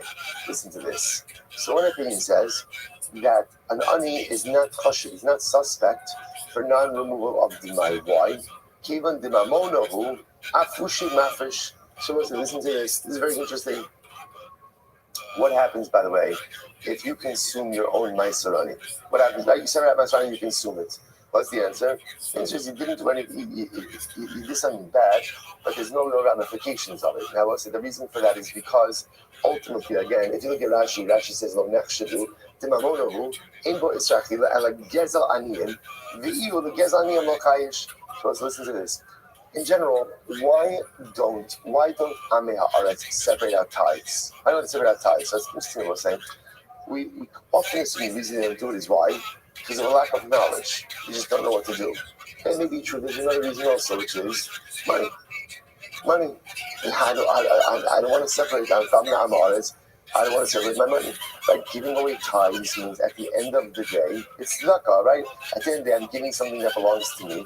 I'm taking someone else. I don't want to do that. I don't want to do that. So it's interesting is the following. When it comes to Meiser Ani, so remember again, Meiser Ani, there's no Isra Achiva. Like let's say I'm not an Ani, and I eat Meiser Ani. What have I done? What have I done? I've committed an act of theft. But as opposed to, let's say, if I eat truma, like if I eat truma, that's very serious. Like if I eat Meiser Ani, I've stolen property from the onion. There's not an Isra Achila, it's a gezel. It's a gezel. So therefore, again, one opinion says, I need to separate out Meiser Ani. Right, so again, I'm saying in this iteration agrees that the presence of Meiser Ani makes your produce help. Right? If you don't have an Meiser Ani, it's reading Teva. Okay, now I'm purchasing produce from Amaretz. Do I have to retouch the Meiser Ani? So here's the mathematics. One opinion says no, you don't have to retouch. You know why? Ami Haaretz, separate out Meiser Ani. Do you know why? Why not? They'll do it. That way they remove any prohibition from their produce. Are they giving the Meiser Ani to the Ani? Probably not. Probably they're keeping it for themselves because it's an Isser Gezel, not a law. But that's not my problem. So therefore, again, first opinion says, that's really Rabbi Lazar, that like the by produce from Amaretz, you could assume they separated out the Meiser Ani. But Rabbanan Sabbanan hold, Kivan B'Chale Milsa Lomash. Rabbanan say, no. You know why an Ani doesn't go ahead and separate out Meiser? Do you know Meiser Ani? Do you know why? Because as they say, it's a krich, right? It's a bother, right? It's a bother. It's tearful. It's extra effort. So what do I need to teach in that for? Why is that necessary? And therefore, ultimately, again, he does not go ahead and separate it out. So let's say, so it's interesting over here. What's really unfolding over? So again, just understand, just important halacha myself. So halacha myself number one is presence of unremoved Meiser Ani after produce tevel. That's number two. Interesting enough, Meiser Ani is not an isachila. In other words, if I eat Meiser Ani, I'm not. It's not like eating something that's prohibited. Rather, again, what am I doing? It's an Isser Gezel. It's an Isser theft. I'm stealing from the Ani. So Machlokas, if you buy produce from Amaretz, do you have to separate out Meiser Ani? Rabbi Lazar says no, because again, Amaretz does it. He probably keeps it, but ultimately he does it. Rabbanan, you do. Why? Because halacha l'maisa, he doesn't do it. Why doesn't he do it? Because he's lazy. Because he doesn't want to be bothered with it. Therefore, again, I have to do it. Incredible argument says Kalaita. By the way, the way we asking, the way the Rambam askins is if you purchase the mic from an Amaretz, you must designate Meiser Ani again. You must designate it. Now, again, you don't necessarily have to separate it, right? But you have to designate it. That's the whole idea of Mamo She'il Tovin, not for now. So we'll say in general, how much tevel do you have to eat in order to be liable to Malchus? So the answer in the Mishnah was like, Kizayis, Amrabi Shimon, Delakush, Macholkes Bechita. So remember again, so Rabbi said in Rabbi Shimon the following. So if you remember again, was this Mishnah? Okay, so the Mishnah said like this. The Mishnah said, good. Rabbi Shimon says kosher. Rabbi Shimon says any amount of tevel you're liable to malchus. And the Chachamim say kizayis. So now both said the Gemara says Rabbi says and Rabbi Shimon machlokes bechita. Right? In other words, machlokes between a kosher and a kizayis. Ultimately, again, it's only in a wheat kernel itself. Now, again, we'll say the reason we're going to see that is because halacha l'maisa in the wheat kernel case, that's where Rabbi Shimon will say that's a beria. That's a beria. However, again, the Gemara says about the kemach divrei kol. When it comes to let's say you're consuming flour of teva, so you need a kizayis in order to be chayiv. Okay, Rabbi Yirmiyah Amar Shimon Lakish, ki machlokes bezu, kach machlokes bezu. Shimon, right? Rish Lakish says no, it's machlokes both cases, both in chita as well as kenach. I will say first wide line. Tanan, Amar Rabbi Shimon. Rabbi Shimon said to the Chachamim, "Iatem modim li ba'okram amala kol shu chayiv." So Rabbi Shimon, remember, holds that by tevel a kol shu any. So he says to the Chachamim, I don't understand. Don't you agree that in the case of the ant, in the case of the namala, that even if you consume any amount, you're going to be chayiv? They said yes, that's because that's a beria. Because that's a beria, right? Ultimately, again, that's how it was created.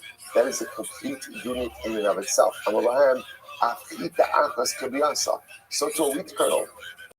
A wheat kernel is also a beria, right? And therefore, again, there should be liability for consuming that. There's chita in kemach. Well, what do you see from here?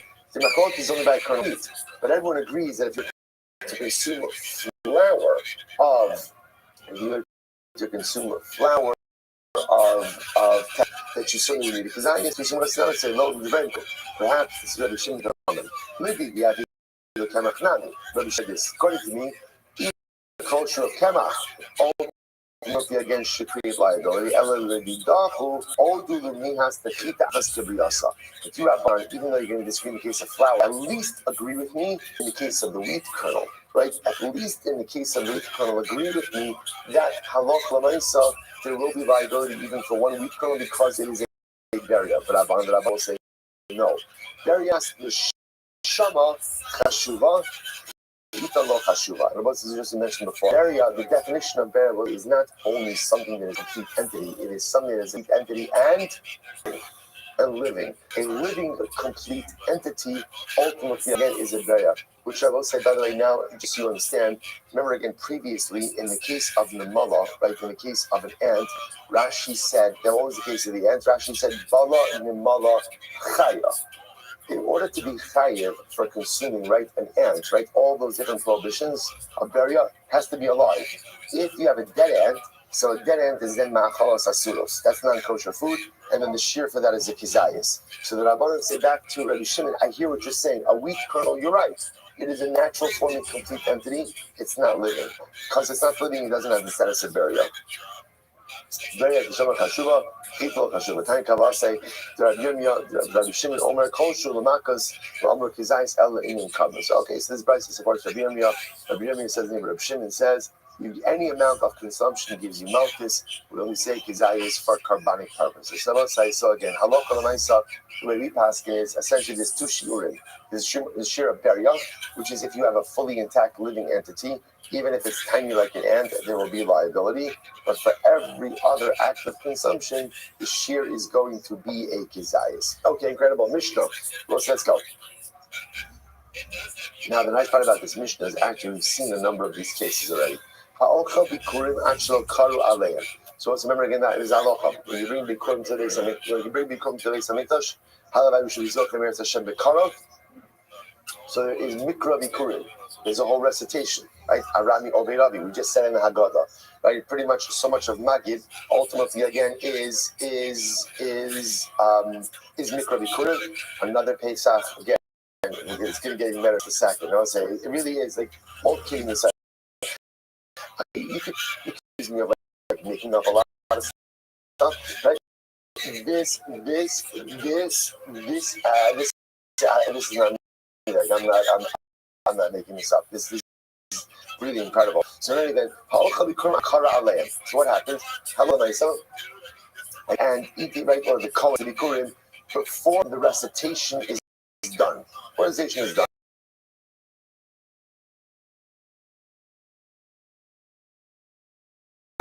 Or Kachek Adoshim Fuslakilai, or you Kachek Adoshim outside of the curtains. Kachek Adoshim Bizman Mishkan Chutzkilai.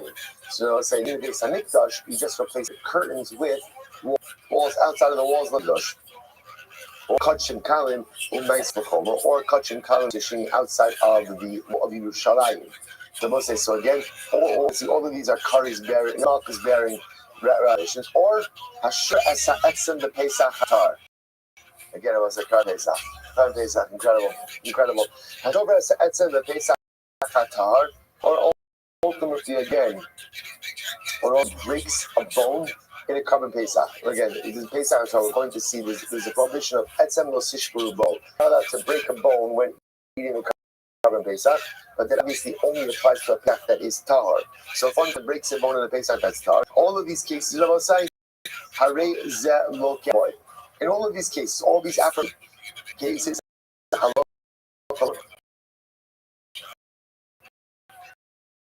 Malchus. You get Malchus. However, after from a carbon Pesach, no, sorry, or a shoulder becoming, it's a bone in a carbon Pesach that is coming. You do not get Malchus. Okay. Hanotel Imalaban, literally just had this case. Shiloh Hakan. So again, I'm supposed to send away the mother, take the chicks, or if I take the eggs, but the chicks or the eggs without sending the mother bird. So I say, so look at the says, sorry, you missed the assay, and because you missed the assay, you'll get Malchus for violation, and there's no way to make it up. The Chachamim say, Mishaleach ve'ena lokeh. The Chachamim say, ultimately, again, you could send away the mother bird, and ultimately, again, in other words, you can now go ahead and send away the mother bird and avoid the Malchus. Everyone say, so again, just want to point out something very interesting. Let's finish with the Mishnah. Klal, komitzasei, shiish bakomasei, ein chayara. I'm saying literally yesterday's that. It's literally what we spent the bulk of yesterday doing. And it was a quote from this Mishnah. The Mishnah says, this is the rule. Any mitzvah lo saseh, any prohibition that has an associated aseh, an associated positive commandment, ein chayavin alaha, which seems to indicate, what are we talking about up here? There's a lot of hanitat la'aseh.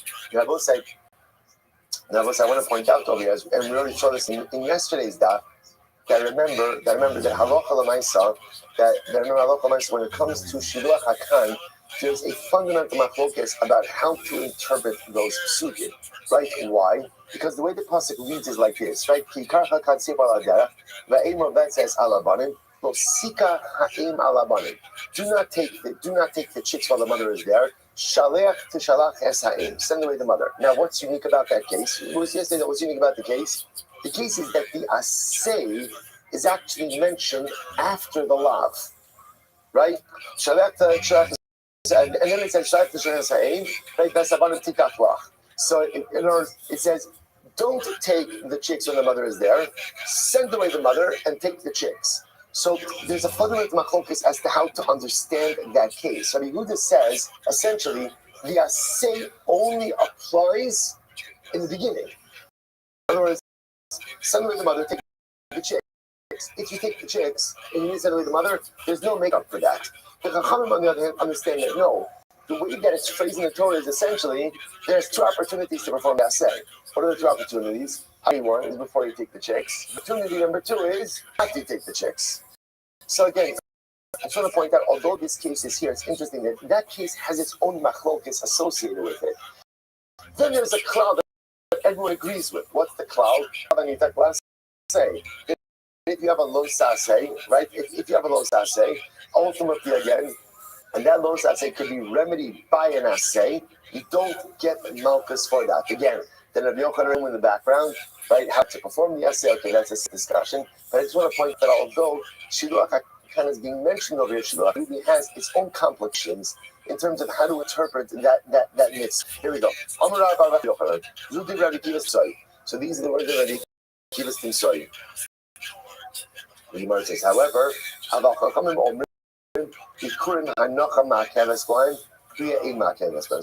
this idea, this halacha in the Mishnah, that if you go ahead and the Kohen eats bikurim before the Mikra Bikur gets Malchus. Whose name is that? That's Rabbi Akiva. Right? Rabbi Akiva ultimately again, Kriya is necessary. The point that the Chachamim say that Bikurim, the Kriya is not Ma'akiv. What is Ma'akiv? Hanacha.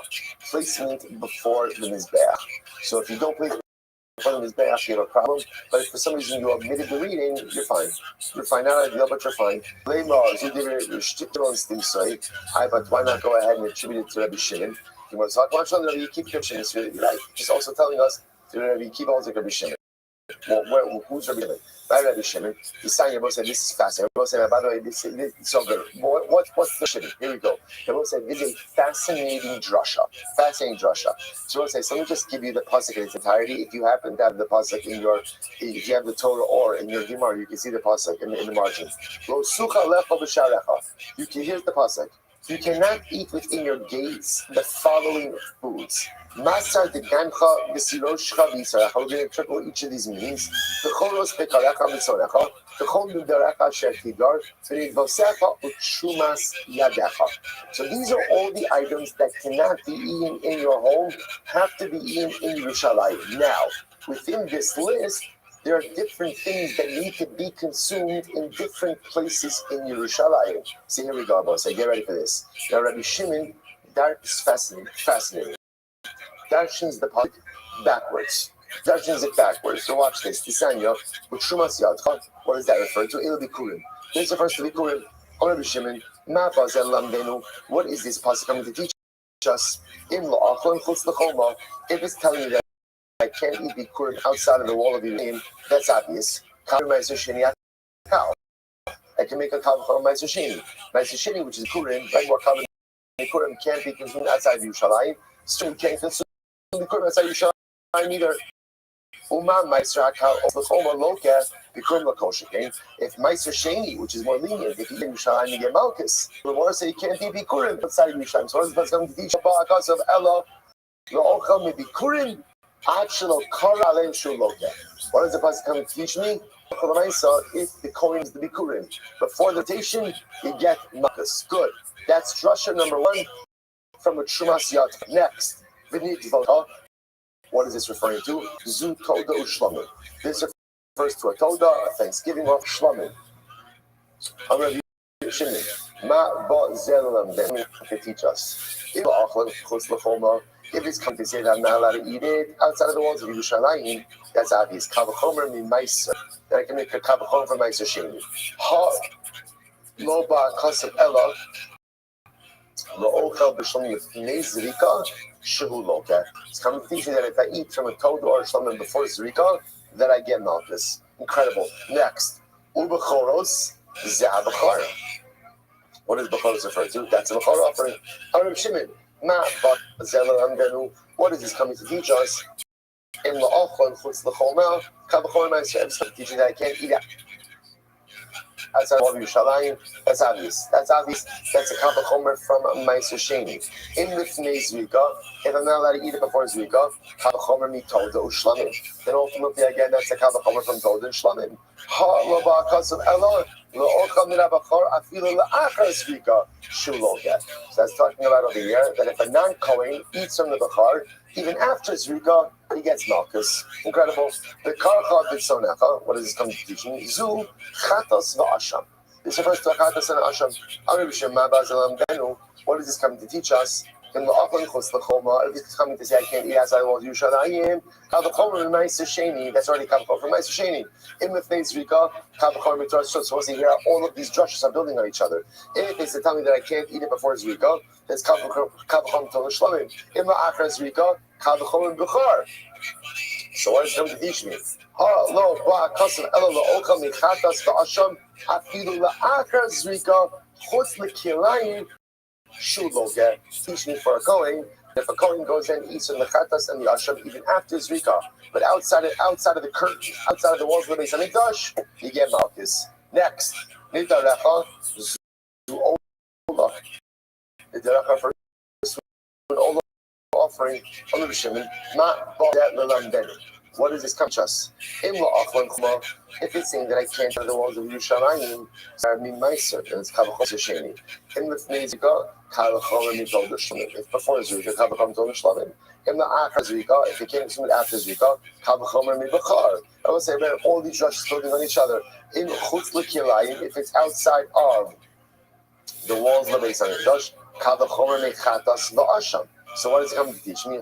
Lo Va'akasav Hamad Beis, Ela Lo'ocha Min Ha'ola La'achar Zrika, Afilu Bifnid Shuloka. Rather, what is it coming to teach me? That I must remember again, an Ola is totally B'sun on the Mizbeach. So what's the drasha? They're just coming to teach me that if a Kohen eats from the Ola, even after Zrika, even inside of the Beis Hamikdash, that what? That you get Malchus. I must say, this is a brilliant exposition. Look what Rabbi Shimon just did. About Dash and the pasuk from the end, right? What we call Mefei L'Tchila. So from the end to the beginning, and each one successively built on the other. So let's listen to this. Rabbi Rava blown away by this drasha, and therefore Rava says, "Tiyal de'imei Rabbi Shimon telate." If a mother is going to have like Rabbi Shimon, it's good to have a child. Be low, but if your kid's not going to be like Rabbi Shimon, low, say late. Better not a kid. Okay, so all right, that requires a bit of explanation over here. So it says, so first of all, I just want to point out something very interesting. If you look at Rashi, it says, "Yalde imik Rabbi Shimon Taylor," different type of Rashi. Kol imo yos tivaki shrachim yiratzon sheyehek Rabbi Shimon. Right, that literally. What Rav is saying is that when a mother is pregnant or when after she gives birth, she has a baby, she should always daven for a child. My son should be like Rabbi Shimon. I want to point out, if you have in your Gemara the Hagos, and you see the little aleph over there, if you'll notice, it says, "Ayin riti lo seilu." Many editions of the Gemara don't have that last phrase. They have the first part of the phrase, but they're not the last part of the phrase. In other words, they have the statement, "Yo de imek Rabbi Shimon tailored." Like a mother should daven for a child to be like Rabbi Shimon.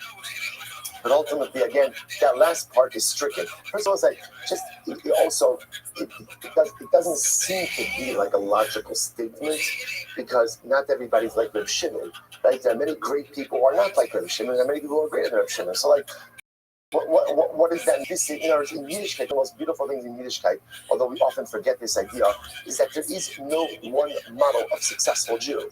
Right? There's no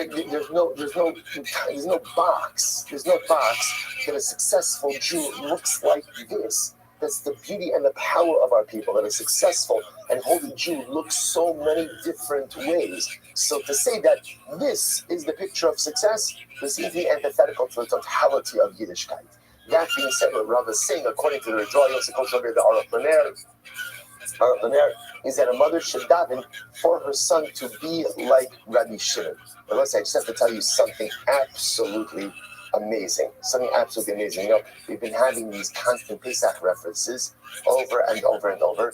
And let's say the Rabbi Shimon that is being referred to over here, this is Rabbi Shimon Bar Yochai. Rabbi Shimon Bar Yochai.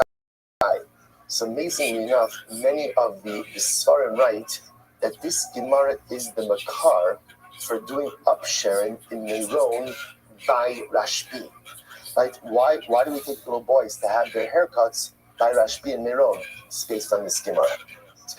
You bring your son to Rashbi, you bring your child to Rashbi, ultimately again in the line with Rabbi said, every parent should daven that their child should be like Rishon by Yochai, to bring our children again as they enter into Gilnus, because the whole chap of upsharing, beautiful minhag, right? The chap of upsharing is ultimately again the performance of a mitzvah, the mitzvah of payas. It's a payas. So ultimately again, we bring our children in fulfillment. Ultimately again, in fulfillment of our Rishon. Listen, there's so much to say about this, like, and I feel like that how beautiful this is, right? Just what just happened in the Gemara over here, right? Constant Pesach references, including 2 in the Mishnah, right? In the Old David, Mikra Bikurim, Haggadah, once again of Pesach, and now ultimately a reference to Lag BaOmer, to Sira.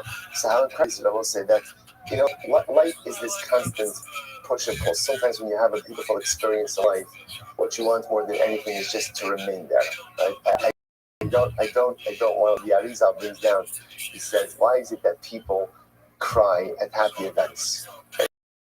makes no sense, right? Tears are so often more associated with pain, with sadness. Why do people cry happy events? The Aliyah Kadosh said because deep down in the Shema wants more than anything to hold on to this moment. I just want to hold on to it. I don't want it to go. But Shema knows it's going to flee. It just escapes. That's why at the beginning there's tears. But sometimes you have a beautiful holy moment, you just want to stay there. But the avodah in life is keep moving ourselves forward. So on one hand, our beautiful daf has been keeping us tethered in Pesach because Pesach is manish. And Zman Chilus, Sin Zman Gula, Sin Chayim, Adam Saskia, in Mitzrayim, Chilus, feeling the freedom, a feeling of personal emancipatory power. But at the same time, the Gemara says, got a moment. Moving toward Bagbo, moving toward Shua, incredible. The Apagav, said the Gemara. The Apagav, beautiful. The most that even I also want to point out, just think about it a little bit. It's fascinating, by the way, that the Gemara attributes this tefillah ultimately to the mother. Like this is the mother's tefillah, right? If the mother should daven, now obviously on the most sick level, right? Because the mother's giving birth, right? That's what it's associated with. But it's also, I will say, there's so much about the personality of Rabbi Shimon Bar Yochai, which is that, right? Again, we'll have to say if I have time at the end of this year, which I definitely will not. But I will. We'll put it on our list. But why Rashbi? So again, Rav is obviously astounded just by like the lumbus of Rashbi. There's so much of the personality of Rashbi that we want in our own children. Okay, the Avagat. This like Pircha. So once again, by the way, I just want to point out, you would think after Rava's praise of Rashbi that Rashbi's limud is correct. So to point out, by the way, Rashbi, his limud is actually flawed. His limud is flawed, right? The whole drasha is flawed. Why? Because there's a pircha. Now let's say, what's the pircha? Here we go. My chumah to bikurim ma'aser shekain asrum l'zarim. So let's say again, why did we say that bikurim is more chamer than ma'aser? Because ultimately, again, ma'aser sheni can be consumed by anyone. Bikurim, can't be consumed by non-kohanim. Adrabah, I can say ma'aser chamer shekain asrum l'yonim. You say just the opposite. Bikurim can be consumed by an onein. Ma'aser sheni can't be consumed by an onein. So in that case, again, we kind of just blew a hole in Rashbi's Kavachomer. Well, my chumah that told the Shlomim Ma'aser, chumrah of told and Shlomim from Ma'aser Sheni, Shkim Tu'unin Matan Damin Bein Wilagad Mizbeach. Remember, again, told the Shlomim have sacrificial rights on the Mizbeach. You have to do blood applications. The Kishkas on the Mizbeach. Hadrabah, Ma'aser Chamer, Shkim Tu'unin Kesef Tzura. Ma'aser can be Chamer. Why? Because again, remember, it will say, so you can redeem Karbanos, but ultimately on anything. Ma'aser Sheni, if you want to redeem it, it requires minted coinage. That's a chumrah. So as I said, remember again, essentially what the Gemara is showing over here is that Reb Shimon's logic really was flawed. But in other words, it was a brilliant exposition, but at the end of the day, it's wrong. It's wrong. What was the chumrah of Bechor of Bechor? What was the supposed chumrah? Bechor ultimately is consecrated from the womb. Adrabah, Todu Shlomim Chamurim, Todu Shlomim why? Shekin Tu Smicha, Unisach, Utinufas Chazir, because ultimately Todu Shlomim requires Smicha, sleeping on the animal, Sachim, wine libations, and the waving of the chest and the thigh. And what's the chumrah of Chatas and Asham of Bechor? Shekin Kache Kadoshim. Kazer Kache Kadoshim. Adrabah, Bechor Chamer, I would say that Bechor is coming. It is sanctified from the womb. What's the chumrah of Ola over Chatas and Asham? Shekin Kalil. Totally consumed on the Mizbeach. I would say Adrabah. Chatas v'Asham Chamiri Shekin Bechari. They affect atonement. The Kulu Chamiri Ola is Mushtei Achilos. And ultimately, again, everyone is. Why? Because Ola has two consumptions. Again, I will say, because I'm saying the Mushtei Achilos. Ultimately, again, I'm sorry, because Kabanos have two achilos, have two consumptions. In other words, either Mizbeach and Kohanim, owners Kohanim, because Ola ultimately, again, only has consumption on the Mizbeach itself. So I will say, so therefore, again, the Gemara says, by the way, it was brilliant exposition, absolutely brilliant. Only one problem, it was incorrect. A slight detail. I think Gemara says that's the case. So why the overwhelming praise for Rabbi Shimon? Elamai Rabbi Shimon. So you would think that after that kind of praise, that every mother should daven for her son to be like Rabbi Shimon. So why did Rabbi say daven for your child, Rabbi Shimon? The verse is incredible. The lamai is sphira leila b'day, misaris leila kra v'darish lei. Because Rabbi say the drasha itself was overwhelming. In other words, right? We'll say sometimes there is wrong, but the process is so incredibly profound. What Rabbi Shimon did the drasha, and I will say, by the way, it's not just a drasha, it's a reverse drasha. Right? It's a drasha ultimately in from the end of the pasuk to the beginning of the pasuk. So the drasha is incredible. The reverse type of the drasha is absolutely incredible. Everything is incredible about this, which I will say tells you something absolutely amazing. What Rava was extolling was as follows: did Rabbi Shimon come up with the right conclusion? No. The Lord said, but what did he do? He put in a Herculean amount of effort. And at the end of the day, what makes great people great are not necessarily the results that they produce, but rather the effort they are willing to expend to get to that finish line. And I will say that was the life of Rabbi Shimon Bar Yochai. And Rabbi Shimon Bar Yochai again lost so much. He lost so much time. Again, remember he was hiding for an extended amount of time. But when I said during that time when he made of himself, sometimes the results don't materialize as you had intended for them to. But the process itself is really where our personal prowess, our energy, really comes out. So that's what Rebel was excited. The conclusion is wrong, but every mother should daven to have a child who is committed to the process. Because we know at the end of the day, results, we often don't control the outcome. The only thing we control is how much effort we are willing to put into the process. He personifies that willingness to put effort into the process. And for every mother should daven for a child to possess Kach. So I will stop over here for today. Shkoyach.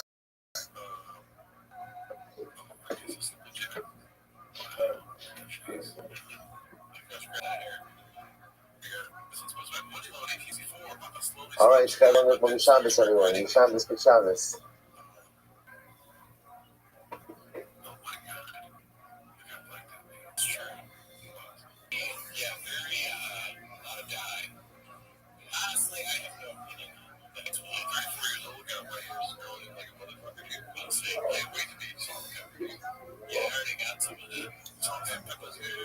All right, we'll say good morning. Good morning. Let us begin.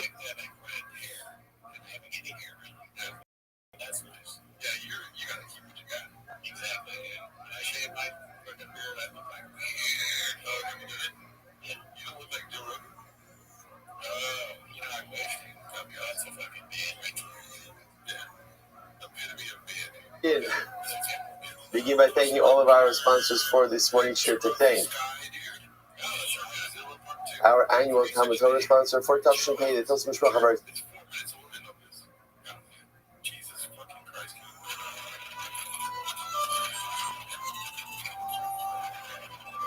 Israel for dedicating all the shipment drugs this year as a close from Israel on Israel. Our Talmud Torah sponsors for the month of Nisan, Haba ben Tova Paul Pollack, inspiration of the Nisan birthdays of his wife Kathy, granddaughter Tikva Esther, and the birth of his grandson Yosef Menachem. Our anonymous Talmud Torah sponsor in the schools of the month of Geula Shlema for Klal Yisrael. Our Mashiach Miriam, Abraham's mother, Sarah, Brina Bas, Yoshua Heschel, Zichron Levrach. As always, we dedicate our learning to the schools of our holy and precious Hasidus Name, Baruch Hashem. Bring them home with shalom and bekara, and the schools of our holy souls, and allow them to be successful. B'chol ma'aseh yedei. Listen, with that, let us begin. So we have a lot to do today, Baruch Hashem. Today's daf is Tes Zayin 16, and we are picking up the Neres Hashem on Tes Vav on the days. We left off with my commitment. We actually got a little bit further, but let's just pick up with that. Good. So my commitment. Because remember again, we had an interesting machlokes, a raging machlokes. It's here Milko and Rishlakis, a really what we call the so distinct fundamental machlokes about the nature of Lav Shish B'Maisa or Lav Hanita Kla'aseh. Right? So remember again, we saw by Yasi Lavanita Clay, person commits a lot of prohibition, and that prohibition has an accompanying assay, which allows us to go ahead and essentially fix the law. So a person fails to perform the assay, then the is to Chayiv Malkus. So in a general sense, a person is not going to Chayiv Malkus when they go ahead and violate the assay. Sorry, when they violate. And the reason for that is because I have the assay to be able to fix it. Now, what happens if a person doesn't go ahead and perform the assay? Then I'm Chayiv Malkus. So the shaila becomes at what point is a person going to be Chayiv Malkus then? What point do we call it not performance of the assay? So this was a Machlokes Yochanan and Reish Lakish. So Yochanan said, Bittul Chayiv, Lo Bittul Patra. Essentially, it will do something which fundamentally precludes the performance of the assay. So for example, in the case that first Reuben steals from Shimon, and then Reuben goes ahead and destroys the stolen object. Now, it's not going to be the best example, as we'll discuss in just a little bit, but just to give you an idea, he can't perform the assay. There's no Venetian Zeva. He cannot return the stolen item. Like Salach again, just for illustration purposes, not for halachic purposes, that would be called being a mavako and assay. We'll give examples of this. Versus the Shach, which says, Kayim below Kayim, all right, Kayim lo Kayim lo Kiyim Kayim. Ultimately, again, just non-performance. You didn't do the assay. You didn't do the assay. Result ultimately in Malchus. The Gemara says, what's that root of this Machlokes? The Ma'akinifiki says, Ma'akinifiki b'hasra sofek kamifiki. So what are we arguing about over here? With hasra sofek. I want to say, this is going to be very interesting. Mar sava hasra sofek shma hasra, or Mar sava hasra sofek lo shma hasra. So I want to say, so what's the argument over here? The argument is whether hasra sofek is called hasra. So take a look at Rashi. Rabbi Yochanan Savar hasra sofek shma hasra. First white line in Rashi. Yapagav t'chol saseh shenita glasei l'dvarav hasra. Any lav hanita glasei, by definition, is what we'll call hasras sofek, a doubtful hasra. So shayki she'ol alav tzarich lahas. But who amar shen halav the bittul ha'asei? Let's play this out. Reuben goes ahead and steals an object from Shimon. In order for Reuben to be chayiv to get hasra, so the wizards are going to say to Reuben, if you go ahead and you steal, there's going to be liability. Remember, Rabbi Yochanan's model of bittul, halacha l'maisa, there's no real liability for the law up until the point that Reuben negates or precludes the possibility of the assay. So therefore, he says, "Kishamasrin bo al tigarish." Right. I should just use the example of the Gemara. Right, the Gemara was right. Reuben violated Rachel. He married her. He's about to divorce her. So the witnesses tell him, "Don't. If you divorce her, you're going to marry Malchus." Remember again, Safeku Shemlo Yivatel Sasei LaHadira Bano Ulecheshedireha Vivatlekar Margulaki. So watch this. Reuben's about to go ahead and right, Reuben violated Rachel, married her. Okay, that's what he's supposed to do. Then he's going to divorce her. So we're going to give him hasra. What's that? Reuben, if you go ahead and you divorce Rachel, you Chayiv Malchus. Well, that's not totally true. Why? Because there's an assay. What's the assay? To remarry her. But Reuben, if you go ahead and you divorce her, and then you also do something which forever puts you from remarrying her, you're going to be Chayiv Malchus. So we'll say that's what's called hasra safek. In other words, the way hasra works is that hasra has to really contain a definitive set of facts, not a lot of ifs and not a lot of buts, and not in that, and it also, as we're going to see, also must contain a level of immediacy. Now, according to Rabbi Yochanan, the only way to give hasra is because in any lav hanita say there's always this one possibility that halacha ma'isa Reuben could go ahead and fix the wrong distant point. So Rabbi Yochanan has safek shma hasra. On the other hand, Reish Lakish, look at Rashi, go on. Reish Lakish has safek lo shma hasra. Hilchach was this. Remember again, I will say, in Reish Lakish's model, how does this work? Reuben violated Rachel, married her. Now he's about to divorce her. So he goes ahead. So this is say, Reuben, if you divorce her, you Chayiv Malchus. How does it work in Reish Lakish's model? Reish Lakish's model, the halacha is like this. You have an asay fill. How long do you have to fulfill it? Some amount of time. Based on saying, you divorce your wife, just understand the test. 1 day, 2 days, 2 hours, 5 weeks, whatever the amount of time is, if he does not go ahead and comply with the assay by that time, he will get malchus. Now, what does that show you? Rish Lakish wants hasra'as sapek loshma hasra. Let's see this at Rashi now. Hilchach, Rish Lakish hasra'as sapek loshma hasra. Hilchach, in hayagomer halav, haloi bebitol hasay, lo hayalok elav, halav mishagirish nigmar, v'hadili hasras vaday, v'asemita lios tachas hamalchus. Ukishalei aval avezdin, o yikayim, o yiloket. Well, so there it is. That's the key phrase. According to Rish Lakish, the way this works is like this. If you violate the law, and now again, they bring you to Beis Din for violation of the law, when you come before Beis Din, there's 2 options in front of you right now. What are the 2 options? Malchus or assay. How long do you have to fulfill the assay? Now. Now, by the way, now could mean now or now could mean if Beis Din decides to give you some defined amount of time. But the point is, according to Rish Lakish, there's no like assay.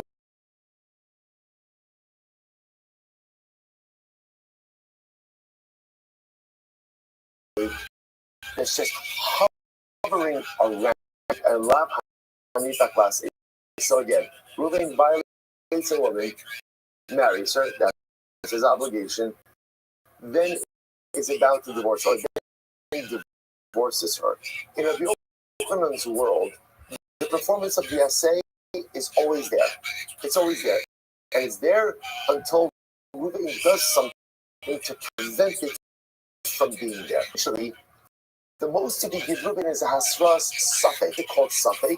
Safek, not as much because itself is doubtful, but because the whole ambiguous. He can't be viable until he fundamentally negates the possibility of forming the assay. Ziyav, how long does Ziyav? Could be right until he dies, and he's dead. What are you going to do?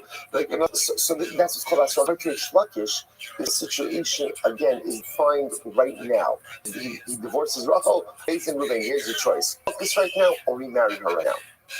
So that's called Rish Lakish. I mean, Rish Lakish holds her as a suffix losh masra. Okay, there are chaps that go into the kashin Rabbi Yochanan. Lekon Elasras Vadain, the Yisrubo, Jisheba Levato Esa Seshu Akira Salav, the Olam Hasra Bishasha over Allah Sarasalayinon, Tafili Tuliba Davar Akidamir, the Shua Shalo Ocha.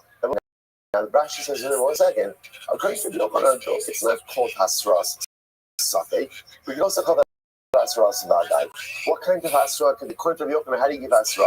Ruvain, violated Rachel, married Rachel, is about to divorce her. What are we doing? If you divorce her and you are meant to be assay, you will get malchus. Is that called Hasra Safek? Which Rashi comes along and said last night, Rashi, Alma, Hasab Bishas Isser, the Apapi Shein of Nigmar Achioka as a shell tonight. Because we want to say the idea by the way of Hasra is not just a defined set of facts, it's immediacy.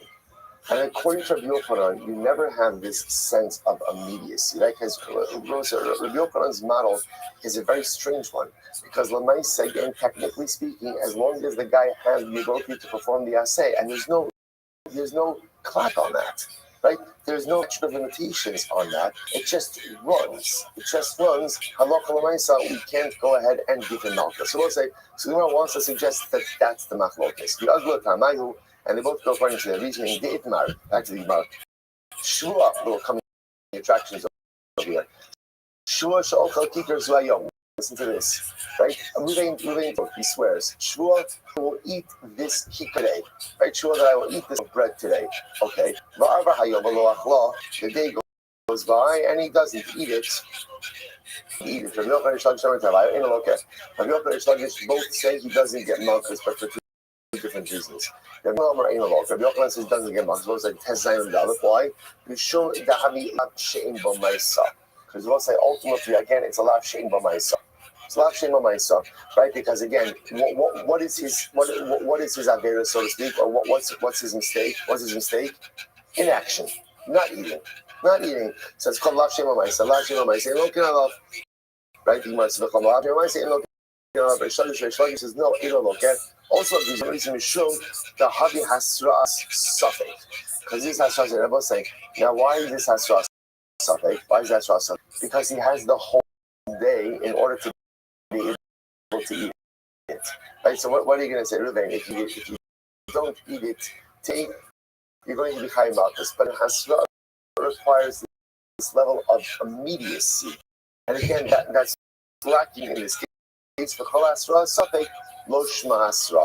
And any Hasra Safek, ultimately, again, is not a Hasra. Then for both say, again, so just want to point out what's happening over here. Well, let's just, let's finish up with Tavayu. I'll leave it to Yehuda. But actually, what you're just saying. So here's what we have. And this is really a multi-layered machlokes, right? So remember, how did this start? I have a lav anita glase. I have a portion, a lav that is ready by the performance of an essay. Using the example I said, Ruben violated Rachel, right? That's obviously its own avera. Now, once that happens, again, he has an obligation to marry her. He is not allowed to divorce her. The event that he divorces halacha, he has an answer to remarry her.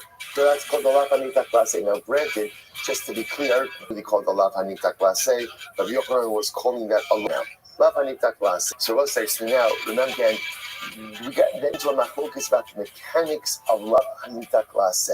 In other words, at what point in time, now in general we say, there aren't malchus for a lav hanita glase, right? Why not?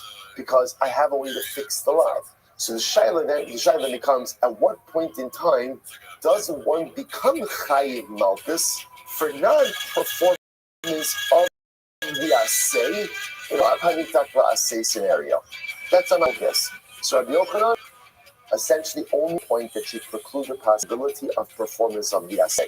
You actively negate the essay, then there'll be malchus. Reish Lakish, no, non-performance of the essay.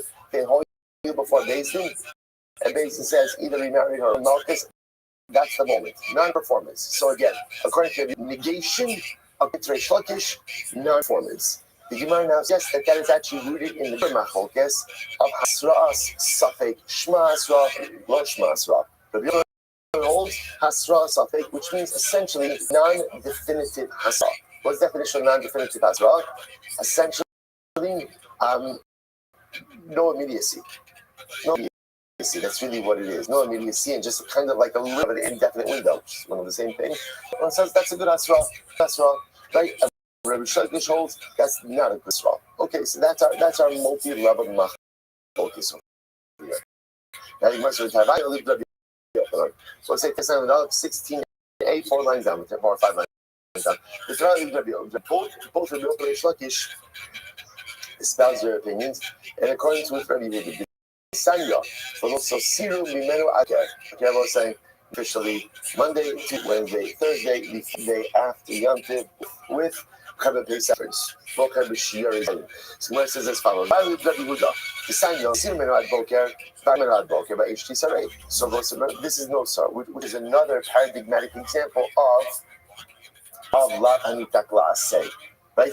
Don't leave over to the morning, but if you leave over to the morning, burn whatever is left over. So the Gemara says as follows: Ba'akasa likin asay, karlo sasay. So it's going to give me a positive commandment, i.e., burn the leftovers. After the lo sasay, don't leave over. Lomar shein lokin alov Rabbi Yehuda. To teach me, so again, so let's say, so that's, and again, everyone agrees with this concept, right? Everyone is in agreement with this. Rabbi Yochanan Dayakaki. So Moses, and here's what's interesting. Apparently, both Rabbi Yochanan and Reish Lakish glean their respective shitos from this statement of Rabbi Yehuda. How so? Rabbi Yochanan Dayakaki. Here's Rabbi Yochanan's diuk. The reason why ultimately again you don't get malchus is because the Torah comes along and gives me an assay of Va'HT Saref. Haloba Akasov, had there not been a follow-up assay, look at you get malchus. Now what's interesting about that? Alma Hasras Safek Lo Hasras Safek Shma Saf. That was why is this Hasras Safek? So let's play this out. So then we're going to say, at what point in time at what point in time does the violation occur? Well, let's say like this. What is the asra? The asra would be Ruvain's eating his korban pesach. I go over to him and say, Ruvain, if you leave this over the whole night, you're going to be chayiv malchus. What's the issue over here? How long does he have it before he violates the law? The night. So remember, classic hasra. Classic, I see someone about to do something. If you do that, there's going to be liability. There's immediacy. In this case over here, how do you give hasra for no sar? So again, you could construct the case of where it's 1 minute before nates. It's 1 minute before nates. Ruvain, if you don't go ahead, right? If you don't go ahead and do a little, all you can eat korban pesach right now, right? You are going to be chayiv. Okay, you could construct the case like that, but l'maaseh actually that's not the case. Right? The case is where the asra is being given somewhere over the course of the night, and yet halakha l'maaseh, there is still absolute liability for all of that. So what do you see from here? Rabbi Yochanan is medayik. In fact, you see from here hasra safek ishma hasra. Right? That's Rabbi Yochanan's deal. Rish Lakish daikafi. Rish Lakish goes ahead and makes a different deal. He says taima the ba'akasim. The reason why ultimately again there's no malchus is because the Torah gives an accompanying asay. Lo ba'akasim. So look at how the Torah not given an accompanying asay. We get malchus. What do you see from here? Allah, lashin b'maisa lokin Allah. From here you see Allah say, by the way, interestingly enough, no sar, right? No sar is a lashin b'maisa, right? After all, it's passive. How do you get no sar? You don't do something. You don't do something. So what do you see from here? That you do get malchus on a lashin b'maisa, unless it's a lav class. So it's just interesting that the thing. That's just a fascinating one. It's trying how one person could say something and two people could walk away fundamentally different messages. Something to see. So Rabbi Yehuda makes what appears to be a simple statement. Rabbi Yehuda says that lav hamishtak say you don't get malchus. So therefore, if you leave over korban pesach, you malchus. Why? Because there's the ability to do it up with ba'ishis or say. Rabbi Yochanan got from here that asra safek ishma asra. B'maisa lokin alav. Fascinating to hasra safek. Well, what do you do with the fact that has safek, and yet it works. What's going on over here? Savalaki da kanga yuda. He holds like this other theory Yehuda. What does Yehuda hold? This Sanya, he is it's very interesting. He kazeh the chazri kazeh. Okay, so what's the key? Look at Rashi. Mi shegirish is ishto. V'mi says v'yolda safek ben tes l'arishon, safek ben zayin la'achar. Okay, so watch this. Rachel was married to Reuben. Okay, she gets divorced. Now, normally the halacha is after a woman gets divorced, there's an obligation of havkara. She's supposed to wait 3 months before she gets married. In the event that she's pregnant, we want to know who the husband is. Rachel didn't wait 3 months. She married Shimon. 7 months later, or say 9 months later, she has a baby. Mazel tov. Only problem, who's the father? Right? Is it Reuben or is it Shimon? So we're not sure. Now they have a kid. We'll call this kid Levi. Right? Call this kid Levi. Now what happens? Levi hits Reuben and Shimon. Reuben is right. So I'll say Reuben hits Levi and Shimon. Right? A lot of obviously familial angst over here.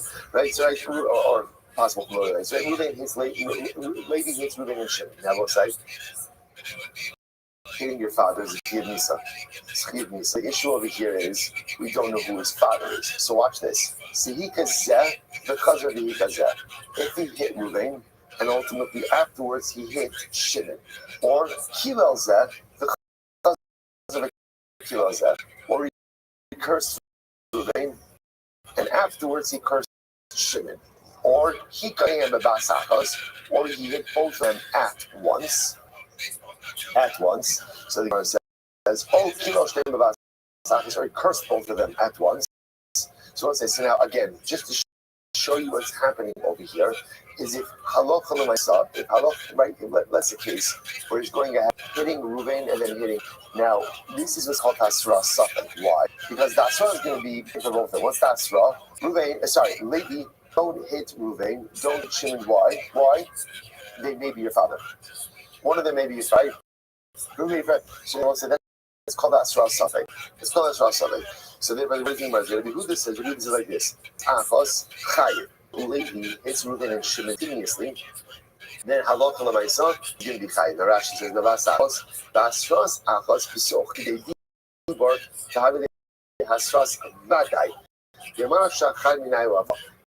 I must say, now if ladies both Reuben and Shimon Basachas at once, and there is Asra, that is Asra Svadai. Why? Because since he's sitting them both at once, what is he definitely doing? He's definitely hitting his father. It's for sure. He's hitting his father. So the Gemara says, ultimately again, but again, if he's going to be potter. Why? Because Halacha Asra Safek. Rabbi Yochanan be Vadai Lad Bomaisa. Okay, fine. So that's the end of that. Good. So ultimately, again, so Reish Lakish, so the point over here is that Reish Lakish holds like this other Tana, right? This other Tana of Rabbi Yehuda. Apparently, this two different versions, and this version of Rabbi Yehuda, Hasras Safei, is not a good Hasra. So Reish Lakish has what to stand up. Fine. Back to Rabbi Yochanan. Rabbi Yochanan. Nami Havade Lav Shem B'Maisa. So once again, we're just ping-ponging that Rabbi Yochanan and Reish Lakish. So Rabbi Yochanan, what is it going to do with the fact that Karban Pesach or no Sar is a Lav Shem B'Maisa?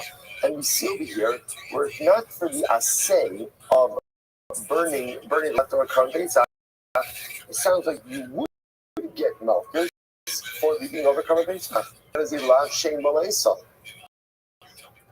What does Rabbi Yochanan do with that? Usavalaki had the Amr Idi Bar Amr Amr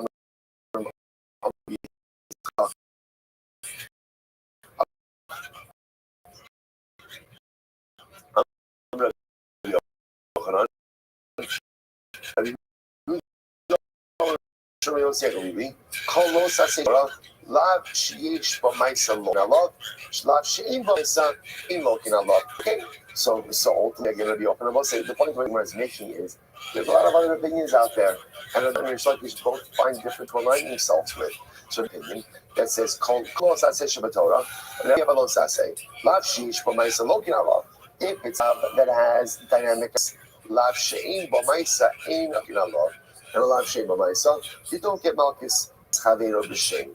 With the exception, of course, of Mishpah, swearing falsely, generally using the name of Hashem, because swearing falsely, using the name of HaKadosh Baruch Hu, Neymar, which means, again, swapping out one sacrificial animal for another sacrificial animal, Mekalas Chaver B'Shem, or cursing your friend with the name of HaKadosh Baruch Hu, to which the Gemara says, here's the problem. Based on that, Kashya, Rabbi Yehuda. So Moses, now we have this constant Rabbi Yehuda on both counts. So the Gemara says, either Reish Lakish, so according to Reish Lakish, it's not really a big deal because remember Reish Lakish already highlighted the fact that there are two different Tanoim, two different Tanaic versions of Rabbi Yehuda. Either Rabbi Yochanan Kasha, Hadi Hadrabe. Ultimately, again, not a Kasha. Either one opinion is his own opinion, and one is the opinion ultimately again of his Rebbe. If you look at Rashi says over here. Rabbi Yehuda lav shein b'maisa lo kinalav, v'had Tanya ein lo kinalav mishum Rabbi Yosef and Rabbi Amar. So Rabbi Yehuda himself lav shein b'maisa in get Malchus, but Rabbi Yosef and the ultimate again will hold that Allah b'maisa there are Malchus. Okay, incredible. It's not awesome. So what we're left with over here, if we have to at the end, we'll come back to the Rambam a little bit to see like what that Allah b'maisa actually in this case. And so let's say what we're left with. Generally again about how Lav Hanita class say works. Rabbi Yochanan, let's assume for our purposes right now, that it is Lav Hanita class in Lokin Allah. Don't get Malchus for the violation of the Lav, which makes sense because you have an assay to clean it up. However, is there a point at which you will get Malchus for not doing the assay? The answer is yes. It just depends when. According to Rabbi Yochanan, negation. When you fundamentally negate the performance of the assay, it's impossible. You get because non-performance.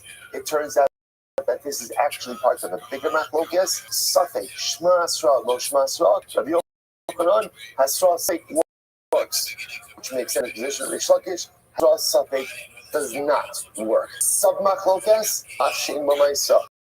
Lokin alav, ain't lokin alav, sisi machmok tanoim as well. Beautiful. Now we're not finished yet. Tanan hasam. We'll say last short line. Tanan hasam. Hanoto emal abanim. Okay, this is very interesting. We'll say kind of Torah says you go ahead and you see one of the chicks. What's the halacha? You have to send away the mother bird. So now what happens? Hanoto emal abanim. Ruvain did not send away the mother bird. Instead, he went ahead and he took the mother bird for himself. Oh, no, I'm sorry. He took the eggs with the mother bird still there. Okay, so now what do you do? Rabbi Yehuda says, look, Rabbi Yehuda says, look, you violated the law, you get malchus, and there's no point in subsequently sending away the mother bird. Take a look at Rashi for just a moment. Look at, it's actually right across. Look at Mishalech. Kasavar shalach me karamashma, lo sika chaim, ela shalchena kodem lekicha, yaf agav diksik basar lo sika, lav lememra dimotcha mishalech v'nehavi lashnin taklase, ela shakadwa sehu. So it's very interesting. Yehuda understands that there's only one time the Shaleach Esa'im applies, which is when? Which is before you take the chicks. If you took the chicks or you took the eggs first, there's no longer an assay. Therefore, you violated a lot. This is not a lot of Hanitaklase. That's what he calls lo saseh shekidna assay. It's a lot that has an assay that comes before it. This is Rabbi Yochanan. Rabbi Yochanan holds out again. You're looking for that. So Rabbi Yehuda says, if you violate it, there's no you get malchus. The Chum say, Mishalech ve'ina loket. The Chum can you do afterwards? Say the mother bird afterwards, and she's salat anita klase. Look at Rashi. Rashi says, Kasabi shala achar losika mashma kidifsid avelinita klase in lakha shala. So once I saw, amazingly enough, now this is going to be a little bit of a different case. This is actually almost like a double assay, right? Obviously, there's an assay to send away the mother bird before you take the eggs of the chicks. The eggs of the chicks, it's okay. Bird afterwards, incredible. This is a cloud. This is the cloud. Yavin alov. So we'll say, so this is going to be very important. When it says, here is the principle. What is the principle? Any mitzvah lo saseh, right? Any love. Sheyesh bakum assay that has an accompanying assay, and the role of that assay is to what? To clean up the lav, Ein chayven alel. Ultimately, again, they malchus for it. Right? So call and go aside to kum assay. Look at Rashi. Zak kum says lo says. In looking aleh, elis yikayim ha'asay biyiftar from the assay. And you are exempt from malchus. Okay, so now watch this. Rabbi Yochanan comes along and says, "Ein lanu ela zos v'odacheres." Now we'll say, now here's what's interesting. Now, isn't this just like a lav hanita klase? So what we're going to see over here, there's something very interesting and nuanced over here, which is there's a classic lav hanita klase. And then ultimately again, there's this. So Chatan is a good example of this. Right? A classic Lavanita classe is I steal something, they show us I didn't return the stolen act. That's the class case. That's the classic case. Right? Ultimately again, the non-classic like this Torah says, send away the mother bird before you go ahead and you take the chicks, you take the eggs. Now I took the eggs, that's sending away the mother bird. So let's say, so how does sending away the mother bird now actually remedy that lav? So the answer is it's not a classic lav anita class, but it is a case of a low site that has an sanctioned by it. So the are saying anytime you find the assay that has an accompanying, even if that assay doesn't classically, you can still avoid malchus by the performance of the assay. Shiluach HaKan is a good example of that. Okay, so the Gemara says, Rabbi Yochanan says, Ein lanu ela zos v'odacheres. There's only two examples of this. Number one is Shiluach HaKan, sending away the mother bird, right? That even if you took the eggs first, you could send away the mother afterwards and take care of your lot. And there's one more example of this. Okay, now it doesn't say which is more. Amalei Rabbi Elazar Heicha. Suppose is great. Rabbi Elazar says, okay, what? But it says there's only one. This Shiluach HaKan and one more, the mother bird. So first I'll take a look at Rashi. Rashi says over here, Ein lanu kilomar mishaleach ve'ein alokeh aha lo shalach Rabbi Yochanan bitlo otzon. I'm like, so Rabbi Loza says to him, hey, where is the other case? Amalei l'chi tishkach. So Rabbi Yochanan says, go find it. I'm not telling. Why do I have to spoon feed you everything? Go find it. So Nabak dak va'ashkat. So sure enough, well, it's a tremendous Gemara. Let's say, Gemara says, Yagati v'lamatzasi al tamid. If someone tells you, I tried really hard, but I was unsuccessful, don't believe that. Don't believe that. There's no such thing as trying hard without success. If you put in the effort, you will find success. Now, success comes up different ways. Sometimes the success that materializes is not necessarily the success that you had in mind. But there's no such thing as trying hard and not being successful. So the open says, go out and try. Go out and try to find the case. Sure enough, what happened next line? So Belaz goes out and he finds it. Listen to this. He had this case already. He has to marry her, and then he divorces her. In Yisrael, say if he remarries her, he doesn't get this. So if he's Yisrael, Kohen who located in Makser, he's a Kohen who can't remarry, so he gets Malchus. Okay, here's the second case. Do not divorce. Right? We're not talking about divorce. We're not talking about the law of violating woman abuse. Right? That's already occurred. The law of not divorcing her. So he divorced her. Halacha again, if he fulfills the assay of reading her, he doesn't get malchus. This is a fulfillment principle we just said before. Called says los assay. Sheishba kumasay chayav allow. So what says honey for man honey. So this makes sense according to the opinion as that ultimately again that where is their liability? This really reflects his position of kaimo below kaimo. That ultimately there has to be some level of a misi with the fulfillment of the assay. And again, according to the opinion that says that you're only chayiv not fulfillment of the assay if you fundamentally negate it. So remember again, we're trying to figure out how these would apply in these cases. So in the case of Shiluach HaKan, you could find the case to be mevatel the assay. How would you mevatel the assay? How would you mevatel the assay in the case of Shiluach HaKan? How do you mevatel it? Right? If you kill the mother, ultimately again you mevatel the assay. You can no longer send her away. So this is very interesting. In the case of Ones, how can you be mevatel the assay to remarry her? Dr. Gladstone was mechaning to this yesterday after the shir. So listen to this. Eat the katle. So what happens if Reuben Chas Shalom kills Rachel? Again, let's say Malchus are the least of his problems, right? Again, now it's a capital case. So the Gemara of sitting in you go shekibel kiddushin me'acher. The assay of the man who divorced violated. What would be the example of this? He was from another man. I must remember again. That would preclude it for. Remember again. Halacha l'maisa, he can remarry her, but he can only marry her so long as what? She does not marry someone else. The moment she marries someone else, you're not allowed to. You can't do that. And no one can do that. That's not allowed. So maybe the case over here is when he's makabel kiddushin for another man. The nurse says, okay. So how does exactly that work? Now, if Rachel is the one who received kiddushin from Shimon and says to Ruvain, do you mind being my shliach, right? Do you mind being my shliach? Right? Then she's the one who's been mevatel the assay.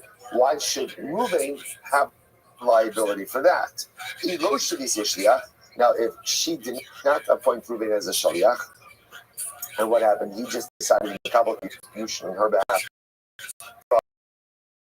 from a Shimon, then that's meaningless. So you do a lot of things in life of your volition. The one thing you can't do is you cannot become a self-apshtech for kiddushin, like you decide the shidduch crisis, so you sing ahead and accepting kiddushin on behalf of people. Right, that is not going to work. Right, so therefore, again, if she appoints him as a shaliach, then she is the assay. If she hasn't appointed him as a shaliach, ultimately, again, he has no authority. So we're just trying to figure out a case. How could it be? that Ruvain could be mevatel the assay of remarrying Rachel and making for Malchus. Oh, it could be about this could be where halacha l'maisa Ruvain made a neder, a public neder, not to remarry her. So public neder, a public neder ultimately again has teeth to it. That's why according to the opinion that says that a neder vowed in public doesn't have revocation. But according to the opinion that says that it does have revocation, what is there to say? The madira al das rather. All right, so without wading into the specifics of these types of neder, and the Meretz Hashem, we will get to this as well. Halach l'maisa again, there's what is called a neder shedir b'rabin, which is a public neder. Literally again, a neder made in front of 10 people, in front of a rabbin, versus a neder shudr al das rabin. Al das rabin is essentially that is done with the consent of Beis Din. Right, so that neder has even stronger teeth. The Amar Ani Hilchasa neder shudr rabin yishla farah al das rabin imra farah. A neder ultimately again shudr b'rabin. That according to some that does have revocation, but al das rabin doesn't have it. So again, if he makes this type of neder, so that would ultimately preclude him from remarrying her. Then he would be actively mevatel the assay. That would be the case of bittul. A bittul. So Gemara says, so we're just showing there's another case. The sulaka, I know the case, and I'm saying now again, remember, the Gemara made a statement. Ze'aklal, kol mitzvahs lo saseh shishpa kumaseh, ein chayav Allah. Right? Any positive commandment, right, or just any prohibition, any law that has an accompanying assay, if you perform the assay, you're not chayiv malchus. The corollary to that is, and if you don't perform the assay, or you negate the assay, you will be chayiv malchus. So remember again, the Gemara said, Rabbi Yochanan says, there's two examples of this, right? Shiluach hakan and ones. What's really? There's only two examples. Aren't other examples? I think one's going to run through all these things. Gezel. What about theft? Torah says, don't steal, but then also gives an accompanying law. Right? Go to an object. Mashton, lateral. Rachmana al Savo al Beis. So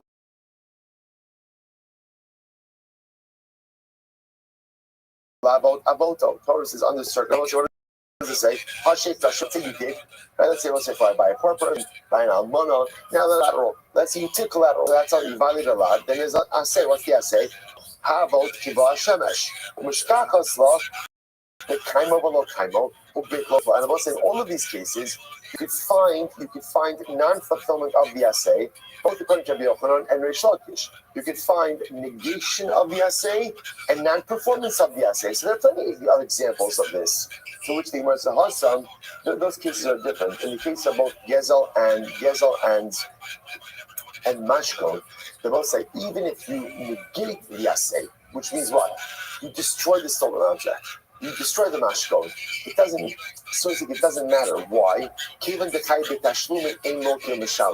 Those keys will be different because they're not finami. You can negate the assay, right? You can negate the assay. So what happens if you destroy the stolen object? What happens if you go at it and you destroy the mashkon? Okay, so now you're chayiv mammon. So the difference just is once you're chayiv mammon, you're no longer chayiv malchus. Okay, so therefore again, those cases don't really fit this model.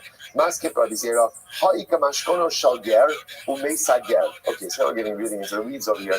There's another case like this. Let's say again, I took the mashkon of a ger. Right, I went ahead and I was saying, look at Rashi's law. That's Rashi. Mitzvah mitzvahs lo saseh shishba komaseh pilot geras. So remember again, what are we looking for? We're looking for cases of a lo saseh that has an assay, and if I don't do the assay, I get malchus. That's what we're looking for over here. So what about the palace? Mashkono Shagir, Rashi said, "V'sarfa b'chayi hager u'meisager imo yarshin lesa b'tashlim." So watch this. I take a collateral from a ger. I wasn't supposed to. Right? Let's see when he wasn't ani. He was poor. I wasn't supposed to take a mashkin. I took a mashkin. I destroyed the mashkin during the lifetime of the ger. But now the ger died, and he has no inheritors. He has no inheritors. So halakha l'maisa again. So what about that case? The Gemara says, "Umei sager amud beis hasam Gavra bar tashlumis. Hasam gavra bar tashlumis. So in that case, again, I owe the ger and his descendants money. Vishibuda the ger with the paka. In that case, again, it's just the ger. It's not. The truth is, it's not me that's really changed the math over here. It's who? It's the ger. It's that the ger has released ultimately again any claim that was existing. Look at Rashi. Hasam gavra bar tashlumis. Kishasarko v'loneschayim malchus. The bitulzeh. So remember again, when I destroyed the mashkon of the ger during his lifetime, halacha l'maisa, I'm not chayiv tashlumin. But again, because the ger died, because there's no claim, right? There's no claimant over here, because that's why there's no liability. So this is very interesting. So again, we're just trying to find cases, just so you understand. Cases, a lav that has an accompanying assay. Now, when you perform the assay, then what? Malchus. We're looking for cases when you don't perform the assay, you will be chayiv malchus. Okay, what about the following case? I'll say, what's peah? Peah is the obligation of your field for. What about the case of Rahman, where the Torah says, Torah says, do not go ahead and harvest. Don't cut down the corner of your field. Leave it for the onion guess. It's the lav, right? That's the lav. So therefore, I'll say again. Remember, what's the assay? What's the assay? The mashkachas leib the kaimo bitlo velo bitlo. Now we're going to say about an interesting enough case. So watch this. So the shaila just is, if I did harvest, so I'm supposed to leave a corner of my field, right? I go ahead and I harvest it anyway. So what's now, right? What am I supposed to do? And so we're looking for two things. Number one, how do I remedy that? If I perform the lav, how do I remedy that? Right? And number two, what does it look like to negate the performance of that assay? Here we go. Oh, here it is. Mitzvah's peah, v'hamish min hakamo. Mitzvah peah is to leave standing grain. That's mitzvah peah. Literally, again, leave a corner of your field standing. Lo hifish min hakamo, mafish min ha'omer. So let's say again, I harvested the field. Right, I cut down the wheat. So I did not leave over from the standing wheat. What do I do? Mafish min ha'omer. You even leave over from the sheaves. So I harvested and bundled the wheat. It's okay. You can leave over sheaves of wheat for peah. Fine. Let's say I didn't leave over from the omer, from right. So mafish min hakri. I can even go ahead. Really doesn't mean right. I can go ahead and leave over pile. So the wheat is piled. I can separate from the pile for peah. So as long as the pile has not been smooth.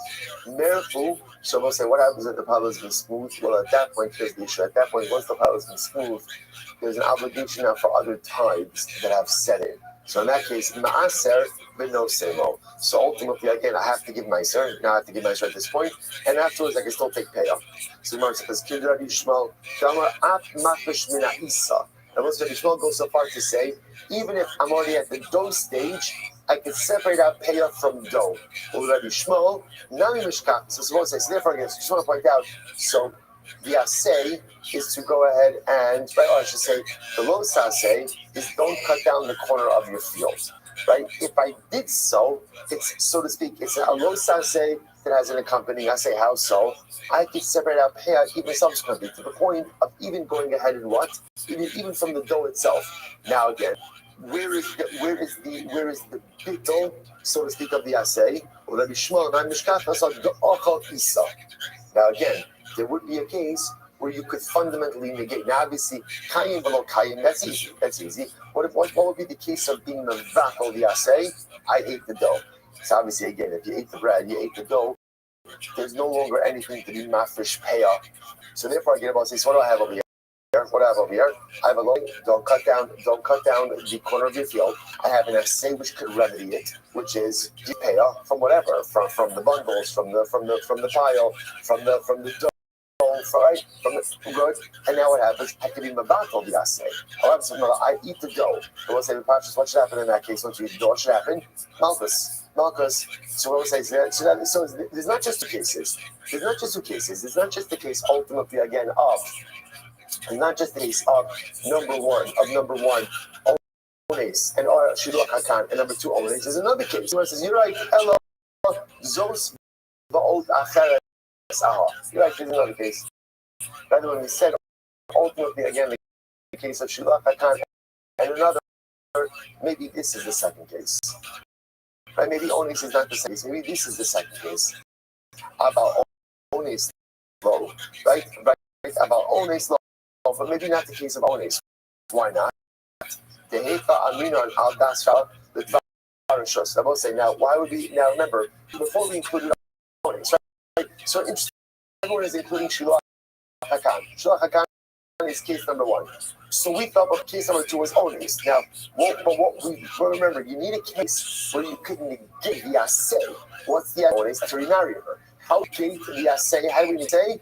If Reuben made a nether, I'll marry him. Gemara says it's not the case. I'll tell you why. Gemara says, listen to this.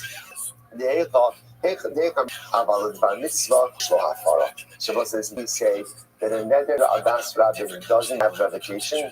That's only we made a nether for mundane purposes. But if the nether contravenes a mitzvah, then ultimately, again, it does have revocation. Gemara gives an interesting example of this, not to be applied contemporarily. There was this Rebbe who used to hit the kids, right? Adre Rav Acha, so Rav Acha, rightfully so, made a nedra das rabin that this guy can't teach. What was the problem? Teacher shortage. Besides this little detail, he really was an excellent Rebbe, right? Besides the little bit, right? So again, Rav said Rav Acha took the right course of action. But ultimately, again, Ravina reversed the neder because unfortunately they could not find another Rebbe who was able to go ahead and teach the kids. So what do you see from here? You see from here that even a neder holder of das rabin could be revoked for a mitzvah. So therefore, again, I will say the way the Gemara is ending off is like this. You have a principle. What's the principle? Anything that has a law, and then also has an assay. That law is you don't get malchus for the performance of the assay. Again, infer from that if you do the assay, you will get malchus. Rabbi Yochanan says there's only two examples of this. Shulach Hakan is one of them. How do you mevatel the assay in the case of Shulach Hakan? Kill the mother. Okay. And one other case. We originally thought the other case was Ones, and the bit of the assay was neder shudra das rabin. We then took that out of place. Again, you can revoke a neder for mitzvah purposes. So what's the other case? The other case is to be payah. We seem to be payah. If you don't cut down your field, cut down the corner of the field. That's if you fail to do something in the assay, separate that payah all the way out through the dough. So you eat the bread. You've negated the assay, and you would be chayiv entire innocent entire color. Okay, good. First of all, it feels good to be back on track and be behind, right? So feel this is good, right? Marcus, it didn't feel right. It didn't feel right to actually finish the dot. So Baruch Hashem, right? We're now a half an hour behind. We're fine. We're fine. Tomorrow's a short dot, very short Amud Aleph, and we'll be fine. Let's say shkayach, everyone. Tremendous.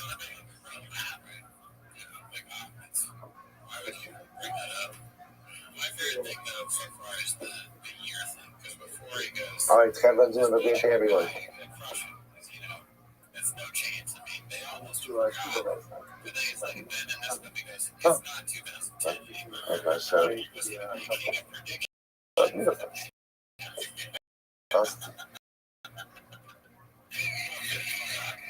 Well, you guys thought I was talking about Australia. It's like, are you guys stupid? Yeah. Clearly. I was talking about 2010. But to have other tools. There's not enough hours in the day for where bow striking's at to get to an elite level. There's not. He's such a hitbo's an elite athlete. That's how hard striking is. Striking in MMA takes a long time to get comfortable and to execute a game. All right, I will say good morning. You're wrestling, you're 7-pound submissions. Good morning. Let us begin.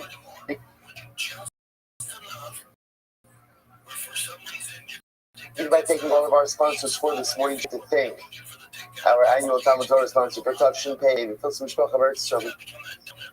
dedicating all the shows and the schools of the fellows for Am Yisrael. Our Torah sponsors for the month of Nisan, Haba Arina Latova, Paul Pollock in celebration of the Nisan birthdays of his wife Kathy, his granddaughter Tikva Esther, and the birth of his grandson to Eden Jeremiah Pollock. An anonymous Talmud Torah sponsorship in the schools of Simchas for all of our children, and for these to be the month of Geula Shlema for all of Klal Yisrael.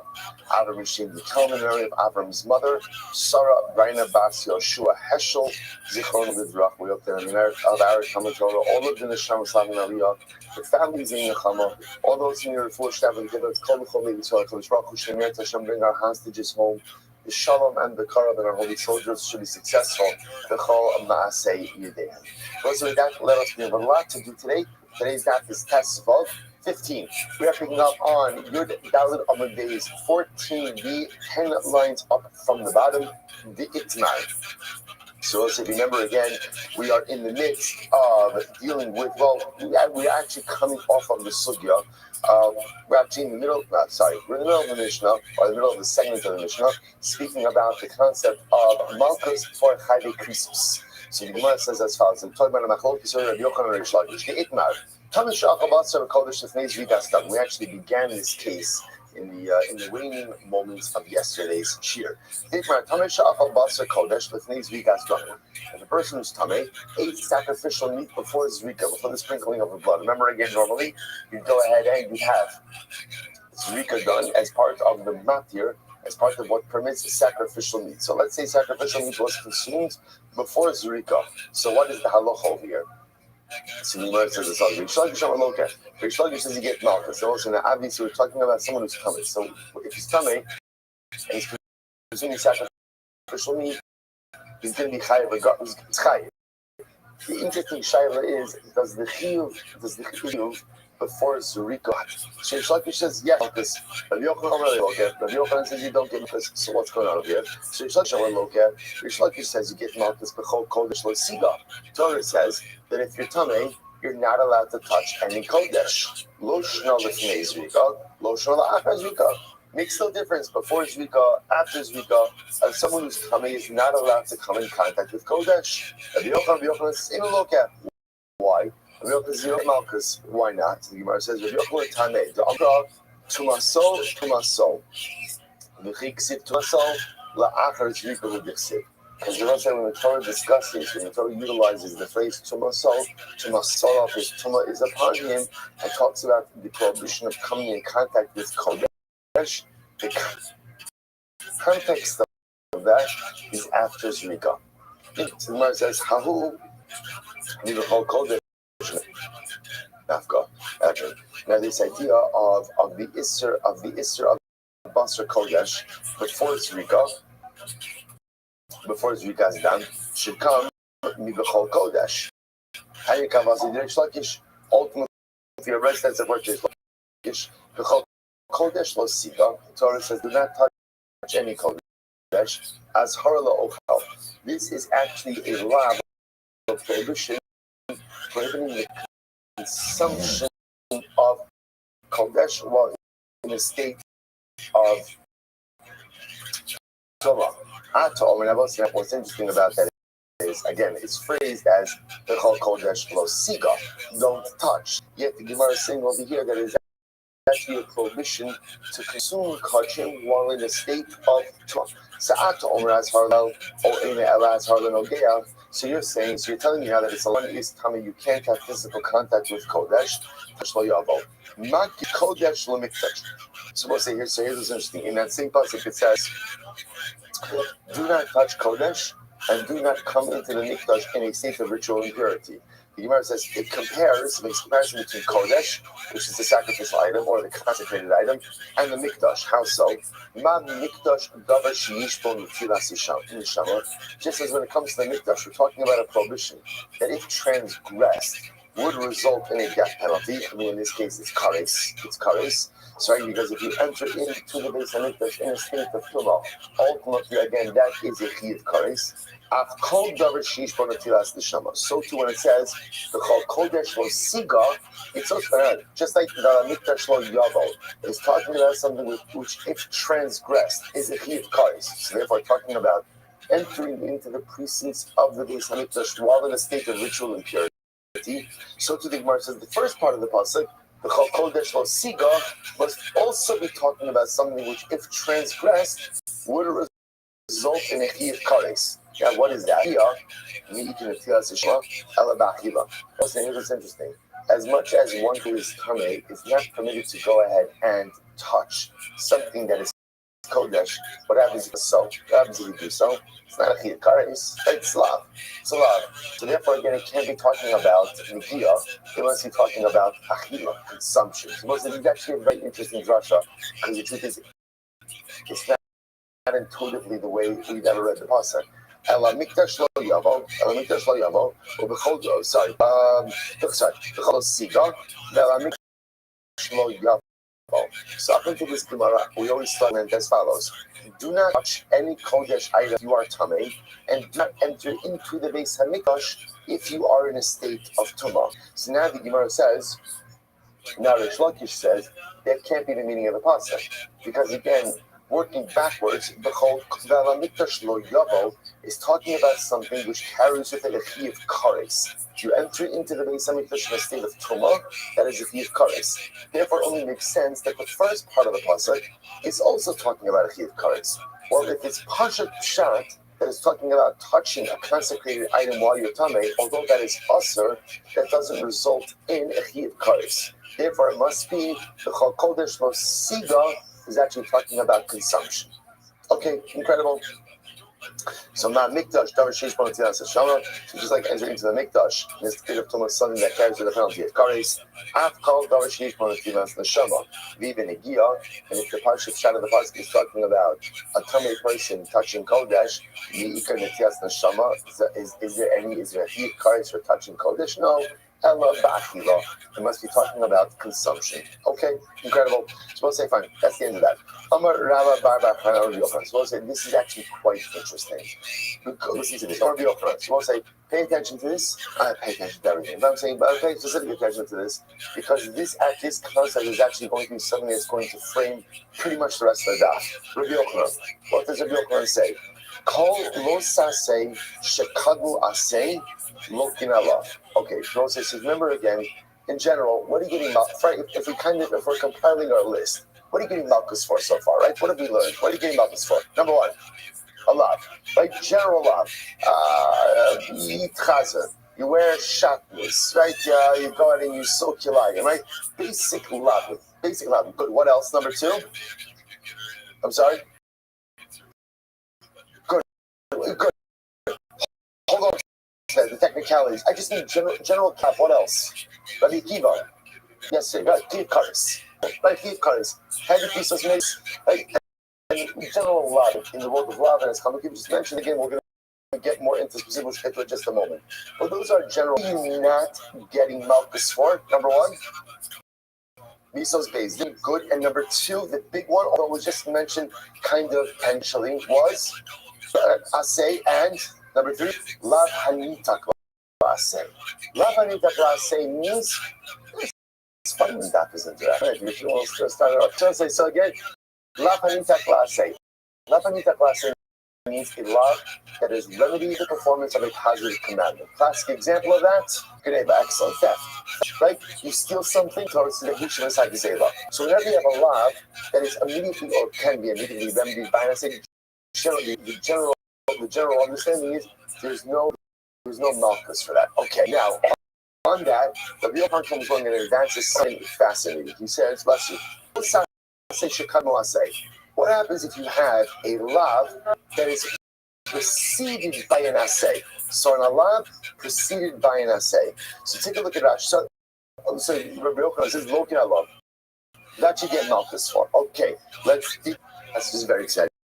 Let's dig into the last Rashi of the daf. Last Rashi number 8. So kol lo sasei kamo assay lokin alav. Listen to this. Ha asalash meinon. So again, what's the thing that we mentioned before? So prohibition Allah that is remedied by the performance of a positive commandment. I know start this row. Cover Pesach. Very hard to medically example that. I will say too, by the way. Third day since Pesach, Wednesday. Third day since Pesach was been a Pesach reference on the every single day. And there's another one still later on today. Absolutely amazing. Absolutely amazing. It shows that Hashem Klal Yisrael had a beautiful Pesach, because when you have a beautiful, the Baal Shem Tov Kodesh says that bracha that we say in Yishtavach. Bocher b'shirei zimra. Bocher b'shirei zimra.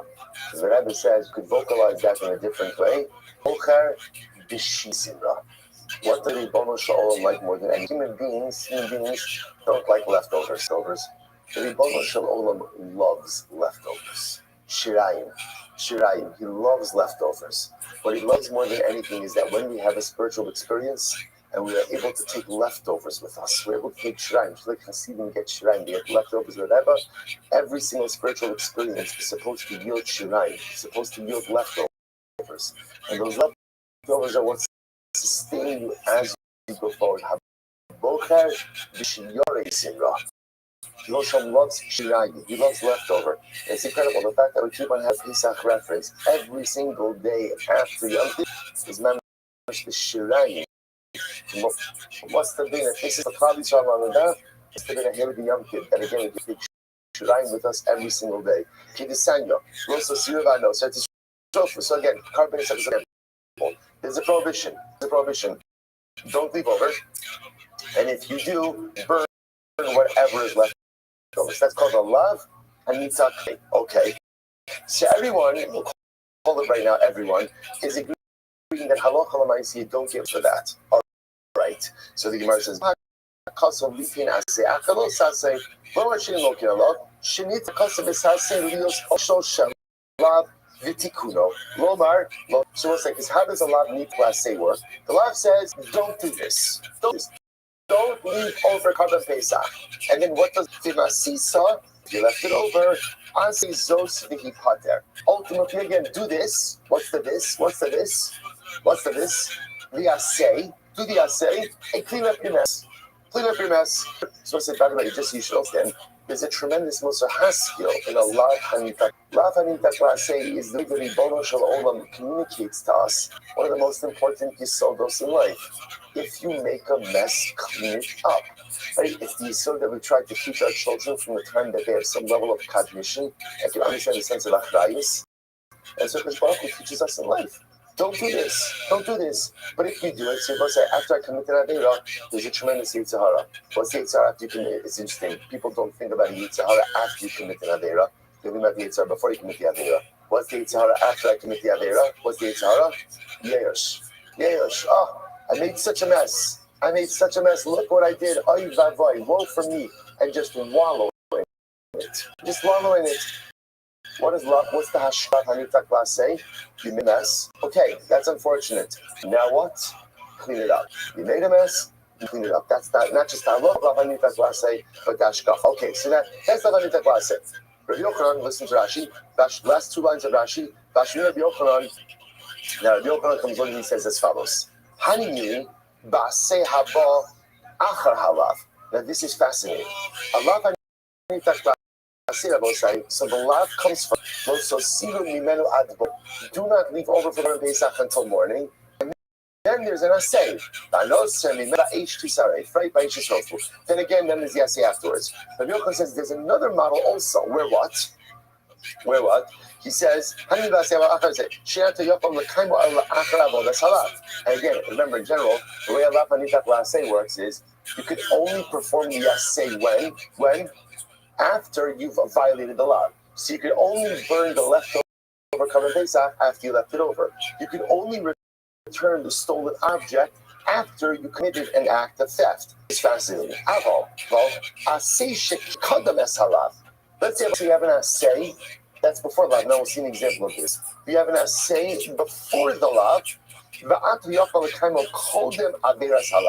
you could perform this assay even before you perform the lav. Obviously, the Gemara says, "Kol avar salav ein zen nitak halav, vafilu tikaymenu achar avinar salav lo nitkares ben hamalchus." Okay, so watch this. So Yochanan says very excited. Yochanan says like this. Yes, I'm overcompensating for my statement yesterday, right? And so I say, so again, so now very excited. So listen to this. So now on one hand, we have. Just because remember these concepts, the truth is they're also going to be very helpful for us, for the rest of the Masechta, and in Shavuos as well. So again, I have a lav and say. So there's a lav prohibition. If you violate the prohibition, you can remedy it with an assay.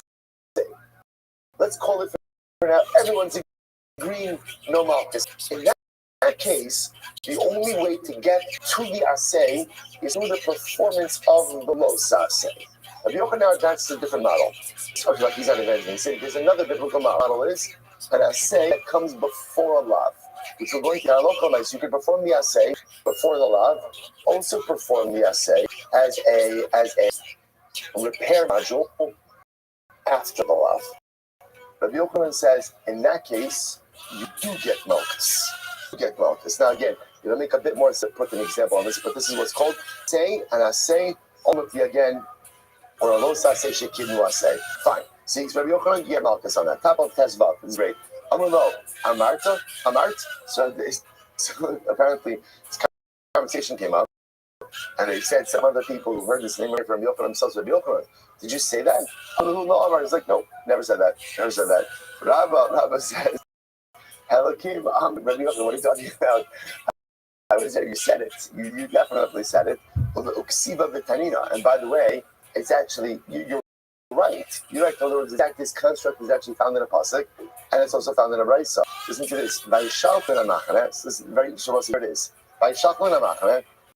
The Torah says, "You shall send away from the camp anyone who is ritually pure." Right? Called sarua, v'chol zav, v'chol mela nefesh. So anyone again ritually impure, a zav, tzara, tumas means you have to send them out of the camp. So in the desert, right? And there's so outside of Yerushalayim. You send them out of the camp. Okay. Then it says, what happens? And ultimately again, then it says, do not defile your camp. So if you notice it, so the it says, Tanina haba lemikdash tamei. So this is talking about ultimately someone who comes to the state of tumah. So look at Rashi. Rashi says over here. So ksiva v'tanina. Rashi says. So matzinu chasov lo sas shekamu asay v'tanina delokim lo sagile b'kiyam asay tanina habalam v'shtamei kakashay delokim. So it says something very interesting. So you have over here v'yishalchum in a that's an assay. That's it, right? And then ultimately, again, I have a lo sase, which is ala mikdash also, right? Then I have a lo sase. So what do you see from here? So, and if you violate the lot, and you come into the state of tumah, what's the halacha? You get malchus. Now, I think about this for just a moment, right? Actually, going ahead and entering into the state of tumah, technically speaking, why don't you call that a lapanita?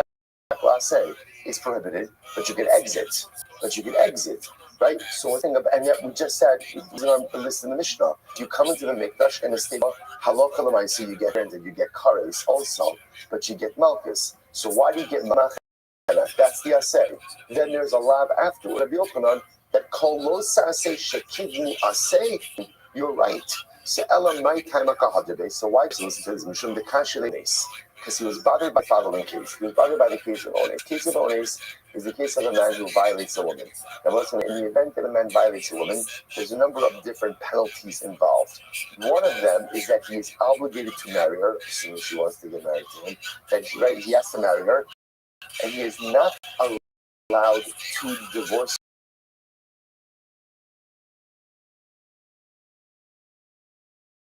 her forever. So now let's say Reuven violates Rachel. Right now he has to marry. She got other penalties which we'll discuss. Reuven asks, so first of all, take a look at that for a moment. Now so here's what's interesting. Here's an example of an assay that preceded the lo saseh. What's the assay? The lo sia isha. First thing the Torah says is Reuven, if you violate Rachel, she has to be your wife. You have to marry her. That's the assay. Afterwards it says, Lo yuchal l'sholcha. Then it says, by the way, you're not allowed to divorce her. So the assay comes first, right? So what's fascinating, before Rabbi Yochanan made this statement, I would have thought, what is that called? What is this called? I would have thought it's called just Allah Panitak La'aseh. Now what we're understanding is, Allah Panitak La'aseh ultimately, again, really is, well, first of all, the lab is mentioned, the assay mentioned after the lab. there's another category of an asay that comes before the law. So again, the Torah says number one asay, you have to marry her. Number two, lo sasay, you can't divorce her. Lo yuchal l'shalcha. The Tanya Allah she'ekayim esasay in girsha v'yaksirena v'yiftar. So I'll say, but here's what's interesting. The way classically we used that lo yuchal l'shalcha, right, or lo siya l'isha, ultimately is that in the event that he divorces her, he has to remarry her. So now back to the Baisa. So here we go, the Sanya. Ones Shigirish. So right, Reuben violated Rachel, and now what happens? He marries her. So the Gemara says, what happens if he then divorces her? In Yisrael, who Maksir ve'ina loka. If he's Yisrael, he can remarry her and not get Malchus. Now both say, what does that mean? He can marry her and not get Malchus. So what does that seem to indicate? What is that? It's a lot hanita class say. Right? He's not allowed to divorce her, that's a lot. And then ultimately he remarries her. In Koinu, that he's a Kohen, look at the Maksir. If he's a Kohen can't marry, because a Kohen can't marry divorcee, even his own divorcee, so he gets Malchus. So 1 second. Now based on what we just said, in Yisrael, Maksir ve'ina loke amai. I don't understand. Now, both if you look at this as Lav Hanita Kla'aseh, then I understand why Saul doesn't get Malchus. He violated a lot, he divorced her, but then he remarried her. Now, both say this is not a Lav Hanita Kla'aseh. What should this be? This is a Lo Sa'aseh Shekadmu Aseh. Right? This is a prohibition that was preceded by a positive commandment. Well, Rabbi Yochanan, if you were right, then Allah there should be Malchus. Yet, the Brisa says that there are no Malchus to this. When Rabbi Yochanan saw this, he figured his position was wrong. So it says, just to show you the progression over here. Rabbi Yochanan espouses a position. Lav shekinu asay, lo or lo saseh shekinu asay. If you have a lo saseh, a prohibition, or a lav that is preceded by a positive commandment, you get Malchus for that. That is different than a lav hanita klaseh. Rabbi Yochanan, did you say it? Rabbi Yochanan says no. Why did Rabbi Yochanan retract the case of Ones? Because he saw this case of Ones of Yisrael, who violated a woman, married her, and then divorced her. So the Brisa says, marries her and doesn't get Malchus, which indicates to us that the treaty says, Allah Hanita Klaseh. Even though, again, structurally or textually, this is really a lo saseh shekivnu aseh. According to Rabbi Yochanan, you should get Malchus for that. The Brisa says, you don't get Malchus for that. So Rabbi Yochanan says, what's Rabbi Yochanan's conclusion? I must be wrong. And therefore, again, she retracts. So now we're going to try to prove that Rabbi Yochanan is not wrong. Amar Ula. Lo Yomar Lo. So Rabbi Ula says, I'm going to tell you why this case is different. Listen to this. Lo Yomar, Lo Sia Isha Ba'ones, the Ligmar Moshe Shemra. So the truth, the Gemara says as follows. The Gemara says, the Velo Sia Isha, which is the Asay. That's the Asay. Lo Sia Isha, that she has to be his wife. He has to remain married to her. Right? Because you're going to understand the structure of the puzzle. It says, Lo Sia Isha, for him, for the violator, for Reuben. She has to be his wife.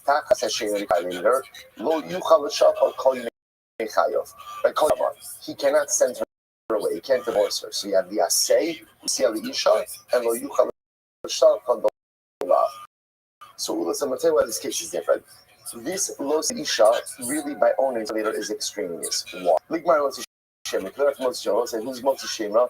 Moshe is a man who's married to a woman, right? And then after they got married, claims that she was not loved. Now, if it turns out that ultimately, again, he's lying, so then the halacha is he has to pay a penalty. And he's not allowed to divorce her as well. So learn out only. So what's the shemra? So I made Motimra, where Ruben, the husband, didn't do a maisa. But now what he didn't do a maisa? And he's remember doing it's speech. He didn't do a maisa.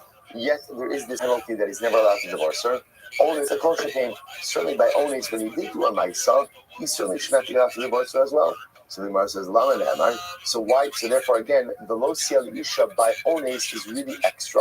You don't need it. Learn it out from Motzi Shemra. But it's written. So if it's written in Lefanav, in La'acharav Shem Girish Yaksir. So use it to teach me that Lo Sia Isha must be there not to tell us that the Ones has to marry her, but rather what? That if the Ones divorced her, if he divorced her, he has to remarry her.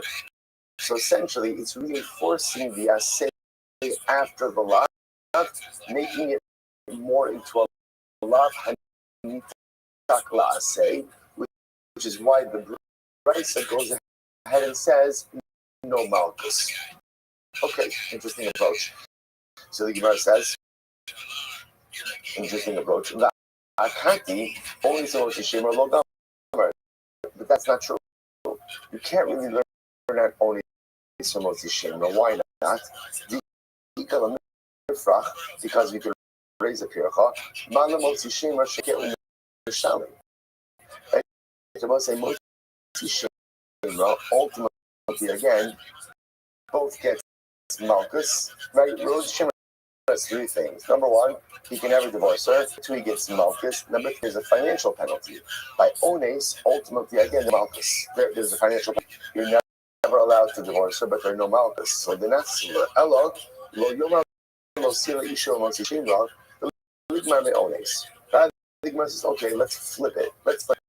Don't say you lo sila isha by motzi shimra. Out, you're out by ones, right? And just say, just like an ones, to divorce his wife, right? So to Motzi Shimra is going to divorce his wife and say, "Uma ones she'in alokim v'shalim amra marlo selisha by ones." Where you don't get malchus, Yet the Torah says the Ber has to marry this woman, Motzi Shimra, who does get malchus, and ultimately has. So of course, that's to marry her as well. So again, why do I need the velos Motzi Shimra to the ones? If you don't need Shimra, ultimately use this furthermore. It ain't a fun up, and if you don't need it initially to tell me that he's obligated to use it to teach me that Amos is his wife, obligated to remarry him. So it comes in an extra assay in the event that Ones divorces his wife, in which case it's really as a lav hanitak say. If it's a lav hanitak say, everyone agrees there's no malchus, but it doesn't come Yochanan's position, right? Because Yochanan was all about Osase Shekidmu Asay. Over here, only the presence of the extra Asay makes it into a lot of Hanitak Asay. Okay, so Moti Shema Onis Namilogo. It doesn't work. You can't learn Moti Shema from Onis. Why not? So the Gemara says, Dikala Mifrach, the Onis Shekin Asamaisa. Because let's remember again, Onis to the Maisa. They're really not comparable, right? Onis is a Maisa. Moti Shema is not a myself, just dibar. Ella lo yomar lo siel isha b'motzi shemra shari ishtoni. So here's what's interesting. But here's the big difference also. By Motzi shemra, I don't need that phrase lo siel isha, right? Why? By Motzi married. They married her. I don't know. By Ones, I need lo siel isha, but by Motzi shemra, I don't need that at all. Lama nema. So yeah. Why is Isha by Motzi Shemra? And in the Motzi Shemra, in the Ones. The old man, if I don't need it by Motzi Shemra, let me use it for the fun of, and if I don't need it to initially get asked to marry, because that's already stated, use it to teach me that in the event that Ma'anis divorces his wife, he's obligated to marry her. Once again, I will say what the Gemara following. That essentially by Ones, there's going to be this extra assay. This extra says that in the event that Reuben divorces Rachel, right? Reuben violated Rachel, married her. In the event that he divorced her, he has to remarry her. It's an extra assay. That extra assay makes it into a lav anitak assay and not a los assay shekadmo assay. Even though scripturally, textually, it's written as a los assay shekadmo assay. And therefore, it makes sense that the Brisa says no malchus, and it doesn't have to do with Yochanan's original idea. The fun of the Motzi Shemra today in the Achar of the day, the low lucky. 1 second, maybe I don't understand why you taking the Lo Sia Isha by Motzi Shemra, giving it to Ones. Keep it by Motzi Shemra and say like this. Tell us that by Motzi Shemra, the Lo Sia Isha makes it also Lav Hanitak Lasei, and in the event that the Motzi Shemra divorced his wife and he remarries her, no malchus. You're right. That is true. So the Gemara says, "Va'asi ones government." Okay, and ultimately again, I can learn ones from Motzi Shemra, and to say just like by Motzi Shemra, if he divorces his wife and then he remarries her, he avoids malchus. So too again by ones, if he divorces his wife and remarries her, ultimately no malchus. But again, here's the problem: the government. So I want to learn out ones from Motzi Shemra. Says here's the problem. My Gamra how learning out Onis from Motzi Shemra. Iba Kavachomer, if it's a Kavachomer, I'm sorry, Iba Kavachomer, I'm Sino, you can lift off. So remember again, what are you learning now? Onis from Motzi Shemra, either the Kavachomer or a Mematzino. Mematzino is the common denominator. Either way, the comparison is flawed. We'll say first wide line on Tesla Madal. How is the comparison flawed? Malabotzi Shemra, Shekim Lo Asa Maisa. We'll say remember again, the comparison is fundamentally flawed. Why? Because the Maisa again, Motzi Shemra is no Maisa. Right? There's no Maisa, it's just Gibor. Onis is the Maisa. It's very hard to justify a comparison. Allah Rabba, rather let's say Rabba says, Kol Yoma Ba'omei B'Hachser. So Rabba says like this. Rabba says like this. At the end, so once you take a look at that for Rashi for just a moment, almost right crossing Rashi to the right. And Amar Rabba, how the sang is Maxer Ve'ino. Okay, so let's say remember again. We're just trying to figure out the following case. Ruvain is a Yisrael.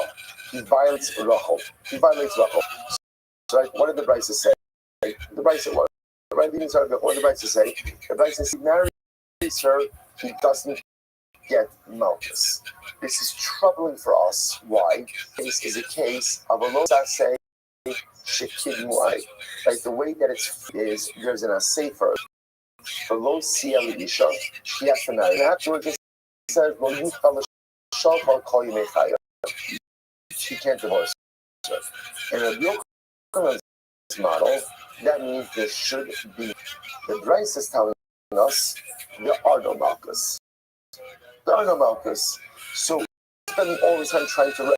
So Rabbi Yochanan was in a tremendous. I just want to point out in a tremendous way of humility. Rabbi Yochanan's reconciliation. His reconciliation is, I'm wrong. I'm wrong. A tremendous display of humility. The Gemara says, not so. Maybe you're wrong. Maybe only it's just a different kind of case that just doesn't fall in line with all. You're not going to respect. Onis is a fire. To which the Gemara says, let's analyze this. So Rabbi comes along and says, you're right, I'll tell you why Onis is different. Rashi, that last say, the Amrakra, called Yamav, lo Havi, called Yamav, lo Havi, the Michtav, Ela, lo Yuchal, Shaka, might call Yamav. So we'll say, by the Onis is very interesting. Lo Yuchal, Shaka, lo Yine, called Yamav. Call Yamav. Why do you need that? Just say Lo Yuchal Shalcha. You can't divorce her. I understand. You can't divorce her when? As long as you live. I don't need that phrase, those two words called Yamav. Why is that here? Why is that here? So Rava wants to suggest that maybe Kol Yamav makes it different. Kol Yamav makes it a lot hanitak last say. That's what Kol Yamav does. Kol Yamav says, Ruvain, shouldn't have violated the woman in the first place. Right? Right? Makes sense. Right? Then, if you did, you have to marry her, and you are not allowed to go ahead and divorce her. And if you divorce her, an obligation to remarry her, how long is the obligation to develop upon you? Kol Yamav. So it's a different kind of case. That Kol Yamav makes it a lot hanitaka say. That says if you did divorce her, you have an obligation to remedy that.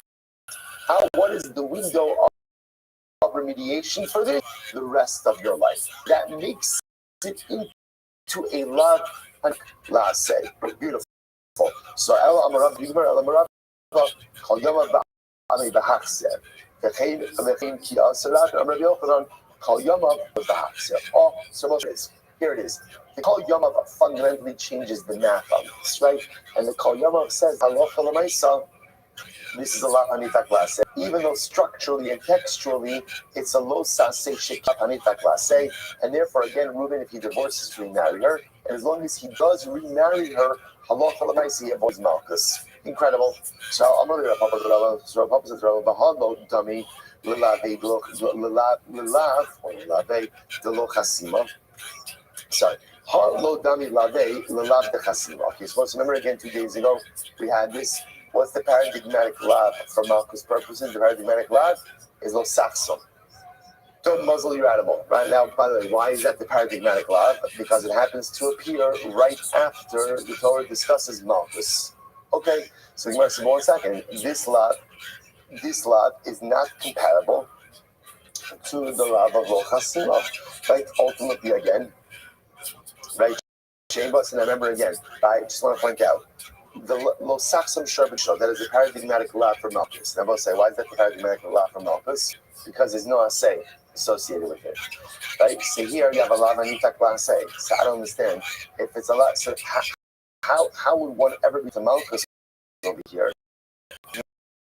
Not comparable to the law of Chasima. So Amir Rahmana assay.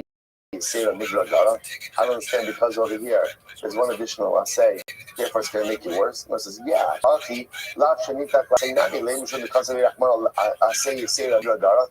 what's the using it? So Allah should also be subject to Malchus. Just because it has one additional assay, you should, right? It should make it worse.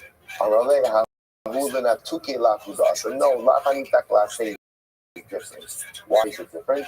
Because halacha l'maisa in the lavanita class say is that any type of say is there to clean up the lot and tell me that I'm not chayv malchus. I'm saying, now watch this. This now comes to this now leads to a fascinating idea. We're going to talk about more tomorrow. Honey chadamar, biklo v'lo elam man da amar kaimo v'lo kaimo ma'ikal neimar. So we'll say, now watch this. Watch this. So we'll say, when it comes to an essay, right? Well, take a look. The last Rashi in the daf. All right, low below Rashi. Come on, the 20 bit low below bit low. Come over, come over. Here we go. Had Amrit. Call Yom Vavavaxer. Kayasiyasi. Vachavas Losman Kiyamase. Call Yamav. So Moses, remember again. What Rava was suggesting was as follows. In the case of Os, the reason why there's no mucus is because since it phrases the assay as Kol Yamav, it tells you again it's a lavanita assay, and what's the window? What's the window for mediation? The rest of his life. So as long as Reuben is still alive, he's not going to get malchus. Why? Because he has the ability to remedy the law by remarrying her. Okay. Now Rashi goes on. Varecha hadisanya maxirina loka liolam kamar calls manchi yachol lomar ani maxir aim days malkin himself. So Moses says, now watch how this plays out. This is fascinating. Reuben violated Rachel. Usher. Right now, penalty has to marry her. Never allowed to divorce her. Okay, marries her.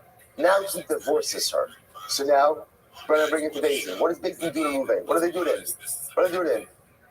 Nothing. They don't give him Malchus. Why don't they give him Malchus? Why not? Because ultimately, again, he has a way to remedy it by remarrying her. What's the window for mediation? Call Yamav, which means something fascinating. Now, right now, Reuven is in violation because he divorced her.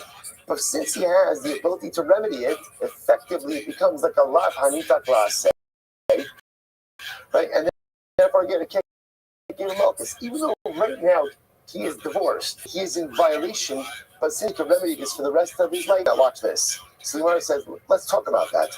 Hani chalamanda l'tani v'kamon v'lav hanita class say batla say chayiv alalav lo bitla say pater. And we're going to say it as follows. Okay, let me do it outside.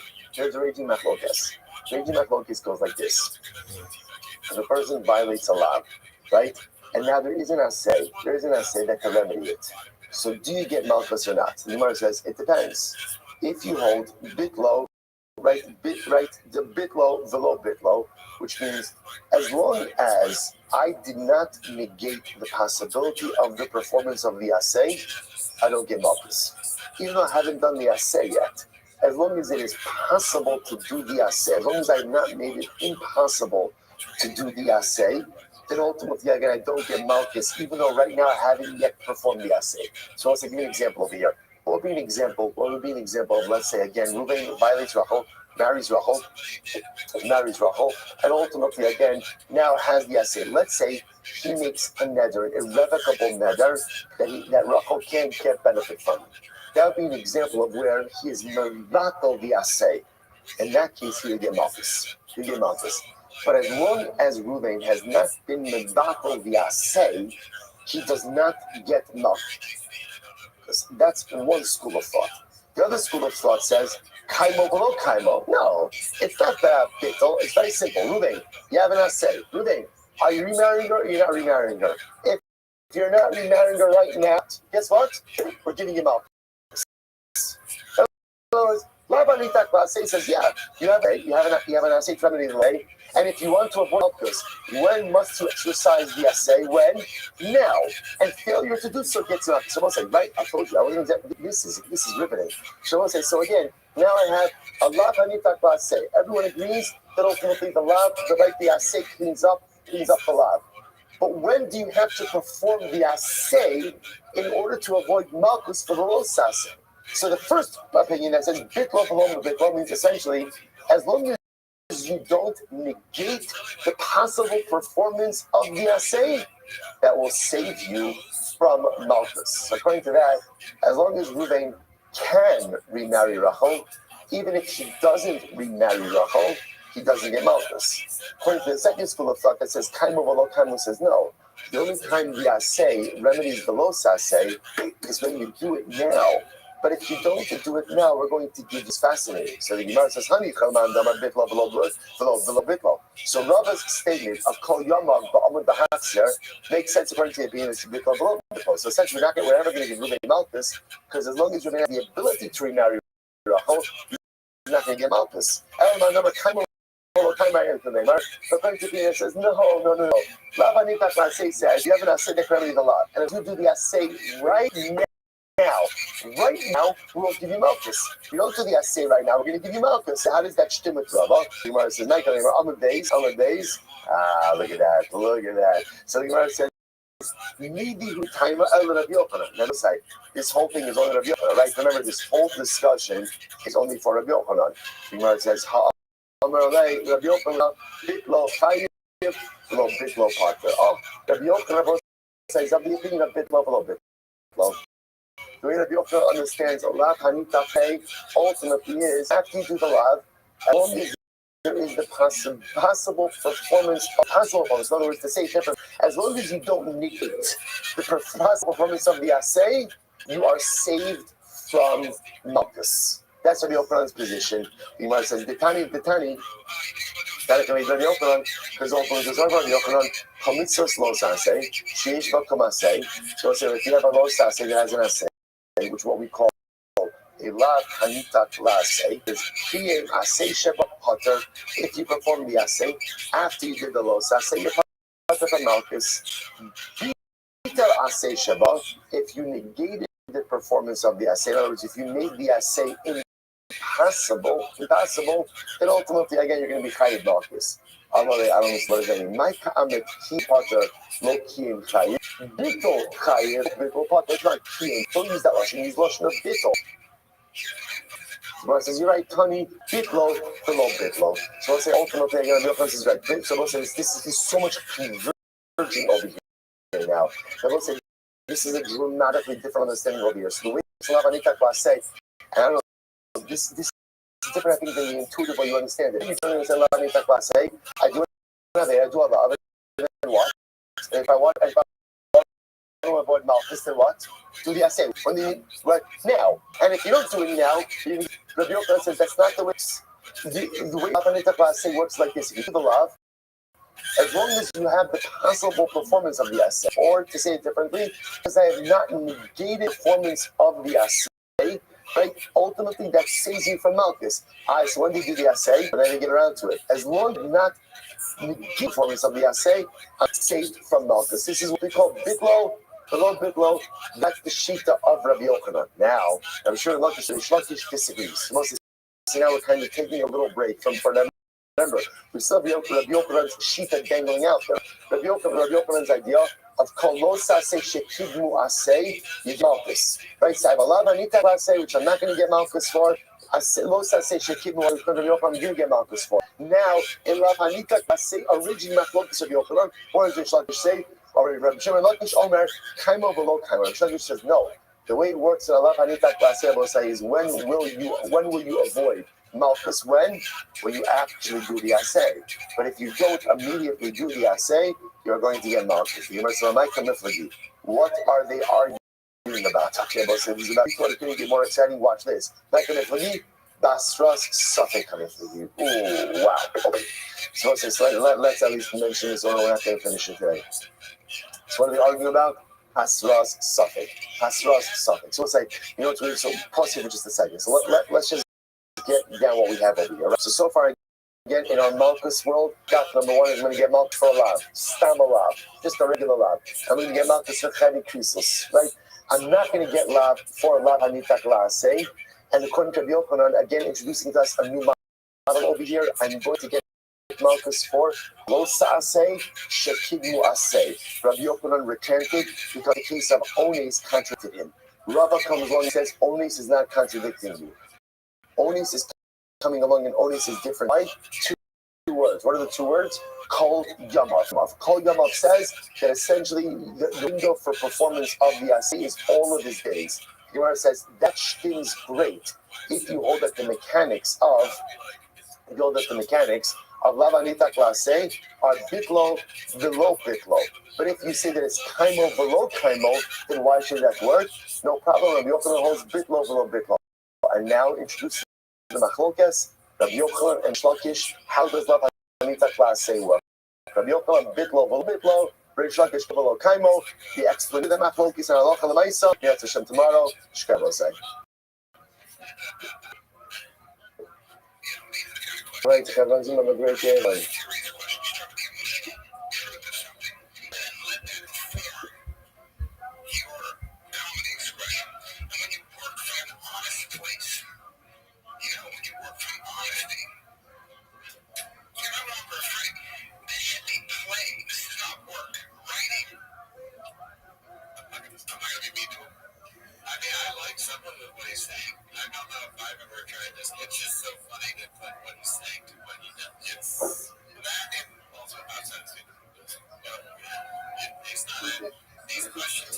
All right, Rosai, good morning. Good morning.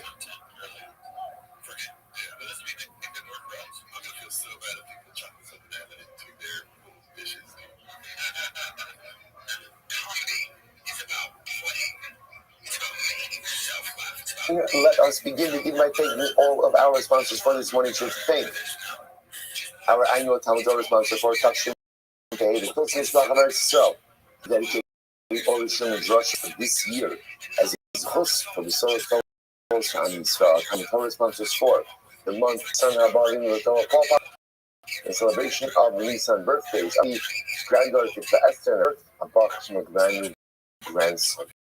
Not in the sponsorship and the schos of Simcha Zun, and for Nisan to be the month Geula Shleima for Klal Yisrael. Avram Shem Elman, the memory of Avram's mother, Sarah Brian Joshua Heschel, the Kohen of the Bracha, and their Datrumi sponsors for today, Alan and Sue Meyerowitz, the creation of the arts like Alan's mother, Paul Meyerowitz, Bas Avram, the Kohen of the Bracha, and the merit of our Talmud Torah, all of the Neshamas Ladan, the families in the Chama, all those in the Refuah together with Kol Choli Yisrael, Yisrael Koshashim and Homer Hastiges with Shalom and the Karov. But with that, let us begin. Today's daf is Yud Dalet 14. We are picking up in Eretz Hashem on Yud Gimel Amid Beis, and I believe that we left off with Amar Rabbi Avo. Is that correct? Excellent. Good. That is on Yud Gimel Beis 13b, right across from Tosas, Ma Avodas Kochavim, the Shevi Altasa, and it is also 2, 4, 6, 8, 10, 12, 14, 16, 18, about 20 lines up on the bottom. So just to reorient ourselves a little bit. So we're getting yesterday's daf and it's really machlokas about what happens when there is a death penalty, what happens with Malchus. So we're going to have the position of the Chachamim, and the Chachamim held that halacha l'maisa, both Chavi Krisos and Chavi Nisos Bezdin ultimately again get Malchus. That was the first opinion. Well, just the Chibi. I'm sorry, that's Rabbi Shmuel, not the Chacham. Rabbi Shmuel holds right whether you're getting a death penalty, Bezdin, Kares, you're going to get Malchus. Let's go on the reverse side. Rabbi Yitzchak holds whether you're getting Bezdin or Kares, no Malchus. And then try to get Kiva who's in the middle. Rabbi Kiva holds from Nisas Bezdin. There's no Malchus. I remember again what was his logic. His logic is Kidei Rishol, essentially countable once. So if you're going to get Kares, you can't get Malchus as well. But yet, why? What about? I'm sorry, you're going to get Nisas Bezdin, you can't get Kares as well. However, Rabbi Akiva holds that for Kares you get Malchus. What was Rabbi Akiva's logic?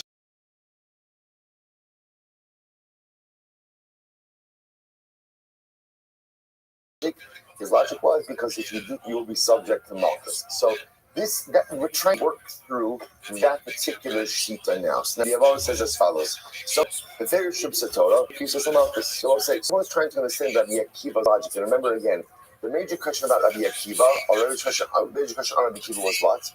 Was that it's very nice that if you do tshuva, you can remove the kares. Well, what's the kasha? Right now, you didn't do tshuva. So if you didn't do tshuva right now, that means you're getting dual liability for one act, which goes against Rabbi Akiva's core position of Kidei Rishasol. Okay, so now, therefore, we're trying to propose alternate approaches to Rabbi Akiva. So remember, the very Torah Chayvi Krisis Lamalkus. So Rabbi says the truth is the Torah exclusively says that Chayvi Krisis Malkus. Where do we see? That's the Gamar Le'inei Gzir Shava.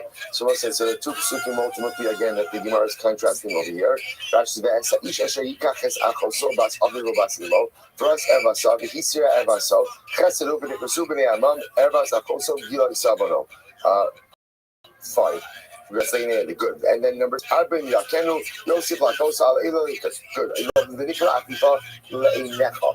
So the pasuk says Malchus. I'm sorry, the pasuk says Le'inecha by Malchus, and it has the same motion of Le'inecha by Karis.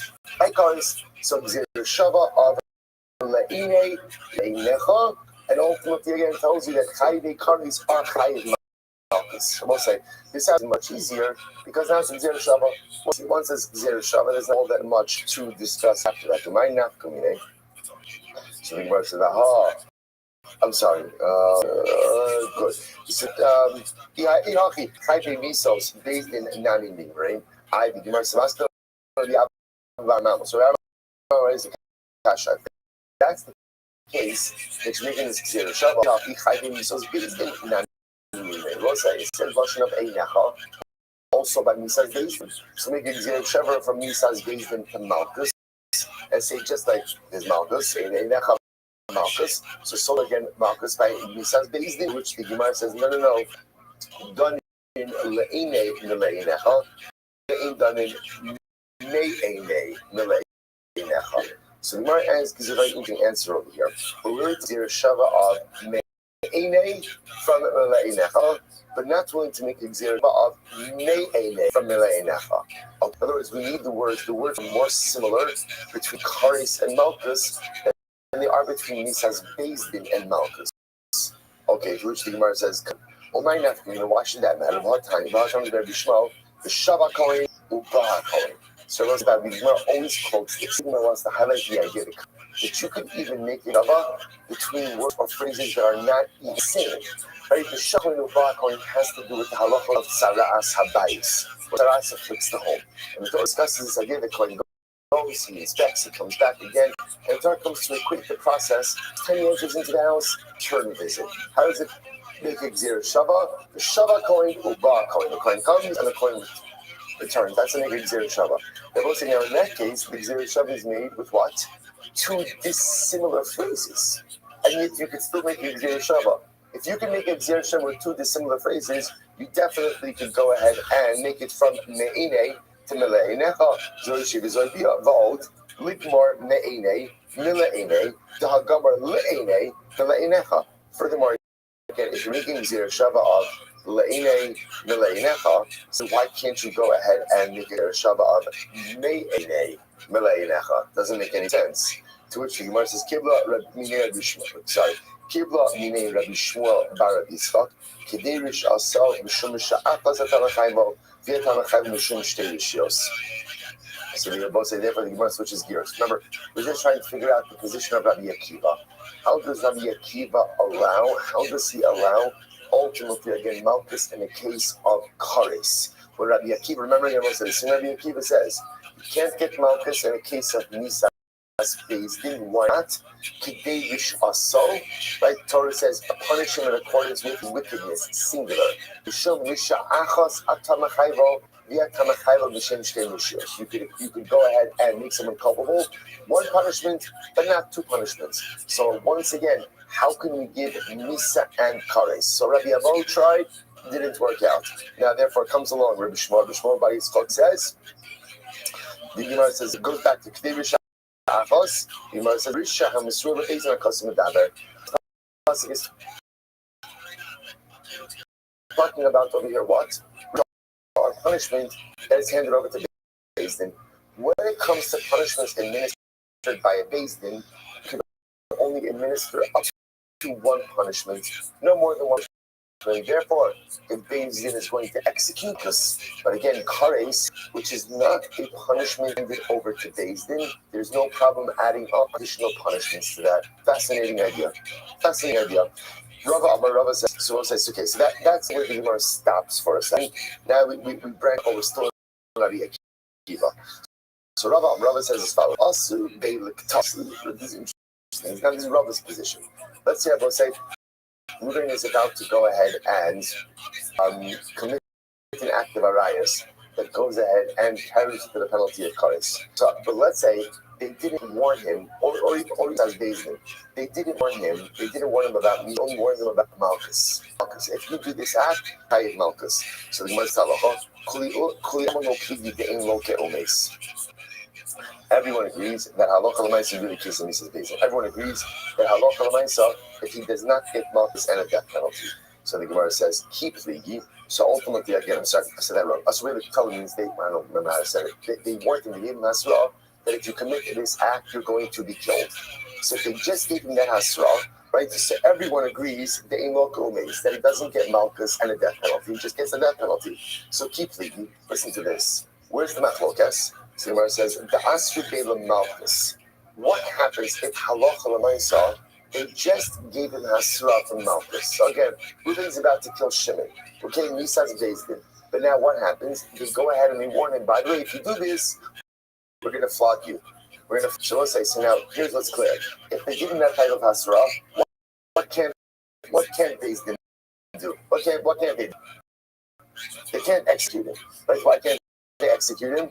Improper hasra. The shaila is, can they go ahead and give him Malchus? Right? Isn't it? Here the first case, everyone is agreeing. They give him hasra from Nisa, that he gets Nisa, not Malchus. When we say everyone is Rabbi Shmuel, right? But he gets Nisa, not Malchus. What happens, however, in a capital case, they just give him hasra from Malchus. So obviously we can't execute him, but can we give him Malchus? So three machlokes over here. Rabbi Shmuel holds, Lav shenitan las haris mizdas Beis Din lo ke'elav. Rabbi Shmuel holds that in general, any lav that carries with it a potential mizdas Beis Din, you can give Malchus. Not a surprise, because remember again, Rabbi Shmuel holds in general that even when you're chayiv misa, you also get Malchus. Why? Remember again what's Rabbi Shmuel's logic? Logic. Misa arichtihi. It's one long death. Right? So according to Rabbi Shmuel, even if you only got Hasra from Malchus, you get Malchus. Okay, no Misa because he didn't get that from Misa, but you'll get Malchus. Okay. Rabbi Kiva is Misa's Beis Din in Mokinalov.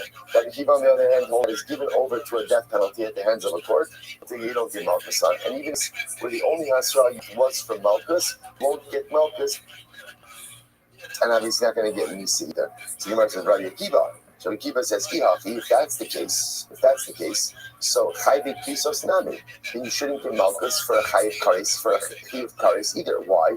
Lav Shenita Las Haris Kares, because it's a lav that's given over to Kares. And therefore, again, we should say that the same way according to Rabbi Akiva, that a lav given over to Misa's Beis Din doesn't get Kares, so too a lav given over to a lav given over to Misa's Beis Din doesn't get Kares, doesn't get Malchus. So too a lav given over to Kares also doesn't get Malchus.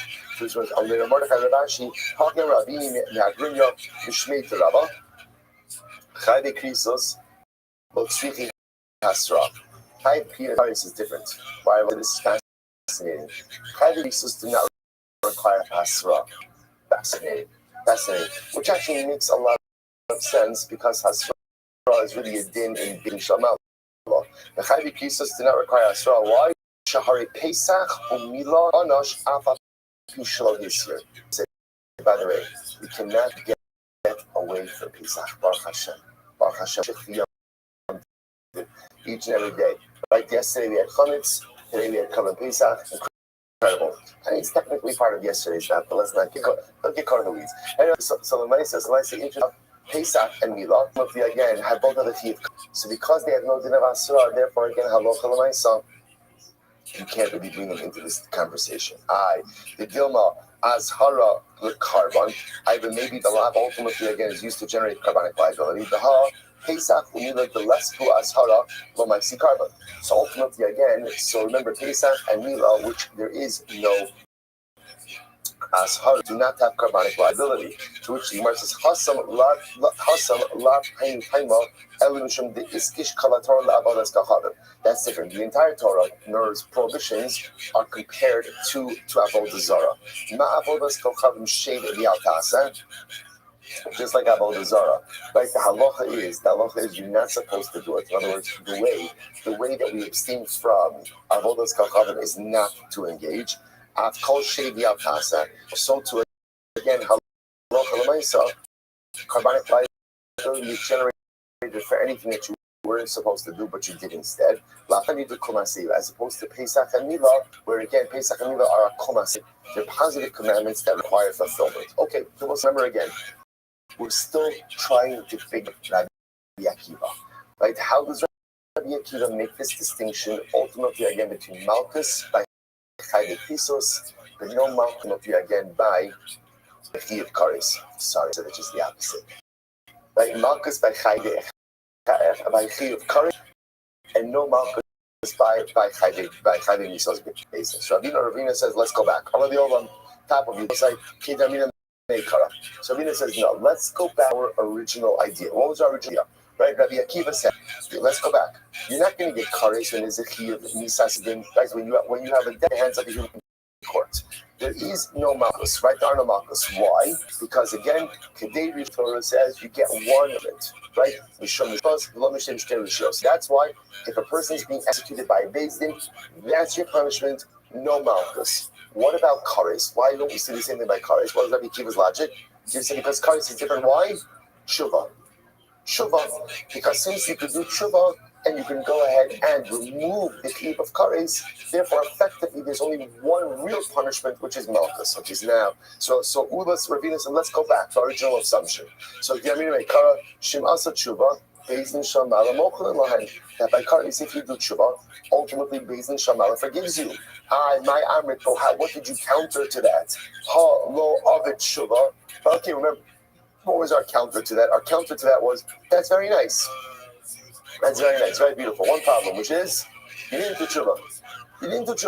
So in other words, I understand. So in other words, if Ruvain did an act of kares and then he did tshuva, I understand it. I understand that. We saw that he did tshuva, but as long as Ruvain is not doing tshuva, he has kares liability sitting on him, and he has kares liability sitting on him. How can you give him malchus? Isn't that in violation of the Kedei Risha Soul rule about only one punishment, not two? To which the Gemara gives a very interesting answer. So the Gemara says, Lo psika milsa lekares. So really what Ravina says is like this.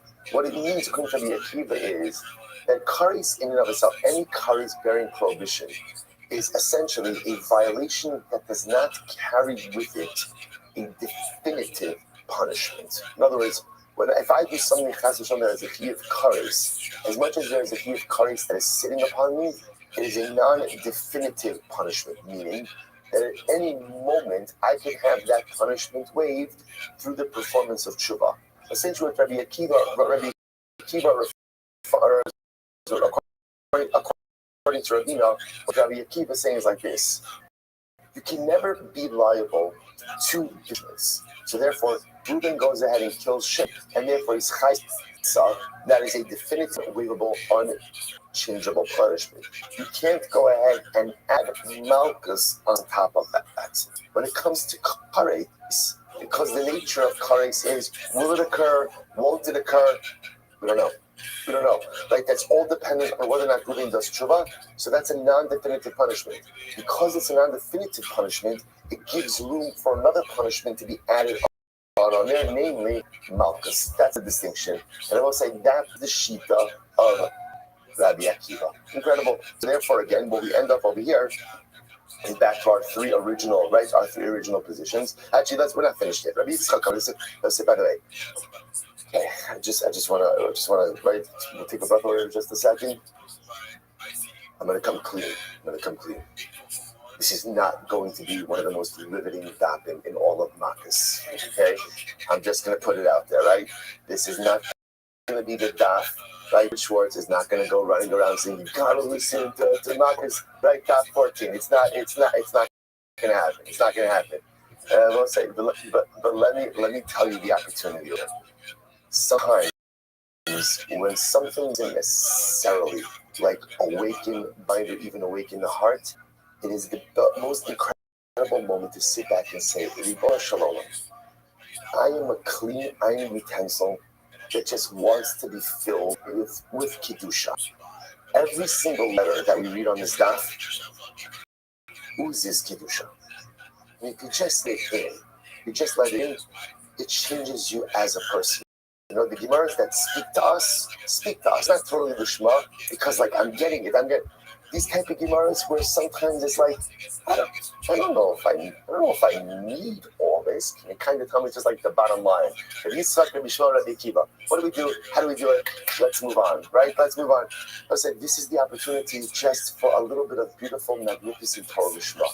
So just take a deep breath, open your heart, open your neshama, let the words flow in. Some of it will settle on the mind, some of it won't settle on the mind, but all of it settles in the soul. And one thing you can be clear is that in 25 minutes from now, we will all be fundamentally different and holier people.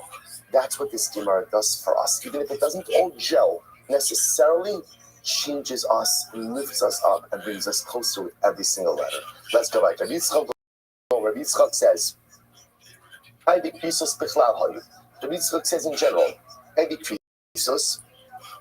including. I both say now, what does this mean? Now, what's interesting to note is as follows. In general, the Torah makes general statements about Hadik Krisos. But remember, we mentioned this before, but yet the Torah goes out of its way to say that relations with one's sister, is a chiv kares. Why? Why do you have to single sister out? Why do you need to single her out? So the Gemara says like this. So listen to this. So why does the Torah go out of its way to tell me that relations with one sister is a chiv kares? Ladona b'kares, the law of Malchus. Oh, to teach me that what? That halacha l'maisa in general. Heavy creases were included in Malchus. Yeah, Malchus and heavy creases. And I will say, by the way, you know what Jacob that is? Whether it's the Xer Shava that we saw before, maybe it's the Xer Shava, or maybe it's just logical, which is if you do something bad in this world, okay, Karis is in the hands of HaKadosh Baruch Hu, but Bezin should give you something also. Right? Whatever the logic is, so therefore all three the Karis were in the cloud, ultimately again of Malchus. But yet the Torah then comes along and singles out Achoso, singles out sister. Why? To tell us that ultimately, again, she gets Kares and not Malchus. And Abosai, once that happens, what does that do? That removes all Chayvei Krisos from Malchus as well. Take a look at Rashi. L'chalik is the last wide line. L'fisha kala kala rayos v'kares achos. Hayisi over imasim kulam behelam echad. Enu chet ela achos. L'kach. Oh no, sorry. Not there yet. Says Rabbi Yitzchak says originally all the Kares were included in Klal Malchus, but then when the Torah singled out sisters to teach us that you don't get Malchus. Rabbanan, I will say that's the position of Yitzchak. That's the same Rabbi Yitzchak we saw before, right? Rabbi Yitzchak says you don't Malchus for Chayvei Misos Bezdin, nor do you get Malchus for Chayvei Krisos. Why? Based on a choso. Incredible. It's all coming together. Rabbanan, Kares ba'achoso laloi. It's going to the Rabbanan, and I also remember again the Rabbanan. What do the Rabbanan hold? When do you get Malchus? Again, quick review. When do you get Malchus? For everything. They hold you get Malchus for Chayvei Krisos, Chayvei Misos Bezdin. So according to the Rabbanan, why was sister singled to this? L'chalik. Oh, this is very interesting, I will say. So l'chalik means to go ahead and make you liable for multiple acts of arayos committed in one lapse of awareness. Rashi says over l'chalik, l'fisha kala ara, I'm reading Rashi, kala arayos b'kares achas. Now in general again, arayos were included in one jif. Hayisi Omer, Emasan Kulam Behelam Echad, Eino Chayv Ela Achas. I would have thought, because they're all mentioned in one pasuk, in one prohibition, if you committed multiple acts of arayas in one lapse of awareness, you only becomes lochein lekach yatsa karis ba'aposo lechale. What does the Torah do? The Torah singles out sister, and by singling out sister, what does that show us? That there is individuated each act of arayas, even if they are committed in. So let's say a man commits multiple individual acts of arayos in one lapse. He didn't know that there was such a thing as arayos, and as a result, he has relations with 3 different pregnant women in that one lapse awareness. Halacha l'maaseh he's chayiv 3 different times. 3 different times. Okay, that's why. And where do we learn that out from? From the fact that is singled out teaches us individuated responsibility or liability. Okay, but Abanan.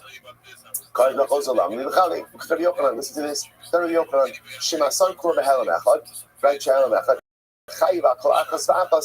even if a man had relations with multiple women in one lapse of awareness, he is chayiv ultimately again for all of them, for each of them.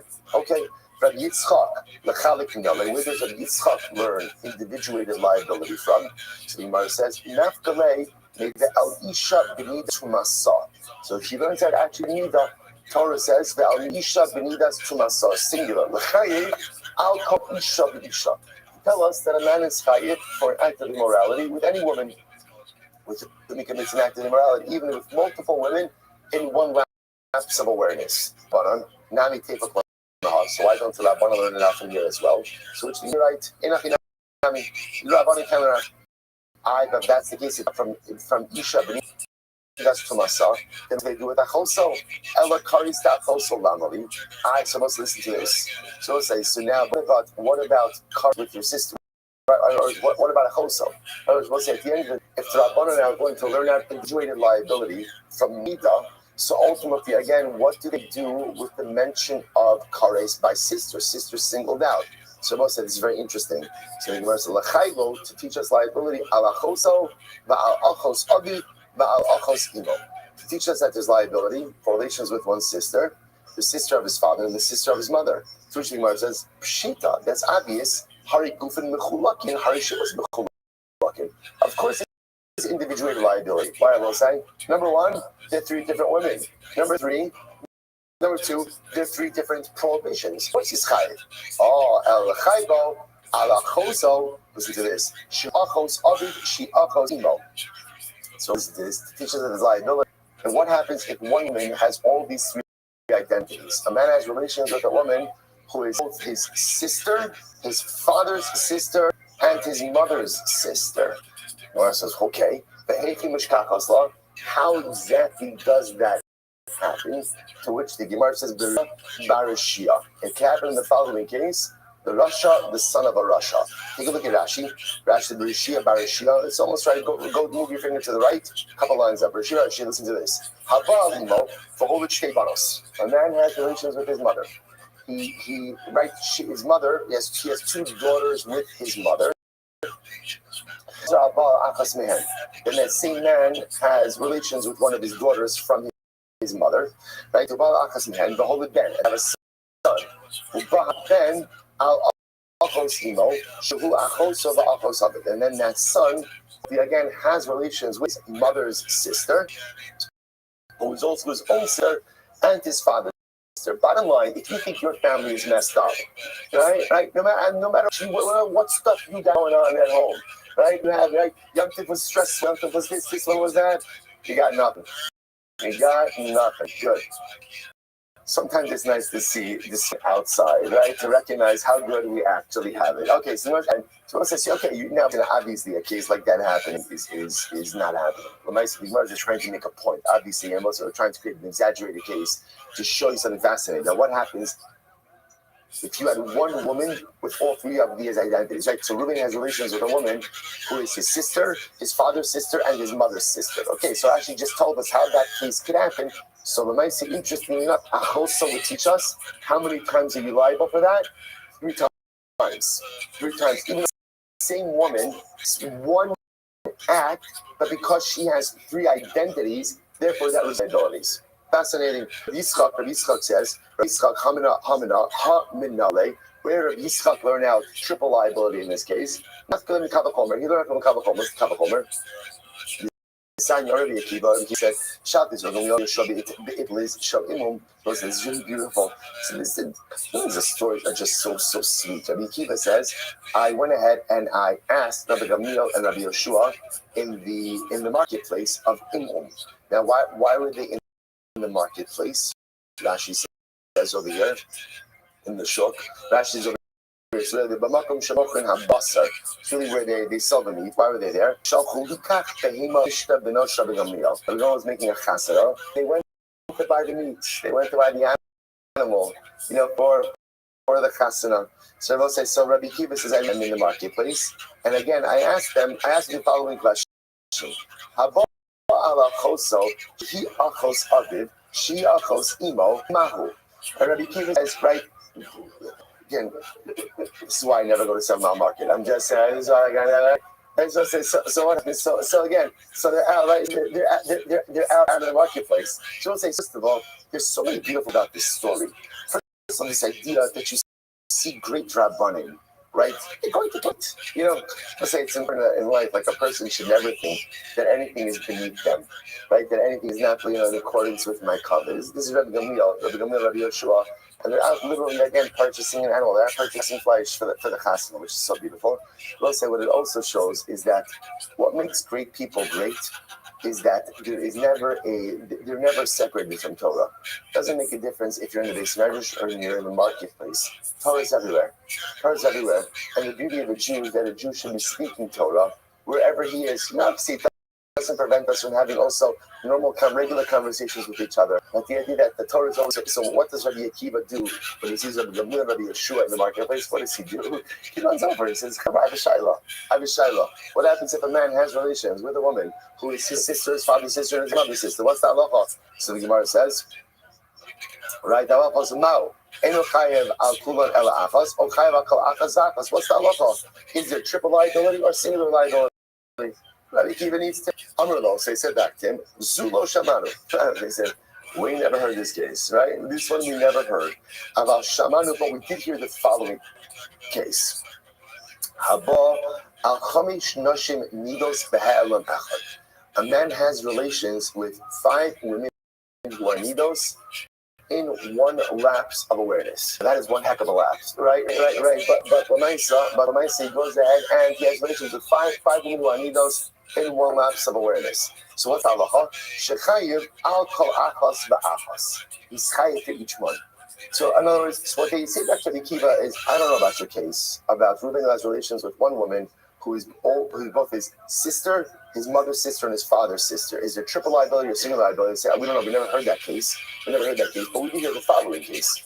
Reuben has relations with 5 women who are all midos in one lapse of awareness. In that case, he's chayiv 5 times. So what they were trying to do to us, that end happens within one lapse, just every single act. So the parashas they do, you'd be chayiv into the triple sister scenario, that you'd be chayiv ultimately again 3 times as well. The near and dvar mikavachomer. Now,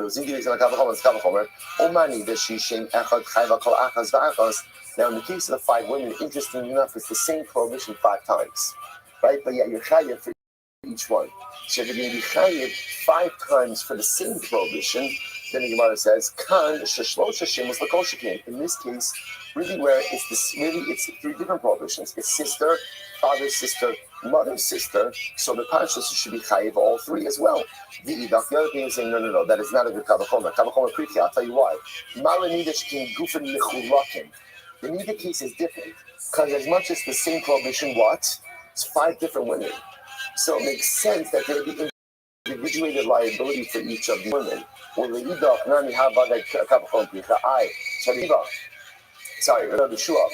you also get it's a broken kavachomer? Rather, they would have to learn it out ultimately again from the achoso. There's another achoso at the end of the pasuk, which would also teach us individuated liability. The idach achoso the seifa lamali. The other thing, what would he do with the achoso of seifa?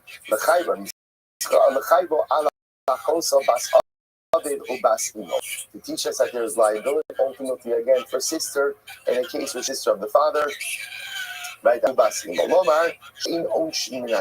The teacher supposed to say that in general, we cannot, when we've seen this concept before, you cannot create legal liability through a kavachomer.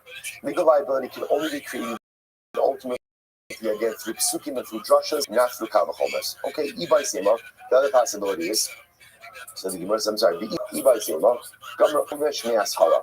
Perhaps you could not the Onesh ultimately again from the lab. The other possibility is not galei say amadays, not galei me'achoso reisha. Perhaps you learn from the first achoso because there's two achosos in the pasuk. Rashi says achoso the reisha the matzi the mitka kiyikach es bas aviv o bas imo. I didn't have to say achoso. So the Gemara says the ida holy by the chalik kares lemefatim ulusach. No, that additional achoso teach us the liability of kares for the head and makes the shemen and mishcha. Right, remember we saw today as well. It's one who creates exact formula of the anointing oil, and one who goes ahead and anoints oneself with it as well. The other thing is salar kabbalazar amoshia. Damar amar amoshia. Komokum sha'at shnei lavin the kares chalukin in the carbon, and you go ahead and you find psukim that are structured as two lavin.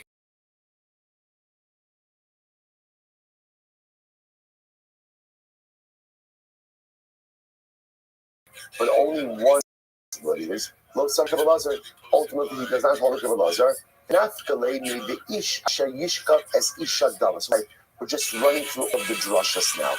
And perhaps he learns it out from the pasuk that says if a man will go and have issues with a woman who is a dava. Dava is one of the biblical terms for nida. For nida, the other thing will say, no, you turn around from there. We have from the Yochanan, Mishram Shai. Where do we know that a woman is only a nida if she experiences uterine bleeding through the makom area? In other words, let's say she experiences bleeding, like Rashi points, she has a cut in her stomach. And let's say again, we know that uterine blood coming out of her stomach, right? That doesn't create nida. It is only created when uterine blood that ultimately again comes out of Makom Ereva. Shneimar, Vish Asher Yishkav Estava, Vigiva Ervasa. The man will sleep with a woman who is in Nida, Vigiva Ervasa, and literally again he uncovered her nudity. So Mane, She'in Ha'isha Tmeya, Ad Sheyetze Ladve Derech Ervasa. It teaches us that a woman is not Tmeya until ultimately again uterine blood comes out of Makom Ervasa. Okay, incredible. So we'll say, so by the way, okay, so this brings to a close the first part of the Mishnah about Malchus. So we'll say, so now what we are left with is a three Machlokas, right? Rabbi Yishmael, Rabbi Akiva, and Rabbi Yitzchak. Rabbi Yishmael, you get Malchus both for Chayiv Nisos Bezdin, Chayiv Nisa, and Chayiv Karis. Rabbi Yitzchak, you get Malchus for neither Misa nor Malchus, and then Rabbi Akiva, you get Malchus for Kares, don't get Malchus for Misa's Bezdin. Who is correct? Halacha l'maisa again. Who is correct? Shabbos is the Rambam Paskins in Hilchos Sanhedrin. Parak Yilches Halacha Aleph. Here it is. Elu Hein Alokim. You ready for this? Who gets Malchus? Kala Over Alo Sase Shechayavin Alav Kares Ve'ein Bo Misas Bezdin. So Halacha l'maisa. Now this is leaving aside. Obviously, everyone agrees you get Malchus for a lav and other things like that, right? But halacha l'maisa, you will get kares ultimately again for you'll get malchus for a chiyuv kares. Effectively, you paskin like Rabbi Akiva. So if a person is chayiv for misas bezdin, no kares. No malchus. Person is chayiv ultimately again for kares. You do get malchus like Rabbi Akiva. Incredible. Okay, let's go back there. Says remember, so the next case, remember, Mishnah was a person who's tamei who consumes karbanos, consumes kodesh. So I said bishlama habalikdash tamei. So I said, if somebody enters into the precincts of the Beis Hamikdash in a state of tumah, then ultimately again there's liability for that. Ksiv onesh uksiv ashara. It says ultimately again the punishment, and it also says the lav. Onesh tichsiv es mishkan Hashem tinis. So remember again. These are all chiyuv kares as well, and therefore they'll get malchus. Onesh Dixit, as Mishkan Hashem Tine. He defiled the Mishkan Hashem, the Nikrasa, and therefore he will get kares. He will get kares. And now we just established, like Rabbi Akiva, wherever there's kares, there's also going to be what? Malchus. Then the Gemara says, Ashara, what's the law? Do not defile your camp. That's a general law about entering into the mikdash in the state of Tumas. I've got both what we call the Ashara and the Onesh V'Nichrasu. Beautiful. Ella, Tamish Sha'achal HaKodesh. Rabbi said, but this, so that's someone who's coming, who enters into the mikdash. What about the case of a Tamish HaKodesh? Someone who's coming who goes ahead and consumes Kodesh. What happens there? So, said first wide line, Bishlama Onesh. So it says like this. Punishment is explicit.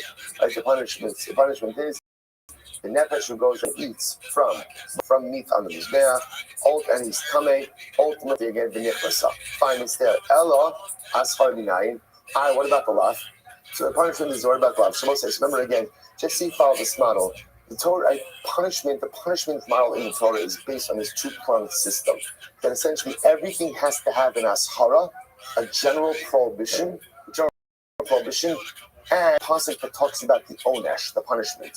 You need this two-pronged system. In other words, I would have thought inherently, if the Torah gives me the punishment, that the law is included in that. But the way the Torah penal system is set up is that you need an ashara, you need a warning, and you also need the onesh, the punishment. So now, I've established that we have the ashara, the warning, and the onesh for one who enters into the mikdash in a state of tumah. What about for one who consumes kodesh in a state of tumah? So ultimately, I have the punishment for nichrasa. Where's the law? Where's the law? That's her name. So Reish Lakish is like this. He says, Omer, the kodesh will siga. He says, don't touch kodesh. Don't touch kodesh. So it's Rabbi Yochanan Amar, Tani Bargla, Asya to muscle, making zero shava, the to muscle. It says over here, ultimately again, by a Tami Shafa, one who consumes kodesh in a state of ritual impurity, the to muscle, vinekrasa, uksiv hasam, and it's by a Tami Shinaga, Tamiya, all to muscle. So zero shava from a person who eats in a state of tumah to a person who touches in a state of tumah. Ma'alahalon, onesh v'ashara, just like over there, ultimately again, there's onesh v'ashara. So to over here, afkan onesh v'ashara. So beautiful. So it's not going to be open on. Science here, Reish Lakish doesn't hold it to be open on. Because zero shava l'dmiri. Because Reish Lakish did not have the Masorah for that because zero shava. How did I be open on my time of Amar Reish Lakish? But why does it be open on not hold the Reish Lakish? Amalacha who ashar the truma. Because if they're going to be open, we'll say that ashara, that warning, that's for truma. That's truma specific. Reish Lakish, ashar the truma. Where does Reish Lakish? Where does he find a specific probe for truma? Nafkaleni ish mizahu sarua ozav. So the Gemara says, Ezehu Gavar shu shava b'zashal Aaron. What is this one that applies to all the children of Aaron? Havi Omer zet truma. So that's a specific prohibition, ultimately again for truma b'tuma. V'hidach, the other thing will say, Hahu la'achila b'halan. One is talking about ultimately again consumption of truma when one is tamei, and one is talking about touching truma when one is tamei. Reish Lakish, hay b'chol kodesh lo siga lahachi da'asa. So Reish Lakish will say that's learned out from b'chol kodesh lo siga. That's a general asara. Don't touch anything kodesh when you are tamei. To which the Gemara says, no. Holy baile, the tamei shenaga b'kodesh. That's why ultimately again that teaches me in general the tamei shenaga b'kodesh. The itmar. Tamei shenaga b'kodesh, if a person who's tamei touched a consecrated item, Reish Lakish Omer Loke, listen to this. So let's say if you touch, someone's tamei touches something that is kodesh, so obviously they convey tumah to it. What's the liability there? Reish Lakish says, Malchus. Rabbi Yochanan Omer Ein Loke. Rabbi Yochanan says, ultimately again, you don't get Malchus. Reish Lakish Omer Loke. Reish Lakish says you get Malchus. Why? B'chol chodesh lo siga. It's allowed. So it says, don't touch anything that is kodesh when you are tamei. If you do so in violation of alav. Rabbi Yochanan Amar Ein Loke. Rabbi Yochanan says, no, you don't get Malchus. Why? Hahu ashar the truma who does. That's not a general prohibition. Dafka truma specific. Dafka truma specific. So the Gemara says, if a tamei touched kodesh, Since the Torah phrases it, right, touching it, as Kodesh Lemikdash. Sorry, as Hara La'ochel Iskush Kodesh Lemikdash. So ultimately, again, since the Torah phrases it Lashon Gia, therefore Allah Lamaisa the Ashara for one who consumes. Ultimately, again, is you compare Kodesh to the Mikdash. Vakati Lahakiu Da'asa. Is that for this drasha? Kodesh Lifnei Zrikastamin. Ultimately, again, that is necessary for a different halacha. Which halacha? One who went ahead and was tamei, and he ate sacrificial meat before Zrika was done.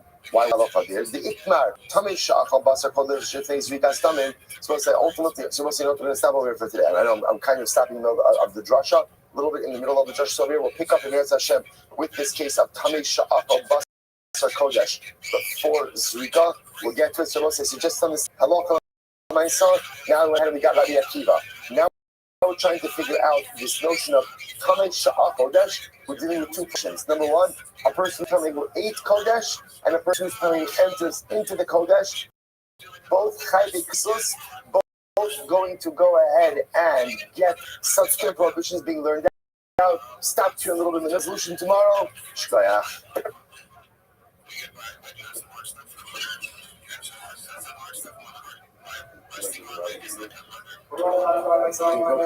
Made by only applies to this case.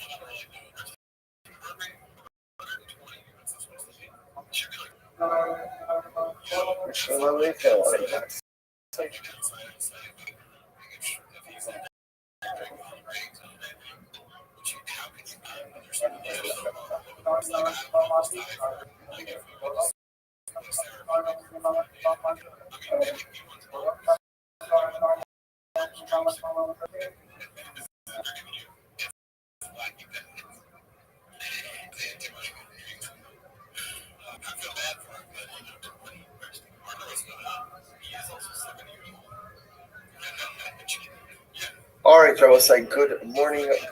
Let us begin by thanking all of our sponsors for this morning share today. Our Talmud Torah sponsors. First of all, any of our Talmud Torah sponsors. We're dedicating all the Sherman Roshos this year. And the Soros tell us for all of Israel. Talmud Torah sponsors for the month of Nisan. Ba'alim L'Tova Holiday celebration of the Nisan birthdays of his Kathy, his granddaughter Tikva Esther, and the birth of the grandson to Peter and Jeremiah Pollock in Indianapolis, Indiana. Anonymous sponsorship in the source of symbols for all of our children, and for Nisan to be the month of Geula Shlema for Klal Yisrael, and Avram Kelman in memory of Avram's mother Sarah, Brina Bas Yoshua Heschel, Zichron Le'Rach. We hope that the merit of our Talmud Torah, all of the Neshama Slav and Aliyah, the families in the Chama, Shvizochem Eretz Hashem to see the return of our hostages, the Shalom and the Karov, and the Eretz Hashem, the success of our holy soldiers. B'chol Ma'aseh Yedeihem. Well, so with that, let us begin. So we're going to be today's daf is Yud Gimel 13. We are picking up on the Mishnah on the bottom of Yud Beis on the Beis. Yotzevot. So again, Mishnah says this also. Yotzevot. You see, actually, it's a very interesting case.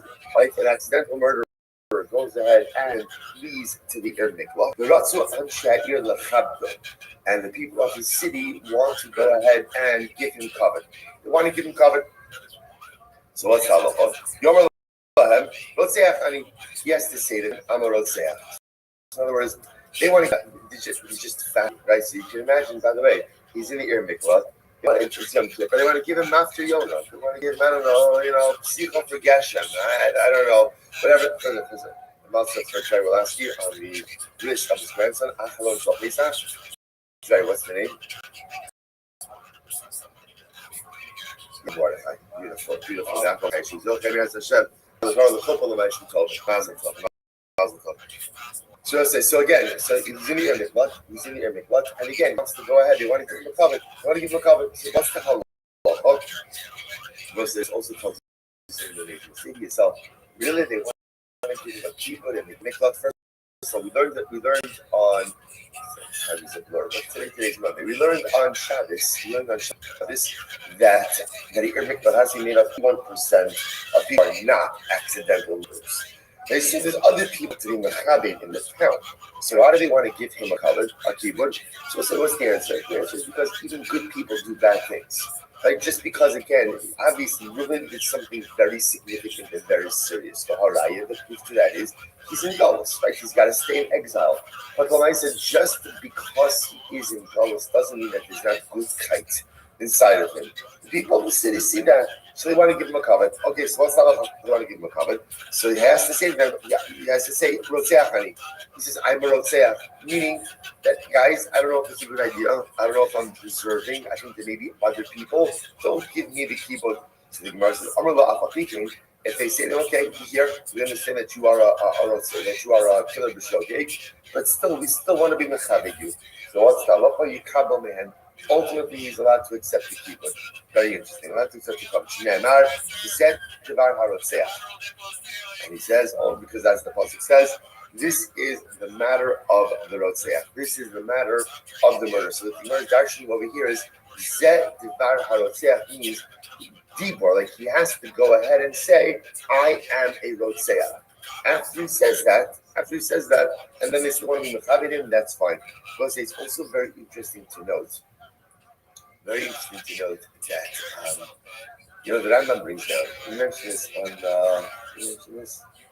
on the first day of last day, on Shvi Shal Pesach. Rambam brings down what's the first step of tshuva? What's the first step of tshuva? Vidui, confession. And in the Rambam's model, the first thing you have to do, confess. You have to articulate your sin. There's no tshuva, there's no change unless I'm willing to actively admit what I have done wrong. It's fascinating to see that perhaps this is part of the tshuva process of this individual as well. Right? What's part of this process? Part of this process is rotzeach. I'm rotzeach. You gotta say it. You gotta say it. By the way, can you imagine having to say those words? And if you notice, it doesn't. I'm a rotzeach. I'm a murderer. The shogeg, right?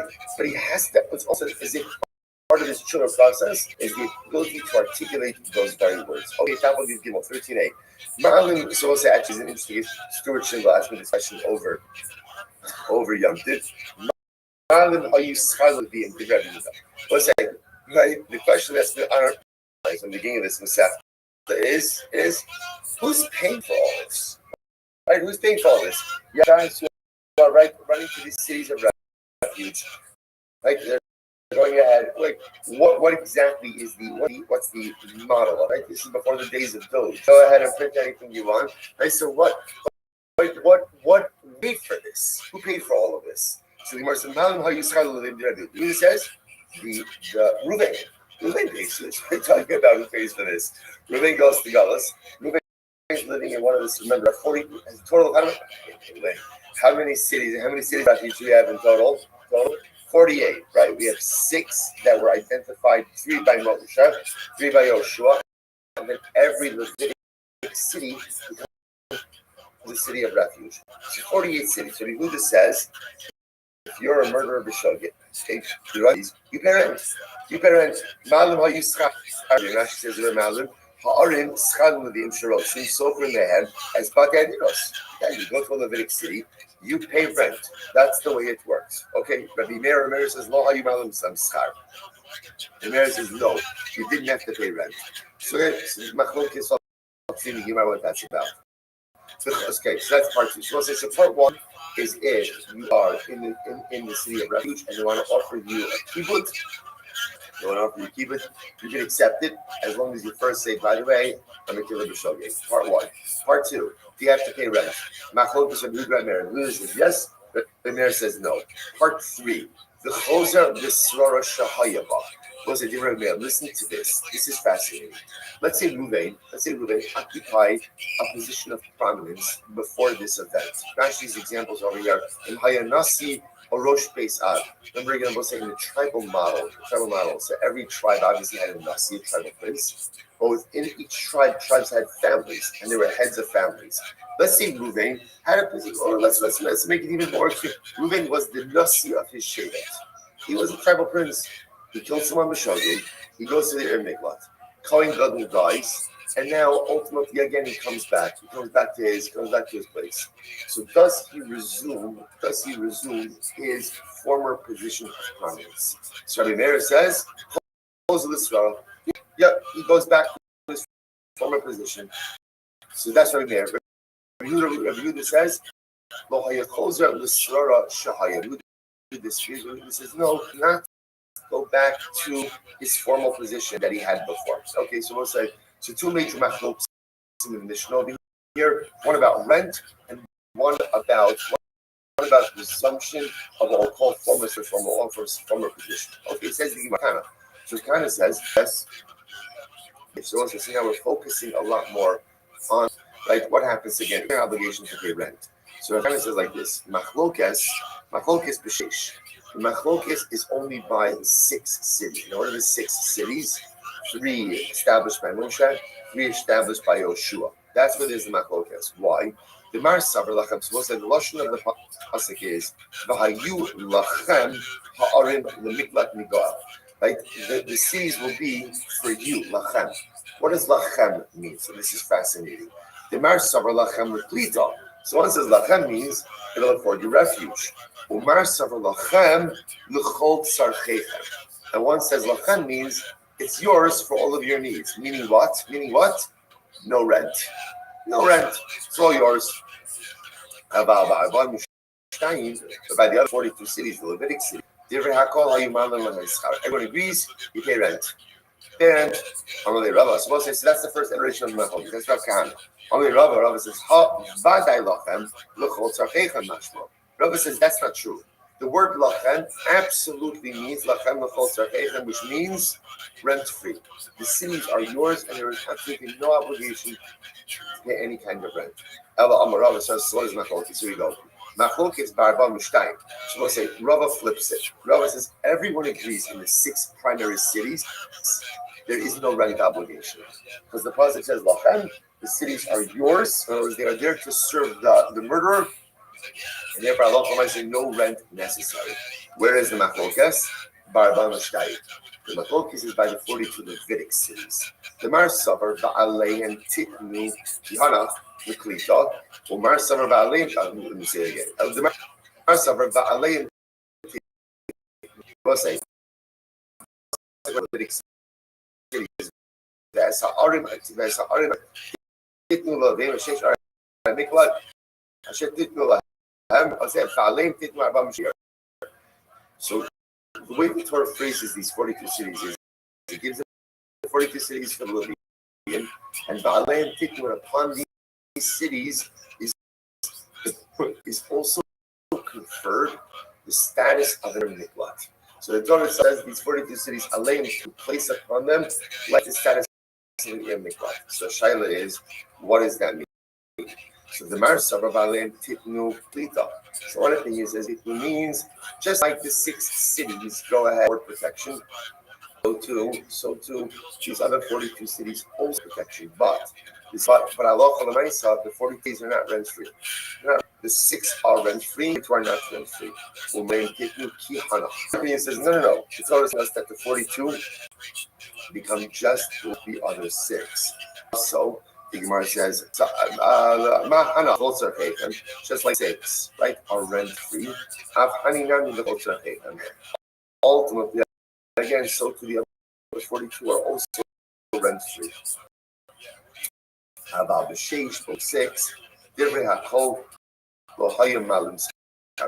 agrees that for the initial 6, 3 of Moshe, 3 of Yoshua, there's absolutely no rent obligation. So fascinating, I will say. How do we pass from Allah? So the Rambam passes in Hilchos Rotzea, Parek Chas Good, Rotzea Hadar Ba'ar Miklat, Eino Nosein Schar Beisa. That if you live in one of the Miklat, you do not have to pay rent. Ba'adar Bishar Arei Halavim, no Schar Lebalabais. So here it is. Rambam passes like no Rava. So if you see the 6 primary cities of refuge, rent is one of the Levitic cities for each. Allah so you have to pay rent to whoever it is that you're living by. Fascinating. Which also is interesting because what comes out, I don't know, I've never thought about this before. What comes out is another revenue stream for the Levium. I remember again, Levi doesn't have a portion there to sell. But ultimately, again, they get certain mataros. But interestingly enough, apparently there's rental income as well from the Air Mikla. Okay, fascinating. Let's go back to the Choslos Rasharos. Choslos, that's Machlokes 1. So now we've resolved that. Machlokes 2 was whether or not what happens. Let's say again, Reuben was a Nasi, and now again, Reuben Joseph Mamshogeg goes to the Air Miklat. Kohen Gadol dies. He goes ahead. Now he comes back home. Does he resume his former position of prominence? So Machlokes in Mishnah. Choslos Rav. So it's not on the Shav al Mishpach of Allah Huzas Avosa. So the Gemara says it's not. Interestingly enough, this is by evidence. Right there, if a person, let's say Reuben steals, Reuben can't pay. He's sold into servitude. And now halacha l'maisa again, it's free, whatever it is, after sheish, after yovel, depending on whatever it is. So the pasuk says, "V'shav al mishpachto ve'el achuzas avosa." He will return to his family and literally again take the portion of others. So the Gemara says, "Yoshev mishpachto." Ve'eno shav l'mashe ziko arosav divrei Yehuda. So Yehuda says it's true. The evidence after emancipation goes back ultimately to his family. He's restored to his family, but he does not go back to any office held by his family. So in evidence he returned back to his people, return back to his family, but he does not resume any what we'll call familial position that was held by his mishpacha. Take a look at Rashi for just a moment. Actually, not yet. Dear Rabbi Yehuda. The here Meir says, "Af Yushav l'mashev ziku avosav." So the Gemara says, "El achuzas avosav." Kavosav. So Rabbi Meir says, "No, the halacha l'maisa is two things being mentioned in the pasuk. The shav al mishpachto means that the evidently goes home to his family, and then the el achuzas avosav means he goes back and he reclaims any familial position of power, right? Any position of power, ancestral position of power that would have been his. Ultimately, again, he is able to reclaim. So Gemara says, "V'chein bagola," and the same halacha applies to someone who is exiled. So again, I will say, interestingly enough, whereas our Mishnah framed this machlokes Yehuda and Rabbi Meir as we occurring with the exile, with the killer Mishogeg, in fact, the private machlokes is actually by Evan Ivri. That's where it comes up. Evan Ivri, upon emancipation, everyone agrees Evan Ivri goes back to his family. Does he resume his former position of prominence? So again, Rabbi Meir says yes. Rabbi Yehuda says yes. No. Rabbi Yehuda says no. Rabbi Meir says yes. Then the Gemara says the same machlokes by Evan Ivri also applies by the exile. Yeshu Omer Yoshu because the pasuk says by Evan Ivri comes to include the killer as well. So the Gemara says my between the gola. What does it mean? And it says the similar halacha applies to the exile. So the Gemara says Yoshu Paroseach al Eretz. So the pasuk says the accident will go ahead and return the Eretz Achizaso. So the Gemara says Eretz Achizaso. He goes back to his land. In other words, he doesn't have to live in exile. He goes back to his house. No shav l'mashe avosav. But he does not go back to any former position of prominence that he occupied. That's Rabbi Yehuda. And there says after shav. And here it says not even goes back to any position of formerly held by his ancestors. Shiva makes something. You make a Shava of Shiva, ultimately again from Evan Ivri. Therefore, we'll say we are left with this machlokes from Meir and Rabbi Yehuda, and it turns out that it's a machlokes in two places in Allah. And Evan Ivri was emancipated. Everyone agrees he'll go back to his family. Does he also go back to any former position of familial prominence? When he's back home, does he go back to his former position of prominence? How do we ask him? So Radon again also knows Lotseah. Previous was Parak Chas. This is Parak Zayin Allah Yedal. Here it is. Apapi Shiniskapelo Eino Choser L'Sirara Shahaya Ba B'Olam. The most this is fascinating. Even once the Lotseah was free, he does not go ahead and go back to any formally held position of familial power. The Gemara says, Ella, Murad Lasso, Kol Yaakov. He loses that position. Right? Again, he was a Nasi of his tribe, for example. He was the head of his family in a seed-based tribe. When he comes back from Galos, he does not resume those and why not?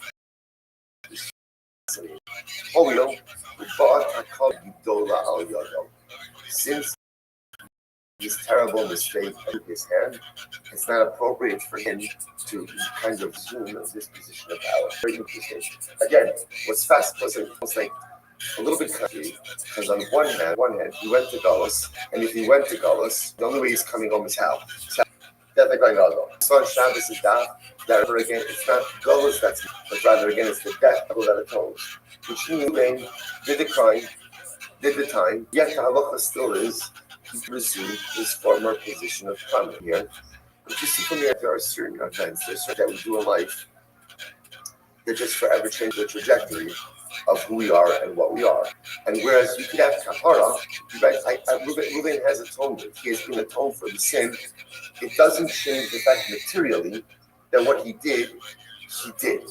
I would say this is sometimes like this difficult, a little bit like dialectic of tshuva a little bit. On one hand, I believe tshuva could atone for anything, and tshuva does atone for anything, and tshuva wipes the slate clean. But, the interesting part is sometimes in life you wipe the slate clean, but you can't go ahead and purge the act itself. The event remains. And that's something I have to live with for the rest of my life. I did something terrible. I can atone for it. I can even remove culpability from it. But I can't take back the act. That is a reality that lives in this world that cannot be undone. So from like a liability perspective, a culpability perspective, I'm done. I'm atoned for. But I can't change the fact that the act has been performed. And because of that, the Rambam says, Reuven, you can't go back to being the Nasi. You took someone's life. Right? You can't undo what you did. Again, atonement, yes. Undo the act, no. I will say, this is so incredibly important because a lot of times in life, we do things and we act in certain ways. Deep down, we just figure to ourselves, okay, like, I'll apologize afterwards, or somehow I'll fix it afterwards. And sometimes that works, but sometimes it doesn't work. Sometimes it does work. Sometimes what we do simply cannot be undone. I could have atonement, I could have forgiveness, but I can't undo the act. Which is just why we have to live life. I don't know, I felt like last night, after October, I feel like a little bit of like the way you feel after Sukkot, New Year, and new beginning. We're going into Sphira, countdown towards Matan Torah. It does feel a little bit like the slate has been wiped. It does feel a little bit beginning. And as we enter into this new beginning, how important it is to enter in with this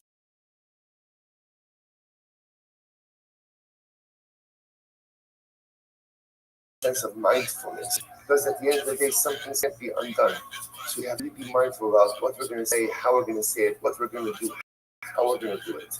Because all those things you can purge, a lot of things once you do it, again, it cannot be undone, and we're stuck with the residual effects of things. Amazingly enough, the accidental killer, it will be achieved kapara. We cannot return to a certain position of prominence because the act itself can never be taken back. Okay, next topic.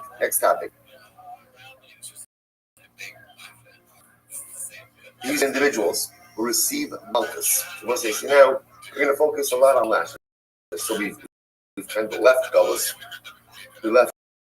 Baruch Hashem, and now we're into malchus. These are the people, we'll circle back to that. These are the people who receive, we'll say, essentially we're going to show, well, let's go through the list. How so?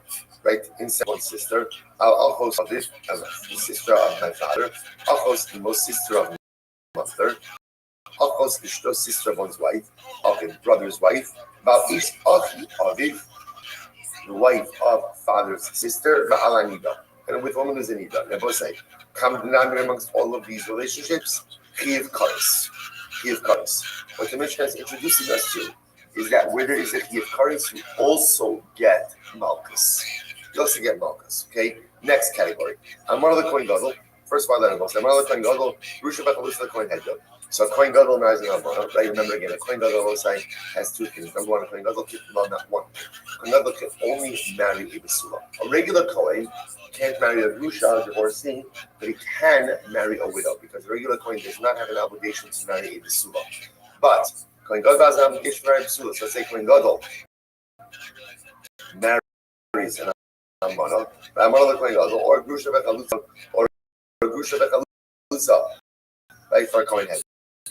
Mamzeres in Sina of Yisrael, right? A regular Jew can't marry a mamzer or a nasin, but Yisrael and nasin mamzer. So we'll say, what are these examples of? Lavin. Lavin. Now, interestingly enough, so this is a lav. And what you see from it is you get malchus for the commission of a lav. So category 1 is I get malchus for karis. Category 2, I get malchus for a lav. Next, amana ugrusha shnei. Now, by the way, just as an aside, let's say a Kohen Gadol marries a woman who's both an amana and a grusha. Right, so again, Rachel was married, was married. Her first marriage ended in divorce. She got married a second time. And now she gets widowed. Third time's a charm, right? So now she gets married to the Kohen Gadol the third. Otherwise, they should be happy. Right? So Lamaisa, so now has two prohibitions now. The Grusha, and she's in Asama. Grusha, Chayala Mishmushne Shemos. Kohen Gadol marries her. Grusha Bechalutza, Eine Mishum Achas Bilbag. So what's interesting enough that the Grusha and the Chalutza, ultimately, again, he's only here once. And we'll see this in Gemara, but she points out over there that's because it's only explicit that he can't marry a Grusha. Chalutza, we learned that from a drasha. So because it's not explicit, therefore it's only chayiv one set of malchus. Okay. Next, other examples of kares bearing prohibitions that therefore generate an malchus. For example, hatamei sha'al chalas hakodesh is someone who's tamei goes ahead and eats, let's say, karbanos, or ba'abal hamikdash. Someone comes in the base of mikdash in the state of Torah, or va'ochal chelev v'dam, where someone eats chelev forbidden fats or dam blood. The nosar upigol, or someone eats nosar. Remember again, nosar, carbon leftover past the intermittent time. Pigol is carbon again where the carbon has a negative machshava, an erroneous machshava during the avodah, or vatame, right? So somebody eats right. Tame is just someone who eats carbonos and well. Someone who shechs carbonos outside the base of mikdash. Ochel chametz b'pesach. Wow, absolutely incredible. Now let's say 7.5 year cycle. Chametz on Isur Chag. Incredible. Ochel chametz b'pesach. Va'ochel va'otzlach b'yom kippur. Or who eats or does malach kippur. Va'mefatim sashemen. Or one who goes and makes the shemen, the anointing oil.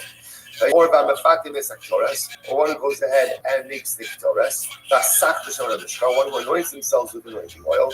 Or we'll say, so again, all of these examples, kares. Once again, examples of kares bearing prohibitions, and if you do them, you get malchus. Fine.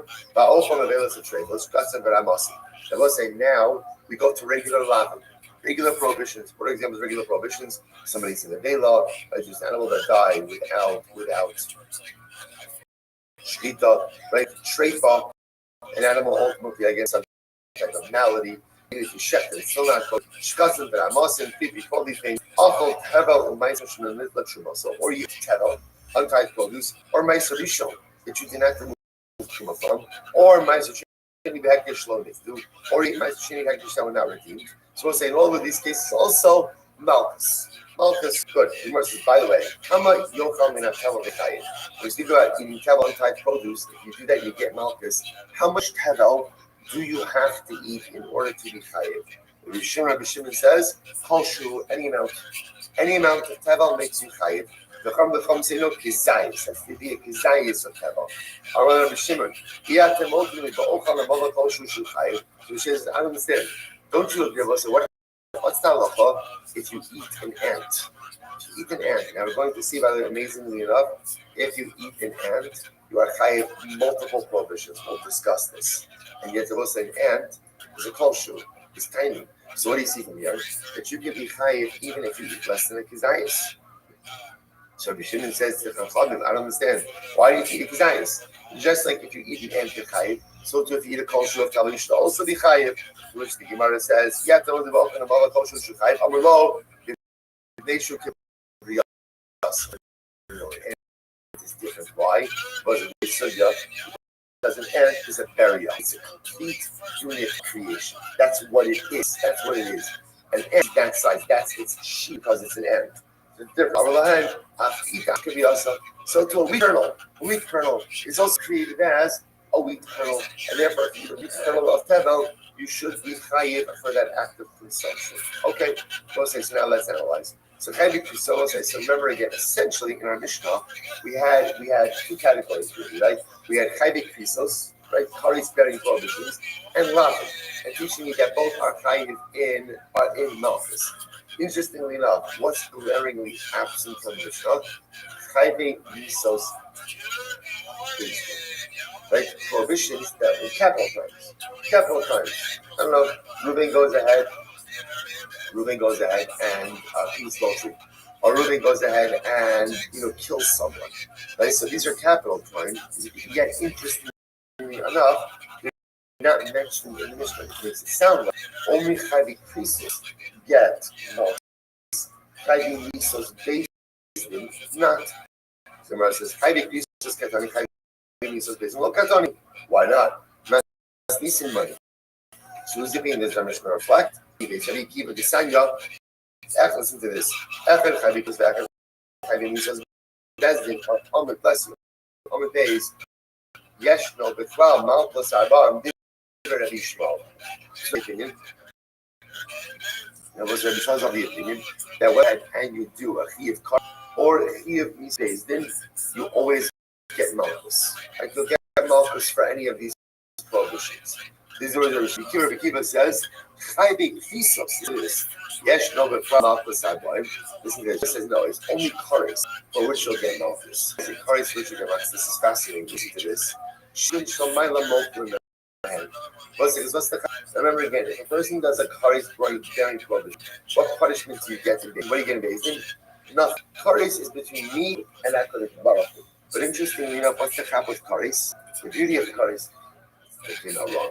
There's no beauty in courage, but the positives, there's got to be a bright side in everything. You have to be an eternal optimist. The bright side of courage is you can do tshuva and get out of it. You can do tshuva and be forgiven.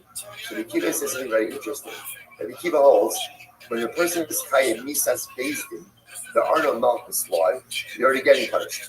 And by the way, how do you get out of that punishment? You can't. Once you're chayiv misas, you can't. It's not like I'm really sorry. I'll do better community service, right? You can't. Once you're chayiv misa, you're chayiv misa.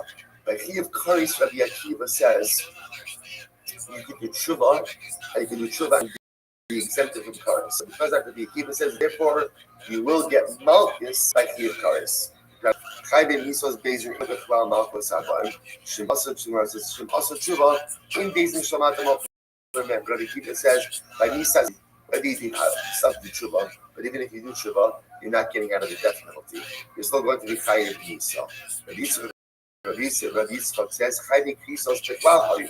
The lama yatsa kares bachol. So Rabbi Yitzchak said in reality, you're right. You're supposed to get chayiv. You're supposed to malchus of chayiv krisos. But ultimately, again, interestingly enough, the lama yatsa kares bachol. So why does the single out kares by one's sister? But if one engages in active incest with one's sister, then she's chayiv kares. But don't know the kares on the malchus. To teach us, ultimately, again, that there's a chiyuv kares and not the chiyuv malchus. So we'll say, Rabbi Yitzchak has a third opinion. Rabbi Yitzchak's opinion says there's no malchus, neither for misas based in, nor for chayiv krisos. So what's the difference? We have a three-way method of this. Rabbi Shmuel says there's malchus for both Misas Beis, Chayv Misas Beis Din, and Chayv Karis. Rabbi Akiva says, well, let's go the opposite direction. Rabbi Yitzchak says, there's no malchus, neither for Chayv Misas Beis Din, nor for Chayv Karis. And Rabbi Akiva is like the middle position. There's no malchus for Chayv Misas Beis Din, but there will be a Chayv Karis for there will be a Chayv malchus for Karis. And Rabbi Akiva espoused his logic. Why? Because by Karis, it's possible that you're going to do tshuva and therefore be exempted from all liability. Okay, so now let's analyze this. Right time to Rishon. So let's go through Rishon. What's Rishon's logic? Right? Rishon says you get malchus for everything. What's Rishon's logic? The sid in los sishmar lasos as kol divei Torazos. So it says, if you will not keep the words of the Torah, sid, Hashem will amplify.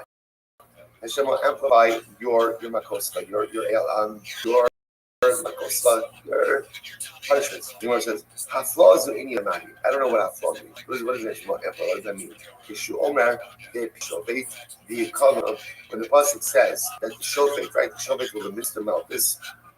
Havi omer haflazu malchusi. So what do you see from here? What do you see from here? You see from here that when it says that refers to malchus. In los sishmar lasos es kol. And you see from here that where do you get malchus? It was for everything. He says, give kares everything. You want to go off every haki. Same dami. And they'll say that's the case, then you should get malchus. You should get malchus. Even for a few of us here, we'll say, this is by the this is so incredible to do this Gemara today. We'll say for many of us, today is going to be the first day in over that we're going to have the ability to fulfill an assay, which I say, tefillin. Tefillin was, you know that they say, the music of Bishop could not sleep the night after Akrosh. Why? He was so excited just for this man of Mishiyaki that he could put on his tefillin. And if he didn't put on his tefillin for a week, he could not wait to put on his tefillin until the morning. Mamish sleep. I wish always to sleep this night because we're here to perform a mitzvah. Now listen, I don't care what you have this schema over here. If that's the case, that you should get malchus for everything, then might you should even get malchus for non-performance of an assay. Could work as well. So which Gemara says, no, in los ishmar. In los ishmar, the pasuk is phrases as a los assay. If you don't do something, right? If you don't, a prohibition. Okay, the Rebbe Avin, Rabbi Loi, from Malkum Shnemer Yishamer Pen Baal, Eina Elalos Hasei. Wherever the Torah uses Lashon of Yishamer Pen Baal, there is a prohibition. I.e. Hachi Lashim B'Maisa Nami. If that's the case in Rabbi Shmuel, you should also get malchus for Lashim B'Maisa. But Lashim B'Maisa is a law that doesn't even have an act. Doesn't even have an action associated with it. First, the Gemara said Lasos said no, it doesn't because the Bible says Lasos. You only get malchus for a prohibition that involves a dynamic activity. You should get malchus for a lav shemita klase. I will say, what's a lav shemita klase? Is a lav that is remedied by the performance of a positive commandment. Paradigmatic example of that: theft. Torah says you can't steal. What happens if you steal? Steal? You should get malchus even for lav shemita klase. So we'll say, get ready for this line because it's going to be very important. The lav de chasima. I will say, the paradigmatic lav for which what we'll get malchus for is the lav of chasima, which is the lav of muzzling your animal. You know, like that Torah says, "Losaksum shar v'risho." You cannot muzzle your ox when it threshes. Right? You have to let the animal eat while it threshes. So why is this the paradigmatic example? So Rashi points out a very interesting. We're going to get more into this, but the Torah talks about malchus, right? Lashes. Right after the section of lashes, right after that is the lav of chasima, of not muzzling your animal. The Gemara understands that juxtaposition to teach me that the paradigmatic avera that for which you're chayiv malchus is chasima, because chasima has it all, right? Muzzling really has it all. It's one-stop shopping, right? Why? Number one, it's a prohibition. Number two, it's an action, right? Number three, it can't be remedied. undo it. You can't undo it. And therefore, again, this becomes like the poster child ultimately again for Allah. So the Gemara says, Hashta da aslachi hulu nami tumi ta'ad b'chashirot. Now that we have that, by the way, there is a lot of previous questions. So therefore, I will say, this is the position of Rabbi Shmuel. Rabbi Shmuel holds that Alisa, you get Malchus for Chayve Misos, Chiyav Misa, and you get Malchus ultimately again for Chiyav Kares. You get Malchus for that's Rabbi Shmuel. Rabbi Akiva. What's Rabbi Akiva? What's it again? The position of Rabbi Akiva. Rabbi Akiva holds you do not get Malchus for Chiyav Misa. You will get Malchus for Chiyav Kares. What's his logic? Rabbi Akiva. My time. Well, very simple. It says you shall punish a person in accordance with his wickedness. Singular. Can't give one person two punishments at the same time.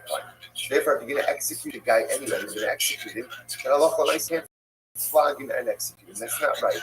On the other hand, I will say now it makes sense. By the way, what about Kares? So what do we keep? Now we have the rest of Rabbi Akiva. Why did Rabbi Akiva say that Malchus by Kares? You can't punish a person twice for the same Kares bearing rubbish. Why? You do tshuva. Because since I can do tshuva, to Kares, therefore I'm going to get Rabbi Shmuel. Now what does Rabbi Shmuel do with Kibbutz? Or Malchus and Rabbi Shmuel, that means you can't give a person son and a monetary penalty, or Malchus and a monetary penalty. About Misa or Malchus, or say Misa Malchus, Misa Arich. This is fascinating. Rabbi Shmuel view lashes and a death penalty as two punishments. Rather, what does he view it as? One protracted death penalty. Interesting. But Rabbi Akiva, Chayve Krisos Nami. But according to Rabbi Akiva, I don't understand. So let's say Reuven ate. Let's say Reuven ate chametz on Pesach. The penalty for chametz on Pesach is chametz. So now, how can we give him Malchus also? Isn't that punishing him twice for the same penalty? So my Amrit, Shim also tshuva. So Rabbi Akiva said, oh, but it's not a double penalty. Why? Because if he does tshuva, he could go ahead and remove the Kares penalty. That's very nice. But what? Hashta mihas lo avdi. Right now, he hasn't done tshuva. Shlomo said, by the way, what a profound statement. But Rabbi Akiva says it's not really a double penalty. Why? Because since he could tshuva and remove Kares, but he hasn't done tshuva. Which means that right now, Reuven Pesach has two prohibitions hanging over his head. What are the two prohibitions? Kares, and are not the two punishments, Kares and Malchus. So let's say, incredible, this phrase, like a punch to the gut. And let's say, all of us have the opportunity to do tshuva. We each have the opportunity to become Bali tshuva. What's the only problem? Hashta mihas lahaddi. I'm not doing it. The opportunity for tshuva literally again is right in front of me every moment and every single day. Only one little technicality. Hashta mihas lahaddi. I have not yet done tshuva. Overwhelming. I'm Rabbi Abel. The Torah strips the Torah, so therefore I'm going to say we're trying to figure out Rabbi Akiva, right? Because Rabbi Akiva seems to be inherently contradictory. I wanted Rabbi Akiva will say somebody is chayiv nisas bezdin. You can't give them malchus also. Why? Kedei rishaso. You can only get one punishment per crime. So therefore you can't give the guy both nisa and malchus. So again, and if Reuven Pesach is chayiv kares, how can you give him malchus also? So Rabbi Akiva is all because he could do tshuva, and if he does tshuva, he removes kares. It's very, but he didn't do tshuva yet. He didn't do tshuva. He's someone giving him two punishments for one kind. I will say, you in a cliffhanger. We're stopping here. Resolution of Rabbi Akiva Mir Hashem tomorrow. Such a supposed to begin again this new Kufa together. Shkaya everyone.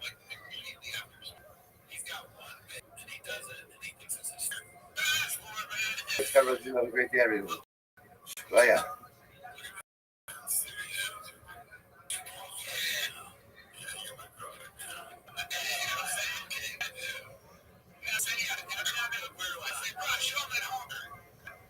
That's what I tried. Now we're in West Virginia. Yeah, that's how I tried.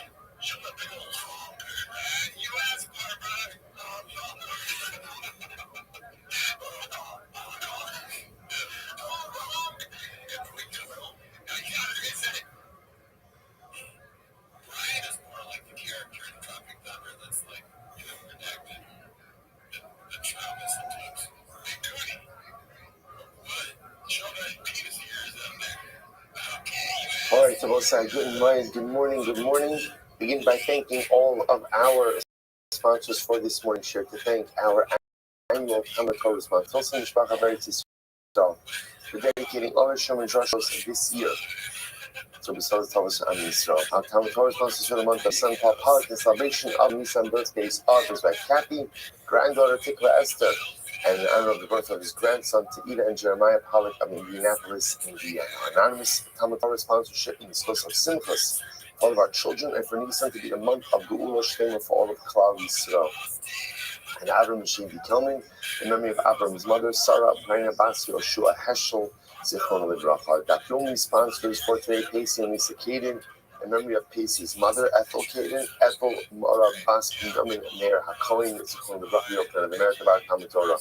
All of the Neshama Savin Aliyah, the families in Nechama, Neretz Hashem, our hostages should come home. The shop woman, the Karab, and our holy soldiers should be successful. Echol Maasei Yidehen. Those who are dying, let us begin with a lot to do today. A really incredible daf ahead of us today. Today's daf is daf Yud 10. We are picking up on at the Mishnah on Tes Amud days 90. The Mishnah says as follows: Lahechon Gold. So again, speaking again, so we of course about the concept of gold. And Gemara asked an interesting question: so where is the murderer, killer, exiled to? So the mercy of the Miklat to the city of refuge. Where were the cities of refuge? The three of them on what was Hayarden, which is on the other side of the Jordan, where 2.5 tribes ahead, and ultimately 7 in Yarden and 3 in Eretz Canaan. 3 in Eretz Yisrael itself. Shneimar as Shlosh Ha'arim Titnu Me'evar Yarden, as Shlosh Ha'arim Titnu Be'eretz Canaan. Actually, Nivcharu Shalosh Ha'aretz Yisrael. Now, interestingly enough, as we'll discuss, Moshe Rabbeinu was actually the one who designated the 3 Arenikot, the 3 cities of refuge in the Transjordanian area. But fascinatingly enough, those 3 in the Transjordanian area did not actually, quote unquote, like take effect until the 3 in Eretz Yisrael were identified and activated. Shneimar, Arenikot, it's interesting, of course, is the halach that even though 3 were designated by Moshe Transjordanian areas, they did best until the 3 in Israel were designated as well. And there are direct roadways, there are pathways from one miklat to another miklat. We'll talk more about that in just a little bit. So that's the first part of the Mishnah. Talking about the Arei Miklat themselves. Now, the Mishnah spends a moment just talking about the process of getting the accidental killer from essentially the scene of the crime to the Arei Miklat. So what would happen? Remember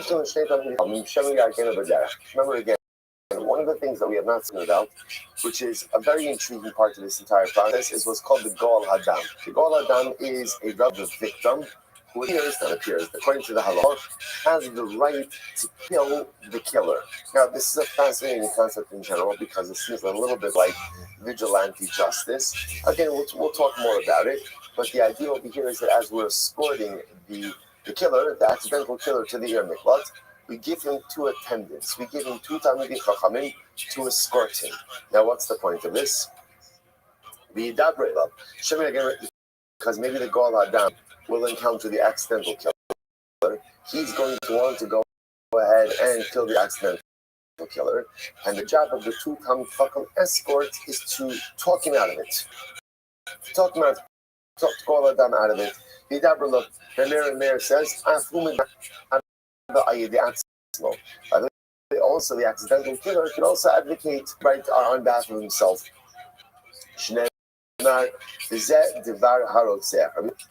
The Tchila, the Mishnah says as follows: so we also see Baruch says in the beginning, when let's say Reuben would accidentally kill Shimon, so everybody would run to Arei Miklat, right? Whether you were an intentional killer or unintentional killer, everyone would run to Arei Miklat. Beis Din Shulchan Levin also Mishnah. Beis Din would then dispatch the messenger and bring back the person from the lot. In other words, to adjudicate the case. So it sounds like what would initially happen is Reuven would kill Shimon, but for the circumstance clarified, the first thing Reuven would do, run to the Miklat. Would then go ahead and fetch Reuven from Miklat and bring him to Beis Din. So again, if it turned out Reuven was an intentional murderer and he'd be tried and executed, and ultimately, again, if he wasn't Chayiv Misa, they would exempt him. Mishin is Chayiv Golos. Reuven was Chayiv Golos. And then back to the Miklat, the Gemara says, Shneimar Be'shiva Sa'ida El Miklato. Essentially, three possibilities. Possibility one is that Reuven was an intentional killer, in which case he'd be tried and executed by Beis Din. Possibility number two is that Reuven was an ones, extenuating circumstance, in which case, again, he'd be exonerated, fully exonerated. And possibility number three is that it was shogeg, it was an accident. And if it was an accident, he would be returned to Tir Miklat to serve out his time there, as we will discuss. Says the Gemara, Shalosh Arim Hibdol Moshe Ve'Rayadin, Ve'Edam Hibdol Yoshua Be'eretz Kinan, Umechubanos Hayu Kimin Shtei Shuros Shevekera. So this is very interesting. So as we just said before, Moshe Rabbeinu went ahead and identified and demarcated the three cities of refuge in the Transjordanian land. Remember again, Moshe Rabbeinu never has the slows to cross the Jordan River. So he goes ahead and he identifies the three on the, we'll call it the outside side of the Jordan River. And Yoshua identified and demarcated the three on the Eretz Yisrael side of the Jordan River. What the Gemara points out enough is that these 6 cities, three on each row, three on each side of the Jordan, were opposite each other. Now, again, not literally on two sides of the Jordan. They were scaled, but they were opposite each other. The imagery the Gemara gives is like two rows in a vineyard, right? The same way if you ever go to a vineyard, right? So vineyards are very methodically arranged. So you already make about like two rows in a vineyard on opposite sides of the Jordan. So the cities themselves were facing each other. So the Gemara says, Hebron Yehuda Kineged Betzar. So Hebron and Yehuda was opposite Betzar. Shechem Bahar Ephraim Kineged Ramot Gilad. Shechem was opposite Ramos Gilad. Kadesh Bahar Naphtali Kineged Golan Bashan. Okay. Ushlosh, so it's actual. These are the actual Arim Miklat. Ushlosh Vishilashta Shimishulashim. And listen, interestingly enough, the lashon of the pasuk is Vishilashta, which means, remember, there are three cities on each side of the Jordan. Three on each side have to be equidistant from each other. Remember, again, there is a very methodical layout to the Arim Miklat for one particular purpose. We want people to know exactly where they are. So again, so number one, three on each side of the Jordan. The ones on the other side are exactly opposite each other, and they're equidistant from one another. Not equidistant, in other words, from one side of the Jordan to the other side of the Jordan, but on each side of the Jordan, they are equidistant from one another. Gemara says, "Shlash l'shem mishloshin, shemidan lechabron, kimechebron l'shchem, umechebron l'shchem, kimeshchem l'kadesh, l'kadesh, shchem l'kadesh, kimekadesh l'tzalon." Literally equidistant. Ve'eva hayagin tlos, it's a short tlos. So I think my point is something very interesting. Here's what's fascinating. There were 2.5 tribes, right? Ruling Gad and half of Manasseh that settled on, we'll call it the side of the Jordan. Even remember, it all becomes consecrated Eretz Yisrael, what they'll call it the Transjordanian. The rest of the tribes were in Eretz Yisrael. So the Gemara says, there are 3 cities of refuge for 2.5 tribes, 3 cities of refuge for the rest of the tribes. So that seems to be a tremendous imbalance. Why does the Transjordanian area get its own 3 cities of refuge? On Rabbaye, the Gilad Shchichi Rotzim. Rabbaye says, unfortunately, there was a very high murder rate. A very high murder rate in the Transjordanian area.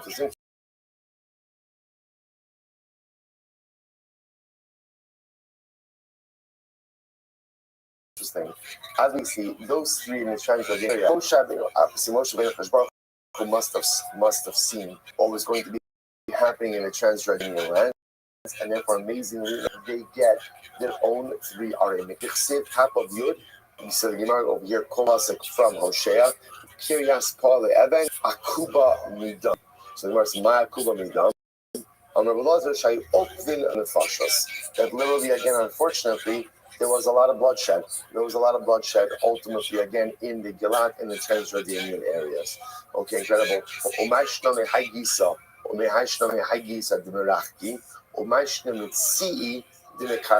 So I'll say this. So this is very interesting. So the Gemara now points out something fascinating, which is that if you look, the outer areas are much more spread out, but the middle area is more consolidated. Take a look at Rashi. Rashi says, Hebron, the Kadesh, Rechokos, Migvuli Eretz, Shnei Revi Aretz, the whole Besofa, Gvul Tzarek, Lanos, Revi Haaretz. So on one hand, you have Hebron and Kadesh, which are at the poles. And on the other hand, the Shnei Kardi, Hari ben Hebron, ben Shem Kadesh, Karov, Lemikkan Lekan. So it's interesting. The outer areas are much more dispersed for the Ari Miklat, but the center area, as Rashi points out, is between Hebron to Shem, and Shem is much more concentrated. So what's going on over here? So the Gemara says, in Shem, there was a lot of bloodshed. Chaver Kohanim Derech Sefu Shchema. My Chaver Kohanim. Ultimately, what is it called? Chaver Kohanim. Unfortunately, in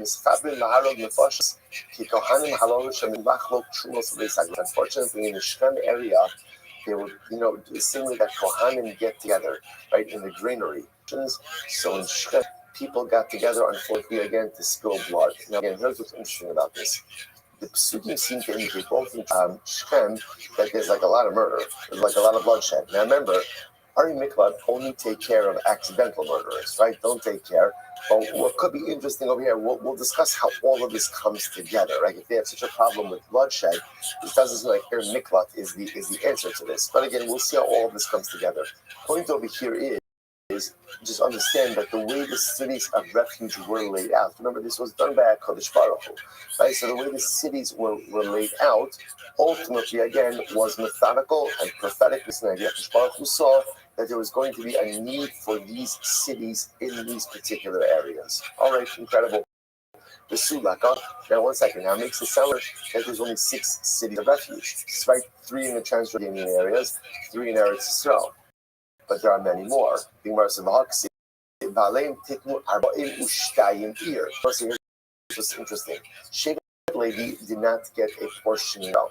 The Shevet Levi was given 42 cities. It was theirs. So theirs to use, not ancestral portion, right? Not part of their Chalukah, but every tribe essentially had an obligation to give up some of their area for the Levium. Every city in which the Levium resided also became an Ir Miklat, also became a city of refuge. To which the Gemara says, so there weren't 6 cities of refuge. There were 6, 3 designated by Moshe, 3 designated, but then 42 Levites, which also served Ari Miklat. So it's a total of 40 cities. Why do you only say 6 cities? So it's very interesting. Rabbi, halalu koltos ben ladas ben shalom ladas, halalu ladas koltos v'shalom ladas inan koltos. So it's actually quite interesting. So apparently, the Levitic cities did work as Ari Miklat as well, but they only worked if you recognized that you were inside of one of them. Let me say it differently. The power of we'll call it the 6 Ari Miklat, is that they absorbed and provided protection, whether the assailant recognized that he was there or not. It didn't need das. The Ari Miklat of the Levitic cities required das. It's fascinating. Take a look at Rashi. The first short line in Rashi.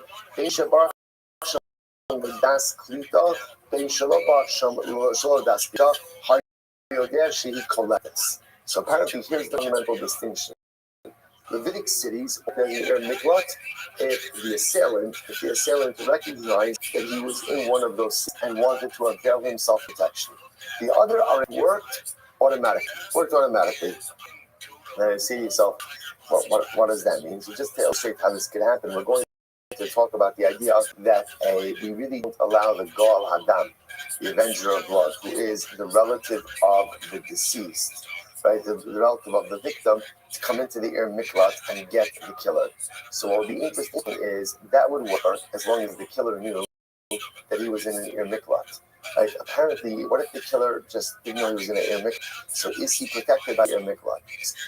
So it depends. If it's one of the 6, the original 6, then it affords him protection even if he doesn't know that he's there. If, on the other hand, it's one of the 42, then halacha l'maaseh, again, it does not afford him protection unless, of course, he distinction. Again, more of that to come in here, Sasha. So in other words, like the Hebron Ir Miklatu. Now, interestingly enough, one of the 6 that was identified was Hebron. And Hebron was an Ir Miklat. Is that true? Vaksiv, the pasuk says that you can recall this Hebron. One second. Hebron was given to Kalev. Like Hebron was, remember again, one of the additional portions that Kalev received was the city of Hebron. So how can you say that Hebron was Naboseh? Because here's what's interesting. Are Miklat to a certain degree are almost like they become property of Am Yisrael. Like they're obviously situated in different tribal areas, but they can't belong to one person because they have to be utilized by all of Klal Yisrael, whoever needs it. So how can you say that Hebron wasn't Ir Miklat when Hebron was given to Kalev? To which the Gemara said, Amrabaye, Parvata. So look at Rashi, Parvada, Kfarim Bechatzim Asmuchos Slav V'nikos Ashman Natnu Kalev. Interestingly enough, it's fascinating historical note. So Hebron proper was not given to Kalev. Hebron proper was an Ir Miklat. The surrounding areas of Hebron were given to Kalev. Just the surrounding areas were also called Hebron. Because it's interesting. It was interesting to note that because remember, where does David HaMelech start? Where does it begin? Right? In Hebron. So it's fascinating to see also that Hebron ultimately, again, Hebron is Ir Miklat, was also the initial seat of the monarchy of David HaMelech. Incredible. What did David HaMelech need more than anything in the beginning of his monarchy? He needed a Miklat, right? He needed a Miklat. He needed refuge. HaMelech was pursued from every single direction by every single person. He needed that sense. And it's beautiful, but if you think about it, I know whenever we go on trips to Eretz Yisrael, sometimes the organizers of Hayake calls don't agree with me, but to me, going to Hebron is an indispensable part of every single trip to Eretz Yisrael. Because again, how can you go to Eretz Yisrael and not come home to see your parents? Like, how can you not come to see your parents? And it's like imagine your parents live out of town. You go to a chasana, like your parents live in New Jersey. Chasana in New Jersey, I'm going to stop by. You live a couple days, but you're right there. How you not? Okay, you're stopping for a minute to say Shalom Aleichem, have a cup of coffee, to make a l'chaim. How do you not visit your parents? How do you not go to Hebron? Right? How do you go to Eretz Yisrael not to visit your parents? This is also quite beautiful that the place where our parents buried is in Ir Miklat. Because sometimes, again, every child knows. It's interesting, one of those things when a person is privileged to have their parents in this world, the one that always gives a child comfort is embraced by their parents. And when a person no longer has that, it's one of the things that they miss more than anything. Just like the parents, sometimes an embrace from a parent, no matter how old you get, gives you the necessary comfort, the necessary security that you need. And how beautiful is it that the place where our parents are buried isn't Ir Miklat. It's a city of refuge. I run to my parents for refuge. I run to Hebron refuge. I run to Moshe refuge. Incredible. The Ir Miklat is Kadesh. Now again, another one. Kadesh. Is Kadesh in Ir Miklat? The Gemara is Vaksiv. Here's in fact, Va'ari Mitzar Hatzadin Sa the Hamas Rek Vikineres the Kadesh Ve'edrei Ve'en Chatzar. And let's say here, they're talking about fortified cities. And amongst the list of fortified cities is Kadesh. And you say to yourself, okay, who cares? The Tanya Arim Halalu, Ein Osin Lo. When it comes to Arim Miklat, there's a whole list of laws when it comes to Arim Miklat. Arim Miklat cannot be Tirin. Everyone's like Tirin Kitanim, small villages. Now, we just say the Kamyan over here. To be a self-sufficient city, but yet not too big. So it can't be a small village because again, the murderer has to be able to the city and not have to be susceptible to the Gal Adam. Of refuge only provides refuge as long as to leave the city you are exposed to the Gal Adam. So therefore you can't make a small village doesn't have all the necessities to sustain life there. So it can't be a small village, right? Below Kraken Gidolin. It also can't be a large city. Why can't it be a large city? Because if it's a large city, the Gal Hadam could sneak in there and potentially kill the accidental murderers. So again, because in a big city, you don't necessarily recognize anyone, so it can't be too small that it doesn't have what it needs.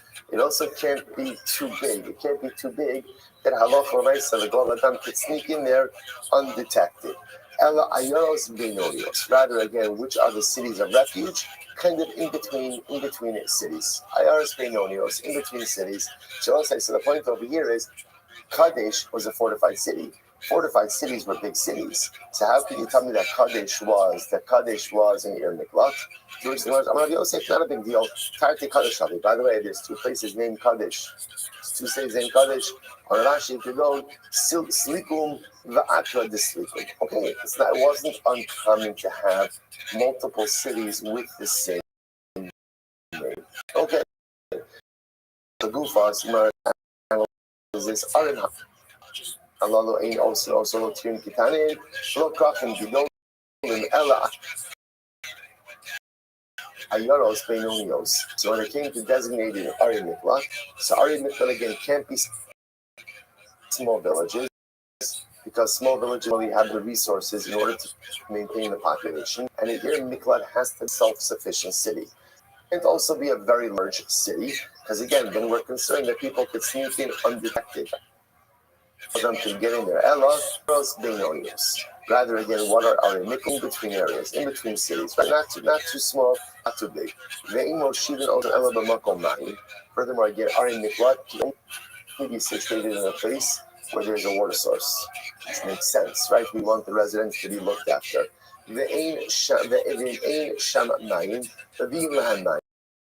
if there's not a water source there, then we create a water source there. We create a water source there. So we'll say, by the way, it's such a beautiful idea. If there's no water source, bring a water source. There's two tremendous lessons in this. Sometimes in life, you don't have what it is that you need to be successful. So what's the answer? Get what you need to be successful. Don't complain about it. Right? Don't lament it. Change your circumstances. Right? So there's no water there. Get water there. Also remember again, water is Torah. Water is Torah, which is a tremendous. One is not happy about their current spiritual state. Right? One is happy about their current spiritual state. Enough water in my life. Not enough my circumstances. So get water. More water. Change your spiritual circumstances. Spend so much time lamenting that our circumstances aren't the way we want it. That my life is not the way I want it. That my circumstances are not the way that I want it. Right? Change it. Change it. You can't change everything, it's true. Change a lot of stuff.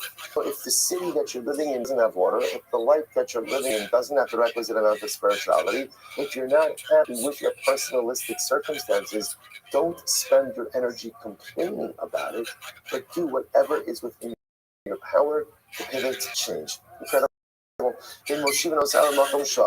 Furthermore, an air flood has to be a place where there are marketplaces. There's a shop.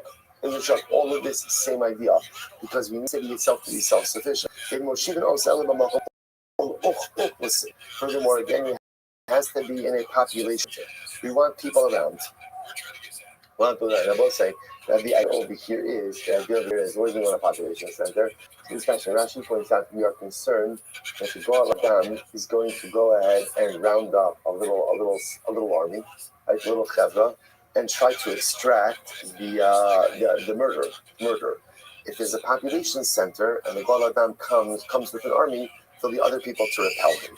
The Ismatu was saying, what happens if people moved away from the areas surrounding the Ir Miklat? We add on more people. I don't know, whatever it is, the government incentivizes people to live in these areas around the Ir Miklat. The Ismatu Dilayan. So what happens if, again, residents of the Ir Miklat began to move away? The VLM Kohanim, the